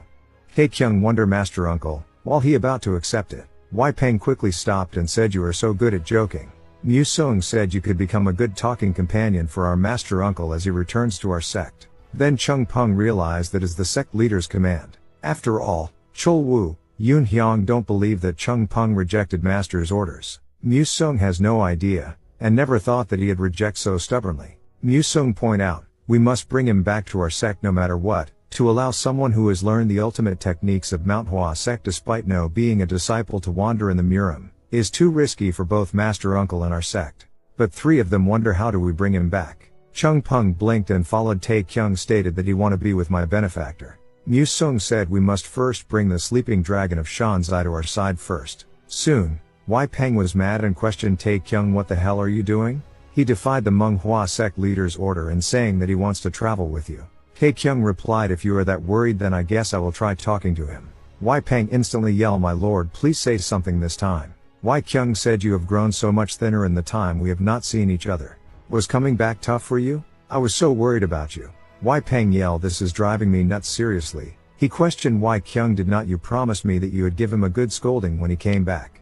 Wai Kyung coughed and said, all right, I was simple checking on how he was doing. Next second, he said, did you make this in your travels? Let's look. Wai Peng took over the sword and said the reason why the 3rd young master was late for the banquet and the whole incident with warrior Chung was all because of this. While he about to break over the sword, Tae-Kyung warned that sword belongs to the Fire King though. End up Wai Peng, arm is in a strange angle. After all, Wai Peng said after the bullshit he had done, now he is trying to get this family exterminated. He messed with the Fire King. Wai Kyung said that is already spilled water, we ought to turn the crisis into an opportunity. Wai Kyung used sound transmission questioned how the process of that matter is. Wai Peng replied, it is not easy, it seems a prohibition that is stronger than expected has been cast. Most died in the process of the interrogation, leaving only 3 of them still alive. Wai Kyung said, stop the interrogations, we must do whatever it takes to keep them alive, they are the only evidence we have now. Wai Kyung thought the first elder waited ages for an opportunity, but the dark heaven did not show themselves at all. What the hell are they after? Wai Peng informed the dinner banquet is about to start. Soon as the dinner began, Chol Wu fall in love to Seo Wool. He said he felt it from the moment I saw her, that my heart which had never budged would suddenly start to move. From now on I can no longer live or die without her permission. Yoon Hyung questioned senior brother, did not he say something like when he saw a beautiful disciple among the 3rd class disciples last year? Mu Sung replied, yeah, the previous year. He said that when he saw an external disciple that visited our main sect briefly. While Tae-Kyung said, so you have basically confessed to everyone? Suddenly Seo will come to find Tae-Kyung. After all, while Wai Kyung and Tae-Kyung chatting, Wai Kyung point on the destruction blood fist question why he acting like that? Back to a moment earlier, which Seo will come over, Chol Wu quickly introduced himself and said, I am Tae-Kyung's friend. Tae-Kyung tell Seo Will he is doing all that nonsense because you are pretty, don't fall for it. Seo Will then question, so you think I am pretty then? That is the reason why caused Chol Wu upset. Suddenly a guy named Du Huan from Hanan's Iron Blood sect request a spar with Chol Wu. He wants to find out whose fists are stronger. Chol Wu said, this is great since I was feeling a little down. I accept your request. Wai Kyung then said, we will accept your request, and not just for you. Anyone who wished to spar please feel free to step up. We will present 100 silver nyangs and an amazing weapon suitable for the final victor. Tae-Kyung thought Iron Fist, he will probably get beaten to death though. As the battle began, Chol Wu stated, my opponent's Iron Fist feels so soft. It's not too bad, but it just can't match mine. Chol Wu told him to surrender, but Iron Fist still didn't want to give up. So, Chol Wu cast another powerful blow that instantly rendered his opponent senseless. Wai Kyung instantly said the winner is Manhwa sect's Destruction Bloom Fist. The winner will have to continue accepting challenges and fight until there are no challengers left to be ultimate winner. Wai Kyung questioned, is anyone else up for the challenge? Seo will question Tae-Kyung, would anyone even step up? Tae-Kyung assured that who would step up after seeing what happened to the Iron Fist. I bet my hand that no one will step up. Next second, a man called Huang Jin-Su said I would like to challenge the Destruction Bloom Fist. Tae-Kyung thought you should have just stayed sitting. Why would you even come up when you are level 25? Tae-Kyung laughed and said I am certain this time around. I bet my other hand that no one will step up now. Then another guy, Galmo Yo, a nameless vagrant, wished to challenge, but very quick got one shot by Chulwoo again. Tae-Kyung told Seo Wool I will bet my left foot, my right foot. Tae-Kyung thought, does that guy have honey on his fists or what? Why do people keep challenging him? What should I do if she really asks me for my limbs? Seo Wool laughed and said, don't worry, I won't ask you for your limbs. In return, I want you to fulfill one request of mine, that is. Before her words end, Chulwoo yelled, Sleeping Dragon of Shanzai. System alerted level 95 Chulwoo has chosen to spar with you. If you decline you will receive the title Weak Male.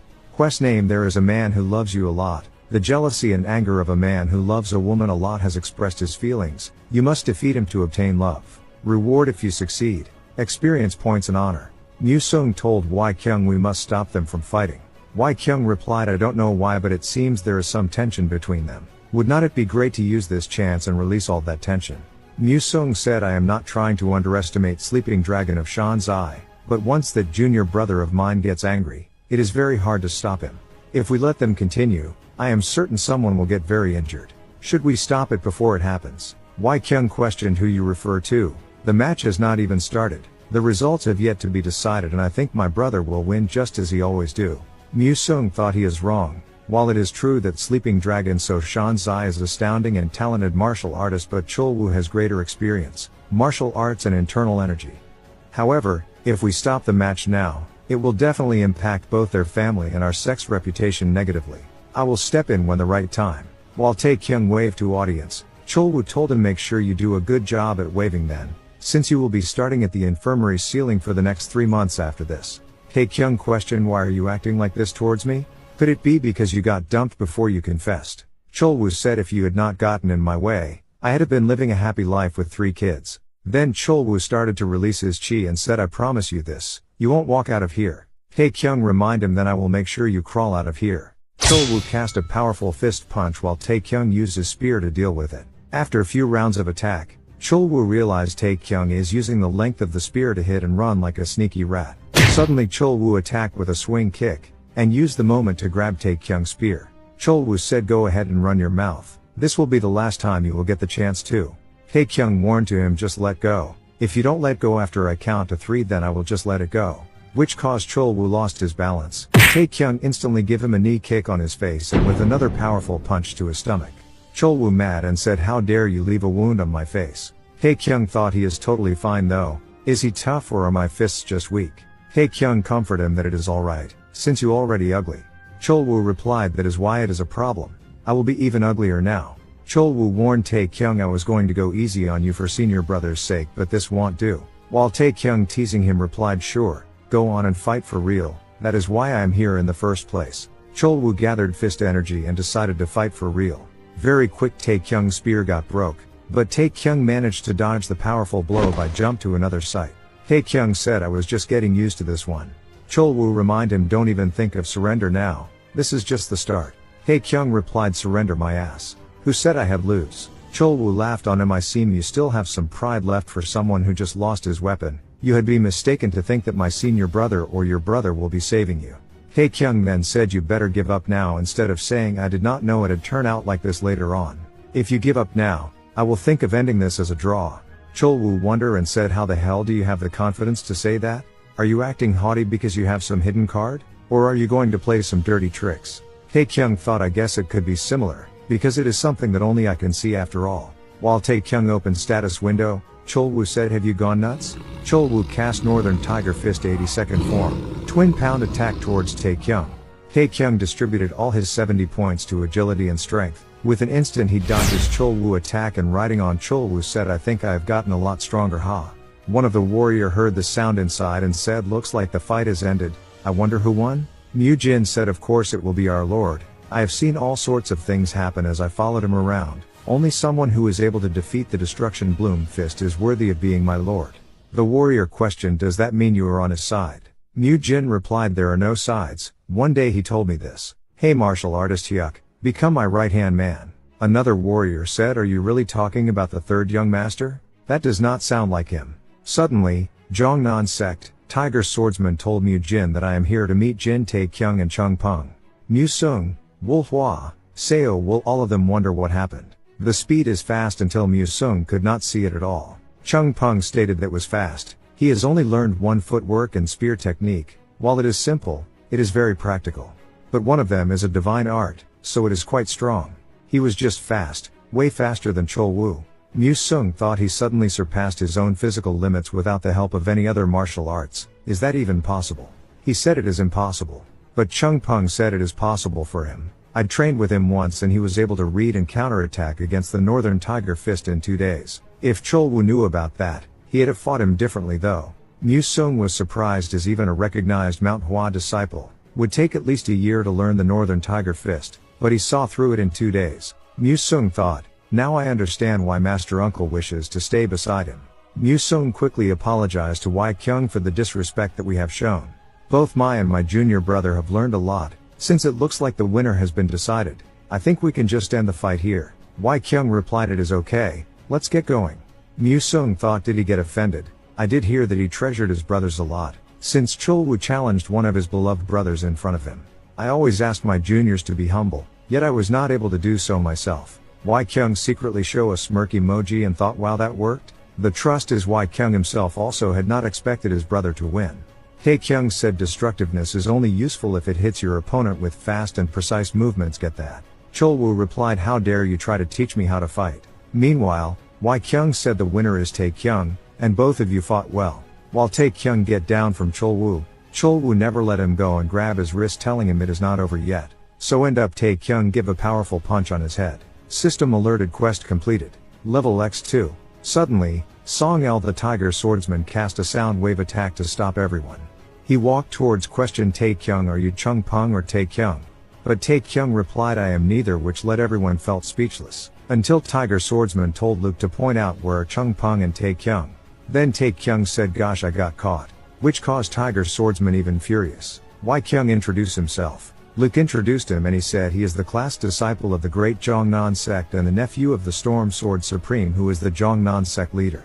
Tae-Kyung thought he is still using his Positron as the sect leader's nephew. I feel like crushing that mouth of his. Luke continued, this is the elder of our sect, Song El the Tiger Swordsman. Both Mu Sung and Wai Kyung respectively great to the elder. Tiger Swordsman, if you are here, which means that the person behind you must be Sword Saint's successor. Chung Peng questioned, do you know my grandfather? Tiger Swordsman replied, of course. I do, how could I possibly not know him? Tae-Kyung told Chung Peng it looks like they don't have a very good relationship. Tiger Swordsman then said the purpose of him come today is claim a debt for daring to ridicule the great Jongnan sect's disciple. Luke pointed on them and said this was the injury inflicted upon me by that man when I was invited to the Changsan imperial residence. I showed this to a physician, and he said I had need to recuperate for at least half a year. Chung Peng said, I went ESO on you though. Were you really injured severely? Luke even mad and said, how dare you say that when you did a sneak attack on me? Tae-Kyung denied and said you grabbed onto him first and got yourself that injury. Luke told them, silence, if we think of how the two of you ridiculed our sect, it would not appease us even if we ripped you apart. Wai Kyung shocked, and Mu Sung warned him, please mind your words. Even if we are different sects, we ought to submit the hierarchy within the Murim. How could you say that? Tiger Swordsman laughed and said, good thing you brought that up. I am the senior brother of our sect leader, the Storm Sword Supreme, that had put me on the same level as Mount Hua sect's heavenly sword sage. Am I wrong? Mu Sung thought, shit, I should not have brought that up. Tae-Kyung wonder he is trying to use his seniority. Tiger Swordsman said, I am making an official complaint against the Mount Hua sect for what happened this time. Don't you dare think of getting out of it. Luke said, elder, the government and Murim don't interfere with each other's affairs. Moreover, the government officials that were friendly towards them. So I am worried they may lie. Tae-Kyung thought, fucking ridiculous. They are really going through with this charade? Tiger Swordsman said, lock down Jin family until our sect sends someone here. Tae-Kyung thought, what nonsense at that? Wai Kyung mad and replied, that is completely unreasonable. How could you request for that when we have not looked into what exactly happened? Is this how one of the 10 great sects acts? We don't accept your request. Tiger Swordsman then releases chi. So what if you don't? If you don't accept it, what shall we do then? Tae-Kyung thought, while I did humiliate him a little, he wants us to lock down our family just for that. Who is he to ask someone to do that? I definitely sense a strong energy from him. But if every here fights, then we'd definitely be able to take down one old man. But no one is making a move. Is the hierarchy thing so important that the Manhwa sect being a part of the 10 great sects is not able to make a move? Must we just stand back and let them bully us around? It is the same here too. You are ignored if you are not wealthy, looked down upon if you don't have strong connections, and scorned if you are not talented. Those in power can turn lies into truth and truth into lies. They suppress and pressure the weak. They think that it is natural for them and take it for granted. Have not I experienced enough of this in reality? In the first place, this happened because of me. While I am annoyed and frustrated, there is nothing I can do. Who was the one who said it? That this is the natural way of the world. Tae-Kyung yell fucking bullshit. Tiger Swordsman question, what did you just say? Tae-Kyung replied, are you deaf? I said you are fucking bullshitting, you fuckers. I have had enough of your power trip. Tae-Kyung thought I won't hold back anymore. I don't care if people criticize me and say that I am thoughtless and immature. All those countless humiliating things I have experienced in real life, I won't entertain them in the Murim. Tae-Kyung looked on Wai-Kyung and said, I am sorry. I know that I should hold back even if they are bullshitting. But they just keep getting worse. It felt like, they have crossed the line, so I just could not hold myself back. Wai-Kyung said, in such a situation, the truth is I felt like shit as well. Tiger Swordsman drew out his sword and said, I guess you have a death wish. I will kill all of you then. I will start with you, Jin Tae-Kyung. While Wai-Kyung protecting him, an all-round sound transmission voice came over, if you kill him, you will die too. Tiger Swordsman, tell him show yourself. Tae-Kyung said he is here. Tiger Swordsman again introduced himself and warned him, show yourself immediately.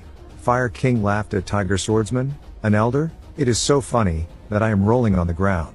Tiger Swordsman thought, I can't tell which direction that is coming from. All-round sound transmission is a martial art that only peak-level martial artists and above can use. This situation is pretty serious. But why would someone like that? Could it be? Tiger Swordsman noticed he is far and said, if you don't show yourself, I will kill this brat. While Tiger Swordsman counting, Fire King said, look at you, you have become even detestable since we last met. Tiger Swordsman wondered, could that voice be? How is it possible he is still alive? Tiger Swordsman continued counting. Fire King said, alright, I will go there right now. If you lay a single finger on him, I will make sure you pay for the price. Tiger Swordsman still not sure who is this, but detected that is far much further than I thought. He is someone that powerful. Tiger Swordsman said, 50 yards, stay at least 50 yards away from here. If you come any closer than that, this brat is as good as dead. Tae-Kyung said, 3 and question, why are you so surprised? I said it just for you. Like I said, 3, you fucking old man. Try and kill me if you can. If you can't kill me in one strike, you will be the one who dies. Let's see who is the one that will die. Tiger Swordsman cast ultimate 36 sword techniques to Tae-Kyung. Tae-Kyung dodged most of the attack and got slightly injured, which shocked Tiger Swordsman. At the same time, a powerful kick towards on Tiger Swordsman. Fire King said, I told you not to lay a finger on him, did not I? At that moment Tiger Swordsman realized it is Fire King Jaek Chun Gang. Tae-Kyung said, who I almost died. Fire King said, you had have died if I had not helped. You have become so fearless in half a day? Or do you really want to die? Tae-Kyung thanks for his help and said, I won't forget your help. Even if you want to kill me, just wait for a little longer. It feels like I might die soon. Fire King replied, I will think about it, though I will need to take care of that pathetic man over there first. Fire King said, it has been a while, hasn't it? Have those broken bones of yours healed back nicely? Tiger Swordsman point on Fire King said, how did you still alive? Fire King warned, you dare speak in that tone? You think you are a big shot now, even though you were just a 20-year-old brat when I first met you. On top of being rude and arrogant, you were just a brat that went around causing trouble because your sect was powerful. To think you are the Jongnan sect's elder now. I had always found what you said after I saved you to be ridiculous. I think it was something along the lines of why I stole your chance to shine. If it were not for your master's request, I had have broken your neck and not just smacked your head. How could one of the great 9 sects threaten commoners and ask them to lock down their family while abusing your power? Your master would be wailing in the heavens if he saw this. Who is the sect leader now? Tiger Swordsman replied to Fire King, my junior brother, the Storm Sword Supreme. Fire King continued to slap and said, I have never heard of him before. Is that why someone like you is going around and putting on airs as the Jongnan sect's elder? Are you mute? Why are not you answering? At that moment, Tae-Kyung thought, oh man, I am stating to like this old man. Tiger Swordsman said, Sir Jack, wait a minute, please hear me out. This is between the Jongnan sect and the Taiyuan family. It is not your place to get involved in. Fire King questioned, it is not my place? Are you asking me to get lost since it is not related to me? How do you know if this is related to me or not? Fire King point on Tae-Kyung. See that guy, I have entrusted the divine object of the Scorching Clan to him. While your mind might be filled with shit, I am sure you know what that means. Tiger Swordsman shocked and said, no way, that means he is your disciple. Tae-Kyung thought, what? That is what that was? After all, Fire King told Tae-Kyung, in any case, you should not be speaking so carelessly to an elder. He might not be acting his age, but he is still about 60, and it had been no surprise if he had a grandson around your age. He may well be trash, but he is still elderly and has much greater seniority than you and Murim. He might be dirty and petty, but you should still be polite towards him. Tae-Kyung quickly said, Sir Song, I offer my sincere apologies. Fire King then warned Tiger Swordsman again, I won't pursue the details of this incident any further, so never speak of it again. Do you understand what I am saying? Don't even think of making use your sect to try to get retaliation. After Tiger Swordsman swear upon his name, he thought, I can't believe I have been humiliated like this as long as I hold breath. I will make sure to punish Jin Tae-Kyung and his family. Fire King used sound transmission warned Tiger Swordsman once again, you dare bare your fangs at me? I will make sure to rip all those teeth of yours out. You think that I don't know what you are thinking? Remember one thing, I don't care if you kill Jin Tae-Kyung or exterminate the Jin family. But once you do, then I will pay the Jongnon sect to visit myself. I will wreak havoc upon the Jongnon sect and burn it all to ashes. And if you all abandon your sect and run away, then I will chase all of you until the ends of the earth and slaughter you all. I won't rest until the day I die. The choice is up to you, since you will get to decide his punishment. Then Fire King said, all right, all uninvited guests, make yourselves scarce. If you are hungry, then eat something before you leave. End up. Tiger Swordsman said, we will return to the Jongnon sect. After they left, Tae-Kyung instantly great to Fire King and said, I'd like to offer my sincere thanks for the help you have provided to the Jin family today. Fire King thought Tae-Kyung is Tae-Kyung's father, so he quickly scolded him, should teach your son properly. How could a little brat like him already start causing trouble all around? He also has zero manners. Tae-Kyung quickly explained, I am his eldest father. Fire King curious and said, come on, stop joking with me. Tae-Kyung said, I am 36 years old, young leader of Jin family. Fire King replied, I thought you were at least 46 years old, but it is okay, what matters for a man is how capable he is. All is good as long as you have a beautiful wife and cute kids. But Tae-Kyung replied again, I am still unmarried. Soon, Fire King requested for a drink. Tae-Kyung questioned, is there anything making you uncomfortable? Fire King said, look at the situation I am in. Would you be comfortable if you were me? But even Tae-Kyung told him to move to a quieter place. Fire King still denied. While Tae-Kyung thought he hates being in a noisy place and is the kind that hates getting attention from other, so why does not he want to change location? Next second, a man called Yang Moon-ho, who in charge of the Yangchung trading, prepared a small gift for Fire King, followed by another and another. Of course Fire King accepted all. Tae-Kyung thought her, this greedy old man. Fire King wondered and said, I have gotten quite a bit of gifts, is there any more? Tae-Kyung replied, I think most of them have already given their gifts. Fire King said, what a pity, I could have gotten more out of them. Gosh, this is so tiring. Fire King questioned Tae-Kyung, why are you looking at me like that? Tae-Kyung explained, it has nothing, I was just in awe of you. I am serious, there is nothing wrong with a lot of riches, is there? Fire King then told him, you can have it all then. Although they are all just low-grade items to me, it is different for you. I don't care what you use them for, so just accept all of it.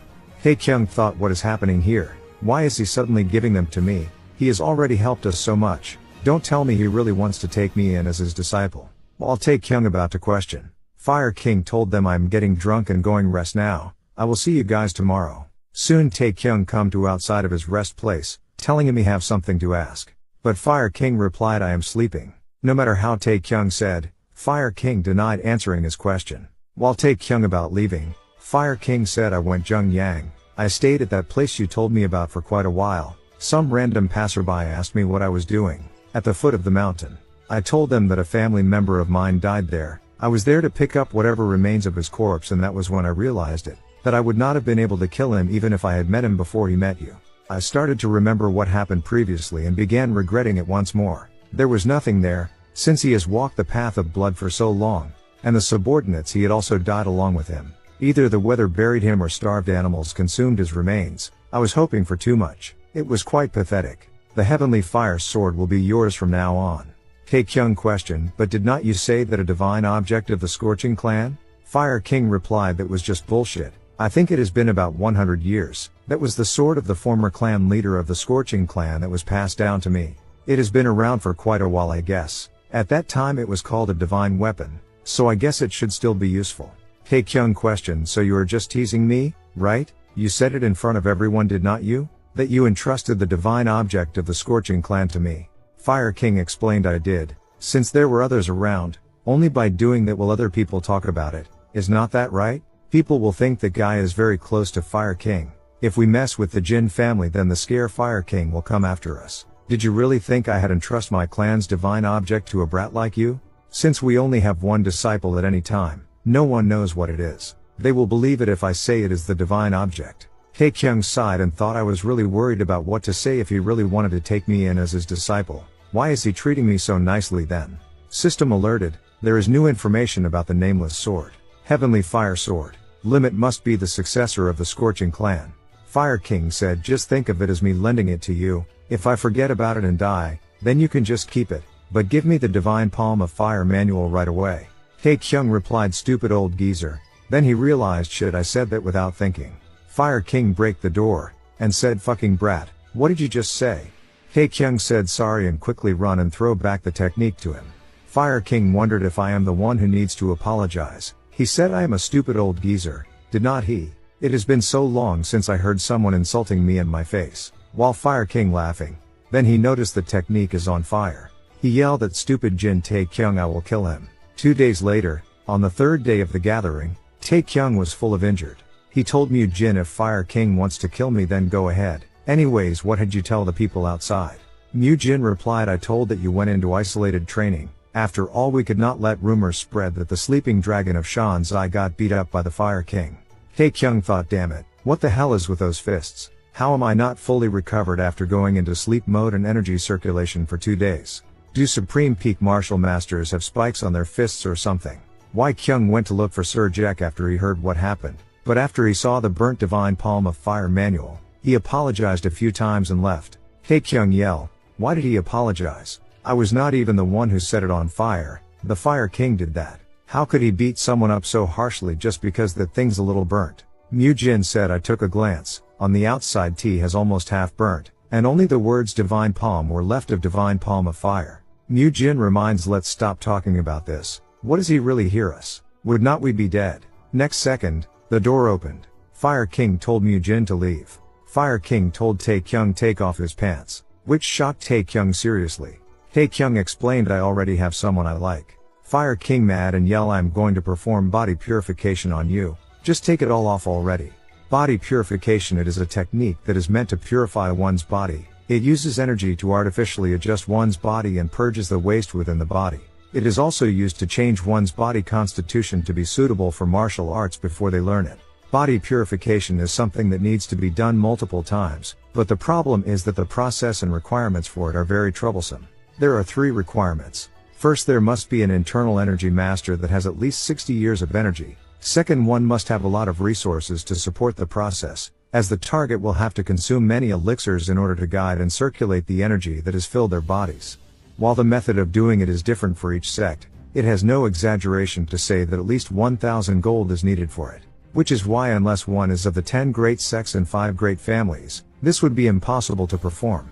The last would be endurance. Due to the method of changing one's inherent body, the target's bones and muscles will have to be readjusted, and thus, they must be capable of enduring tremendous pain. Tae-Kyung questioned, how painful? Fire King replied, like you might die, which may actually happen. One would need to go into the huge pot with thousands of poisons for the Tang family. And our clan has our own secret technique. Body purification is not something that can be prepared with short notice. I will just make sure your body is in the right position with my energy for today. You will have to eat the required elixirs after this. While Tae-Kyung take off his pants, Fire King thought his body is already in such good balance. Tae-Kyung questioned, is there a problem? He thought he grimaced just now. What did he say? While Fire King wonders, aside from a person's body growing normally, their usual body postures, little habits that is related to the environment, all of that would destroy one's balance. So how?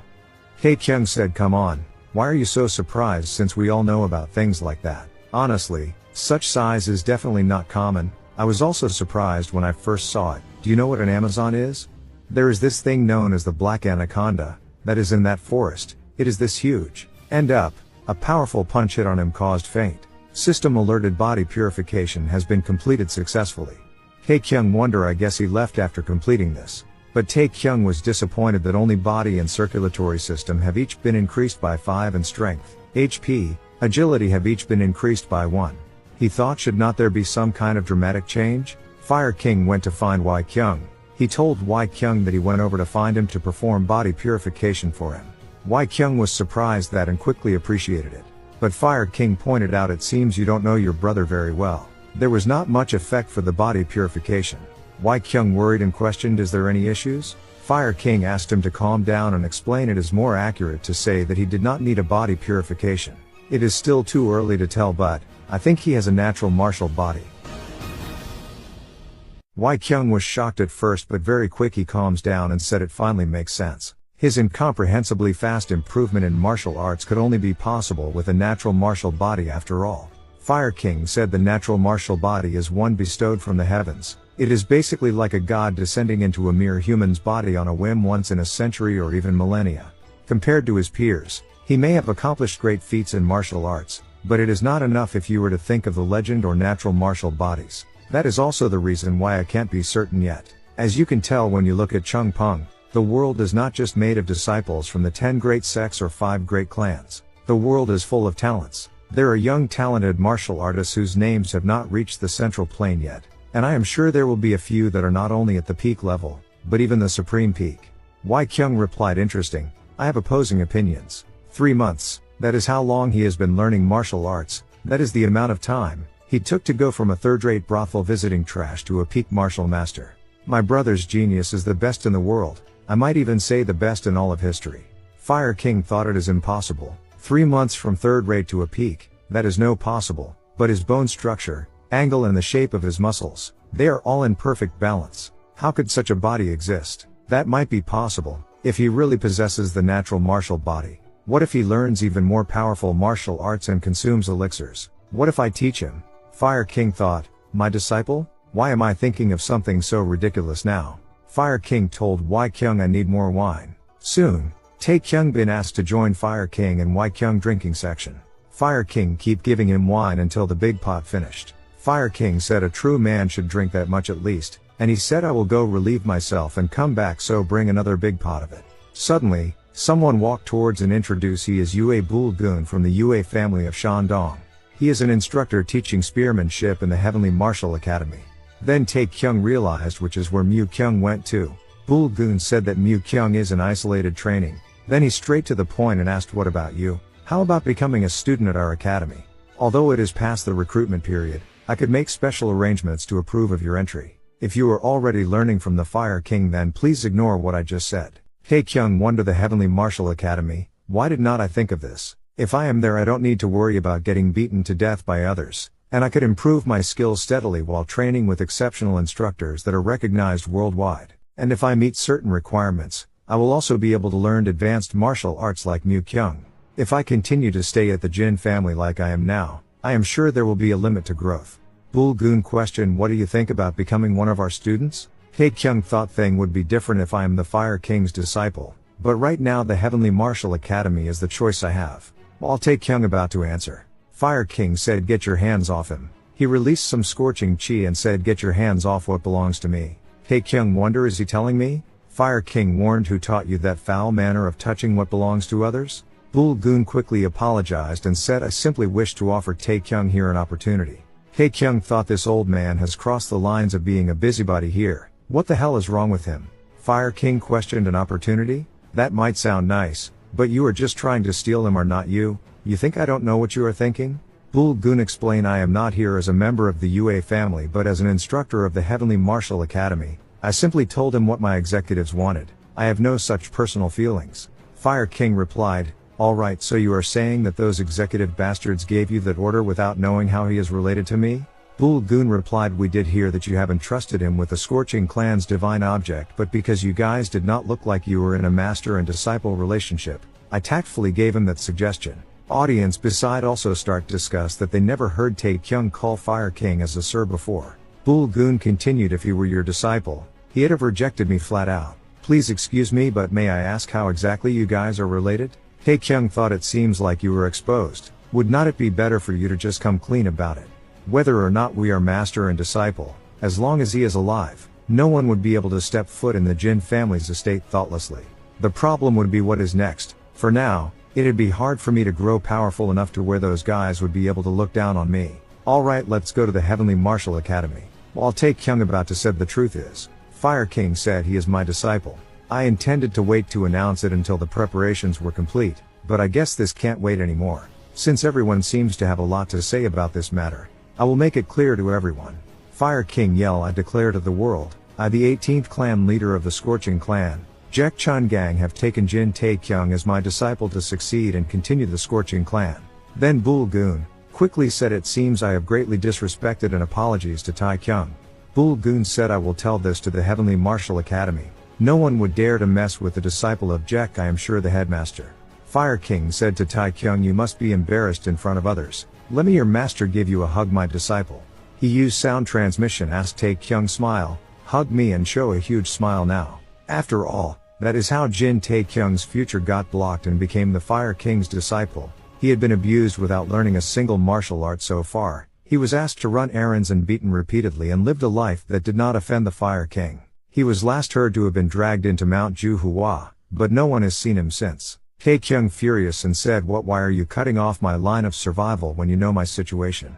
Fire King mad said, is there anything wrong with me being your master? Tae-Kyung curious and said, I mean, it is not that you can't do that. Did not you say you don't have any thoughts of taking me in as a disciple? If you are not going to teach me any martial arts anyway, why would you do that? It'd be 100 times better for me to join the Heavenly Martial Academy instead of learning martial arts by myself. Fire King replied, a place like that, even if you join them, sure you had learned more types of martial arts, but you had never be able to reach a higher level. You have a natural martial body, it is the perfect body that's blessed by the heavens to learn martial arts that might not appear even once in a century. Your brother told me that you have only learned martial arts for 3 months. Did you think your current growth is possible with just hard work? It is because you have that body of yours. That is why you are able to completely master a martial art faster than anyone. But you want to learn third-rate martial arts with that body of yours? Tae-Kyung thought more accurately, it is not blessed by the Heaves, it was made this way by the system. Although it is a good thing that my physique is so exceptional, that Fire King would be mistaken about my body. What the hell does he want me to do? Fire King said, as you know, I owe you a debt. I do need to repay that before I leave this place, so tell me anything from me. Tae-Kyung replied, I will tell you later after I have had some time to think about it, since there is still a few more days before you leave. Fire King said, replied, now, you are so bloody frustrating, what is there to think about? It could be something like wanting to learn my martial arts, of maybe advice on martial arts from me. Those are just example I'm giving, don't need to care about them. Then Tae-Kyung start to realize the main purpose of Fire King wish too. It is because natural martial body. Tae-Kyung said, if I learned the Scorching Clan's advanced mystic arts with this body, then just how awesome that would be. Fire King thought it is almost a done deal. You were just telling others what belonged to you and what not just now. Stop hanging on to that stupid pride of yours. Tae-Kyung teasing Fire King once again until Fire King said, if you want, then I could show you my martial arts. I do need to repay my debt after all. Tae-Kyung replied, you have already done so much for me though. I will continue to be in your care then, Sir Jaek. Fire King told Tae-Kyung, even though we might not be really master and disciple, should not you still put up an act so that people won't notice? So you need to change how you address me. End up Tae-Kyung decided to call him as a master, which let Fire King recall back how Jo Pil address him. And when they are alone, Tae-Kyung decided to call him grandfather. Fire King decided to delay his plan after managed to let Tae-Kyung become stronger to a certain extent. After all, Fire King wonder, has it been 10 years since someone called me master? This does not feel bad. It is not that bad at all. Next day, Wai Peng came back from the job that Wai Kyung assigned him to do. Wai Peng report that it is progressing smoothly. All the people we took in from the Murim side were all very obedient, which could be thanks to Fire King. Even the government side, the king of Chongshan, who the imperial family is not complaining. There is no way the rest would complain after that. The merchants are only here for the money, so they are all doing their best to cooperate, and there is not enough space in our storage to store all the treasures. We already filled up 2 storages to full capacity 2 days ago, and we are storing the rest of the treasures that kept coming in a finance manner instead.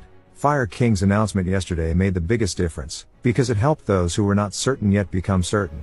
Wai Kyung said even the Sok family that had been quiet all along suddenly asked for a meeting, and I guess the is just how people are certain of our family's potential right now. Wai Peng said, well, That is just how people who are on the fence act. In return, because they sent the gifts later, they sent more of it.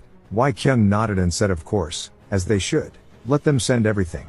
Tae-Kyung sighed. Fire King brought him to mountain. He told Tae-Kyung those spear are things that will cause your body to shake in enjoyment.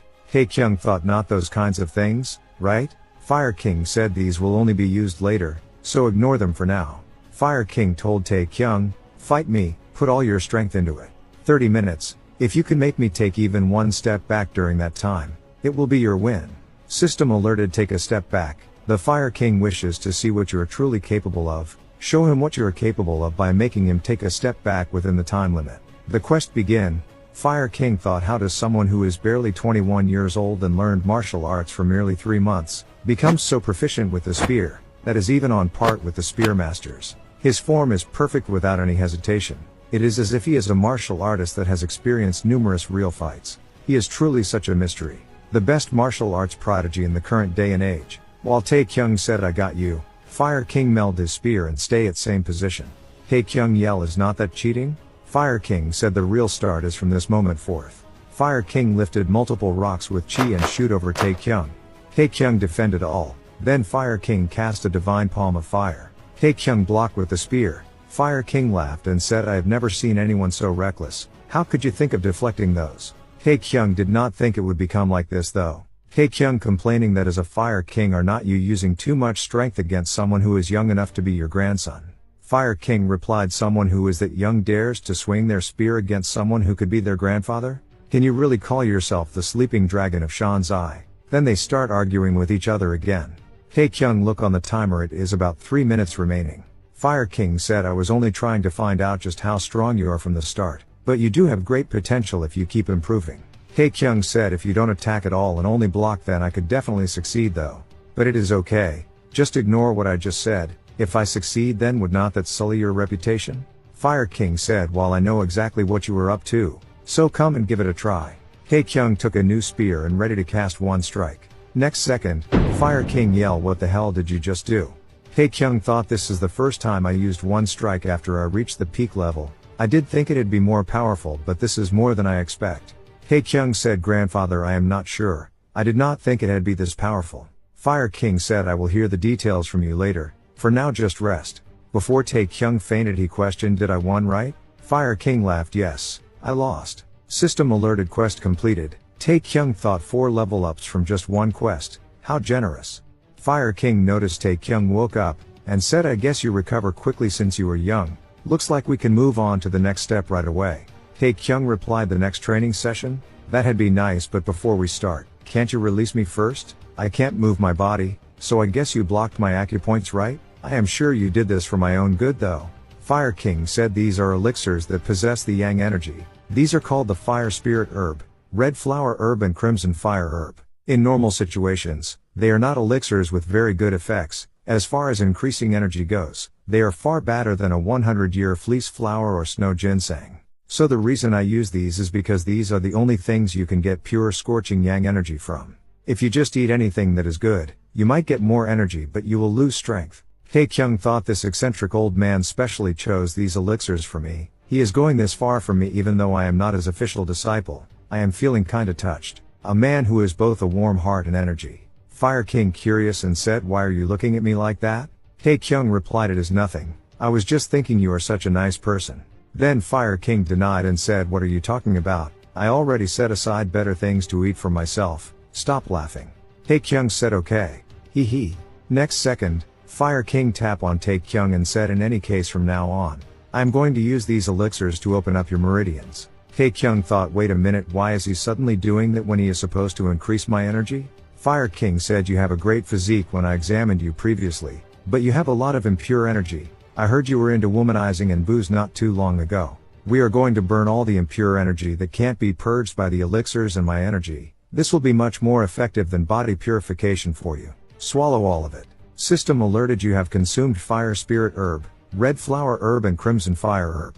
Fire King warned him, this will hurt a little, even though it will hurt, please endure it. System alerted, quest opening the meridians. You are unable to reject this quest, forcefully accepting the quest. Fire King said, pain is temporary but martial arts are forever. And he taps Tae-Kyung's bodies to open up meridians. Fire King thought it was progressing rapidly even. The energy is being transferred to him at an incredible speed. Controlling the 30+ years worth of energy that is in the elixirs will be done later. We need to let the energy rampage and open up all the meridians first. But very quick, Fire King noticed did all the impure energy get purged already? I thought it had taken at least 6 hours, but it is already done in just 2. As expected of the natural martial body. It lives up to its name. At this rate he will be able to still get 30 years worth of energy even after purging all the impure energy. Suddenly an idea pop up in Fire King mind. He wonder what if we take this to the next level. It might be possible since he has the natural martial body and my help. Fire King said I think we can open up your conception and governor vessels. However, there is a certain level of risk for that. You will probably have to experience a level of pain that is incomparable to whatever you have experienced so far, and you might die with a single mistake. I want you to make decision. If you want to trust me, and leave it to me, then blink twice. Fire King thought he blinked without any hesitation. He trusts me this much? Then Fire King said let's do this then. System alerted changes are made to the quest, opening the meridians. Quest conception and governor vessels has appeared. Tae-Kyung thought fuck, I only blinked once though. He is forcefully opening it. As Fire King starts to assist, Tae-Kyung wonders where is this place? Is that a baby? Why are the baby crying? Next second, the baby said Dad, am I not coming out? Meanwhile, Fire King yell wake up, pull yourself together. If you don't endure this pain, only death awaits. Tae-Kyung thought, there is no way I will die in such a pathetic manner. I managed to survive through so many difficult fights. This is by no means easy but in any case, I can't die. As time passed, system completed the conception vessel has been opened successfully. The energy flow is able to move more freely. The speed of circulation and accumulating energy has increased rapidly. Tae-Kyung thought, the world looks different. Everything I knew was just the tip of the iceberg. I can endure such pain to obtain such growth. Fire King said you did well, you did a great job enduring it. Tae-Kyung thought grandfather, to think you had tire yourself out so much just to help me, I don't know how I can repay all of your help. Next second, Fire King said we will be able to open up the governor vessel like this as well. Tae-Kyung thought fuck, you want to do this again? I won't do it, let at least rest first before continuing. Fire King said ho ho, look at you, I was going to rest a little before continuing. But you are dying to continue. I hear you, let's continue this momentum and open your governor vessel as well. Tae-Kyung screamed hard in his mind. End up. System alerted the governor vessel has been opened successfully. You have completed the quest. You have obtained a rare achievement. Fire King thought, at first, I blamed the heavens for giving the natural martial body to such a brat.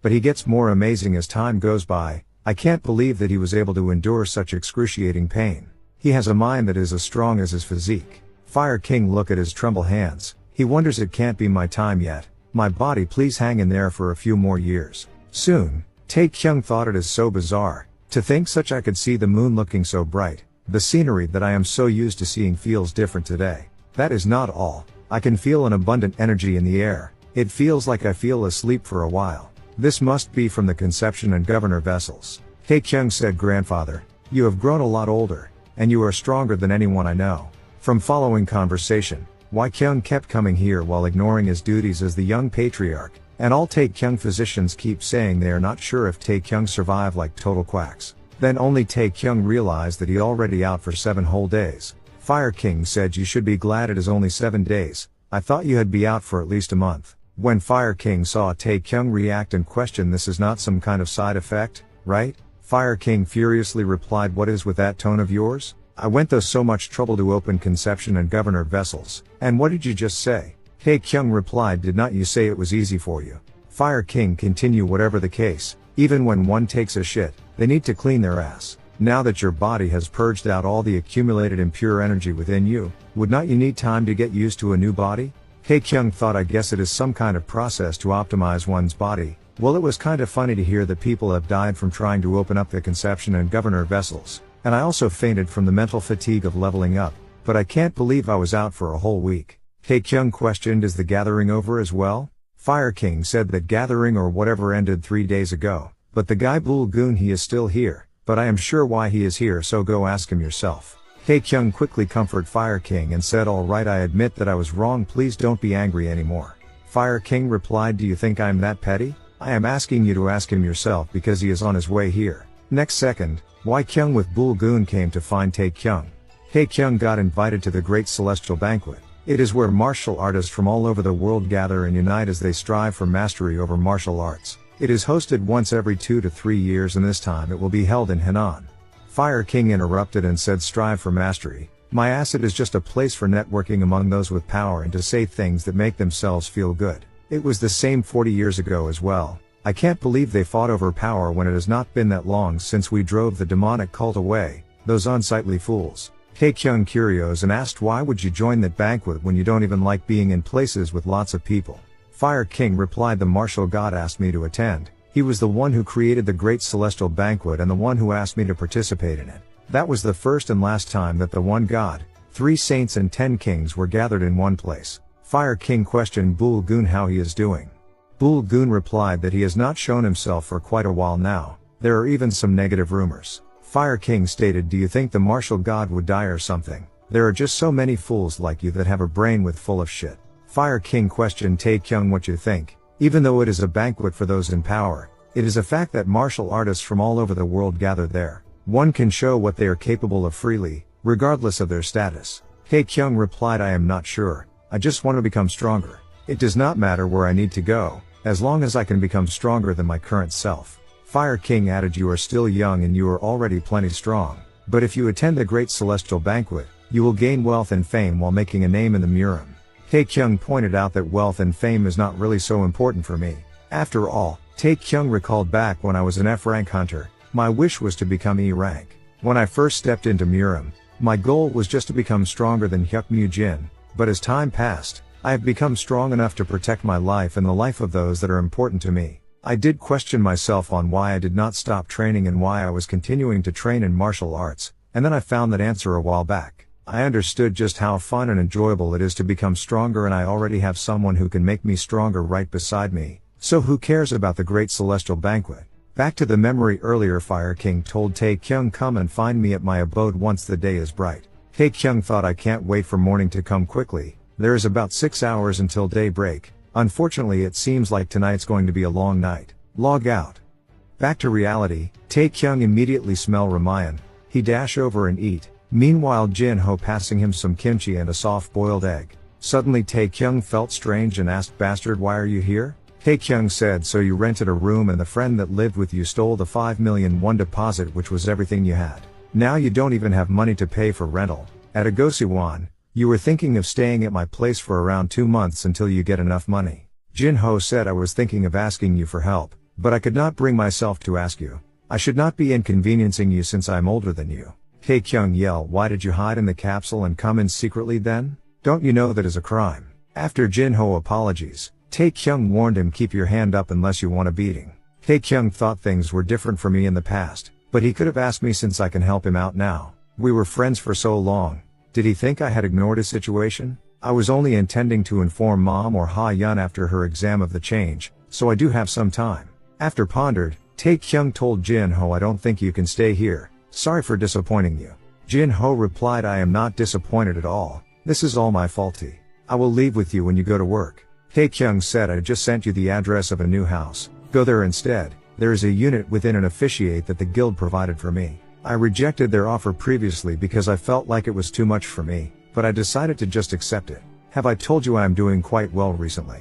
I need to remodel this house as well. So let's go live there together. It'd be nice since I can get to work faster from there. Jin Ho apologies and decided to give him a kiss. Soon, while Tae-Kyung on his way to work, Tae-Kyung sensed there is Gate's appearance in front. Hunter Huang, 30 years old, he does not have exceptional combat senses nor commanding abilities. Due to he received a high rank, he was able to get a high salary even without fighting many monsters. He was a government hunter in charge of the Tollgate team. Even after the death of the Demon King, Gates that used to appear once or twice in 1 to 2 years, have already appeared 3 times in Korea this year and were talked about all over the news. But when he heard of the 4th Gate's appearance, he could not simply just sit around and play phone as usual. Because the 4th Gate was appearing at the toll gate that he was in charge of. What is worse was the monster that came out of the gate, was an ogre, one of the strongest monsters within B-rank monsters. Hunter Huang wonder, what should we do? The healer yelled, team leader, pull yourself together, we need to do whatever it takes to last until the reinforcements arrive. Next second, ogre threw a huge rock on the healer and followed by the gate completely opened up. There are more ogre coming out. While Hunter Huang wonder what we should do now. Even our reinforcements will not be able to kill them all. While he told everyone to perform strategic retreat, an ogre head being ripped off. Tae-Kyung said, I am just someone that is on my way to work. Let's skip the small talk. Can you tell me what happened here? If you guys are not going to fight, then just go sit a corner quietly. I will scold you if I catch you trying to steal my experience. Got it. System alerted sudden quest. Gate suppression has appeared. Most of the ogre is around level 85 plus. Tae-Kyung thought it is so easy, to the point I am surprised by it. The last time I increased my stats was when I fought with Chul Wu. The control and burst energy from the opening of the conception and governor vessels and even my senses have improved to a great extent. I can see all their movements. All these idiots have is brute strength. System alerted level up. Tae-Kyung wonder, I guess I am getting tons of EXP since they are all higher level than me. Does not that mean this place is a buffet for EXP then? Meanwhile, Hyuk Jun was surprised that the guild changed the hell out of it compared the original Peace Guild house. Ming Wu questioned, what are you doing just standing out there? Then Ming Wu started to introduce all the device, door which is made from high grade of materials. Other Peace Guild members all gathered here. Ming Wu wonder why is not Tae-Kyung here. While Hyuk Jun about to give him a call. Song stand up, is not he right over there though? Jin Tae-Kyung Tollgate Hero. From TV Cast. This has been the interview of Jin Tae-Kyung, the Tollgate Hero. We will be back for more after these advertisements. Song realized that Tae-Kyung is #1 on the real-time search result. Next second, they heard helicopters sound just right outside. Tae-Kyung said, I heard that you guys renovated this place, but it has really gotten so much better. Ming Wu questioned, what on earth happened? Tae-Kyung realized and questioned, wait, but how did you just talk to me? Ming Wu again start to introduce, it is just a device that is specially made for us by a famous Italian family, the Verseni. After all, Seoul News, a young man that prevented a great tragedy from happening, says, I just did what I was. Tae-Kyung been invited as a special guest, as well as all the hot topic is all related to Tae-Kyung. After all, Tae-Kyung Ming Wu come out from escalator. There are countless of reporters. Tae-Kyung thought, thinking about how Mom and Haein have been avoiding me is making me even angrier. Now I feel like trashing this place. Ming Wu said, I am from Mr. Jin's Peace Guild. For an interview, please leave an inquiry on the guild's official website. Reporters instantly change their attitude and tell him get out of the way. They point out Peace Guild homepage looks like it was made by a homeless man. While Min Wu, ignoring and decide to go, one of the reporter push his hand can cause the watch fall to ground. Ming Wu said it is the last masterpiece handmade by Peter Phillips in his later years. The immaculate beauty of its automatic mechanical style has stayed intact, even though the greatest of cataclysms. I can't believe it has been damaged because of something so vain. The reporter scared and explained, I just tapped it a little. After all, Ming Wu said they won't be following us anymore. Tae-Kyung questioned after that? No doubt. How much was that watch anyway? Ming Wu said, don't be surprised, much more than you can imagine. Of course it is authentic. Ming Wu said, I did it to scare him a bit. I wore it in case I ever got into a situation like this. Definitely a good choice. Suddenly, they find out someone blocked in front of their car. Tae-Kyung thought he was a hunter and a high level one too. The guy knocked on the window and said, you are Mr. Jin Tae-Kyung, right? Then Tae-Kyung realized it is one Myung-hoon, an A-class hunter on his 20th birthday after his college entrance exam. He is a ranker with good looks and start quality, so he has appeared in a lot of movies, drams, commercials. He is also a great singer, so he has released an album too, and he was Tae-Kyung's favorite hunter. Myung-hoon invited Tae-Kyung for a talk, so Tae-Kyung take a 30 minutes leave from leader. Tae-Kyung excited said to Myung-hoon, there are not many hunters can use a spear. It may seem easy to handle but it is a tricky weapon to use. Myung-hoon agreed and said that is true, there are quite a few people who started off using a spear but then switched to a sword. Myung-hoon said it has been a while since I was disqualified as a ranker, and now almost no one recognizes me, it is all in the past now. Suddenly a girl requests to have Tae-Kyung autograph. At first, Myung-hoon thought it is him, but the girl passed directly to Tae-Kyung and said, I am a huge fan of yours. From following conversation, Myung-hoon said it was amazing. It felt like I was looking at my old self when I heard about you. I was glad and grateful to hear that you were a big fan of mine. I got offers from a few places. Tae-Kyung, I will take the responsibility of making you a star hunter. Why don't you join our guild? Myung-hoon continues, the times have changed. People now go crazy over hunters because they envy the power that hunters have but they don't it. Now you have everything that everyone wants, the looks and being talked about everywhere. You are a new and fresh character that has never been seen before, but how long do you think that will last? The public will become even more passionate quickly and then get tired of it even quicker. If you lose this opportunity, you won't even be able to sparkle at all. Tae-Kyung curios and questioned, did not you say you won't be making any recruitment offer? That is what you told Mr. Ming-woo too. Tae-Kyung apologized and said, I don't intend to change guilds. Myung-hoon then asked Tae-Kyung to join his celebrity agency instead. That is very common nowadays. Tae-Kyung again rejected. From the following conversation, Myung-hoon tried to use all those value and expensive items to attract and ask Tae-Kyung to join his agency. But Tae-Kyung continued denied. Tae-Kyung is satisfied with what Ming-woo gave. Before leaving, Tae-Kyung questioned, you are not upset, right? Can't we remain as good friends although I can't join your guild?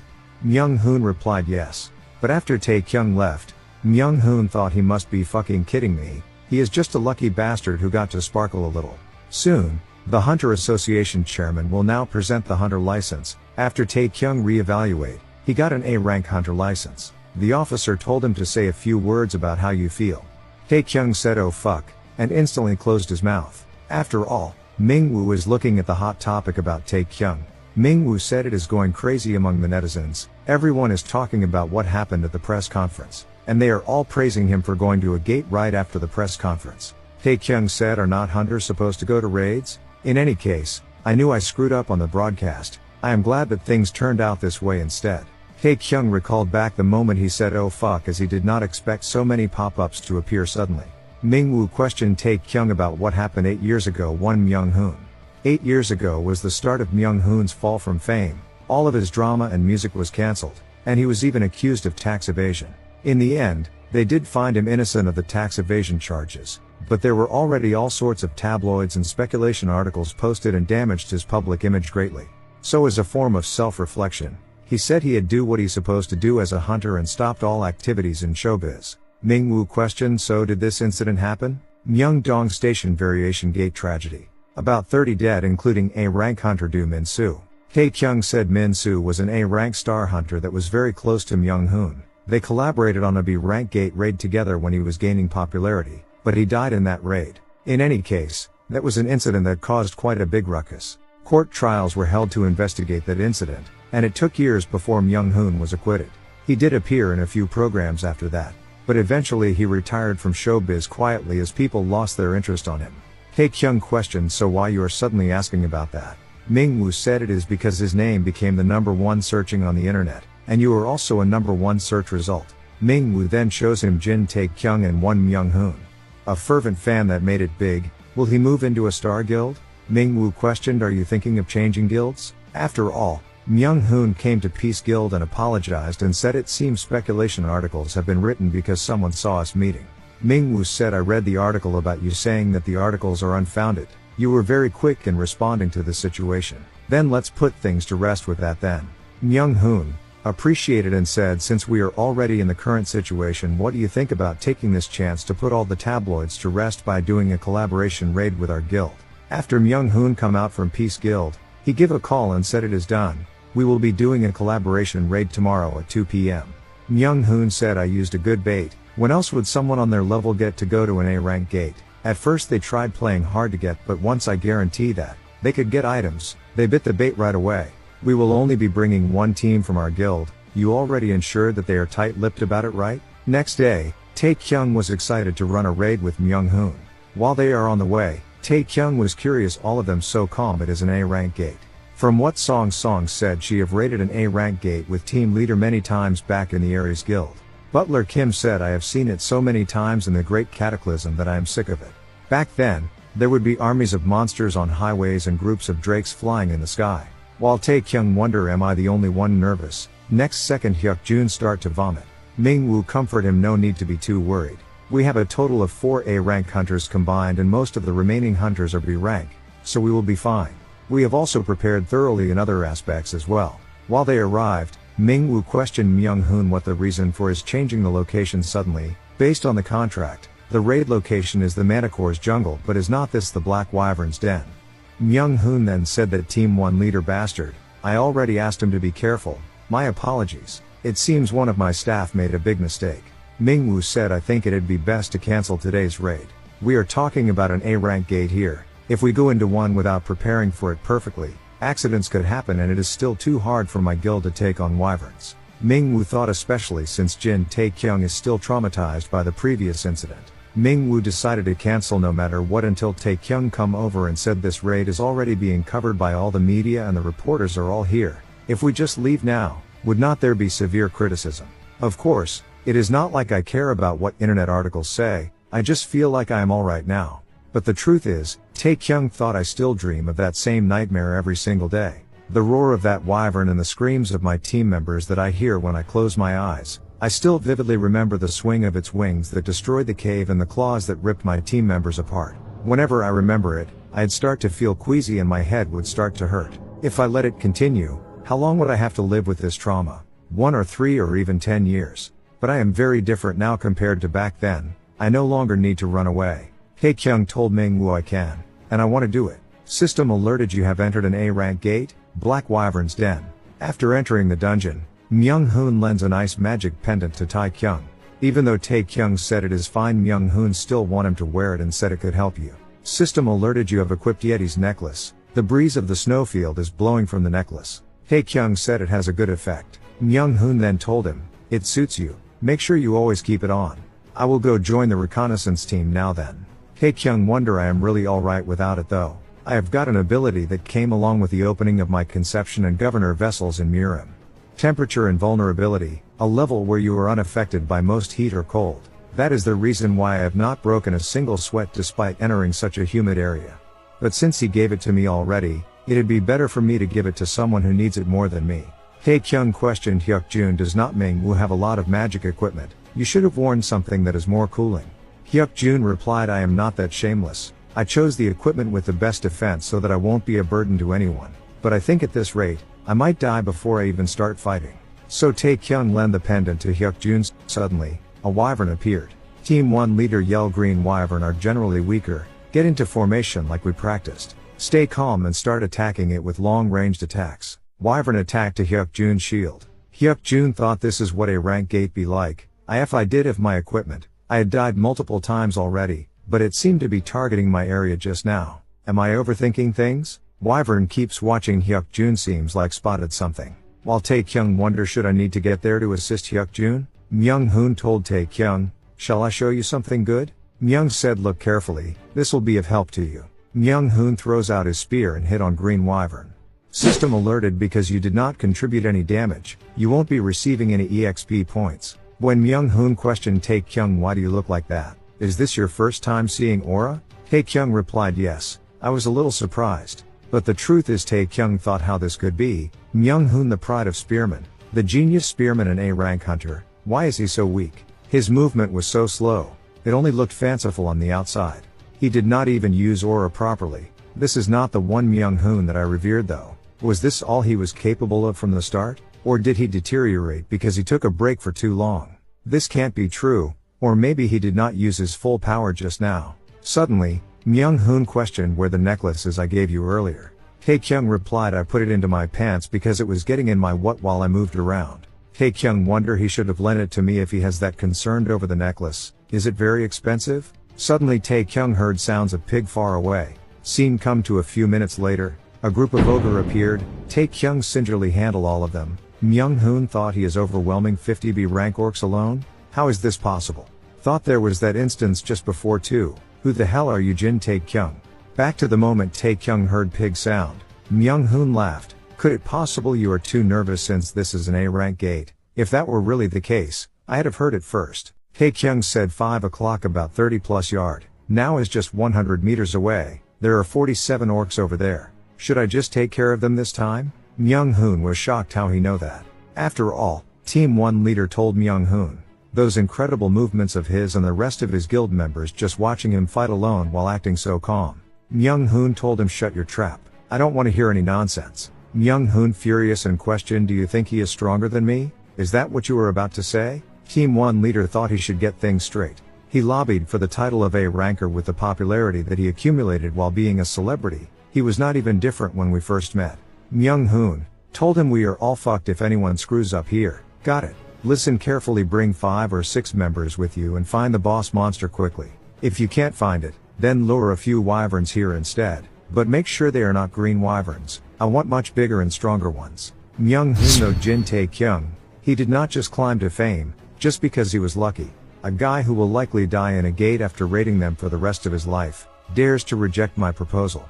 I will make you regret that decision soon enough. Hyuk-jun praised Tae-Kyung, you are the best hunter, you totally dominated this gate. Ming-woo said that truly was impressive. Are you hurt anywhere? Then Ming-woo noticed the necklace Hyuk-jun wearing. He wonders if it is an item that people would rarely sell. Where did you get it from? Hyuk-jun instantly pointed to Tae-Kyung, said it is not mine. Tae-Kyung lent it to me. Tae-Kyung then explained it is true, but it was just lent to me by Myung-hoon.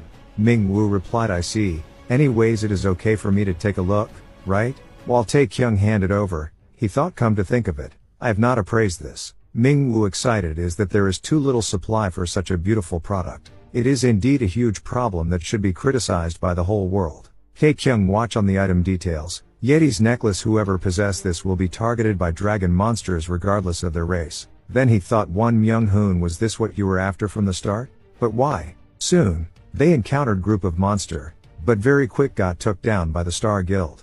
Tae-Kyung thought, damn, I am getting the shivers. Was his personality on TV always fake? The more I know him, the more disappointing he is to me. Suddenly, Team 1 leader run back and said other members are all dead. We discovered one wyvern and were approaching it while using stealth magic and almost reached it, but then it noticed us. Myung-hoon continues blaming to him until Team 1 leader said that wyvern is unnamed. That wyvern was definitely on the level of a named monster. This place it is a variation gate. Mankind used the numerous experiences it had with death and destruction after the Great Cataclysm, to categorize monsters and rank them. And so, depending on the rank of the monsters that are inhabiting the gate, the relevant rank will be given to the gate. However, there are always exceptions, the variation gates. A D rank monster appearing in a F rank gate or a B rank monster appearing in a D rank gate. For mankind, the type of gate that is still a mystery, that is a variable which lies outside the realm of knowledge. Because these monsters that exceed the ranks kept appearing, they tried to categorize them separately,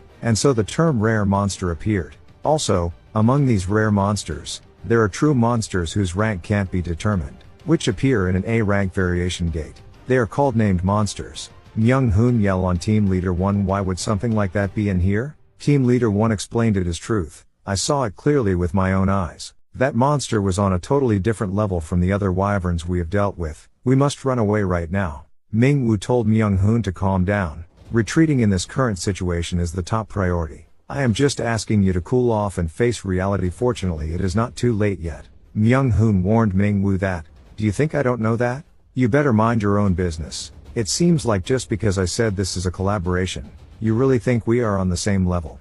That is not the case, you fucker. But it is a waste of my breath to say any more. In any case, stop trying to order me around. Tae-Kyung thought, people say that one's true colors are revealed in a tough situation. I can't believe I idolized such a person. Tae-Kyung said, do you intend to fight it then? If you are not going to fight, then stop talking and bring your guild members to the entrance. Since I still have the necklace, why are you surprised? Did you think I would not realize it? At that moment Myung-hoon thought, how did he fucking find out? Tae-Kyung warned Mr. 1, no matter what you did or are trying to do, I will close an eye to everything that has happened so far. However, never bare your fangs again, understood? Myung-hoon thought, what, that was just now? How dare he tell me to get lost? While I am infuriated, I will retreat for now. Tae-Kyung thought I had have made him regret it if he chose to attack me though. What a pity. Come to think of it, that incident that happened 8 years ago was suspicious. Tae-Kyung noticed Team Leader 1 from Star Guild is getting nervous. Butler Kim said, it seems he has been exposed to the monster's fear. It is either he has a weak mind to begin with, or the named monster is just that strong. Tae-Kyung questioned the Team Leader 1 about the wyvern details. According to his word, that monster it is several times bigger and stronger than any black wyvern he have seen. Tae-Kyung wonder, could it be that wyvern? 3 years ago, after the Variation Gate incident, there was an investigation team that went to visit the gate to find out what happened, but that wyvern had already disappeared, so they concluded that black wyvern was not very different from a normal black wyvern. Where could it be right now then? It might have already died in the hands of another hunter. Even if that is not the case, will I really be able to get my revenge one day? Whatever the case is, it seems like today won't be that day. Suddenly, Team Leader 1 said, one-eyed. One of its eyes was completely maimed. It was like something had stabbed it. Tae-Kyung thought, I see, you remember me as well. Nice to see you again, you fucking lizard. Song curious and questioned, are you guys thinking of fighting that monster with just us? Are you all out of your mind? We could all die if something goes wrong. Tae-Kyung said that is right, this is very dangerous for all of you, so please get away. I will be taking that monster on. Ming-Woo said the Star Guild is not that good of a partner guild for us to run away together with them. More so, since we became enemies with their guild leader. Tae-Kyung, let me ask you just this question. That monster that is coming towards us now, is it related to the Variation Gate incident that you were involved in 3 years ago? Tae-Kyung nodded. Ming-Woo replied, this is something we have to think of without emotions. You know that monster is a named monster, right? Tae-Kyung replied, is that so? To me it is just a monster that needs to be put down. Tae-Kyung told Butler Kim, please protect the rest, I will be counting on you.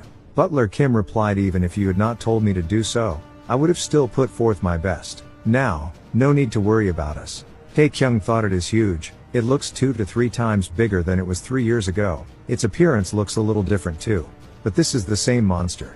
That blind left eye where I stabbed is evidence of it. I have never heard of monsters that could grow though. Tae-Kyung said 3 years and 92 days. That is how long I have waited for this moment. There were names that I wanted to tell you when I met you. Kim Yoon-soo, Song Dong-hyuk, Park Sang-ho, Lee Hyerim, Kim Han-woong, Park Gwang-yun, Han Ra, Park Sung-bin, Kim Ming-young and Hong Chun-soo. All of them had families and their own dreams, but you trampled on all of that in an instant. Let's settle our debts today. I won't be going anywhere else this time. System alerted, you have accomplished achievement energy manifestation. This is an incredible achievement. You will be given rewards for this achievement. You are able to use spear energy. Your body has now acquired the effective 100 poisons immunity. Wyvern cast a roar attack toward Tae-Kyung. Tae-Kyung questioned, what was that just now? Strong wind from an electric fan? Tae-Kyung immediately jumps on Wyvern's head and stabbed it with his spear. Wyvern instantly start fly to sky.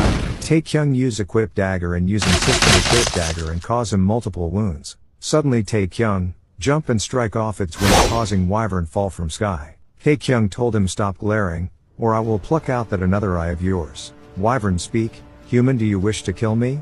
I will say just this one thing. This will be different from everything you have seen so far. Tae-Kyung was shocked by a monster can speak, and also he can heal. One-eyed Karis, after losing one of his eyes to a certain human in the past, he was infuriated and swore that he had killed the human that took away his eye. He began to kill any humans that he met, and even monsters if they got in his way. One day, after countless bouts of combat and slaughtering, he came back to his senses and found he possessed an immense body along with great strength. Not long after, he realized what had happened. The reason he grew stronger was not because of his battles with humans, it was because he had devoured other monsters. Every time he consumed a monster, something within him would grow stronger. Since then, Karis began to target magic crystals. He'd devour other monsters and also go after the magic equipment that humans had over human flesh. And Karis, who possessed exceptional intelligence, one of the traits of wyverns, a subspecies of dragon, was able to enter into a whole new territory of power, magic. After that day, he made an unknown wilderness into his den and focused all his energy into researching magic. Back to the moment Karis healed. Tae-Kyung thought, this is so ridiculous. Is he really a wyvern? Although it does not seem like he could heal everything. I can't believe he used magic. Karis cast magic slow. System alerted LV. Karis has used speed reduction magic. Due to a trait of the dragon race's magic has become stronger. Agility will be temporarily reduced by 50. While Karis laughing, Tae-Kyung won't be able to move quickly like before. Tae-Kyung distribute 100 points on agility and immediately attack to his another eye.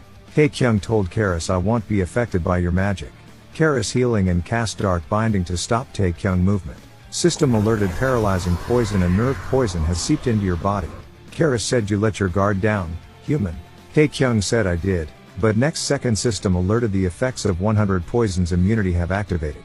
After detoxified, Tae-Kyung distribute another 50 points to strength and 50 points to HP. Tae-Kyung broke through the dark binding and quickly stabbed to its leg, followed by ripped of its tail. Karis cast another few magic, but all got defended. Very quickly, Karis body full of wounds which done my Tae-Kyung spear strike. Tae-Kyung said, if you want to live, use your healing magic, then I will wait for you. Karis questioned, will you spare my life? Tae-Kyung answered, no, I simply don't want to let you die just yet. Hang in there another 10 times, I will kill you after that. Karis said, you are so cruel, I simply did what I was supposed to. Tae-Kyung replied, yes, I know humans kill monsters and monsters kill humans. We are stuck in a vicious cycle of killing each other and getting killed by each other. As Tae-Kyung cast final blow, System alerted LV-115 Karis has been defeated. You have obtained the achievement Defeat a Named Monster. Tae-Kyung recalled back his memory about all his dead teammate last time. Then he realized all his current Peace Guild member rushing to him. Song can't believe this is truth, while Hyuk-jun said I am so proud of you. Butler Kim said even during the Great Cataclysm it was rare to see someone as skilled as you. You are truly amazing. Ming-woo said now, let's all calm down and start the cleanup process. The body length is around 50 meters. The time needed to divide this between 5 people will be too long. Taking out even one scale would be hard. Tae-Kyung thought this is so frustrating. I could simply put it into my inventory. Should I just be honest about it with them? But very quick he denied the thought. The reporters are waiting for us at the gate entrance. Unless we intend to not use its parts ever, people will have suspicions and we will get caught in no time. Tae-Kyung told them I will go and bring more people here. An A-rank gate regens once a week, right? Today is the first day, so we should still have time if I go to the entrance quickly and bring more help. End up Butler Kim will follow Tae-Kyung, as there will be quite a lot of Butler Kim acquaintances that will come help no matter what happens. Butler Kim requested Tae-Kyung to carry him as his knee joints have been aching recently. Ming-woo thought I knew he was exceptionally skillful, but to think he is strong enough to solo kill a named monster, overwhelmingly so at that. However, why does it feel like this is not all he is capable of yet? Just who are you, Jin Tae-Kyung? While Tae-Kyung on his way, he stopped at halfway and told them come out now. Then Myung-hoon with his teammates came out. Myung-hoon said, did you also lose your mind after you got defeated by the named monster? Why the fuck are you smiling? Tae-Kyung said I doubt you are waiting for us to go out together. This means you are lying in wait to ambush those who survived fighting with the wyvern or those who are running away. I wonder who is the one who does not understand his situation right now. Tae-Kyung said Myung-hoon, did not I already warn you? Tae-Kyung blinked to his behind and said I told you never bare your fangs again. Tae-Kyung immediately gave him a powerful punch. Myung-hoon cast his spear attack but just all dodged by Tae-Kyung. Tae-Kyung said this is why you should have stopped when I was still being polite. Tae-Kyung cast another powerful blow once again. Myung-hoon hardly climbed up and said it seems you managed to find some good quality magic equipment and wore them here. This is where your rampage stops. He told his teammate defeat that old man first. Tae-Kyung laughed and said well it is pretty fascinating how you guys are rationalizing the current situation. But don't you think the hostage act is too much of a cliché? Myung-hoon laughed at his cliché, but what important is that it always works. Butler Kim said you youngsters are so disrespectful to your elders. Rumble earthquake. He reminds them just relax and close your eyes, unless you want to be buried alive. Tae-Kyung laughed and said your hostage act failed. What are you going to do now? Then Myung-hoon only realized Butler Kim is an A-ranked mage. Myung-hoon immediately acting that he surrenders. When Tae-Kyung turned his body about to leaving, Myung-hoon took a dagger to attack Tae-Kyung. Tae-Kyung said, thanks for doing exactly as I expected. Tae-Kyung immediately killed Myung-hoon. System alerted you have killed LV-80 Myung-hoon. After all, the two-person who guard outside was shocked. Then Tae-Kyung live broadcasting started. Tae-Kyung told them there was a named monster in there. It is a variation gate. We already killed the monster, so there is no need to be so worried. When reporter questioned about how many died in there, Tae-Kyung replied to a total of 7 deaths, the rest are okay. I need to add Myung-hoon in as well. A total of 8 dead. When reporter questioned about how Myung-hoon died, Tae-Kyung said one Myung-hoon was taken care of by me. Because of the interview, it became the spotlight of the town and an investigation.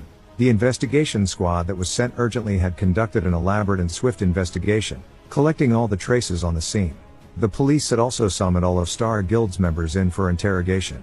Star Guild Team 1 leader Kim Dong-hyuk's perfect testimony. On top of that, there is a USB and letter that was sent by an anonymous informant. As soon as the full-scale investigation started, one Myung-hoon's ugly past all started to come to light.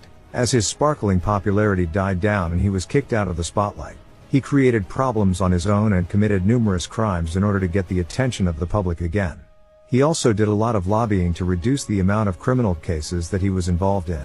In the end, all those in the political and financial world that were involved wore masks and sat in wheelchairs as they appeared in front of cameras. They only had one same comment: I will do my best to assist in the investigation. An officer told Tae-Kyung, the death of one Myung-hoon was just the start, and at least half of those we summoned will also be charged. Actually, we do have some people talking about you. There were a ton of arguments as to whether what you did was self-defense or excessive self-defense.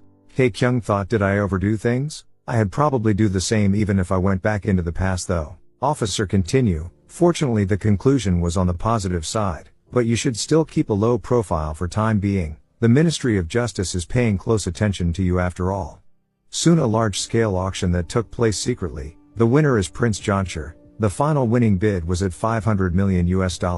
According to the news, Tae-Kyung donates hundreds of billions of won for the victims of the gates and establishes a donation foundation.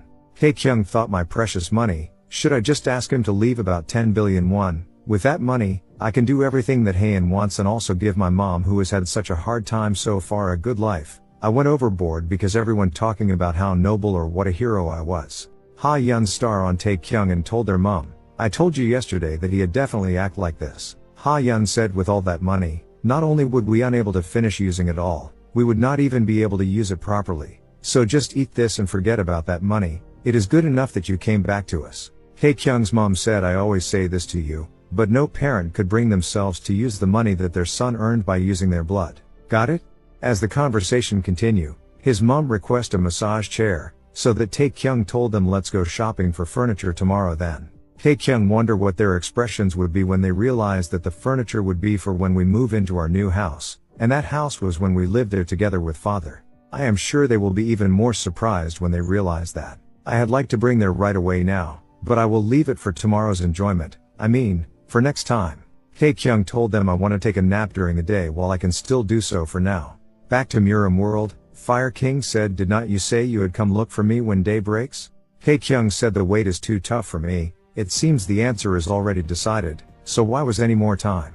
Fire King thought, how strange. I was usually able to detect his presence from 50 feet away, but now I only detect his presence when he is 30 feet away. Did he gain some kind of enlightenment again? Fire King questioned how a martial artist can be so impatient. Tae-Kyung said, sleep is an extravagance for a martial artist. Train if you can afford to sleep, that is what you told me, am I wrong?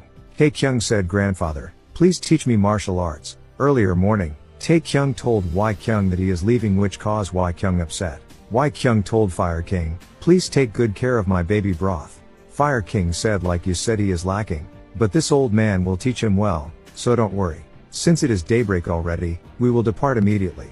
While Y-Kyung said, I understand and I will prepare his bag, Fire King replied, we don't need anything, we are going to be training, not sightseeing. From following conversation, Fire King decided to bring Tae-Kyung to Hue province. Y-Kyung stated even by walking to there also need at least a month. Fire King denied and said that is only for those slowpokes. With how quickly I walk, it takes much less than a month. Tae-Kyung instantly pleased. Y-Kyung packed their bags to the brim. Tae-Kyung explained to Fire King that I come from a pretty wealthy family. I have no intention of begging for food on the streets. Why would I suffer intentionally when I have money? If we are going, let's go comfortably. Also, I can't leave immediately because I have somewhere to go before we depart. Y-Kyung told Fire King that he need to discuss with him urgently as well, so please allow me a moment. It is a matter of great importance that you should know as well, sir. Then Fire King have no choice and give them half an hour. Back to Mu-Kyung, he still trained hard. He wonders, I will do it perfectly, no matter how many attempts it takes, even if it takes me years. Suddenly Tae-Kyung said from outside, how scary, why does it sound so vicious? Mu-Kyung told him, go away, I am in the middle of training. Tae-Kyung denied and said, training my ass, you are probably just venting out your anger. From your sound, I can say you are angry, with the emotion how can you train well? Mu-Kyung thought he can determine my state just by listening to the sound? I did not even sense his presence. Did this bastard get even stronger in that time? Tae-Kyung told him, I am leaving. I am to learn martial arts from the Fire King. Mu-Kyung thought, the Fire King Jek Chun Gang? I heard he was visiting the family, but why would he teach that bastard? Very quick. Mu-Kyung wondered, judging by Tae-Kyung progress as of late, he truly is a monster and a prodigy. Fire King must realized his true value.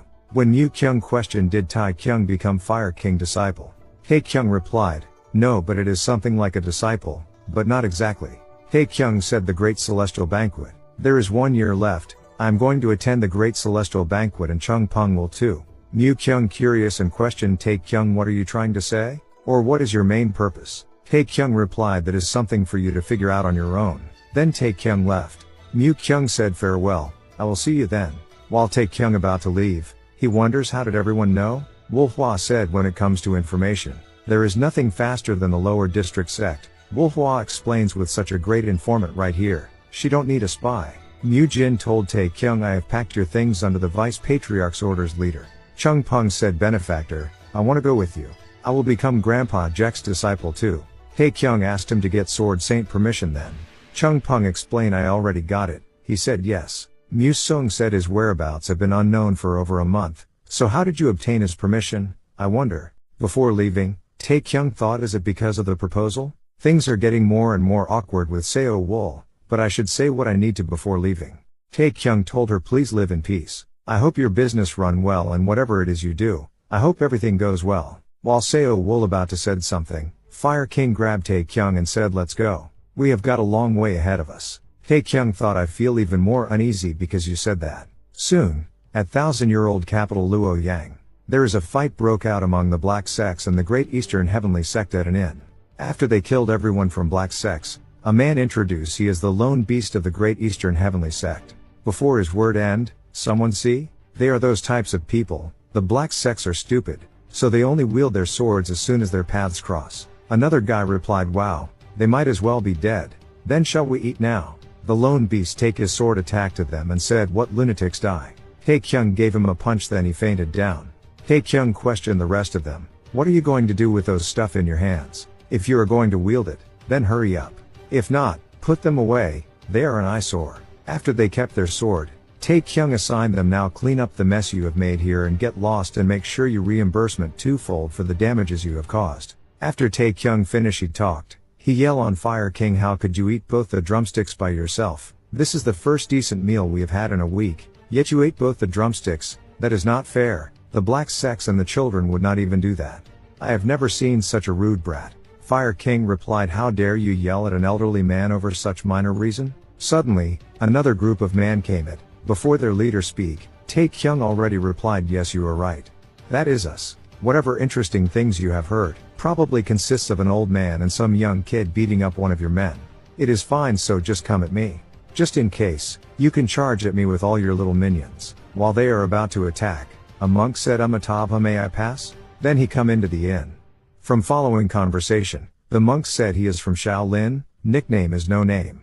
The guy from Eastern Heavenly Sect was mad about the monk as he thought monk is just playing dumb. Next moment, while he attacks the monk, his weapon instantly broke due to his Buddhist beads is made from 10 millennia cold steel. Monk starts to attack all of them. Meanwhile, Tae-Kyung questioned Fire King why he can't sense the mercy of Buddha or anything.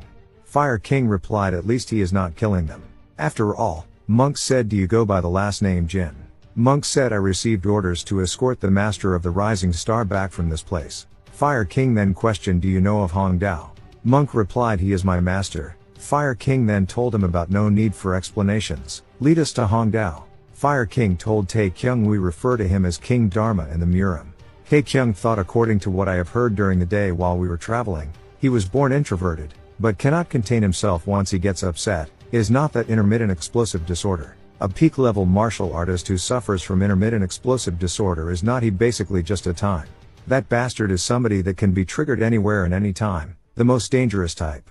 Fire King wonder King Dharma have never changed at all, given such name to disciple. Fire King then said, I don't even think you are his official disciple as well, are not you disappointed about that? No Name said, I suppose that is the will of the heavens. Suddenly, Fire King said, you are still as lazy as ever, does you still sleep 10 hours a day?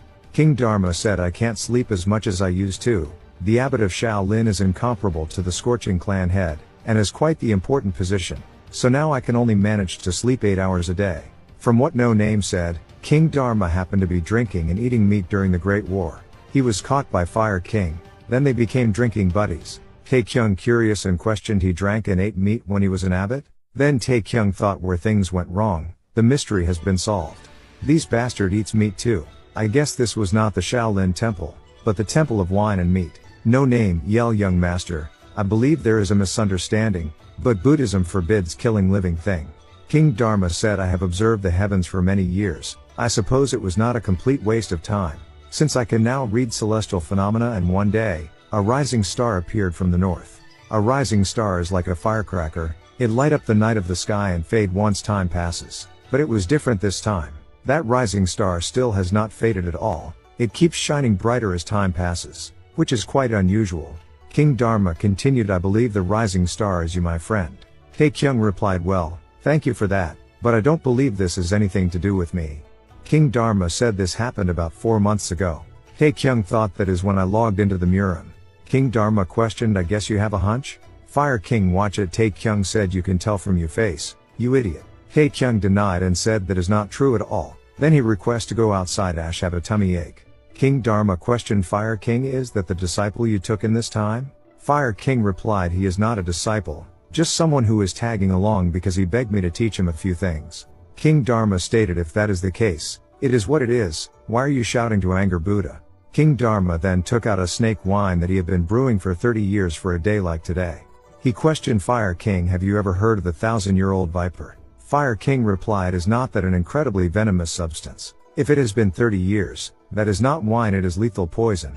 There is so much venom in the air just from breaking the seal, it is so toxic. Not even ordinary master would survive after drinking this. King Dharma said, it is crazy to drink such a thing. In that case we go to drink it. Soon. Fire King said, my goodness, the strong taste of this wine is quite astounding, though I am only fine thanks to the scorching yang energy. King Dharma replied, for someone who only has brute strength, you have managed to survive for a really long time. Fire King replied, this is all heavens, what will I do when this is what the heavens have planned for me? King Dharma said, that is all rubbish, heavens will have been absent for ages. I have not been able to read it for a long time. Black clouds came out of nowhere and covered the sun and the stars, making the heavens no longer visible. I feel like that could be a sign that an unknown chaos is approaching. Despite that, a new star arose. It was so bright even though the sky was so dark. Fire King said, dark heaven. Right before I left the Jin family, their young patriarch said something to me. I was just surprised. The restriction that was cast on him was so complicated that even I could not break it. The medicine known as the power burst pill was also strangely powerful. The dark forces that were controlling the fire demon sword from behind the scenes for tens of years, they are known as the Dark Heaven. King Dharma said, let's end things here for today. I feel like it is time for us to do as each of us were meant to do. I will use everything I have at my disposal to prepare for the impending chaos in you. Fire King interrupted, I will need to train the new star, so that its light can't be covered easily. Fire King thought it was a short meeting, but it was enjoyable. Meanwhile, Ahaway Province, Nam Gung family patriarch, Nam Gung Ryong. His man told him the mountain master has returned. The news is about 4 hours ago there were reports that he passed the northern gate with his disciple. Nam Gung Ryong questioned, did not that damn bastard die 3 months ago? His man replied, yes, it seems he has taken in a new disciple. His name is Jin Tae-Kyung. He turned 21 years old this year and is a direct descendant of the Jin family. He is the same bloodline as the fire demon sword that participated in the orthodox demonic Great War and the heavenly Jin blade, who stands out as one of the 10 phoenixes and dragons. Nam Gung Ryong thought someone from a remote martial family got chosen by the Fire King. It is either they have gotten a hold of the Fire King's weakness, or that person has such an incredible talent for martial arts that it does not matter what age he is or which family he is from. Nam Gung Ryong assigned his man, activate all the junior agents and get them to find out everything about this new disciple. Nam Gung Ryong said, looks like things will be getting busy. Back to Tae-Kyung, he told Fire King that he have a wish. Fire King said, I have one as well. They are at an Hubei province Juhua mountain entrance. Tae-Kyung said, let's stop by and in before going off. Fire King replied, my wish is you shut up and follow me. Did not you want to train? Why are you grumbling so much when we are going to train? Tae-Kyung said, it has been 15 days since we have gotten any proper sleep and we will be stuck in the mountains for at least half a year from now. So that is why I want to eat my fill and wash up for just that one last time. Tae-Kyung lay on floor, said, I don't care anymore. Even if I can eat to my fill, it is always either beef jerky or grain pills. Not only will there be no hot water, it will be nothing but the woods, and you won't even let me sleep for more than an hour. Fire King turned his head and said, this is why I dislike kids with good instincts. Fire King cast psychokinesis to bring Tae-Kyung over. Fire King said, yes, you are absolutely spot on. I am intending to train you like a dog while giving you only an hour's sleep daily. After squeezing whatever oil the Grail pills give your body, I will be training you every day without rest in a manner that no human could even possibly imagine. System alerted you, pressure point has been blocked. Your sleep pressure point has been blocked. Fire King said, I will make an exception and let you sleep for 4 hours today. System alerted you are falling asleep. Soon when Tae-Kyung woke up, he thought seriously, would the heavens fall if we sleep in the inn for a day? My body feels heavy since I did not sleep comfortably. He is too much for not even letting me have one day of good rest, but why does my body feel so heavy? Then he realized these iron balls tie to him. While Tae-Kyung yelled Fire King. Fire King threw a rock to him and said, "What a rude brat." Fire King said, "You will be living with those iron balls from now on, not only during training but also when you sleep and eat. They are training tools passed down in the Scorching clan, so treat them as if they are your own children." Fire King said, "It is about 200 gun each." Tae-Kyung thought 200 gun is 120 kilograms. 4 of these would be almost half a ton. Tae-Kyung questioned, "Have you gone senile or something?" Fire King said, "That is not nice of you to say that." Tae-Kyung thought, "He is not hitting me?" Tae-Kyung questioned, "Are these really for training?" Fire King replied, "Give up if you don't believe me, I won't be seeing you out." Tae-Kyung pondered, "Although this took me by surprise, if I can become stronger just by wearing them, then there is no reason not to, since it is the law of the world to pay a certain price if there is something you want." Soon Tae-Kyung said he will do it, so Fire King passed him the pills. Tae-Kyung said, "I had rather have jerky instead, I will really have an upset stomach if I eat this." Fire King told him, "Stop complaining and eat up, this is not an ordinary grain ball. It is made from a secret technique of the Scorching clan. It is great in a lot of things, but it is especially good at improving virility." Tae-Kyung said, "I will gladly eat it then." System alerted, "You have consumed Fire King's special forbidden grain ball. Your satiety is increasing." Fire King questioned, "Do you feel anything?" Tae-Kyung excited said, "I am not sure." While Fire King wondered, "That is strange. Is it because I made it a while so it become less effective?" Next second, system alerted, "Your agility, strength, HP all has decreased by 100. You are unable to use your energy. These effects will persist for 1 week. Tae-Kyung yelled, "What is this? What the hell did you feed me, you crazy old man?" Fire King said, "For a rude brat like you, there is something that I'd be perfect for your first training. It takes 2 hours to come back up here. You will fail if you are late for even 15 minutes. Tae-Kyung thought, "This again?" System alerted, "Quest Fire King's Fire Hell Training 1. After Tae-Kyung being sent to down, Fire King said, "It can't be helped, I don't have much time left. Whatever I have experienced I will teach you, I will increase its intensity for you. So, endure this until the end, I will do my best too. But maybe I should not have put the iron restraint ball on him?" 10 days later, Tae-Kyung threw the iron ball shocked Fire King. Tae-Kyung said, "Climbing Mount Juhua in 2 hours I have succeeded at it." System alerted, "You have completed quest, level up, you have obtained 30 bonus stats." Fire King questioned, "Why did you climb Mount Juhua?" which left Tae-Kyung speechless. Then only Fire King said, "Right, that is pretty good, you can go on to the next stage now. I have already prepared it in advance, you can start now." Tae-Kyung thought, "An iron vest?" He questioned, "Don't tell me, is that used how I am thinking it would be? Could it be to repeat what I have been doing while wearing that?" Fire King said, "Come on, don't joke around. Come to think of it, 2 hours is way too long. I will give you 1 hour. Go put that on quickly and start climbing." System alerted, "Quest Fire King's Fire Hell Training 1 repeat has appeared." Tae-Kyung yelled, "Log out." System alerted, "You are unable to log out in the middle of a quest." Then again, he got thrown down from cliff once again. The training that followed this was simple but incredibly tough. Doing horse stance for 12 hours under the waterfall. Soon, while Tae-Kyung done for 12 hours, Fire King told him, "Add another 100 gun on. You will be doing an additional 12 hours like that." After Tae-Kyung completed that, it comes to 10,000 push-ups. System alerted, "Toughness has changed into patience." After that come to obtain a bird's nest. When Tae-Kyung bring back, Fire King wonder and said to think there really was one. The weight of the iron balls increased, and after that he had to repeat what he had done so far every single day. Climb up and down Mount Juhua 3 times in the morning. Do 10,000 one-armed push-ups with each arm in the afternoon. And then do horse stance under the waterfall after climbing the cliff. Tae-Kyung questioned, "Are you fucking crazy?" Fire King told him, "Add another 300 kilograms if you really don't want to." Tae-Kyung thought, "I had my doubts about this working, but after trying it really did." Time passes faster when one's body is exhausted. And the more intense the training was, the faster time passed by. System alerted, "You have completed the repeat quest, training with fists and kicks." Tae-Kyung thought, "This is going pretty well, I can probably do this repeatable quest another 2 times. System alerted, "You still have not learned fist and kick techniques, you will be given additional rewards when you train in relevant martial arts in the future." Tae-Kyung yelled, "Old man, I am all done." Then he noticed Fire King slept again. Fire King questioned, "What is the matter?" Tae-Kyung said, "I am done with the punches and kicks." The training with punched and kicks? Fire King has no idea and questioned, "What are you talking about?" Tae-Kyung thought, "Why does he keep doing this to me?" Tae-Kyung said, "If you are doing that just to get me to do more training, stop it already. I was already intending to train more even without you doing that."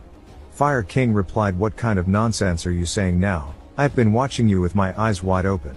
Fire King stopped and said, ahem, you sure catch on quickly. If you understand, then go train more punches and kicks. Tae-Kyung seems noticed something wrong and questioned, grandfather, are you ill? Fire King replied, follow me, there is a place we need to visit together. Dementia, the saddest disease in the world. Even in the current world where magic medical knowledge has advanced, it is still an incurable disease. All they can do is slow down the disease's progress. Everyone's equal in the curse that time gives. Tae-Kyung thought, why I did not notice it. If I think about it carefully, there were signs of it. He started to sleep more and more, and he had also been forgetful like just now quite a few times, but the reason I did not suspect it was because he is the great Fire King. I did not think a supreme peak martial master who is so powerful could be vulnerable to age. Fire King said as we walked to our destination, I will briefly tell you about the history of our clan. Hundreds of years ago, the founding ancestor was the strongest person in his time. However, he made a lot of enemies due to his feisty personality. Then next would be the second clan leader, until lastly up until my master, the 17th clan leader. They all carried the legacy of the Scorching clan for several hundreds of years. I can't guarantee that will happen in my time though, and I am to be blamed for it. Soon they arrived the Scorching Cavern. Fire King introduced this as the start of our clan and also the place where our legacy continues. After entering, system alerted, you have entered the Scorching Cavern. When learning the martial arts of the Scorching clan, the effects will be greatly increased. Your scorching energy is having a fierce reaction. The restriction on your energy has been released, so Tae-Kyung could sense his chi right now. Fire King explained, your energy came from the Scorching Elixir. It is natural for it to react to the Scorching Cavern. Tae-Kyung thought, it is because I found its roots? How fascinating, it is not just my energy. This place also feels familiar to me somehow. Fire King then kneeled down and said, disciple, Jek Chun Gang is here to pay respects to my ancestors. From now on, I will be teaching you the martial arts of our clan. Tae-Kyung was surprised. Fire King questioned, did you think I called you here suddenly to become my disciple?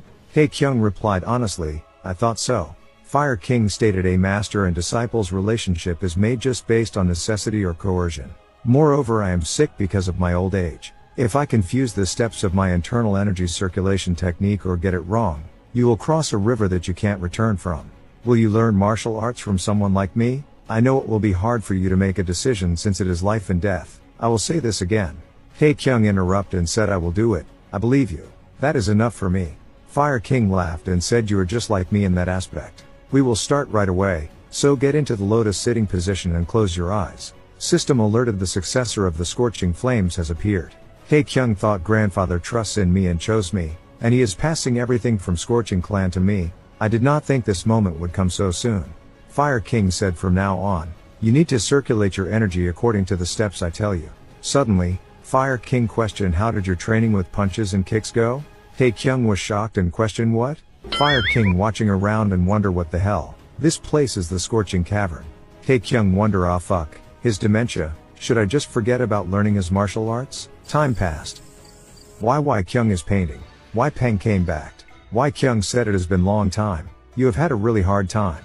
Why Kyung questioned, are things over at the Northern Plateau settled? Why Peng said, yes, there should be no issues for at least the next 10 years. Stabilization of the Northern Plateau. That was the reason why Peng left the Jin estate for the last 4 months. They thought that in order for Jin Wai Kyung to become the true ruler over Shanzai, they needed to subjugate the mounted bandits of the plateau. After several months of secret and elaborate preparation, Wai Peng led the elites of the Jin family as their captain, and formed the Jin Dragon Squad before venturing into the plateau. Wai Peng said, information placed an important part. We were able to annihilate 5 large mounted bandit squads and more than 10 bandit squads surrendered. If it were not for the Hao clan, it would have taken much longer. Wai Kyung replied, no matter how good the information is, it depends on how one uses it. The truly scare one here is Wu Hua. She is meant to go beyond just Sha Zai. Wai Peng said, but when thousands of nomads appeared in front of us after we accumulated fatigue from consecutive battles, I felt lightheaded. At that time,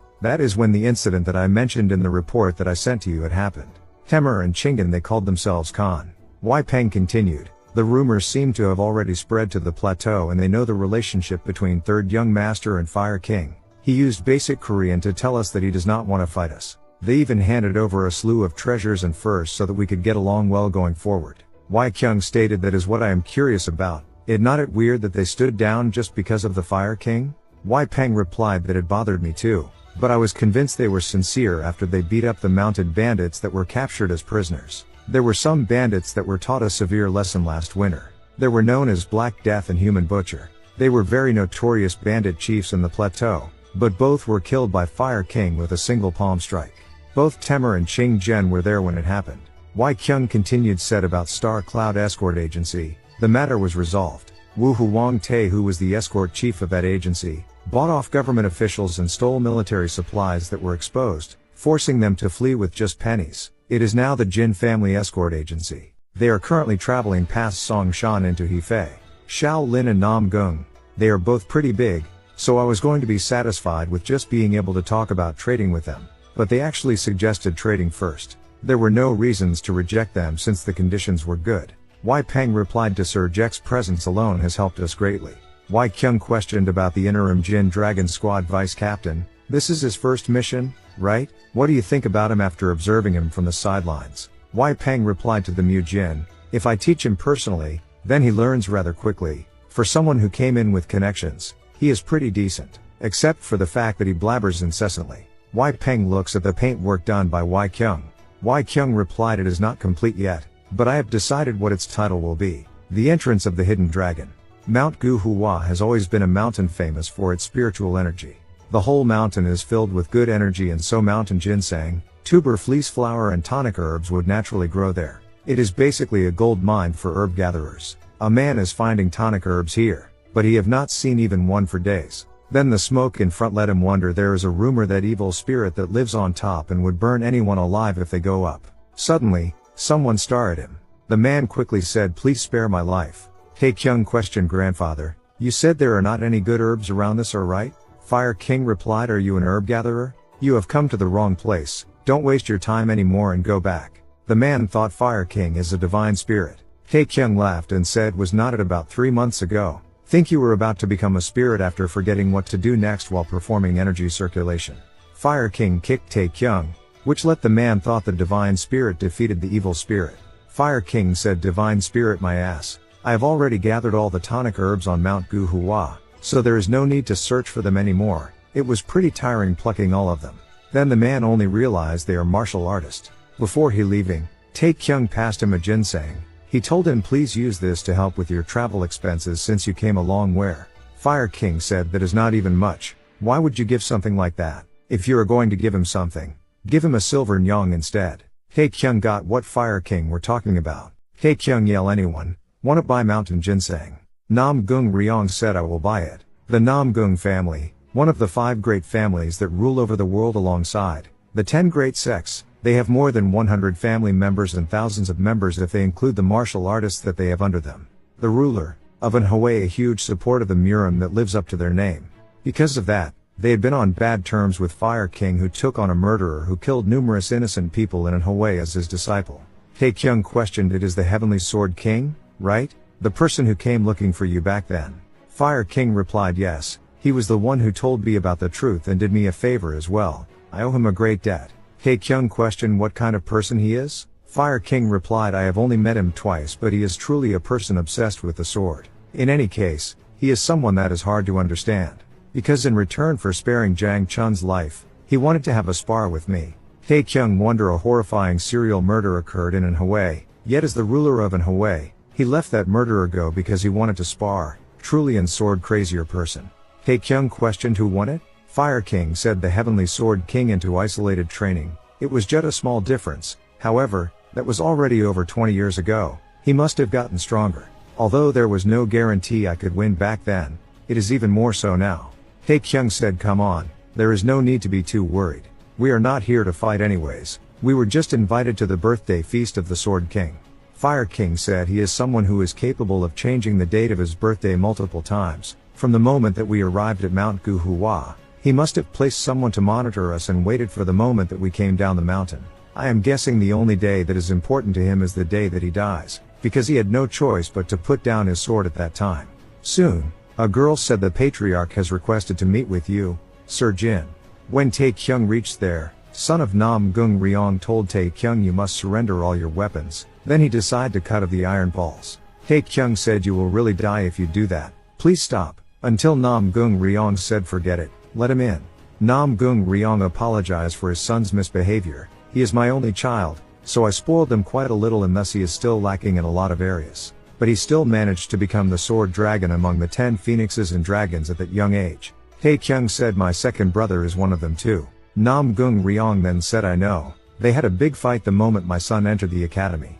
Tae-Kyung laughed and said they are just so young. Well, at that age fighting is how they mature. Nam Gung Ryong replied, but they are older than you. After all, Nam Gung Ryong turned into seriously mode and told Tae-Kyung please dissuade Sir Jack for me. 20 years ago, it was by a hair's difference. It was a really close match where either of them could have won. My father seems to be really upset by that day's defeat, because he went into isolated training for a few years after that. The problem is, if another fight takes place now, it will definitely become an even more intense fight. If anything happens to either of them, I can't even imagine what kind of after effects that will bring about. Tae-Kyung replied I understand it, but I am not confident I can dissuade my master. He is someone who would rather die than stand down.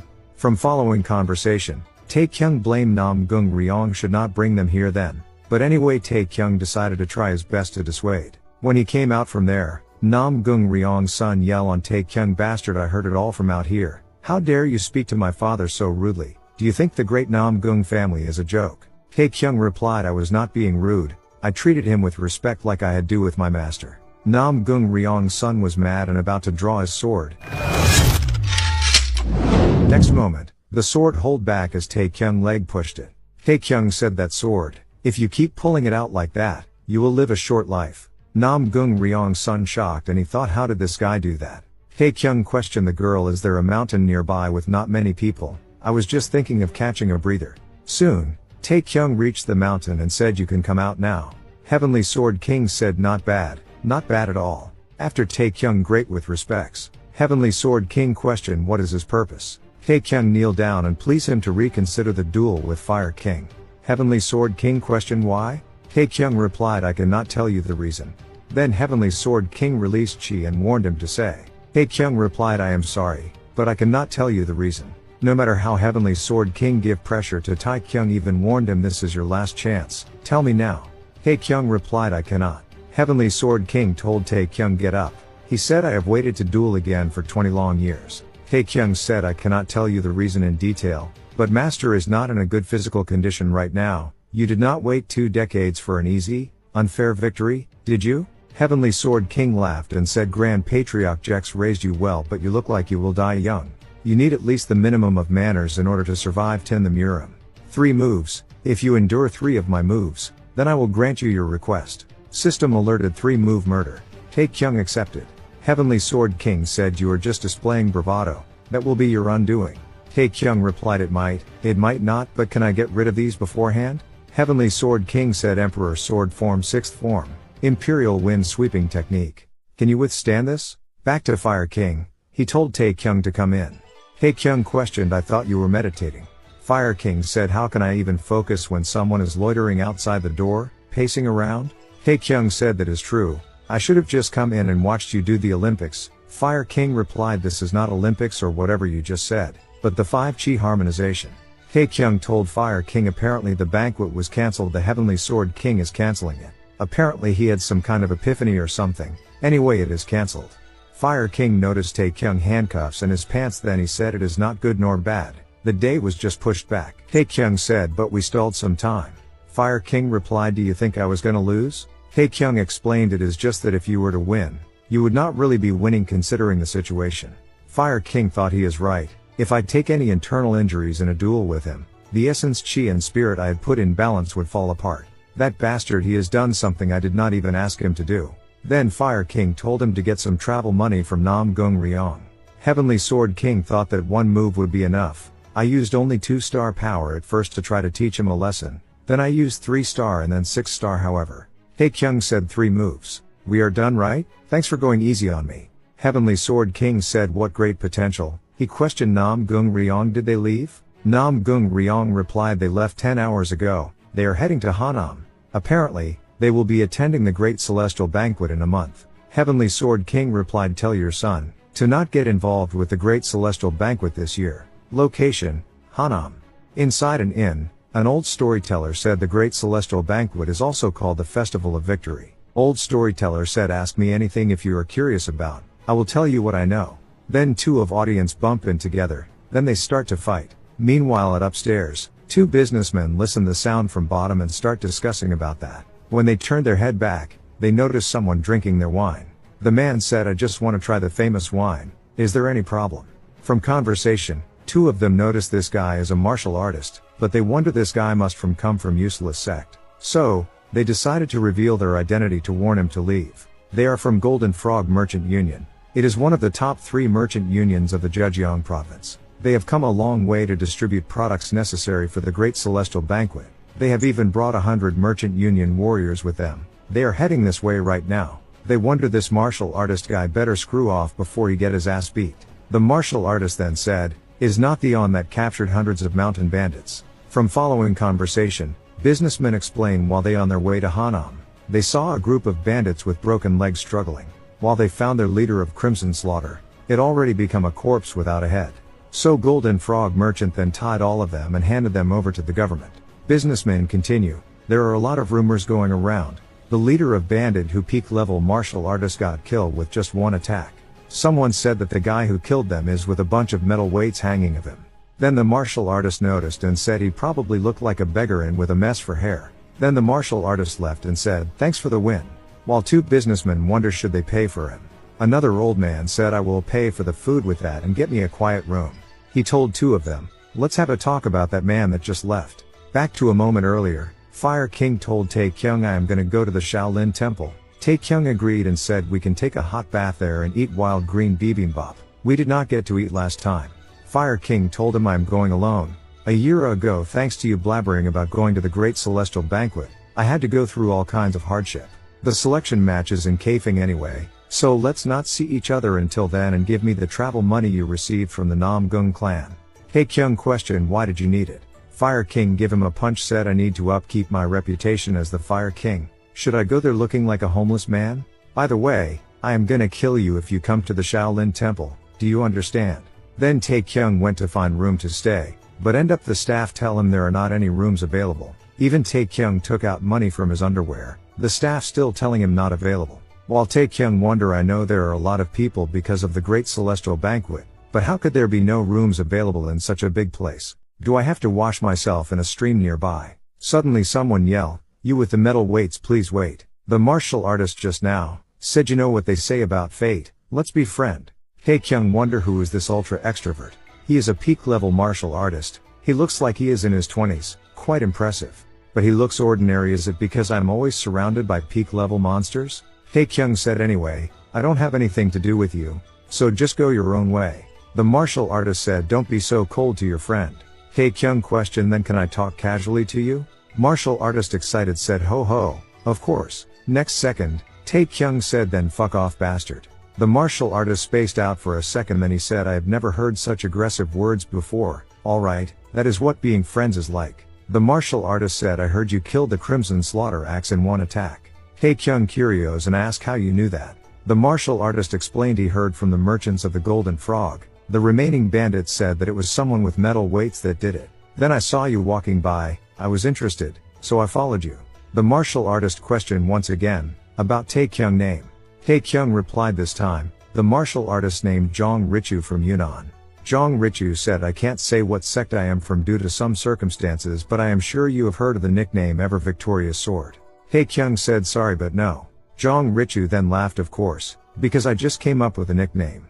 Tae-Kyung thought, what the hell? He is just some psycho, I should have just scanned him with cheese sense and then left. Tae-Kyung told him, be on your way, I am busy. Zhang Richu said, answer this one last question, where do I have to go to see you? Tae-Kyung blinked away and said, the Great Celestial Banquet. Zhang Richu thought, hidden dragon of Shanzai Jin Tae-Kyung. Then he go back to the and Tae-Kyung went to question, are there any rooms available?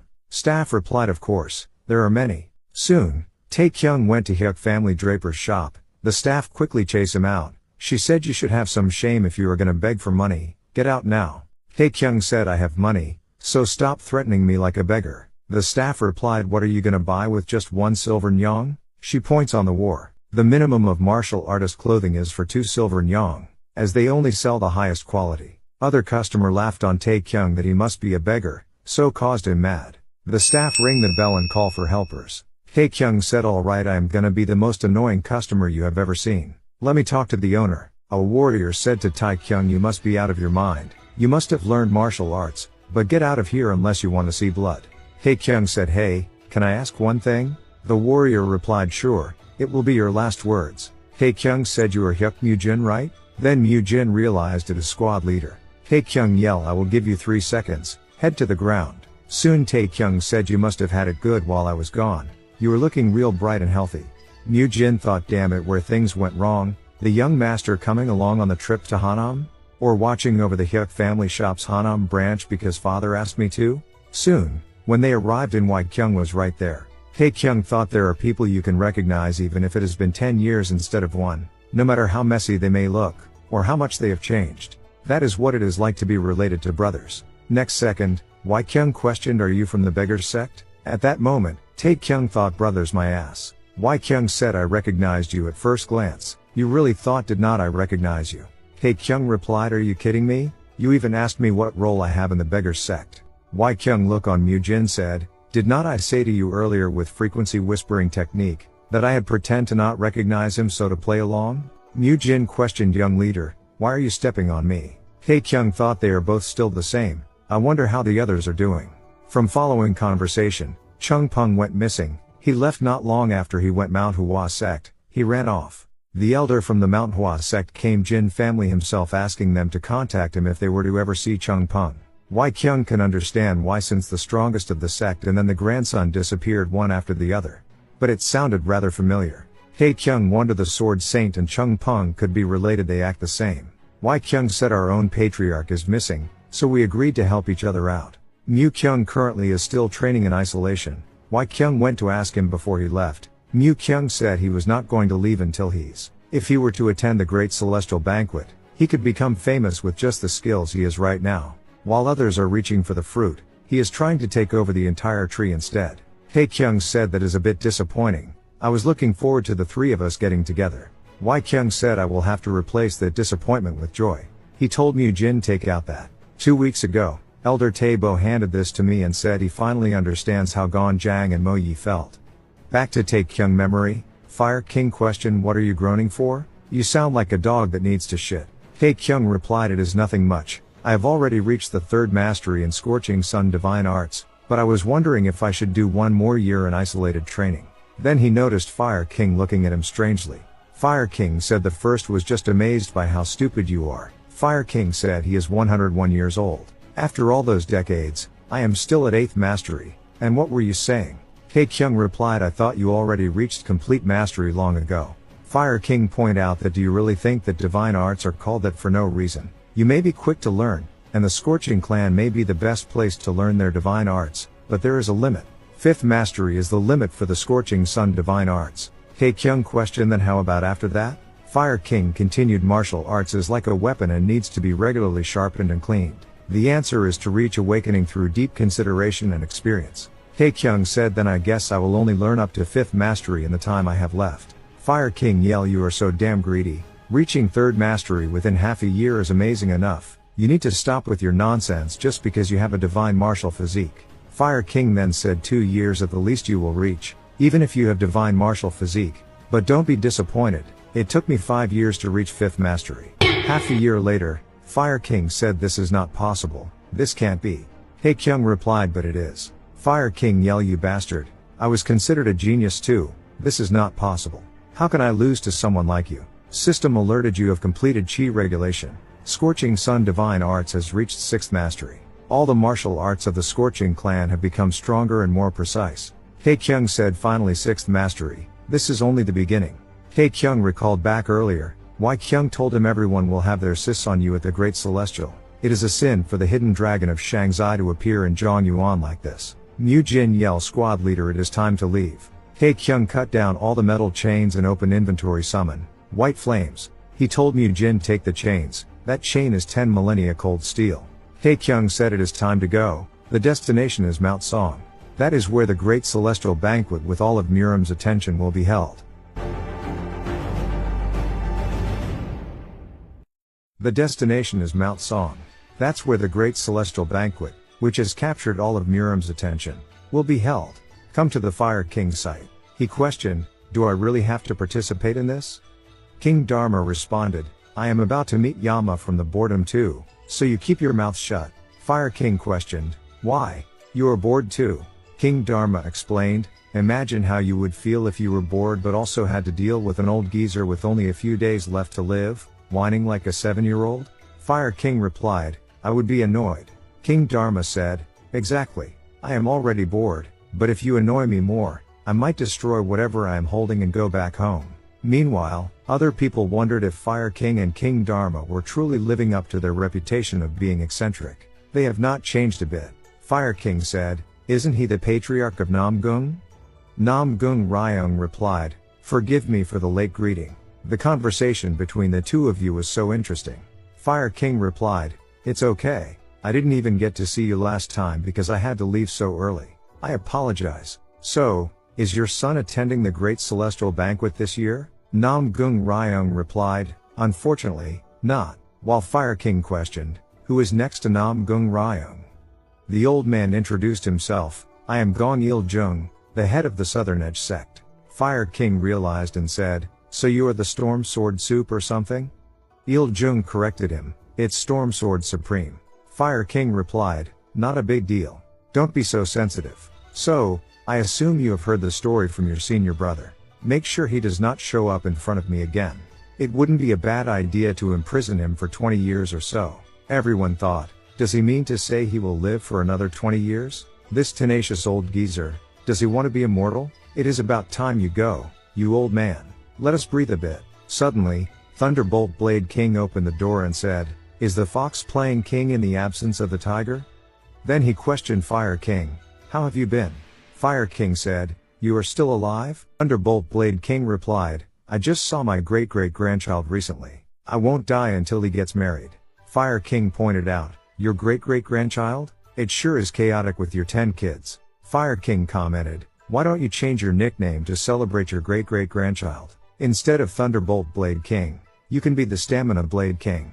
Thunderbolt Blade King retorted, I was gonna be nice since we haven't seen each other in so long, but you are already getting on my nerves. Soon, they were about to start fighting, but King Dharma struck his wooden gong and said, both of you, calm down. With all the people waiting outside, do you really want to go at each other? Do you two wish to tarnish the reputation of the Scorching clan and the Abuk Peng clan? As a result, both decided to let it go. King Dharma continued, since we are all gathered now, let's go.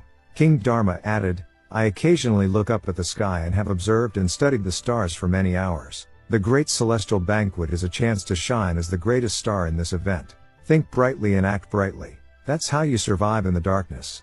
Tae-Kyung wondered how many people present truly understood what he meant. The dark heaven is a powerful enemy that is yet to reveal themselves. The reason Fire King trained Tae-Kyung so hard was to prepare for them. Although it's also because he's getting old. Fire King stared at Tae-Kyung and said in his mind, you're dead if you don't win. Beat up anyone you see whose last name is Peng. Break their bones and rip them to pieces. Tae-Kyung pondered, he might get even angrier later if I agree to it right now. Meanwhile, someone bet 1,000 silver nyong on the Yangtze River Water Route Alliance's Iron Water Divine Dragon, predicting that they would pass the preliminaries in the first place. A staff member reminded him, be aware that there are endless possibilities when it comes to the preliminaries. Tens of thousands sign up for the Great Celestial Banquet. Gambling senior Guok Chul Yong replied, of course, and I know that means more reward. Let's see, it should have begun by now. I'll go have a drink, then come back for my winnings. Soon, someone with a mask entered and bet 100 silver nyong on Jin Tae-Kyung, predicting he would pass the preliminaries in first place. Returning to Tae-Kyung, he noticed the diverse crowd and spotted a Westerner. Suddenly, the man turned his head, and they made eye contact. In that moment, Tae-Kyung wondered, what am I supposed to say? So he said in English, how do you do? I am fine, thank you. The man replied, what the fuck are you doing? In Korean language, the man continued, you piece of shit, you just insulted me, right? Tae-Kyung tried to explain that there must have been a misunderstanding. Suddenly, the examiner reminded them, if you two cause problems, then you are automatically out. Tae-Kyung wondered why the man's temper was so intense. He thought, well, I was in the wrong. The examiner stated, I will first be testing all of you on fist damage. What you have to do is punch the cliff wall once. If the mark you leave is deeper than 10 centimeters, then you pass. Anything under that is a failure. Soon, when it was Tae-Kyung's turn, the system alerted, Quest Celestial Banquet has been created. Candidates started discussing, is he the Fire King's disciple? Staring at the mark on the wall, Tae-Kyung wondered, I can't estimate it at all. How much strength do I need to put into my punch to leave a mark 10 centimeters deep? So he asked the examiner, it's a pass as long as I just punched deeper than 10 centimeters, right? When Tae-Kyung slightly pushed it, his whole arm almost stabbed into the wall. He questioned, this is a pass, right? The examiner questioned how he did that. Tae-Kyung explained, I just pushed. Tae-Kyung questioned again, it's a pass, right? I didn't take my fist off, and it went in deep. The examiner said, I'm not sure. This has never happened before. He asked Tae-Kyung to do it more normally, so it's easier for him to judge. Suddenly, the man who argued with Tae-Kyung earlier said, you're begging to get noticed. From what I've heard, the Fire King's disciple is barely past the age of 20. Tae-Kyung said, I am 22. The man replied, I am 30. You are much younger than me, you piece of shit. The examiner told him to calm down. The man retorted, calm down, my ass. Only my master can order me around. Tae-Kyung said, you and your damn master. You must be itching to say who your master is. Alright, tell us who your master is. The man replied, my master is the ruler of the sea. Suddenly, Tae-Kyung raised his hand and said, Jang Bogo. Seeing they were muted, Tae-Kyung added, answer. Choi Soo-jong. This made the man even angrier, and he yelled, my master's name is Pa Ryun, ruler of the sea, Pa Ryun. People nearby were discussing, Pa Ryun is the Yangtze River Water Route Alliance master and one of the 10 kings. Then he must be the Iron Water Divine Dragon. Tae-Kyung wondered, he did look strong, but he's actually a disciple of one of the 10 kings? Iron Water Divine Dragon said, you said you are Fire King's disciple? You're just some country bumpkin. Don't be full of yourself just because of that 1 year you've been taught by the Fire King. The examiner stopped them from fighting. He said, I am not going to fight. Now I'm going to show him how it is done. I was also ordered to win this banquet. This is all that you did. Tae-Kyung immediately clapped his hands and said, you must be the famous Popeye. Congrats on passing. Iron Water Divine Dragon pulled out his arm and cast another powerful punch, saying, it's not every day you get to see the ship-destroying fist. After he cast his punch, the scene showed a huge hole in the wall. He questioned Tae-Kyung, did you see? Tae-Kyung replied, that is great. Iron Water Divine Dragon yelled at Tae-Kyung, it's your turn to show off your strength. Tae-Kyung replied, why should I? I already passed. Tae-Kyung wondered, he's putting in so much effort to show off his power in the preliminaries that he's out of breath. While Tae-Kyung was about to leave, Iron Water Divine Dragon said, I assume the Scorching Clan is just as weak as you then. One person's victory against 1,000? Sounds really fancy, but you are just running away with your tail tucked between your legs. Tae-Kyung said, you can think that all you like. Iron Water Divine Dragon laughed, you think it's just me thinking that? The system alerted, people are whispering amongst each other that you look afraid. People are starting to doubt the reputation of the Scorching Clan. People are starting to doubt the reputation of Jek Chun Gang. Your fame has fallen by 18. Your fame has fallen by 20. Tae-Kyung wondered, all that matters in this world is power. A world where people are divided into two categories, the victor and the defeated. That is what the Murim is. Tae-Kyung laughed and said, yeah, thanks. That really cleared my head. You said the ship-destroying fist, right? It can destroy ships, but not cliffs, I guess. You should think of it as an honor that you are getting to witness the flame-extinguishing divine fist. You, fucker. Soon, people in town were discussing the news that gambling senior Guok Cheo Leung had lost a bet on the Great Celestial Banquet. An old man remarked, losing and winning is just an everyday thing that happens. Another guy chimed in, it's common, but what if the bet was 1,000 silver nyangs? The old man was shocked, 1,000 silver nyangs? Who did he bet on? The guy replied, on the Iron Water Divine Dragon placing first in the preliminaries. The old man wondered, the Iron Water Divine Dragon? I guess he had to be strong since he is the Sea King's disciple, but I didn't think he was that great. Guok Cheo Leung just made a stupid decision. The guy continued, he seems to have gotten access to information that the Iron Water Divine Dragon had been recently enlightened. Apparently, his ship-destroying fist destroyed 1/10 of the cliff. But right after that, the hidden dragon of Shanzai, he almost destroyed the whole cliff. The old man questioned, impossible. Wouldn't that be a false rumor? The guy replied, I thought so at first too, but on that day, the Iron Water Divine Dragon said, I will never win, and gave up on the great celestial banquet and went back to the Yangtze River. It's hard not to believe. The old man said, it must hurt for Guok Chul Yong. He has wasted 1,000 silver nyangs. The guy corrected, it was 5,000. He continued his gambling and betting. The next person he bet on is the Chaotic Thunder Kick, Jong Sam. He bet that Jong Sam would get the most points in the kicking test. The old man questioned, that expert whose kicks are better than anyone in Guangzhou? The guy said, yeah, but not anymore. One of his legs was broken. The hidden dragon of Shanzai ended it by just striking each other once. Apparently, just one kick broke the Chaotic Thunder Kick's shin. After that, the Kunlun Cloud Dragon, who is said to have the best Qing Gong technique, leapt 15 meters. But he fell to the ground when the hidden dragon of Shanzai stepped on his face. He then chose the beggar's second beggar to bet on, and when he couldn't close the gap with the hidden dragon of Shanzai, he apparently got so mad that he grabbed the hidden dragon of Shanxi's hair and got beat up to a pulp. The last test was the mechanism array. This time, not only Guok Cheo Leung, but everyone else believed that the J-Gao clan's young leader would take the first place. But the hidden dragon of Shanzai is good at martial arts. That stupid bastard didn't know what he was supposed to do, so he just destroyed everything to pass. Anyway, that's how the hidden dragon of Shanzai took first place in the preliminaries. Have you heard of the gold-faced young master? He bet on the hidden dragon of Shanzai. He has great foresight. He must have gotten at least tens of thousands of silver nyangs from this bet. No wonder he wears a golden mask around. Meanwhile, Guok Cheo Leung was just right behind, crying as he listened to his own story. Afterward, the Great Celestial Banquet takes at least 15 days and can even go on for a month. At the end of the 3 days of the preliminaries, the contestants are given a day of free time. Wai Kyung hugged Tae-Kyung and said, youngest one, you are the best. Mu Jin also hugged Tae-Kyung's leg.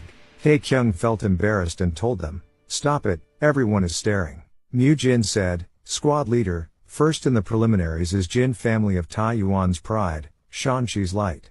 Tae-Kyung asked him, are you out of your mind? Get away from me. Mu Jin replied, yes, I am. I am out of my mind with joy because of how strong you are. Tae-Kyung punched him and told him to let go. Then he noticed a golden mask drop out from Mu Jin.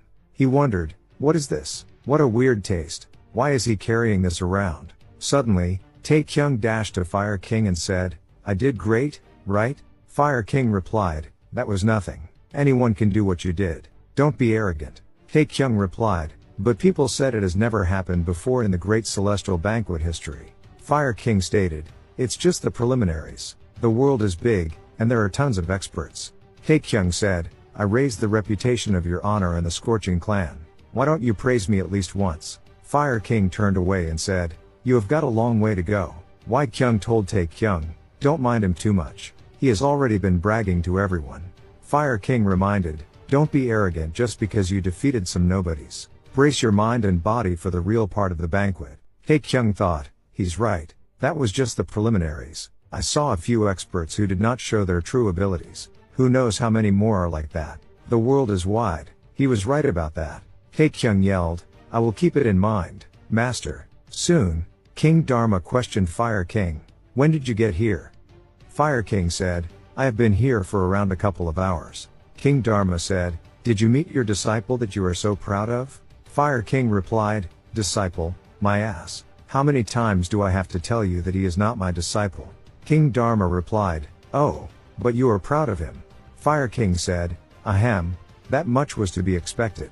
The Great Celestial Banquet preliminaries are not a big deal. King Dharma said, anyway, that was surprising. I didn't even feel when you came here. Did your martial arts improve? Fire King said, you mean you are the one getting worse? You are supposed to be the abbot of Shaolin, yet you are falling asleep like some sick rooster. King Dharma said, don't say too much about me being old. We are getting old, you know. Fire King replied angrily, you should have trained your martial arts more often. Look at me. Don't look like I'll be more likely to live for another 10 years. King Dharma said, Master Jek, I wish you a gentle and easy death. I don't know about 10 years, but maybe 3. King Dharma stated, we are already water that has flowed by. Out of the 10 kings, Spear King was the healthiest, and Wolf King the fullest of vigor, but both have left this world. The rest are all old. Some we don't know the whereabouts of might already be dead.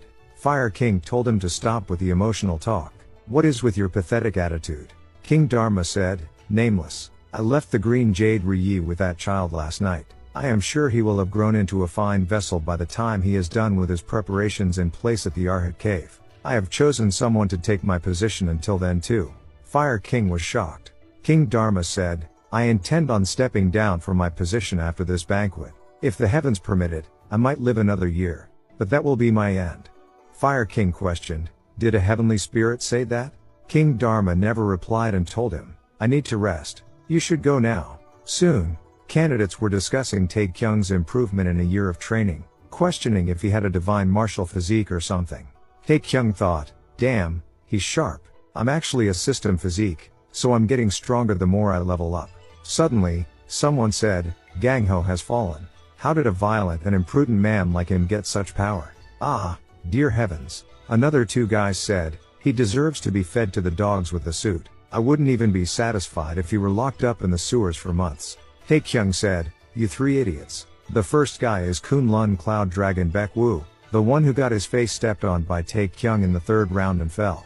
Baek-woo said, how can you put such a cheap word in your mouth? The second guy is Gung Gi-bang, who got beaten up by Tae-Kyung after Tae-Kyung grabbed his hair in the fourth round. He said, I ought to rub shit on your face. The last guy is Wondrous Dragon Yeagle Gyun, who lost to Tae-Kyung in the fifth round. He said, can you tell me what intention you had when saying that? And if you know what it means, then can you explain exactly what it means to me? Tae-Kyung yelled, you all shut your mouths. Enough with all the chatter, which caused the three of them to become even more angry and say something nonsense again. At that moment, Tae-Kyung wondered, I just want to beat them all up. Tae-Kyung reminded them, you guys are all dead. If I see you outside of here. Suddenly, someone said, you must be the hidden dragon of Shanzai, Jin Tae-Kyung. This guy is the thousand-faced fox, Song Ho. Tae-Kyung wondered, his nickname does not fit him at all. He looks like he should be standing in front of KFC. Song Ho said, I've heard much about the good performance the Fire King's disciple has shown and also the reason why there are so many contestants in the final round. Tae-Kyung, curious, questioned, because of me? Song Ho replied, you blew up an entire testing range. And in the last preliminaries round, you destroyed the entire mechanism. Thanks to that, about 100 more people passed. They were all able to easily pass since you destroyed all the traps. Don't you regret it? Tae-Kyung replied, sorry, why should I? Song Ho said, you could have had way fewer rivals if you hadn't. Tae-Kyung said, 500 or 400, it's all the same. I just need to win. Song Ho laughed and said, what an interesting man. Master Jack sure raised a good one. An inspector questioned, Master Song, what brings you here?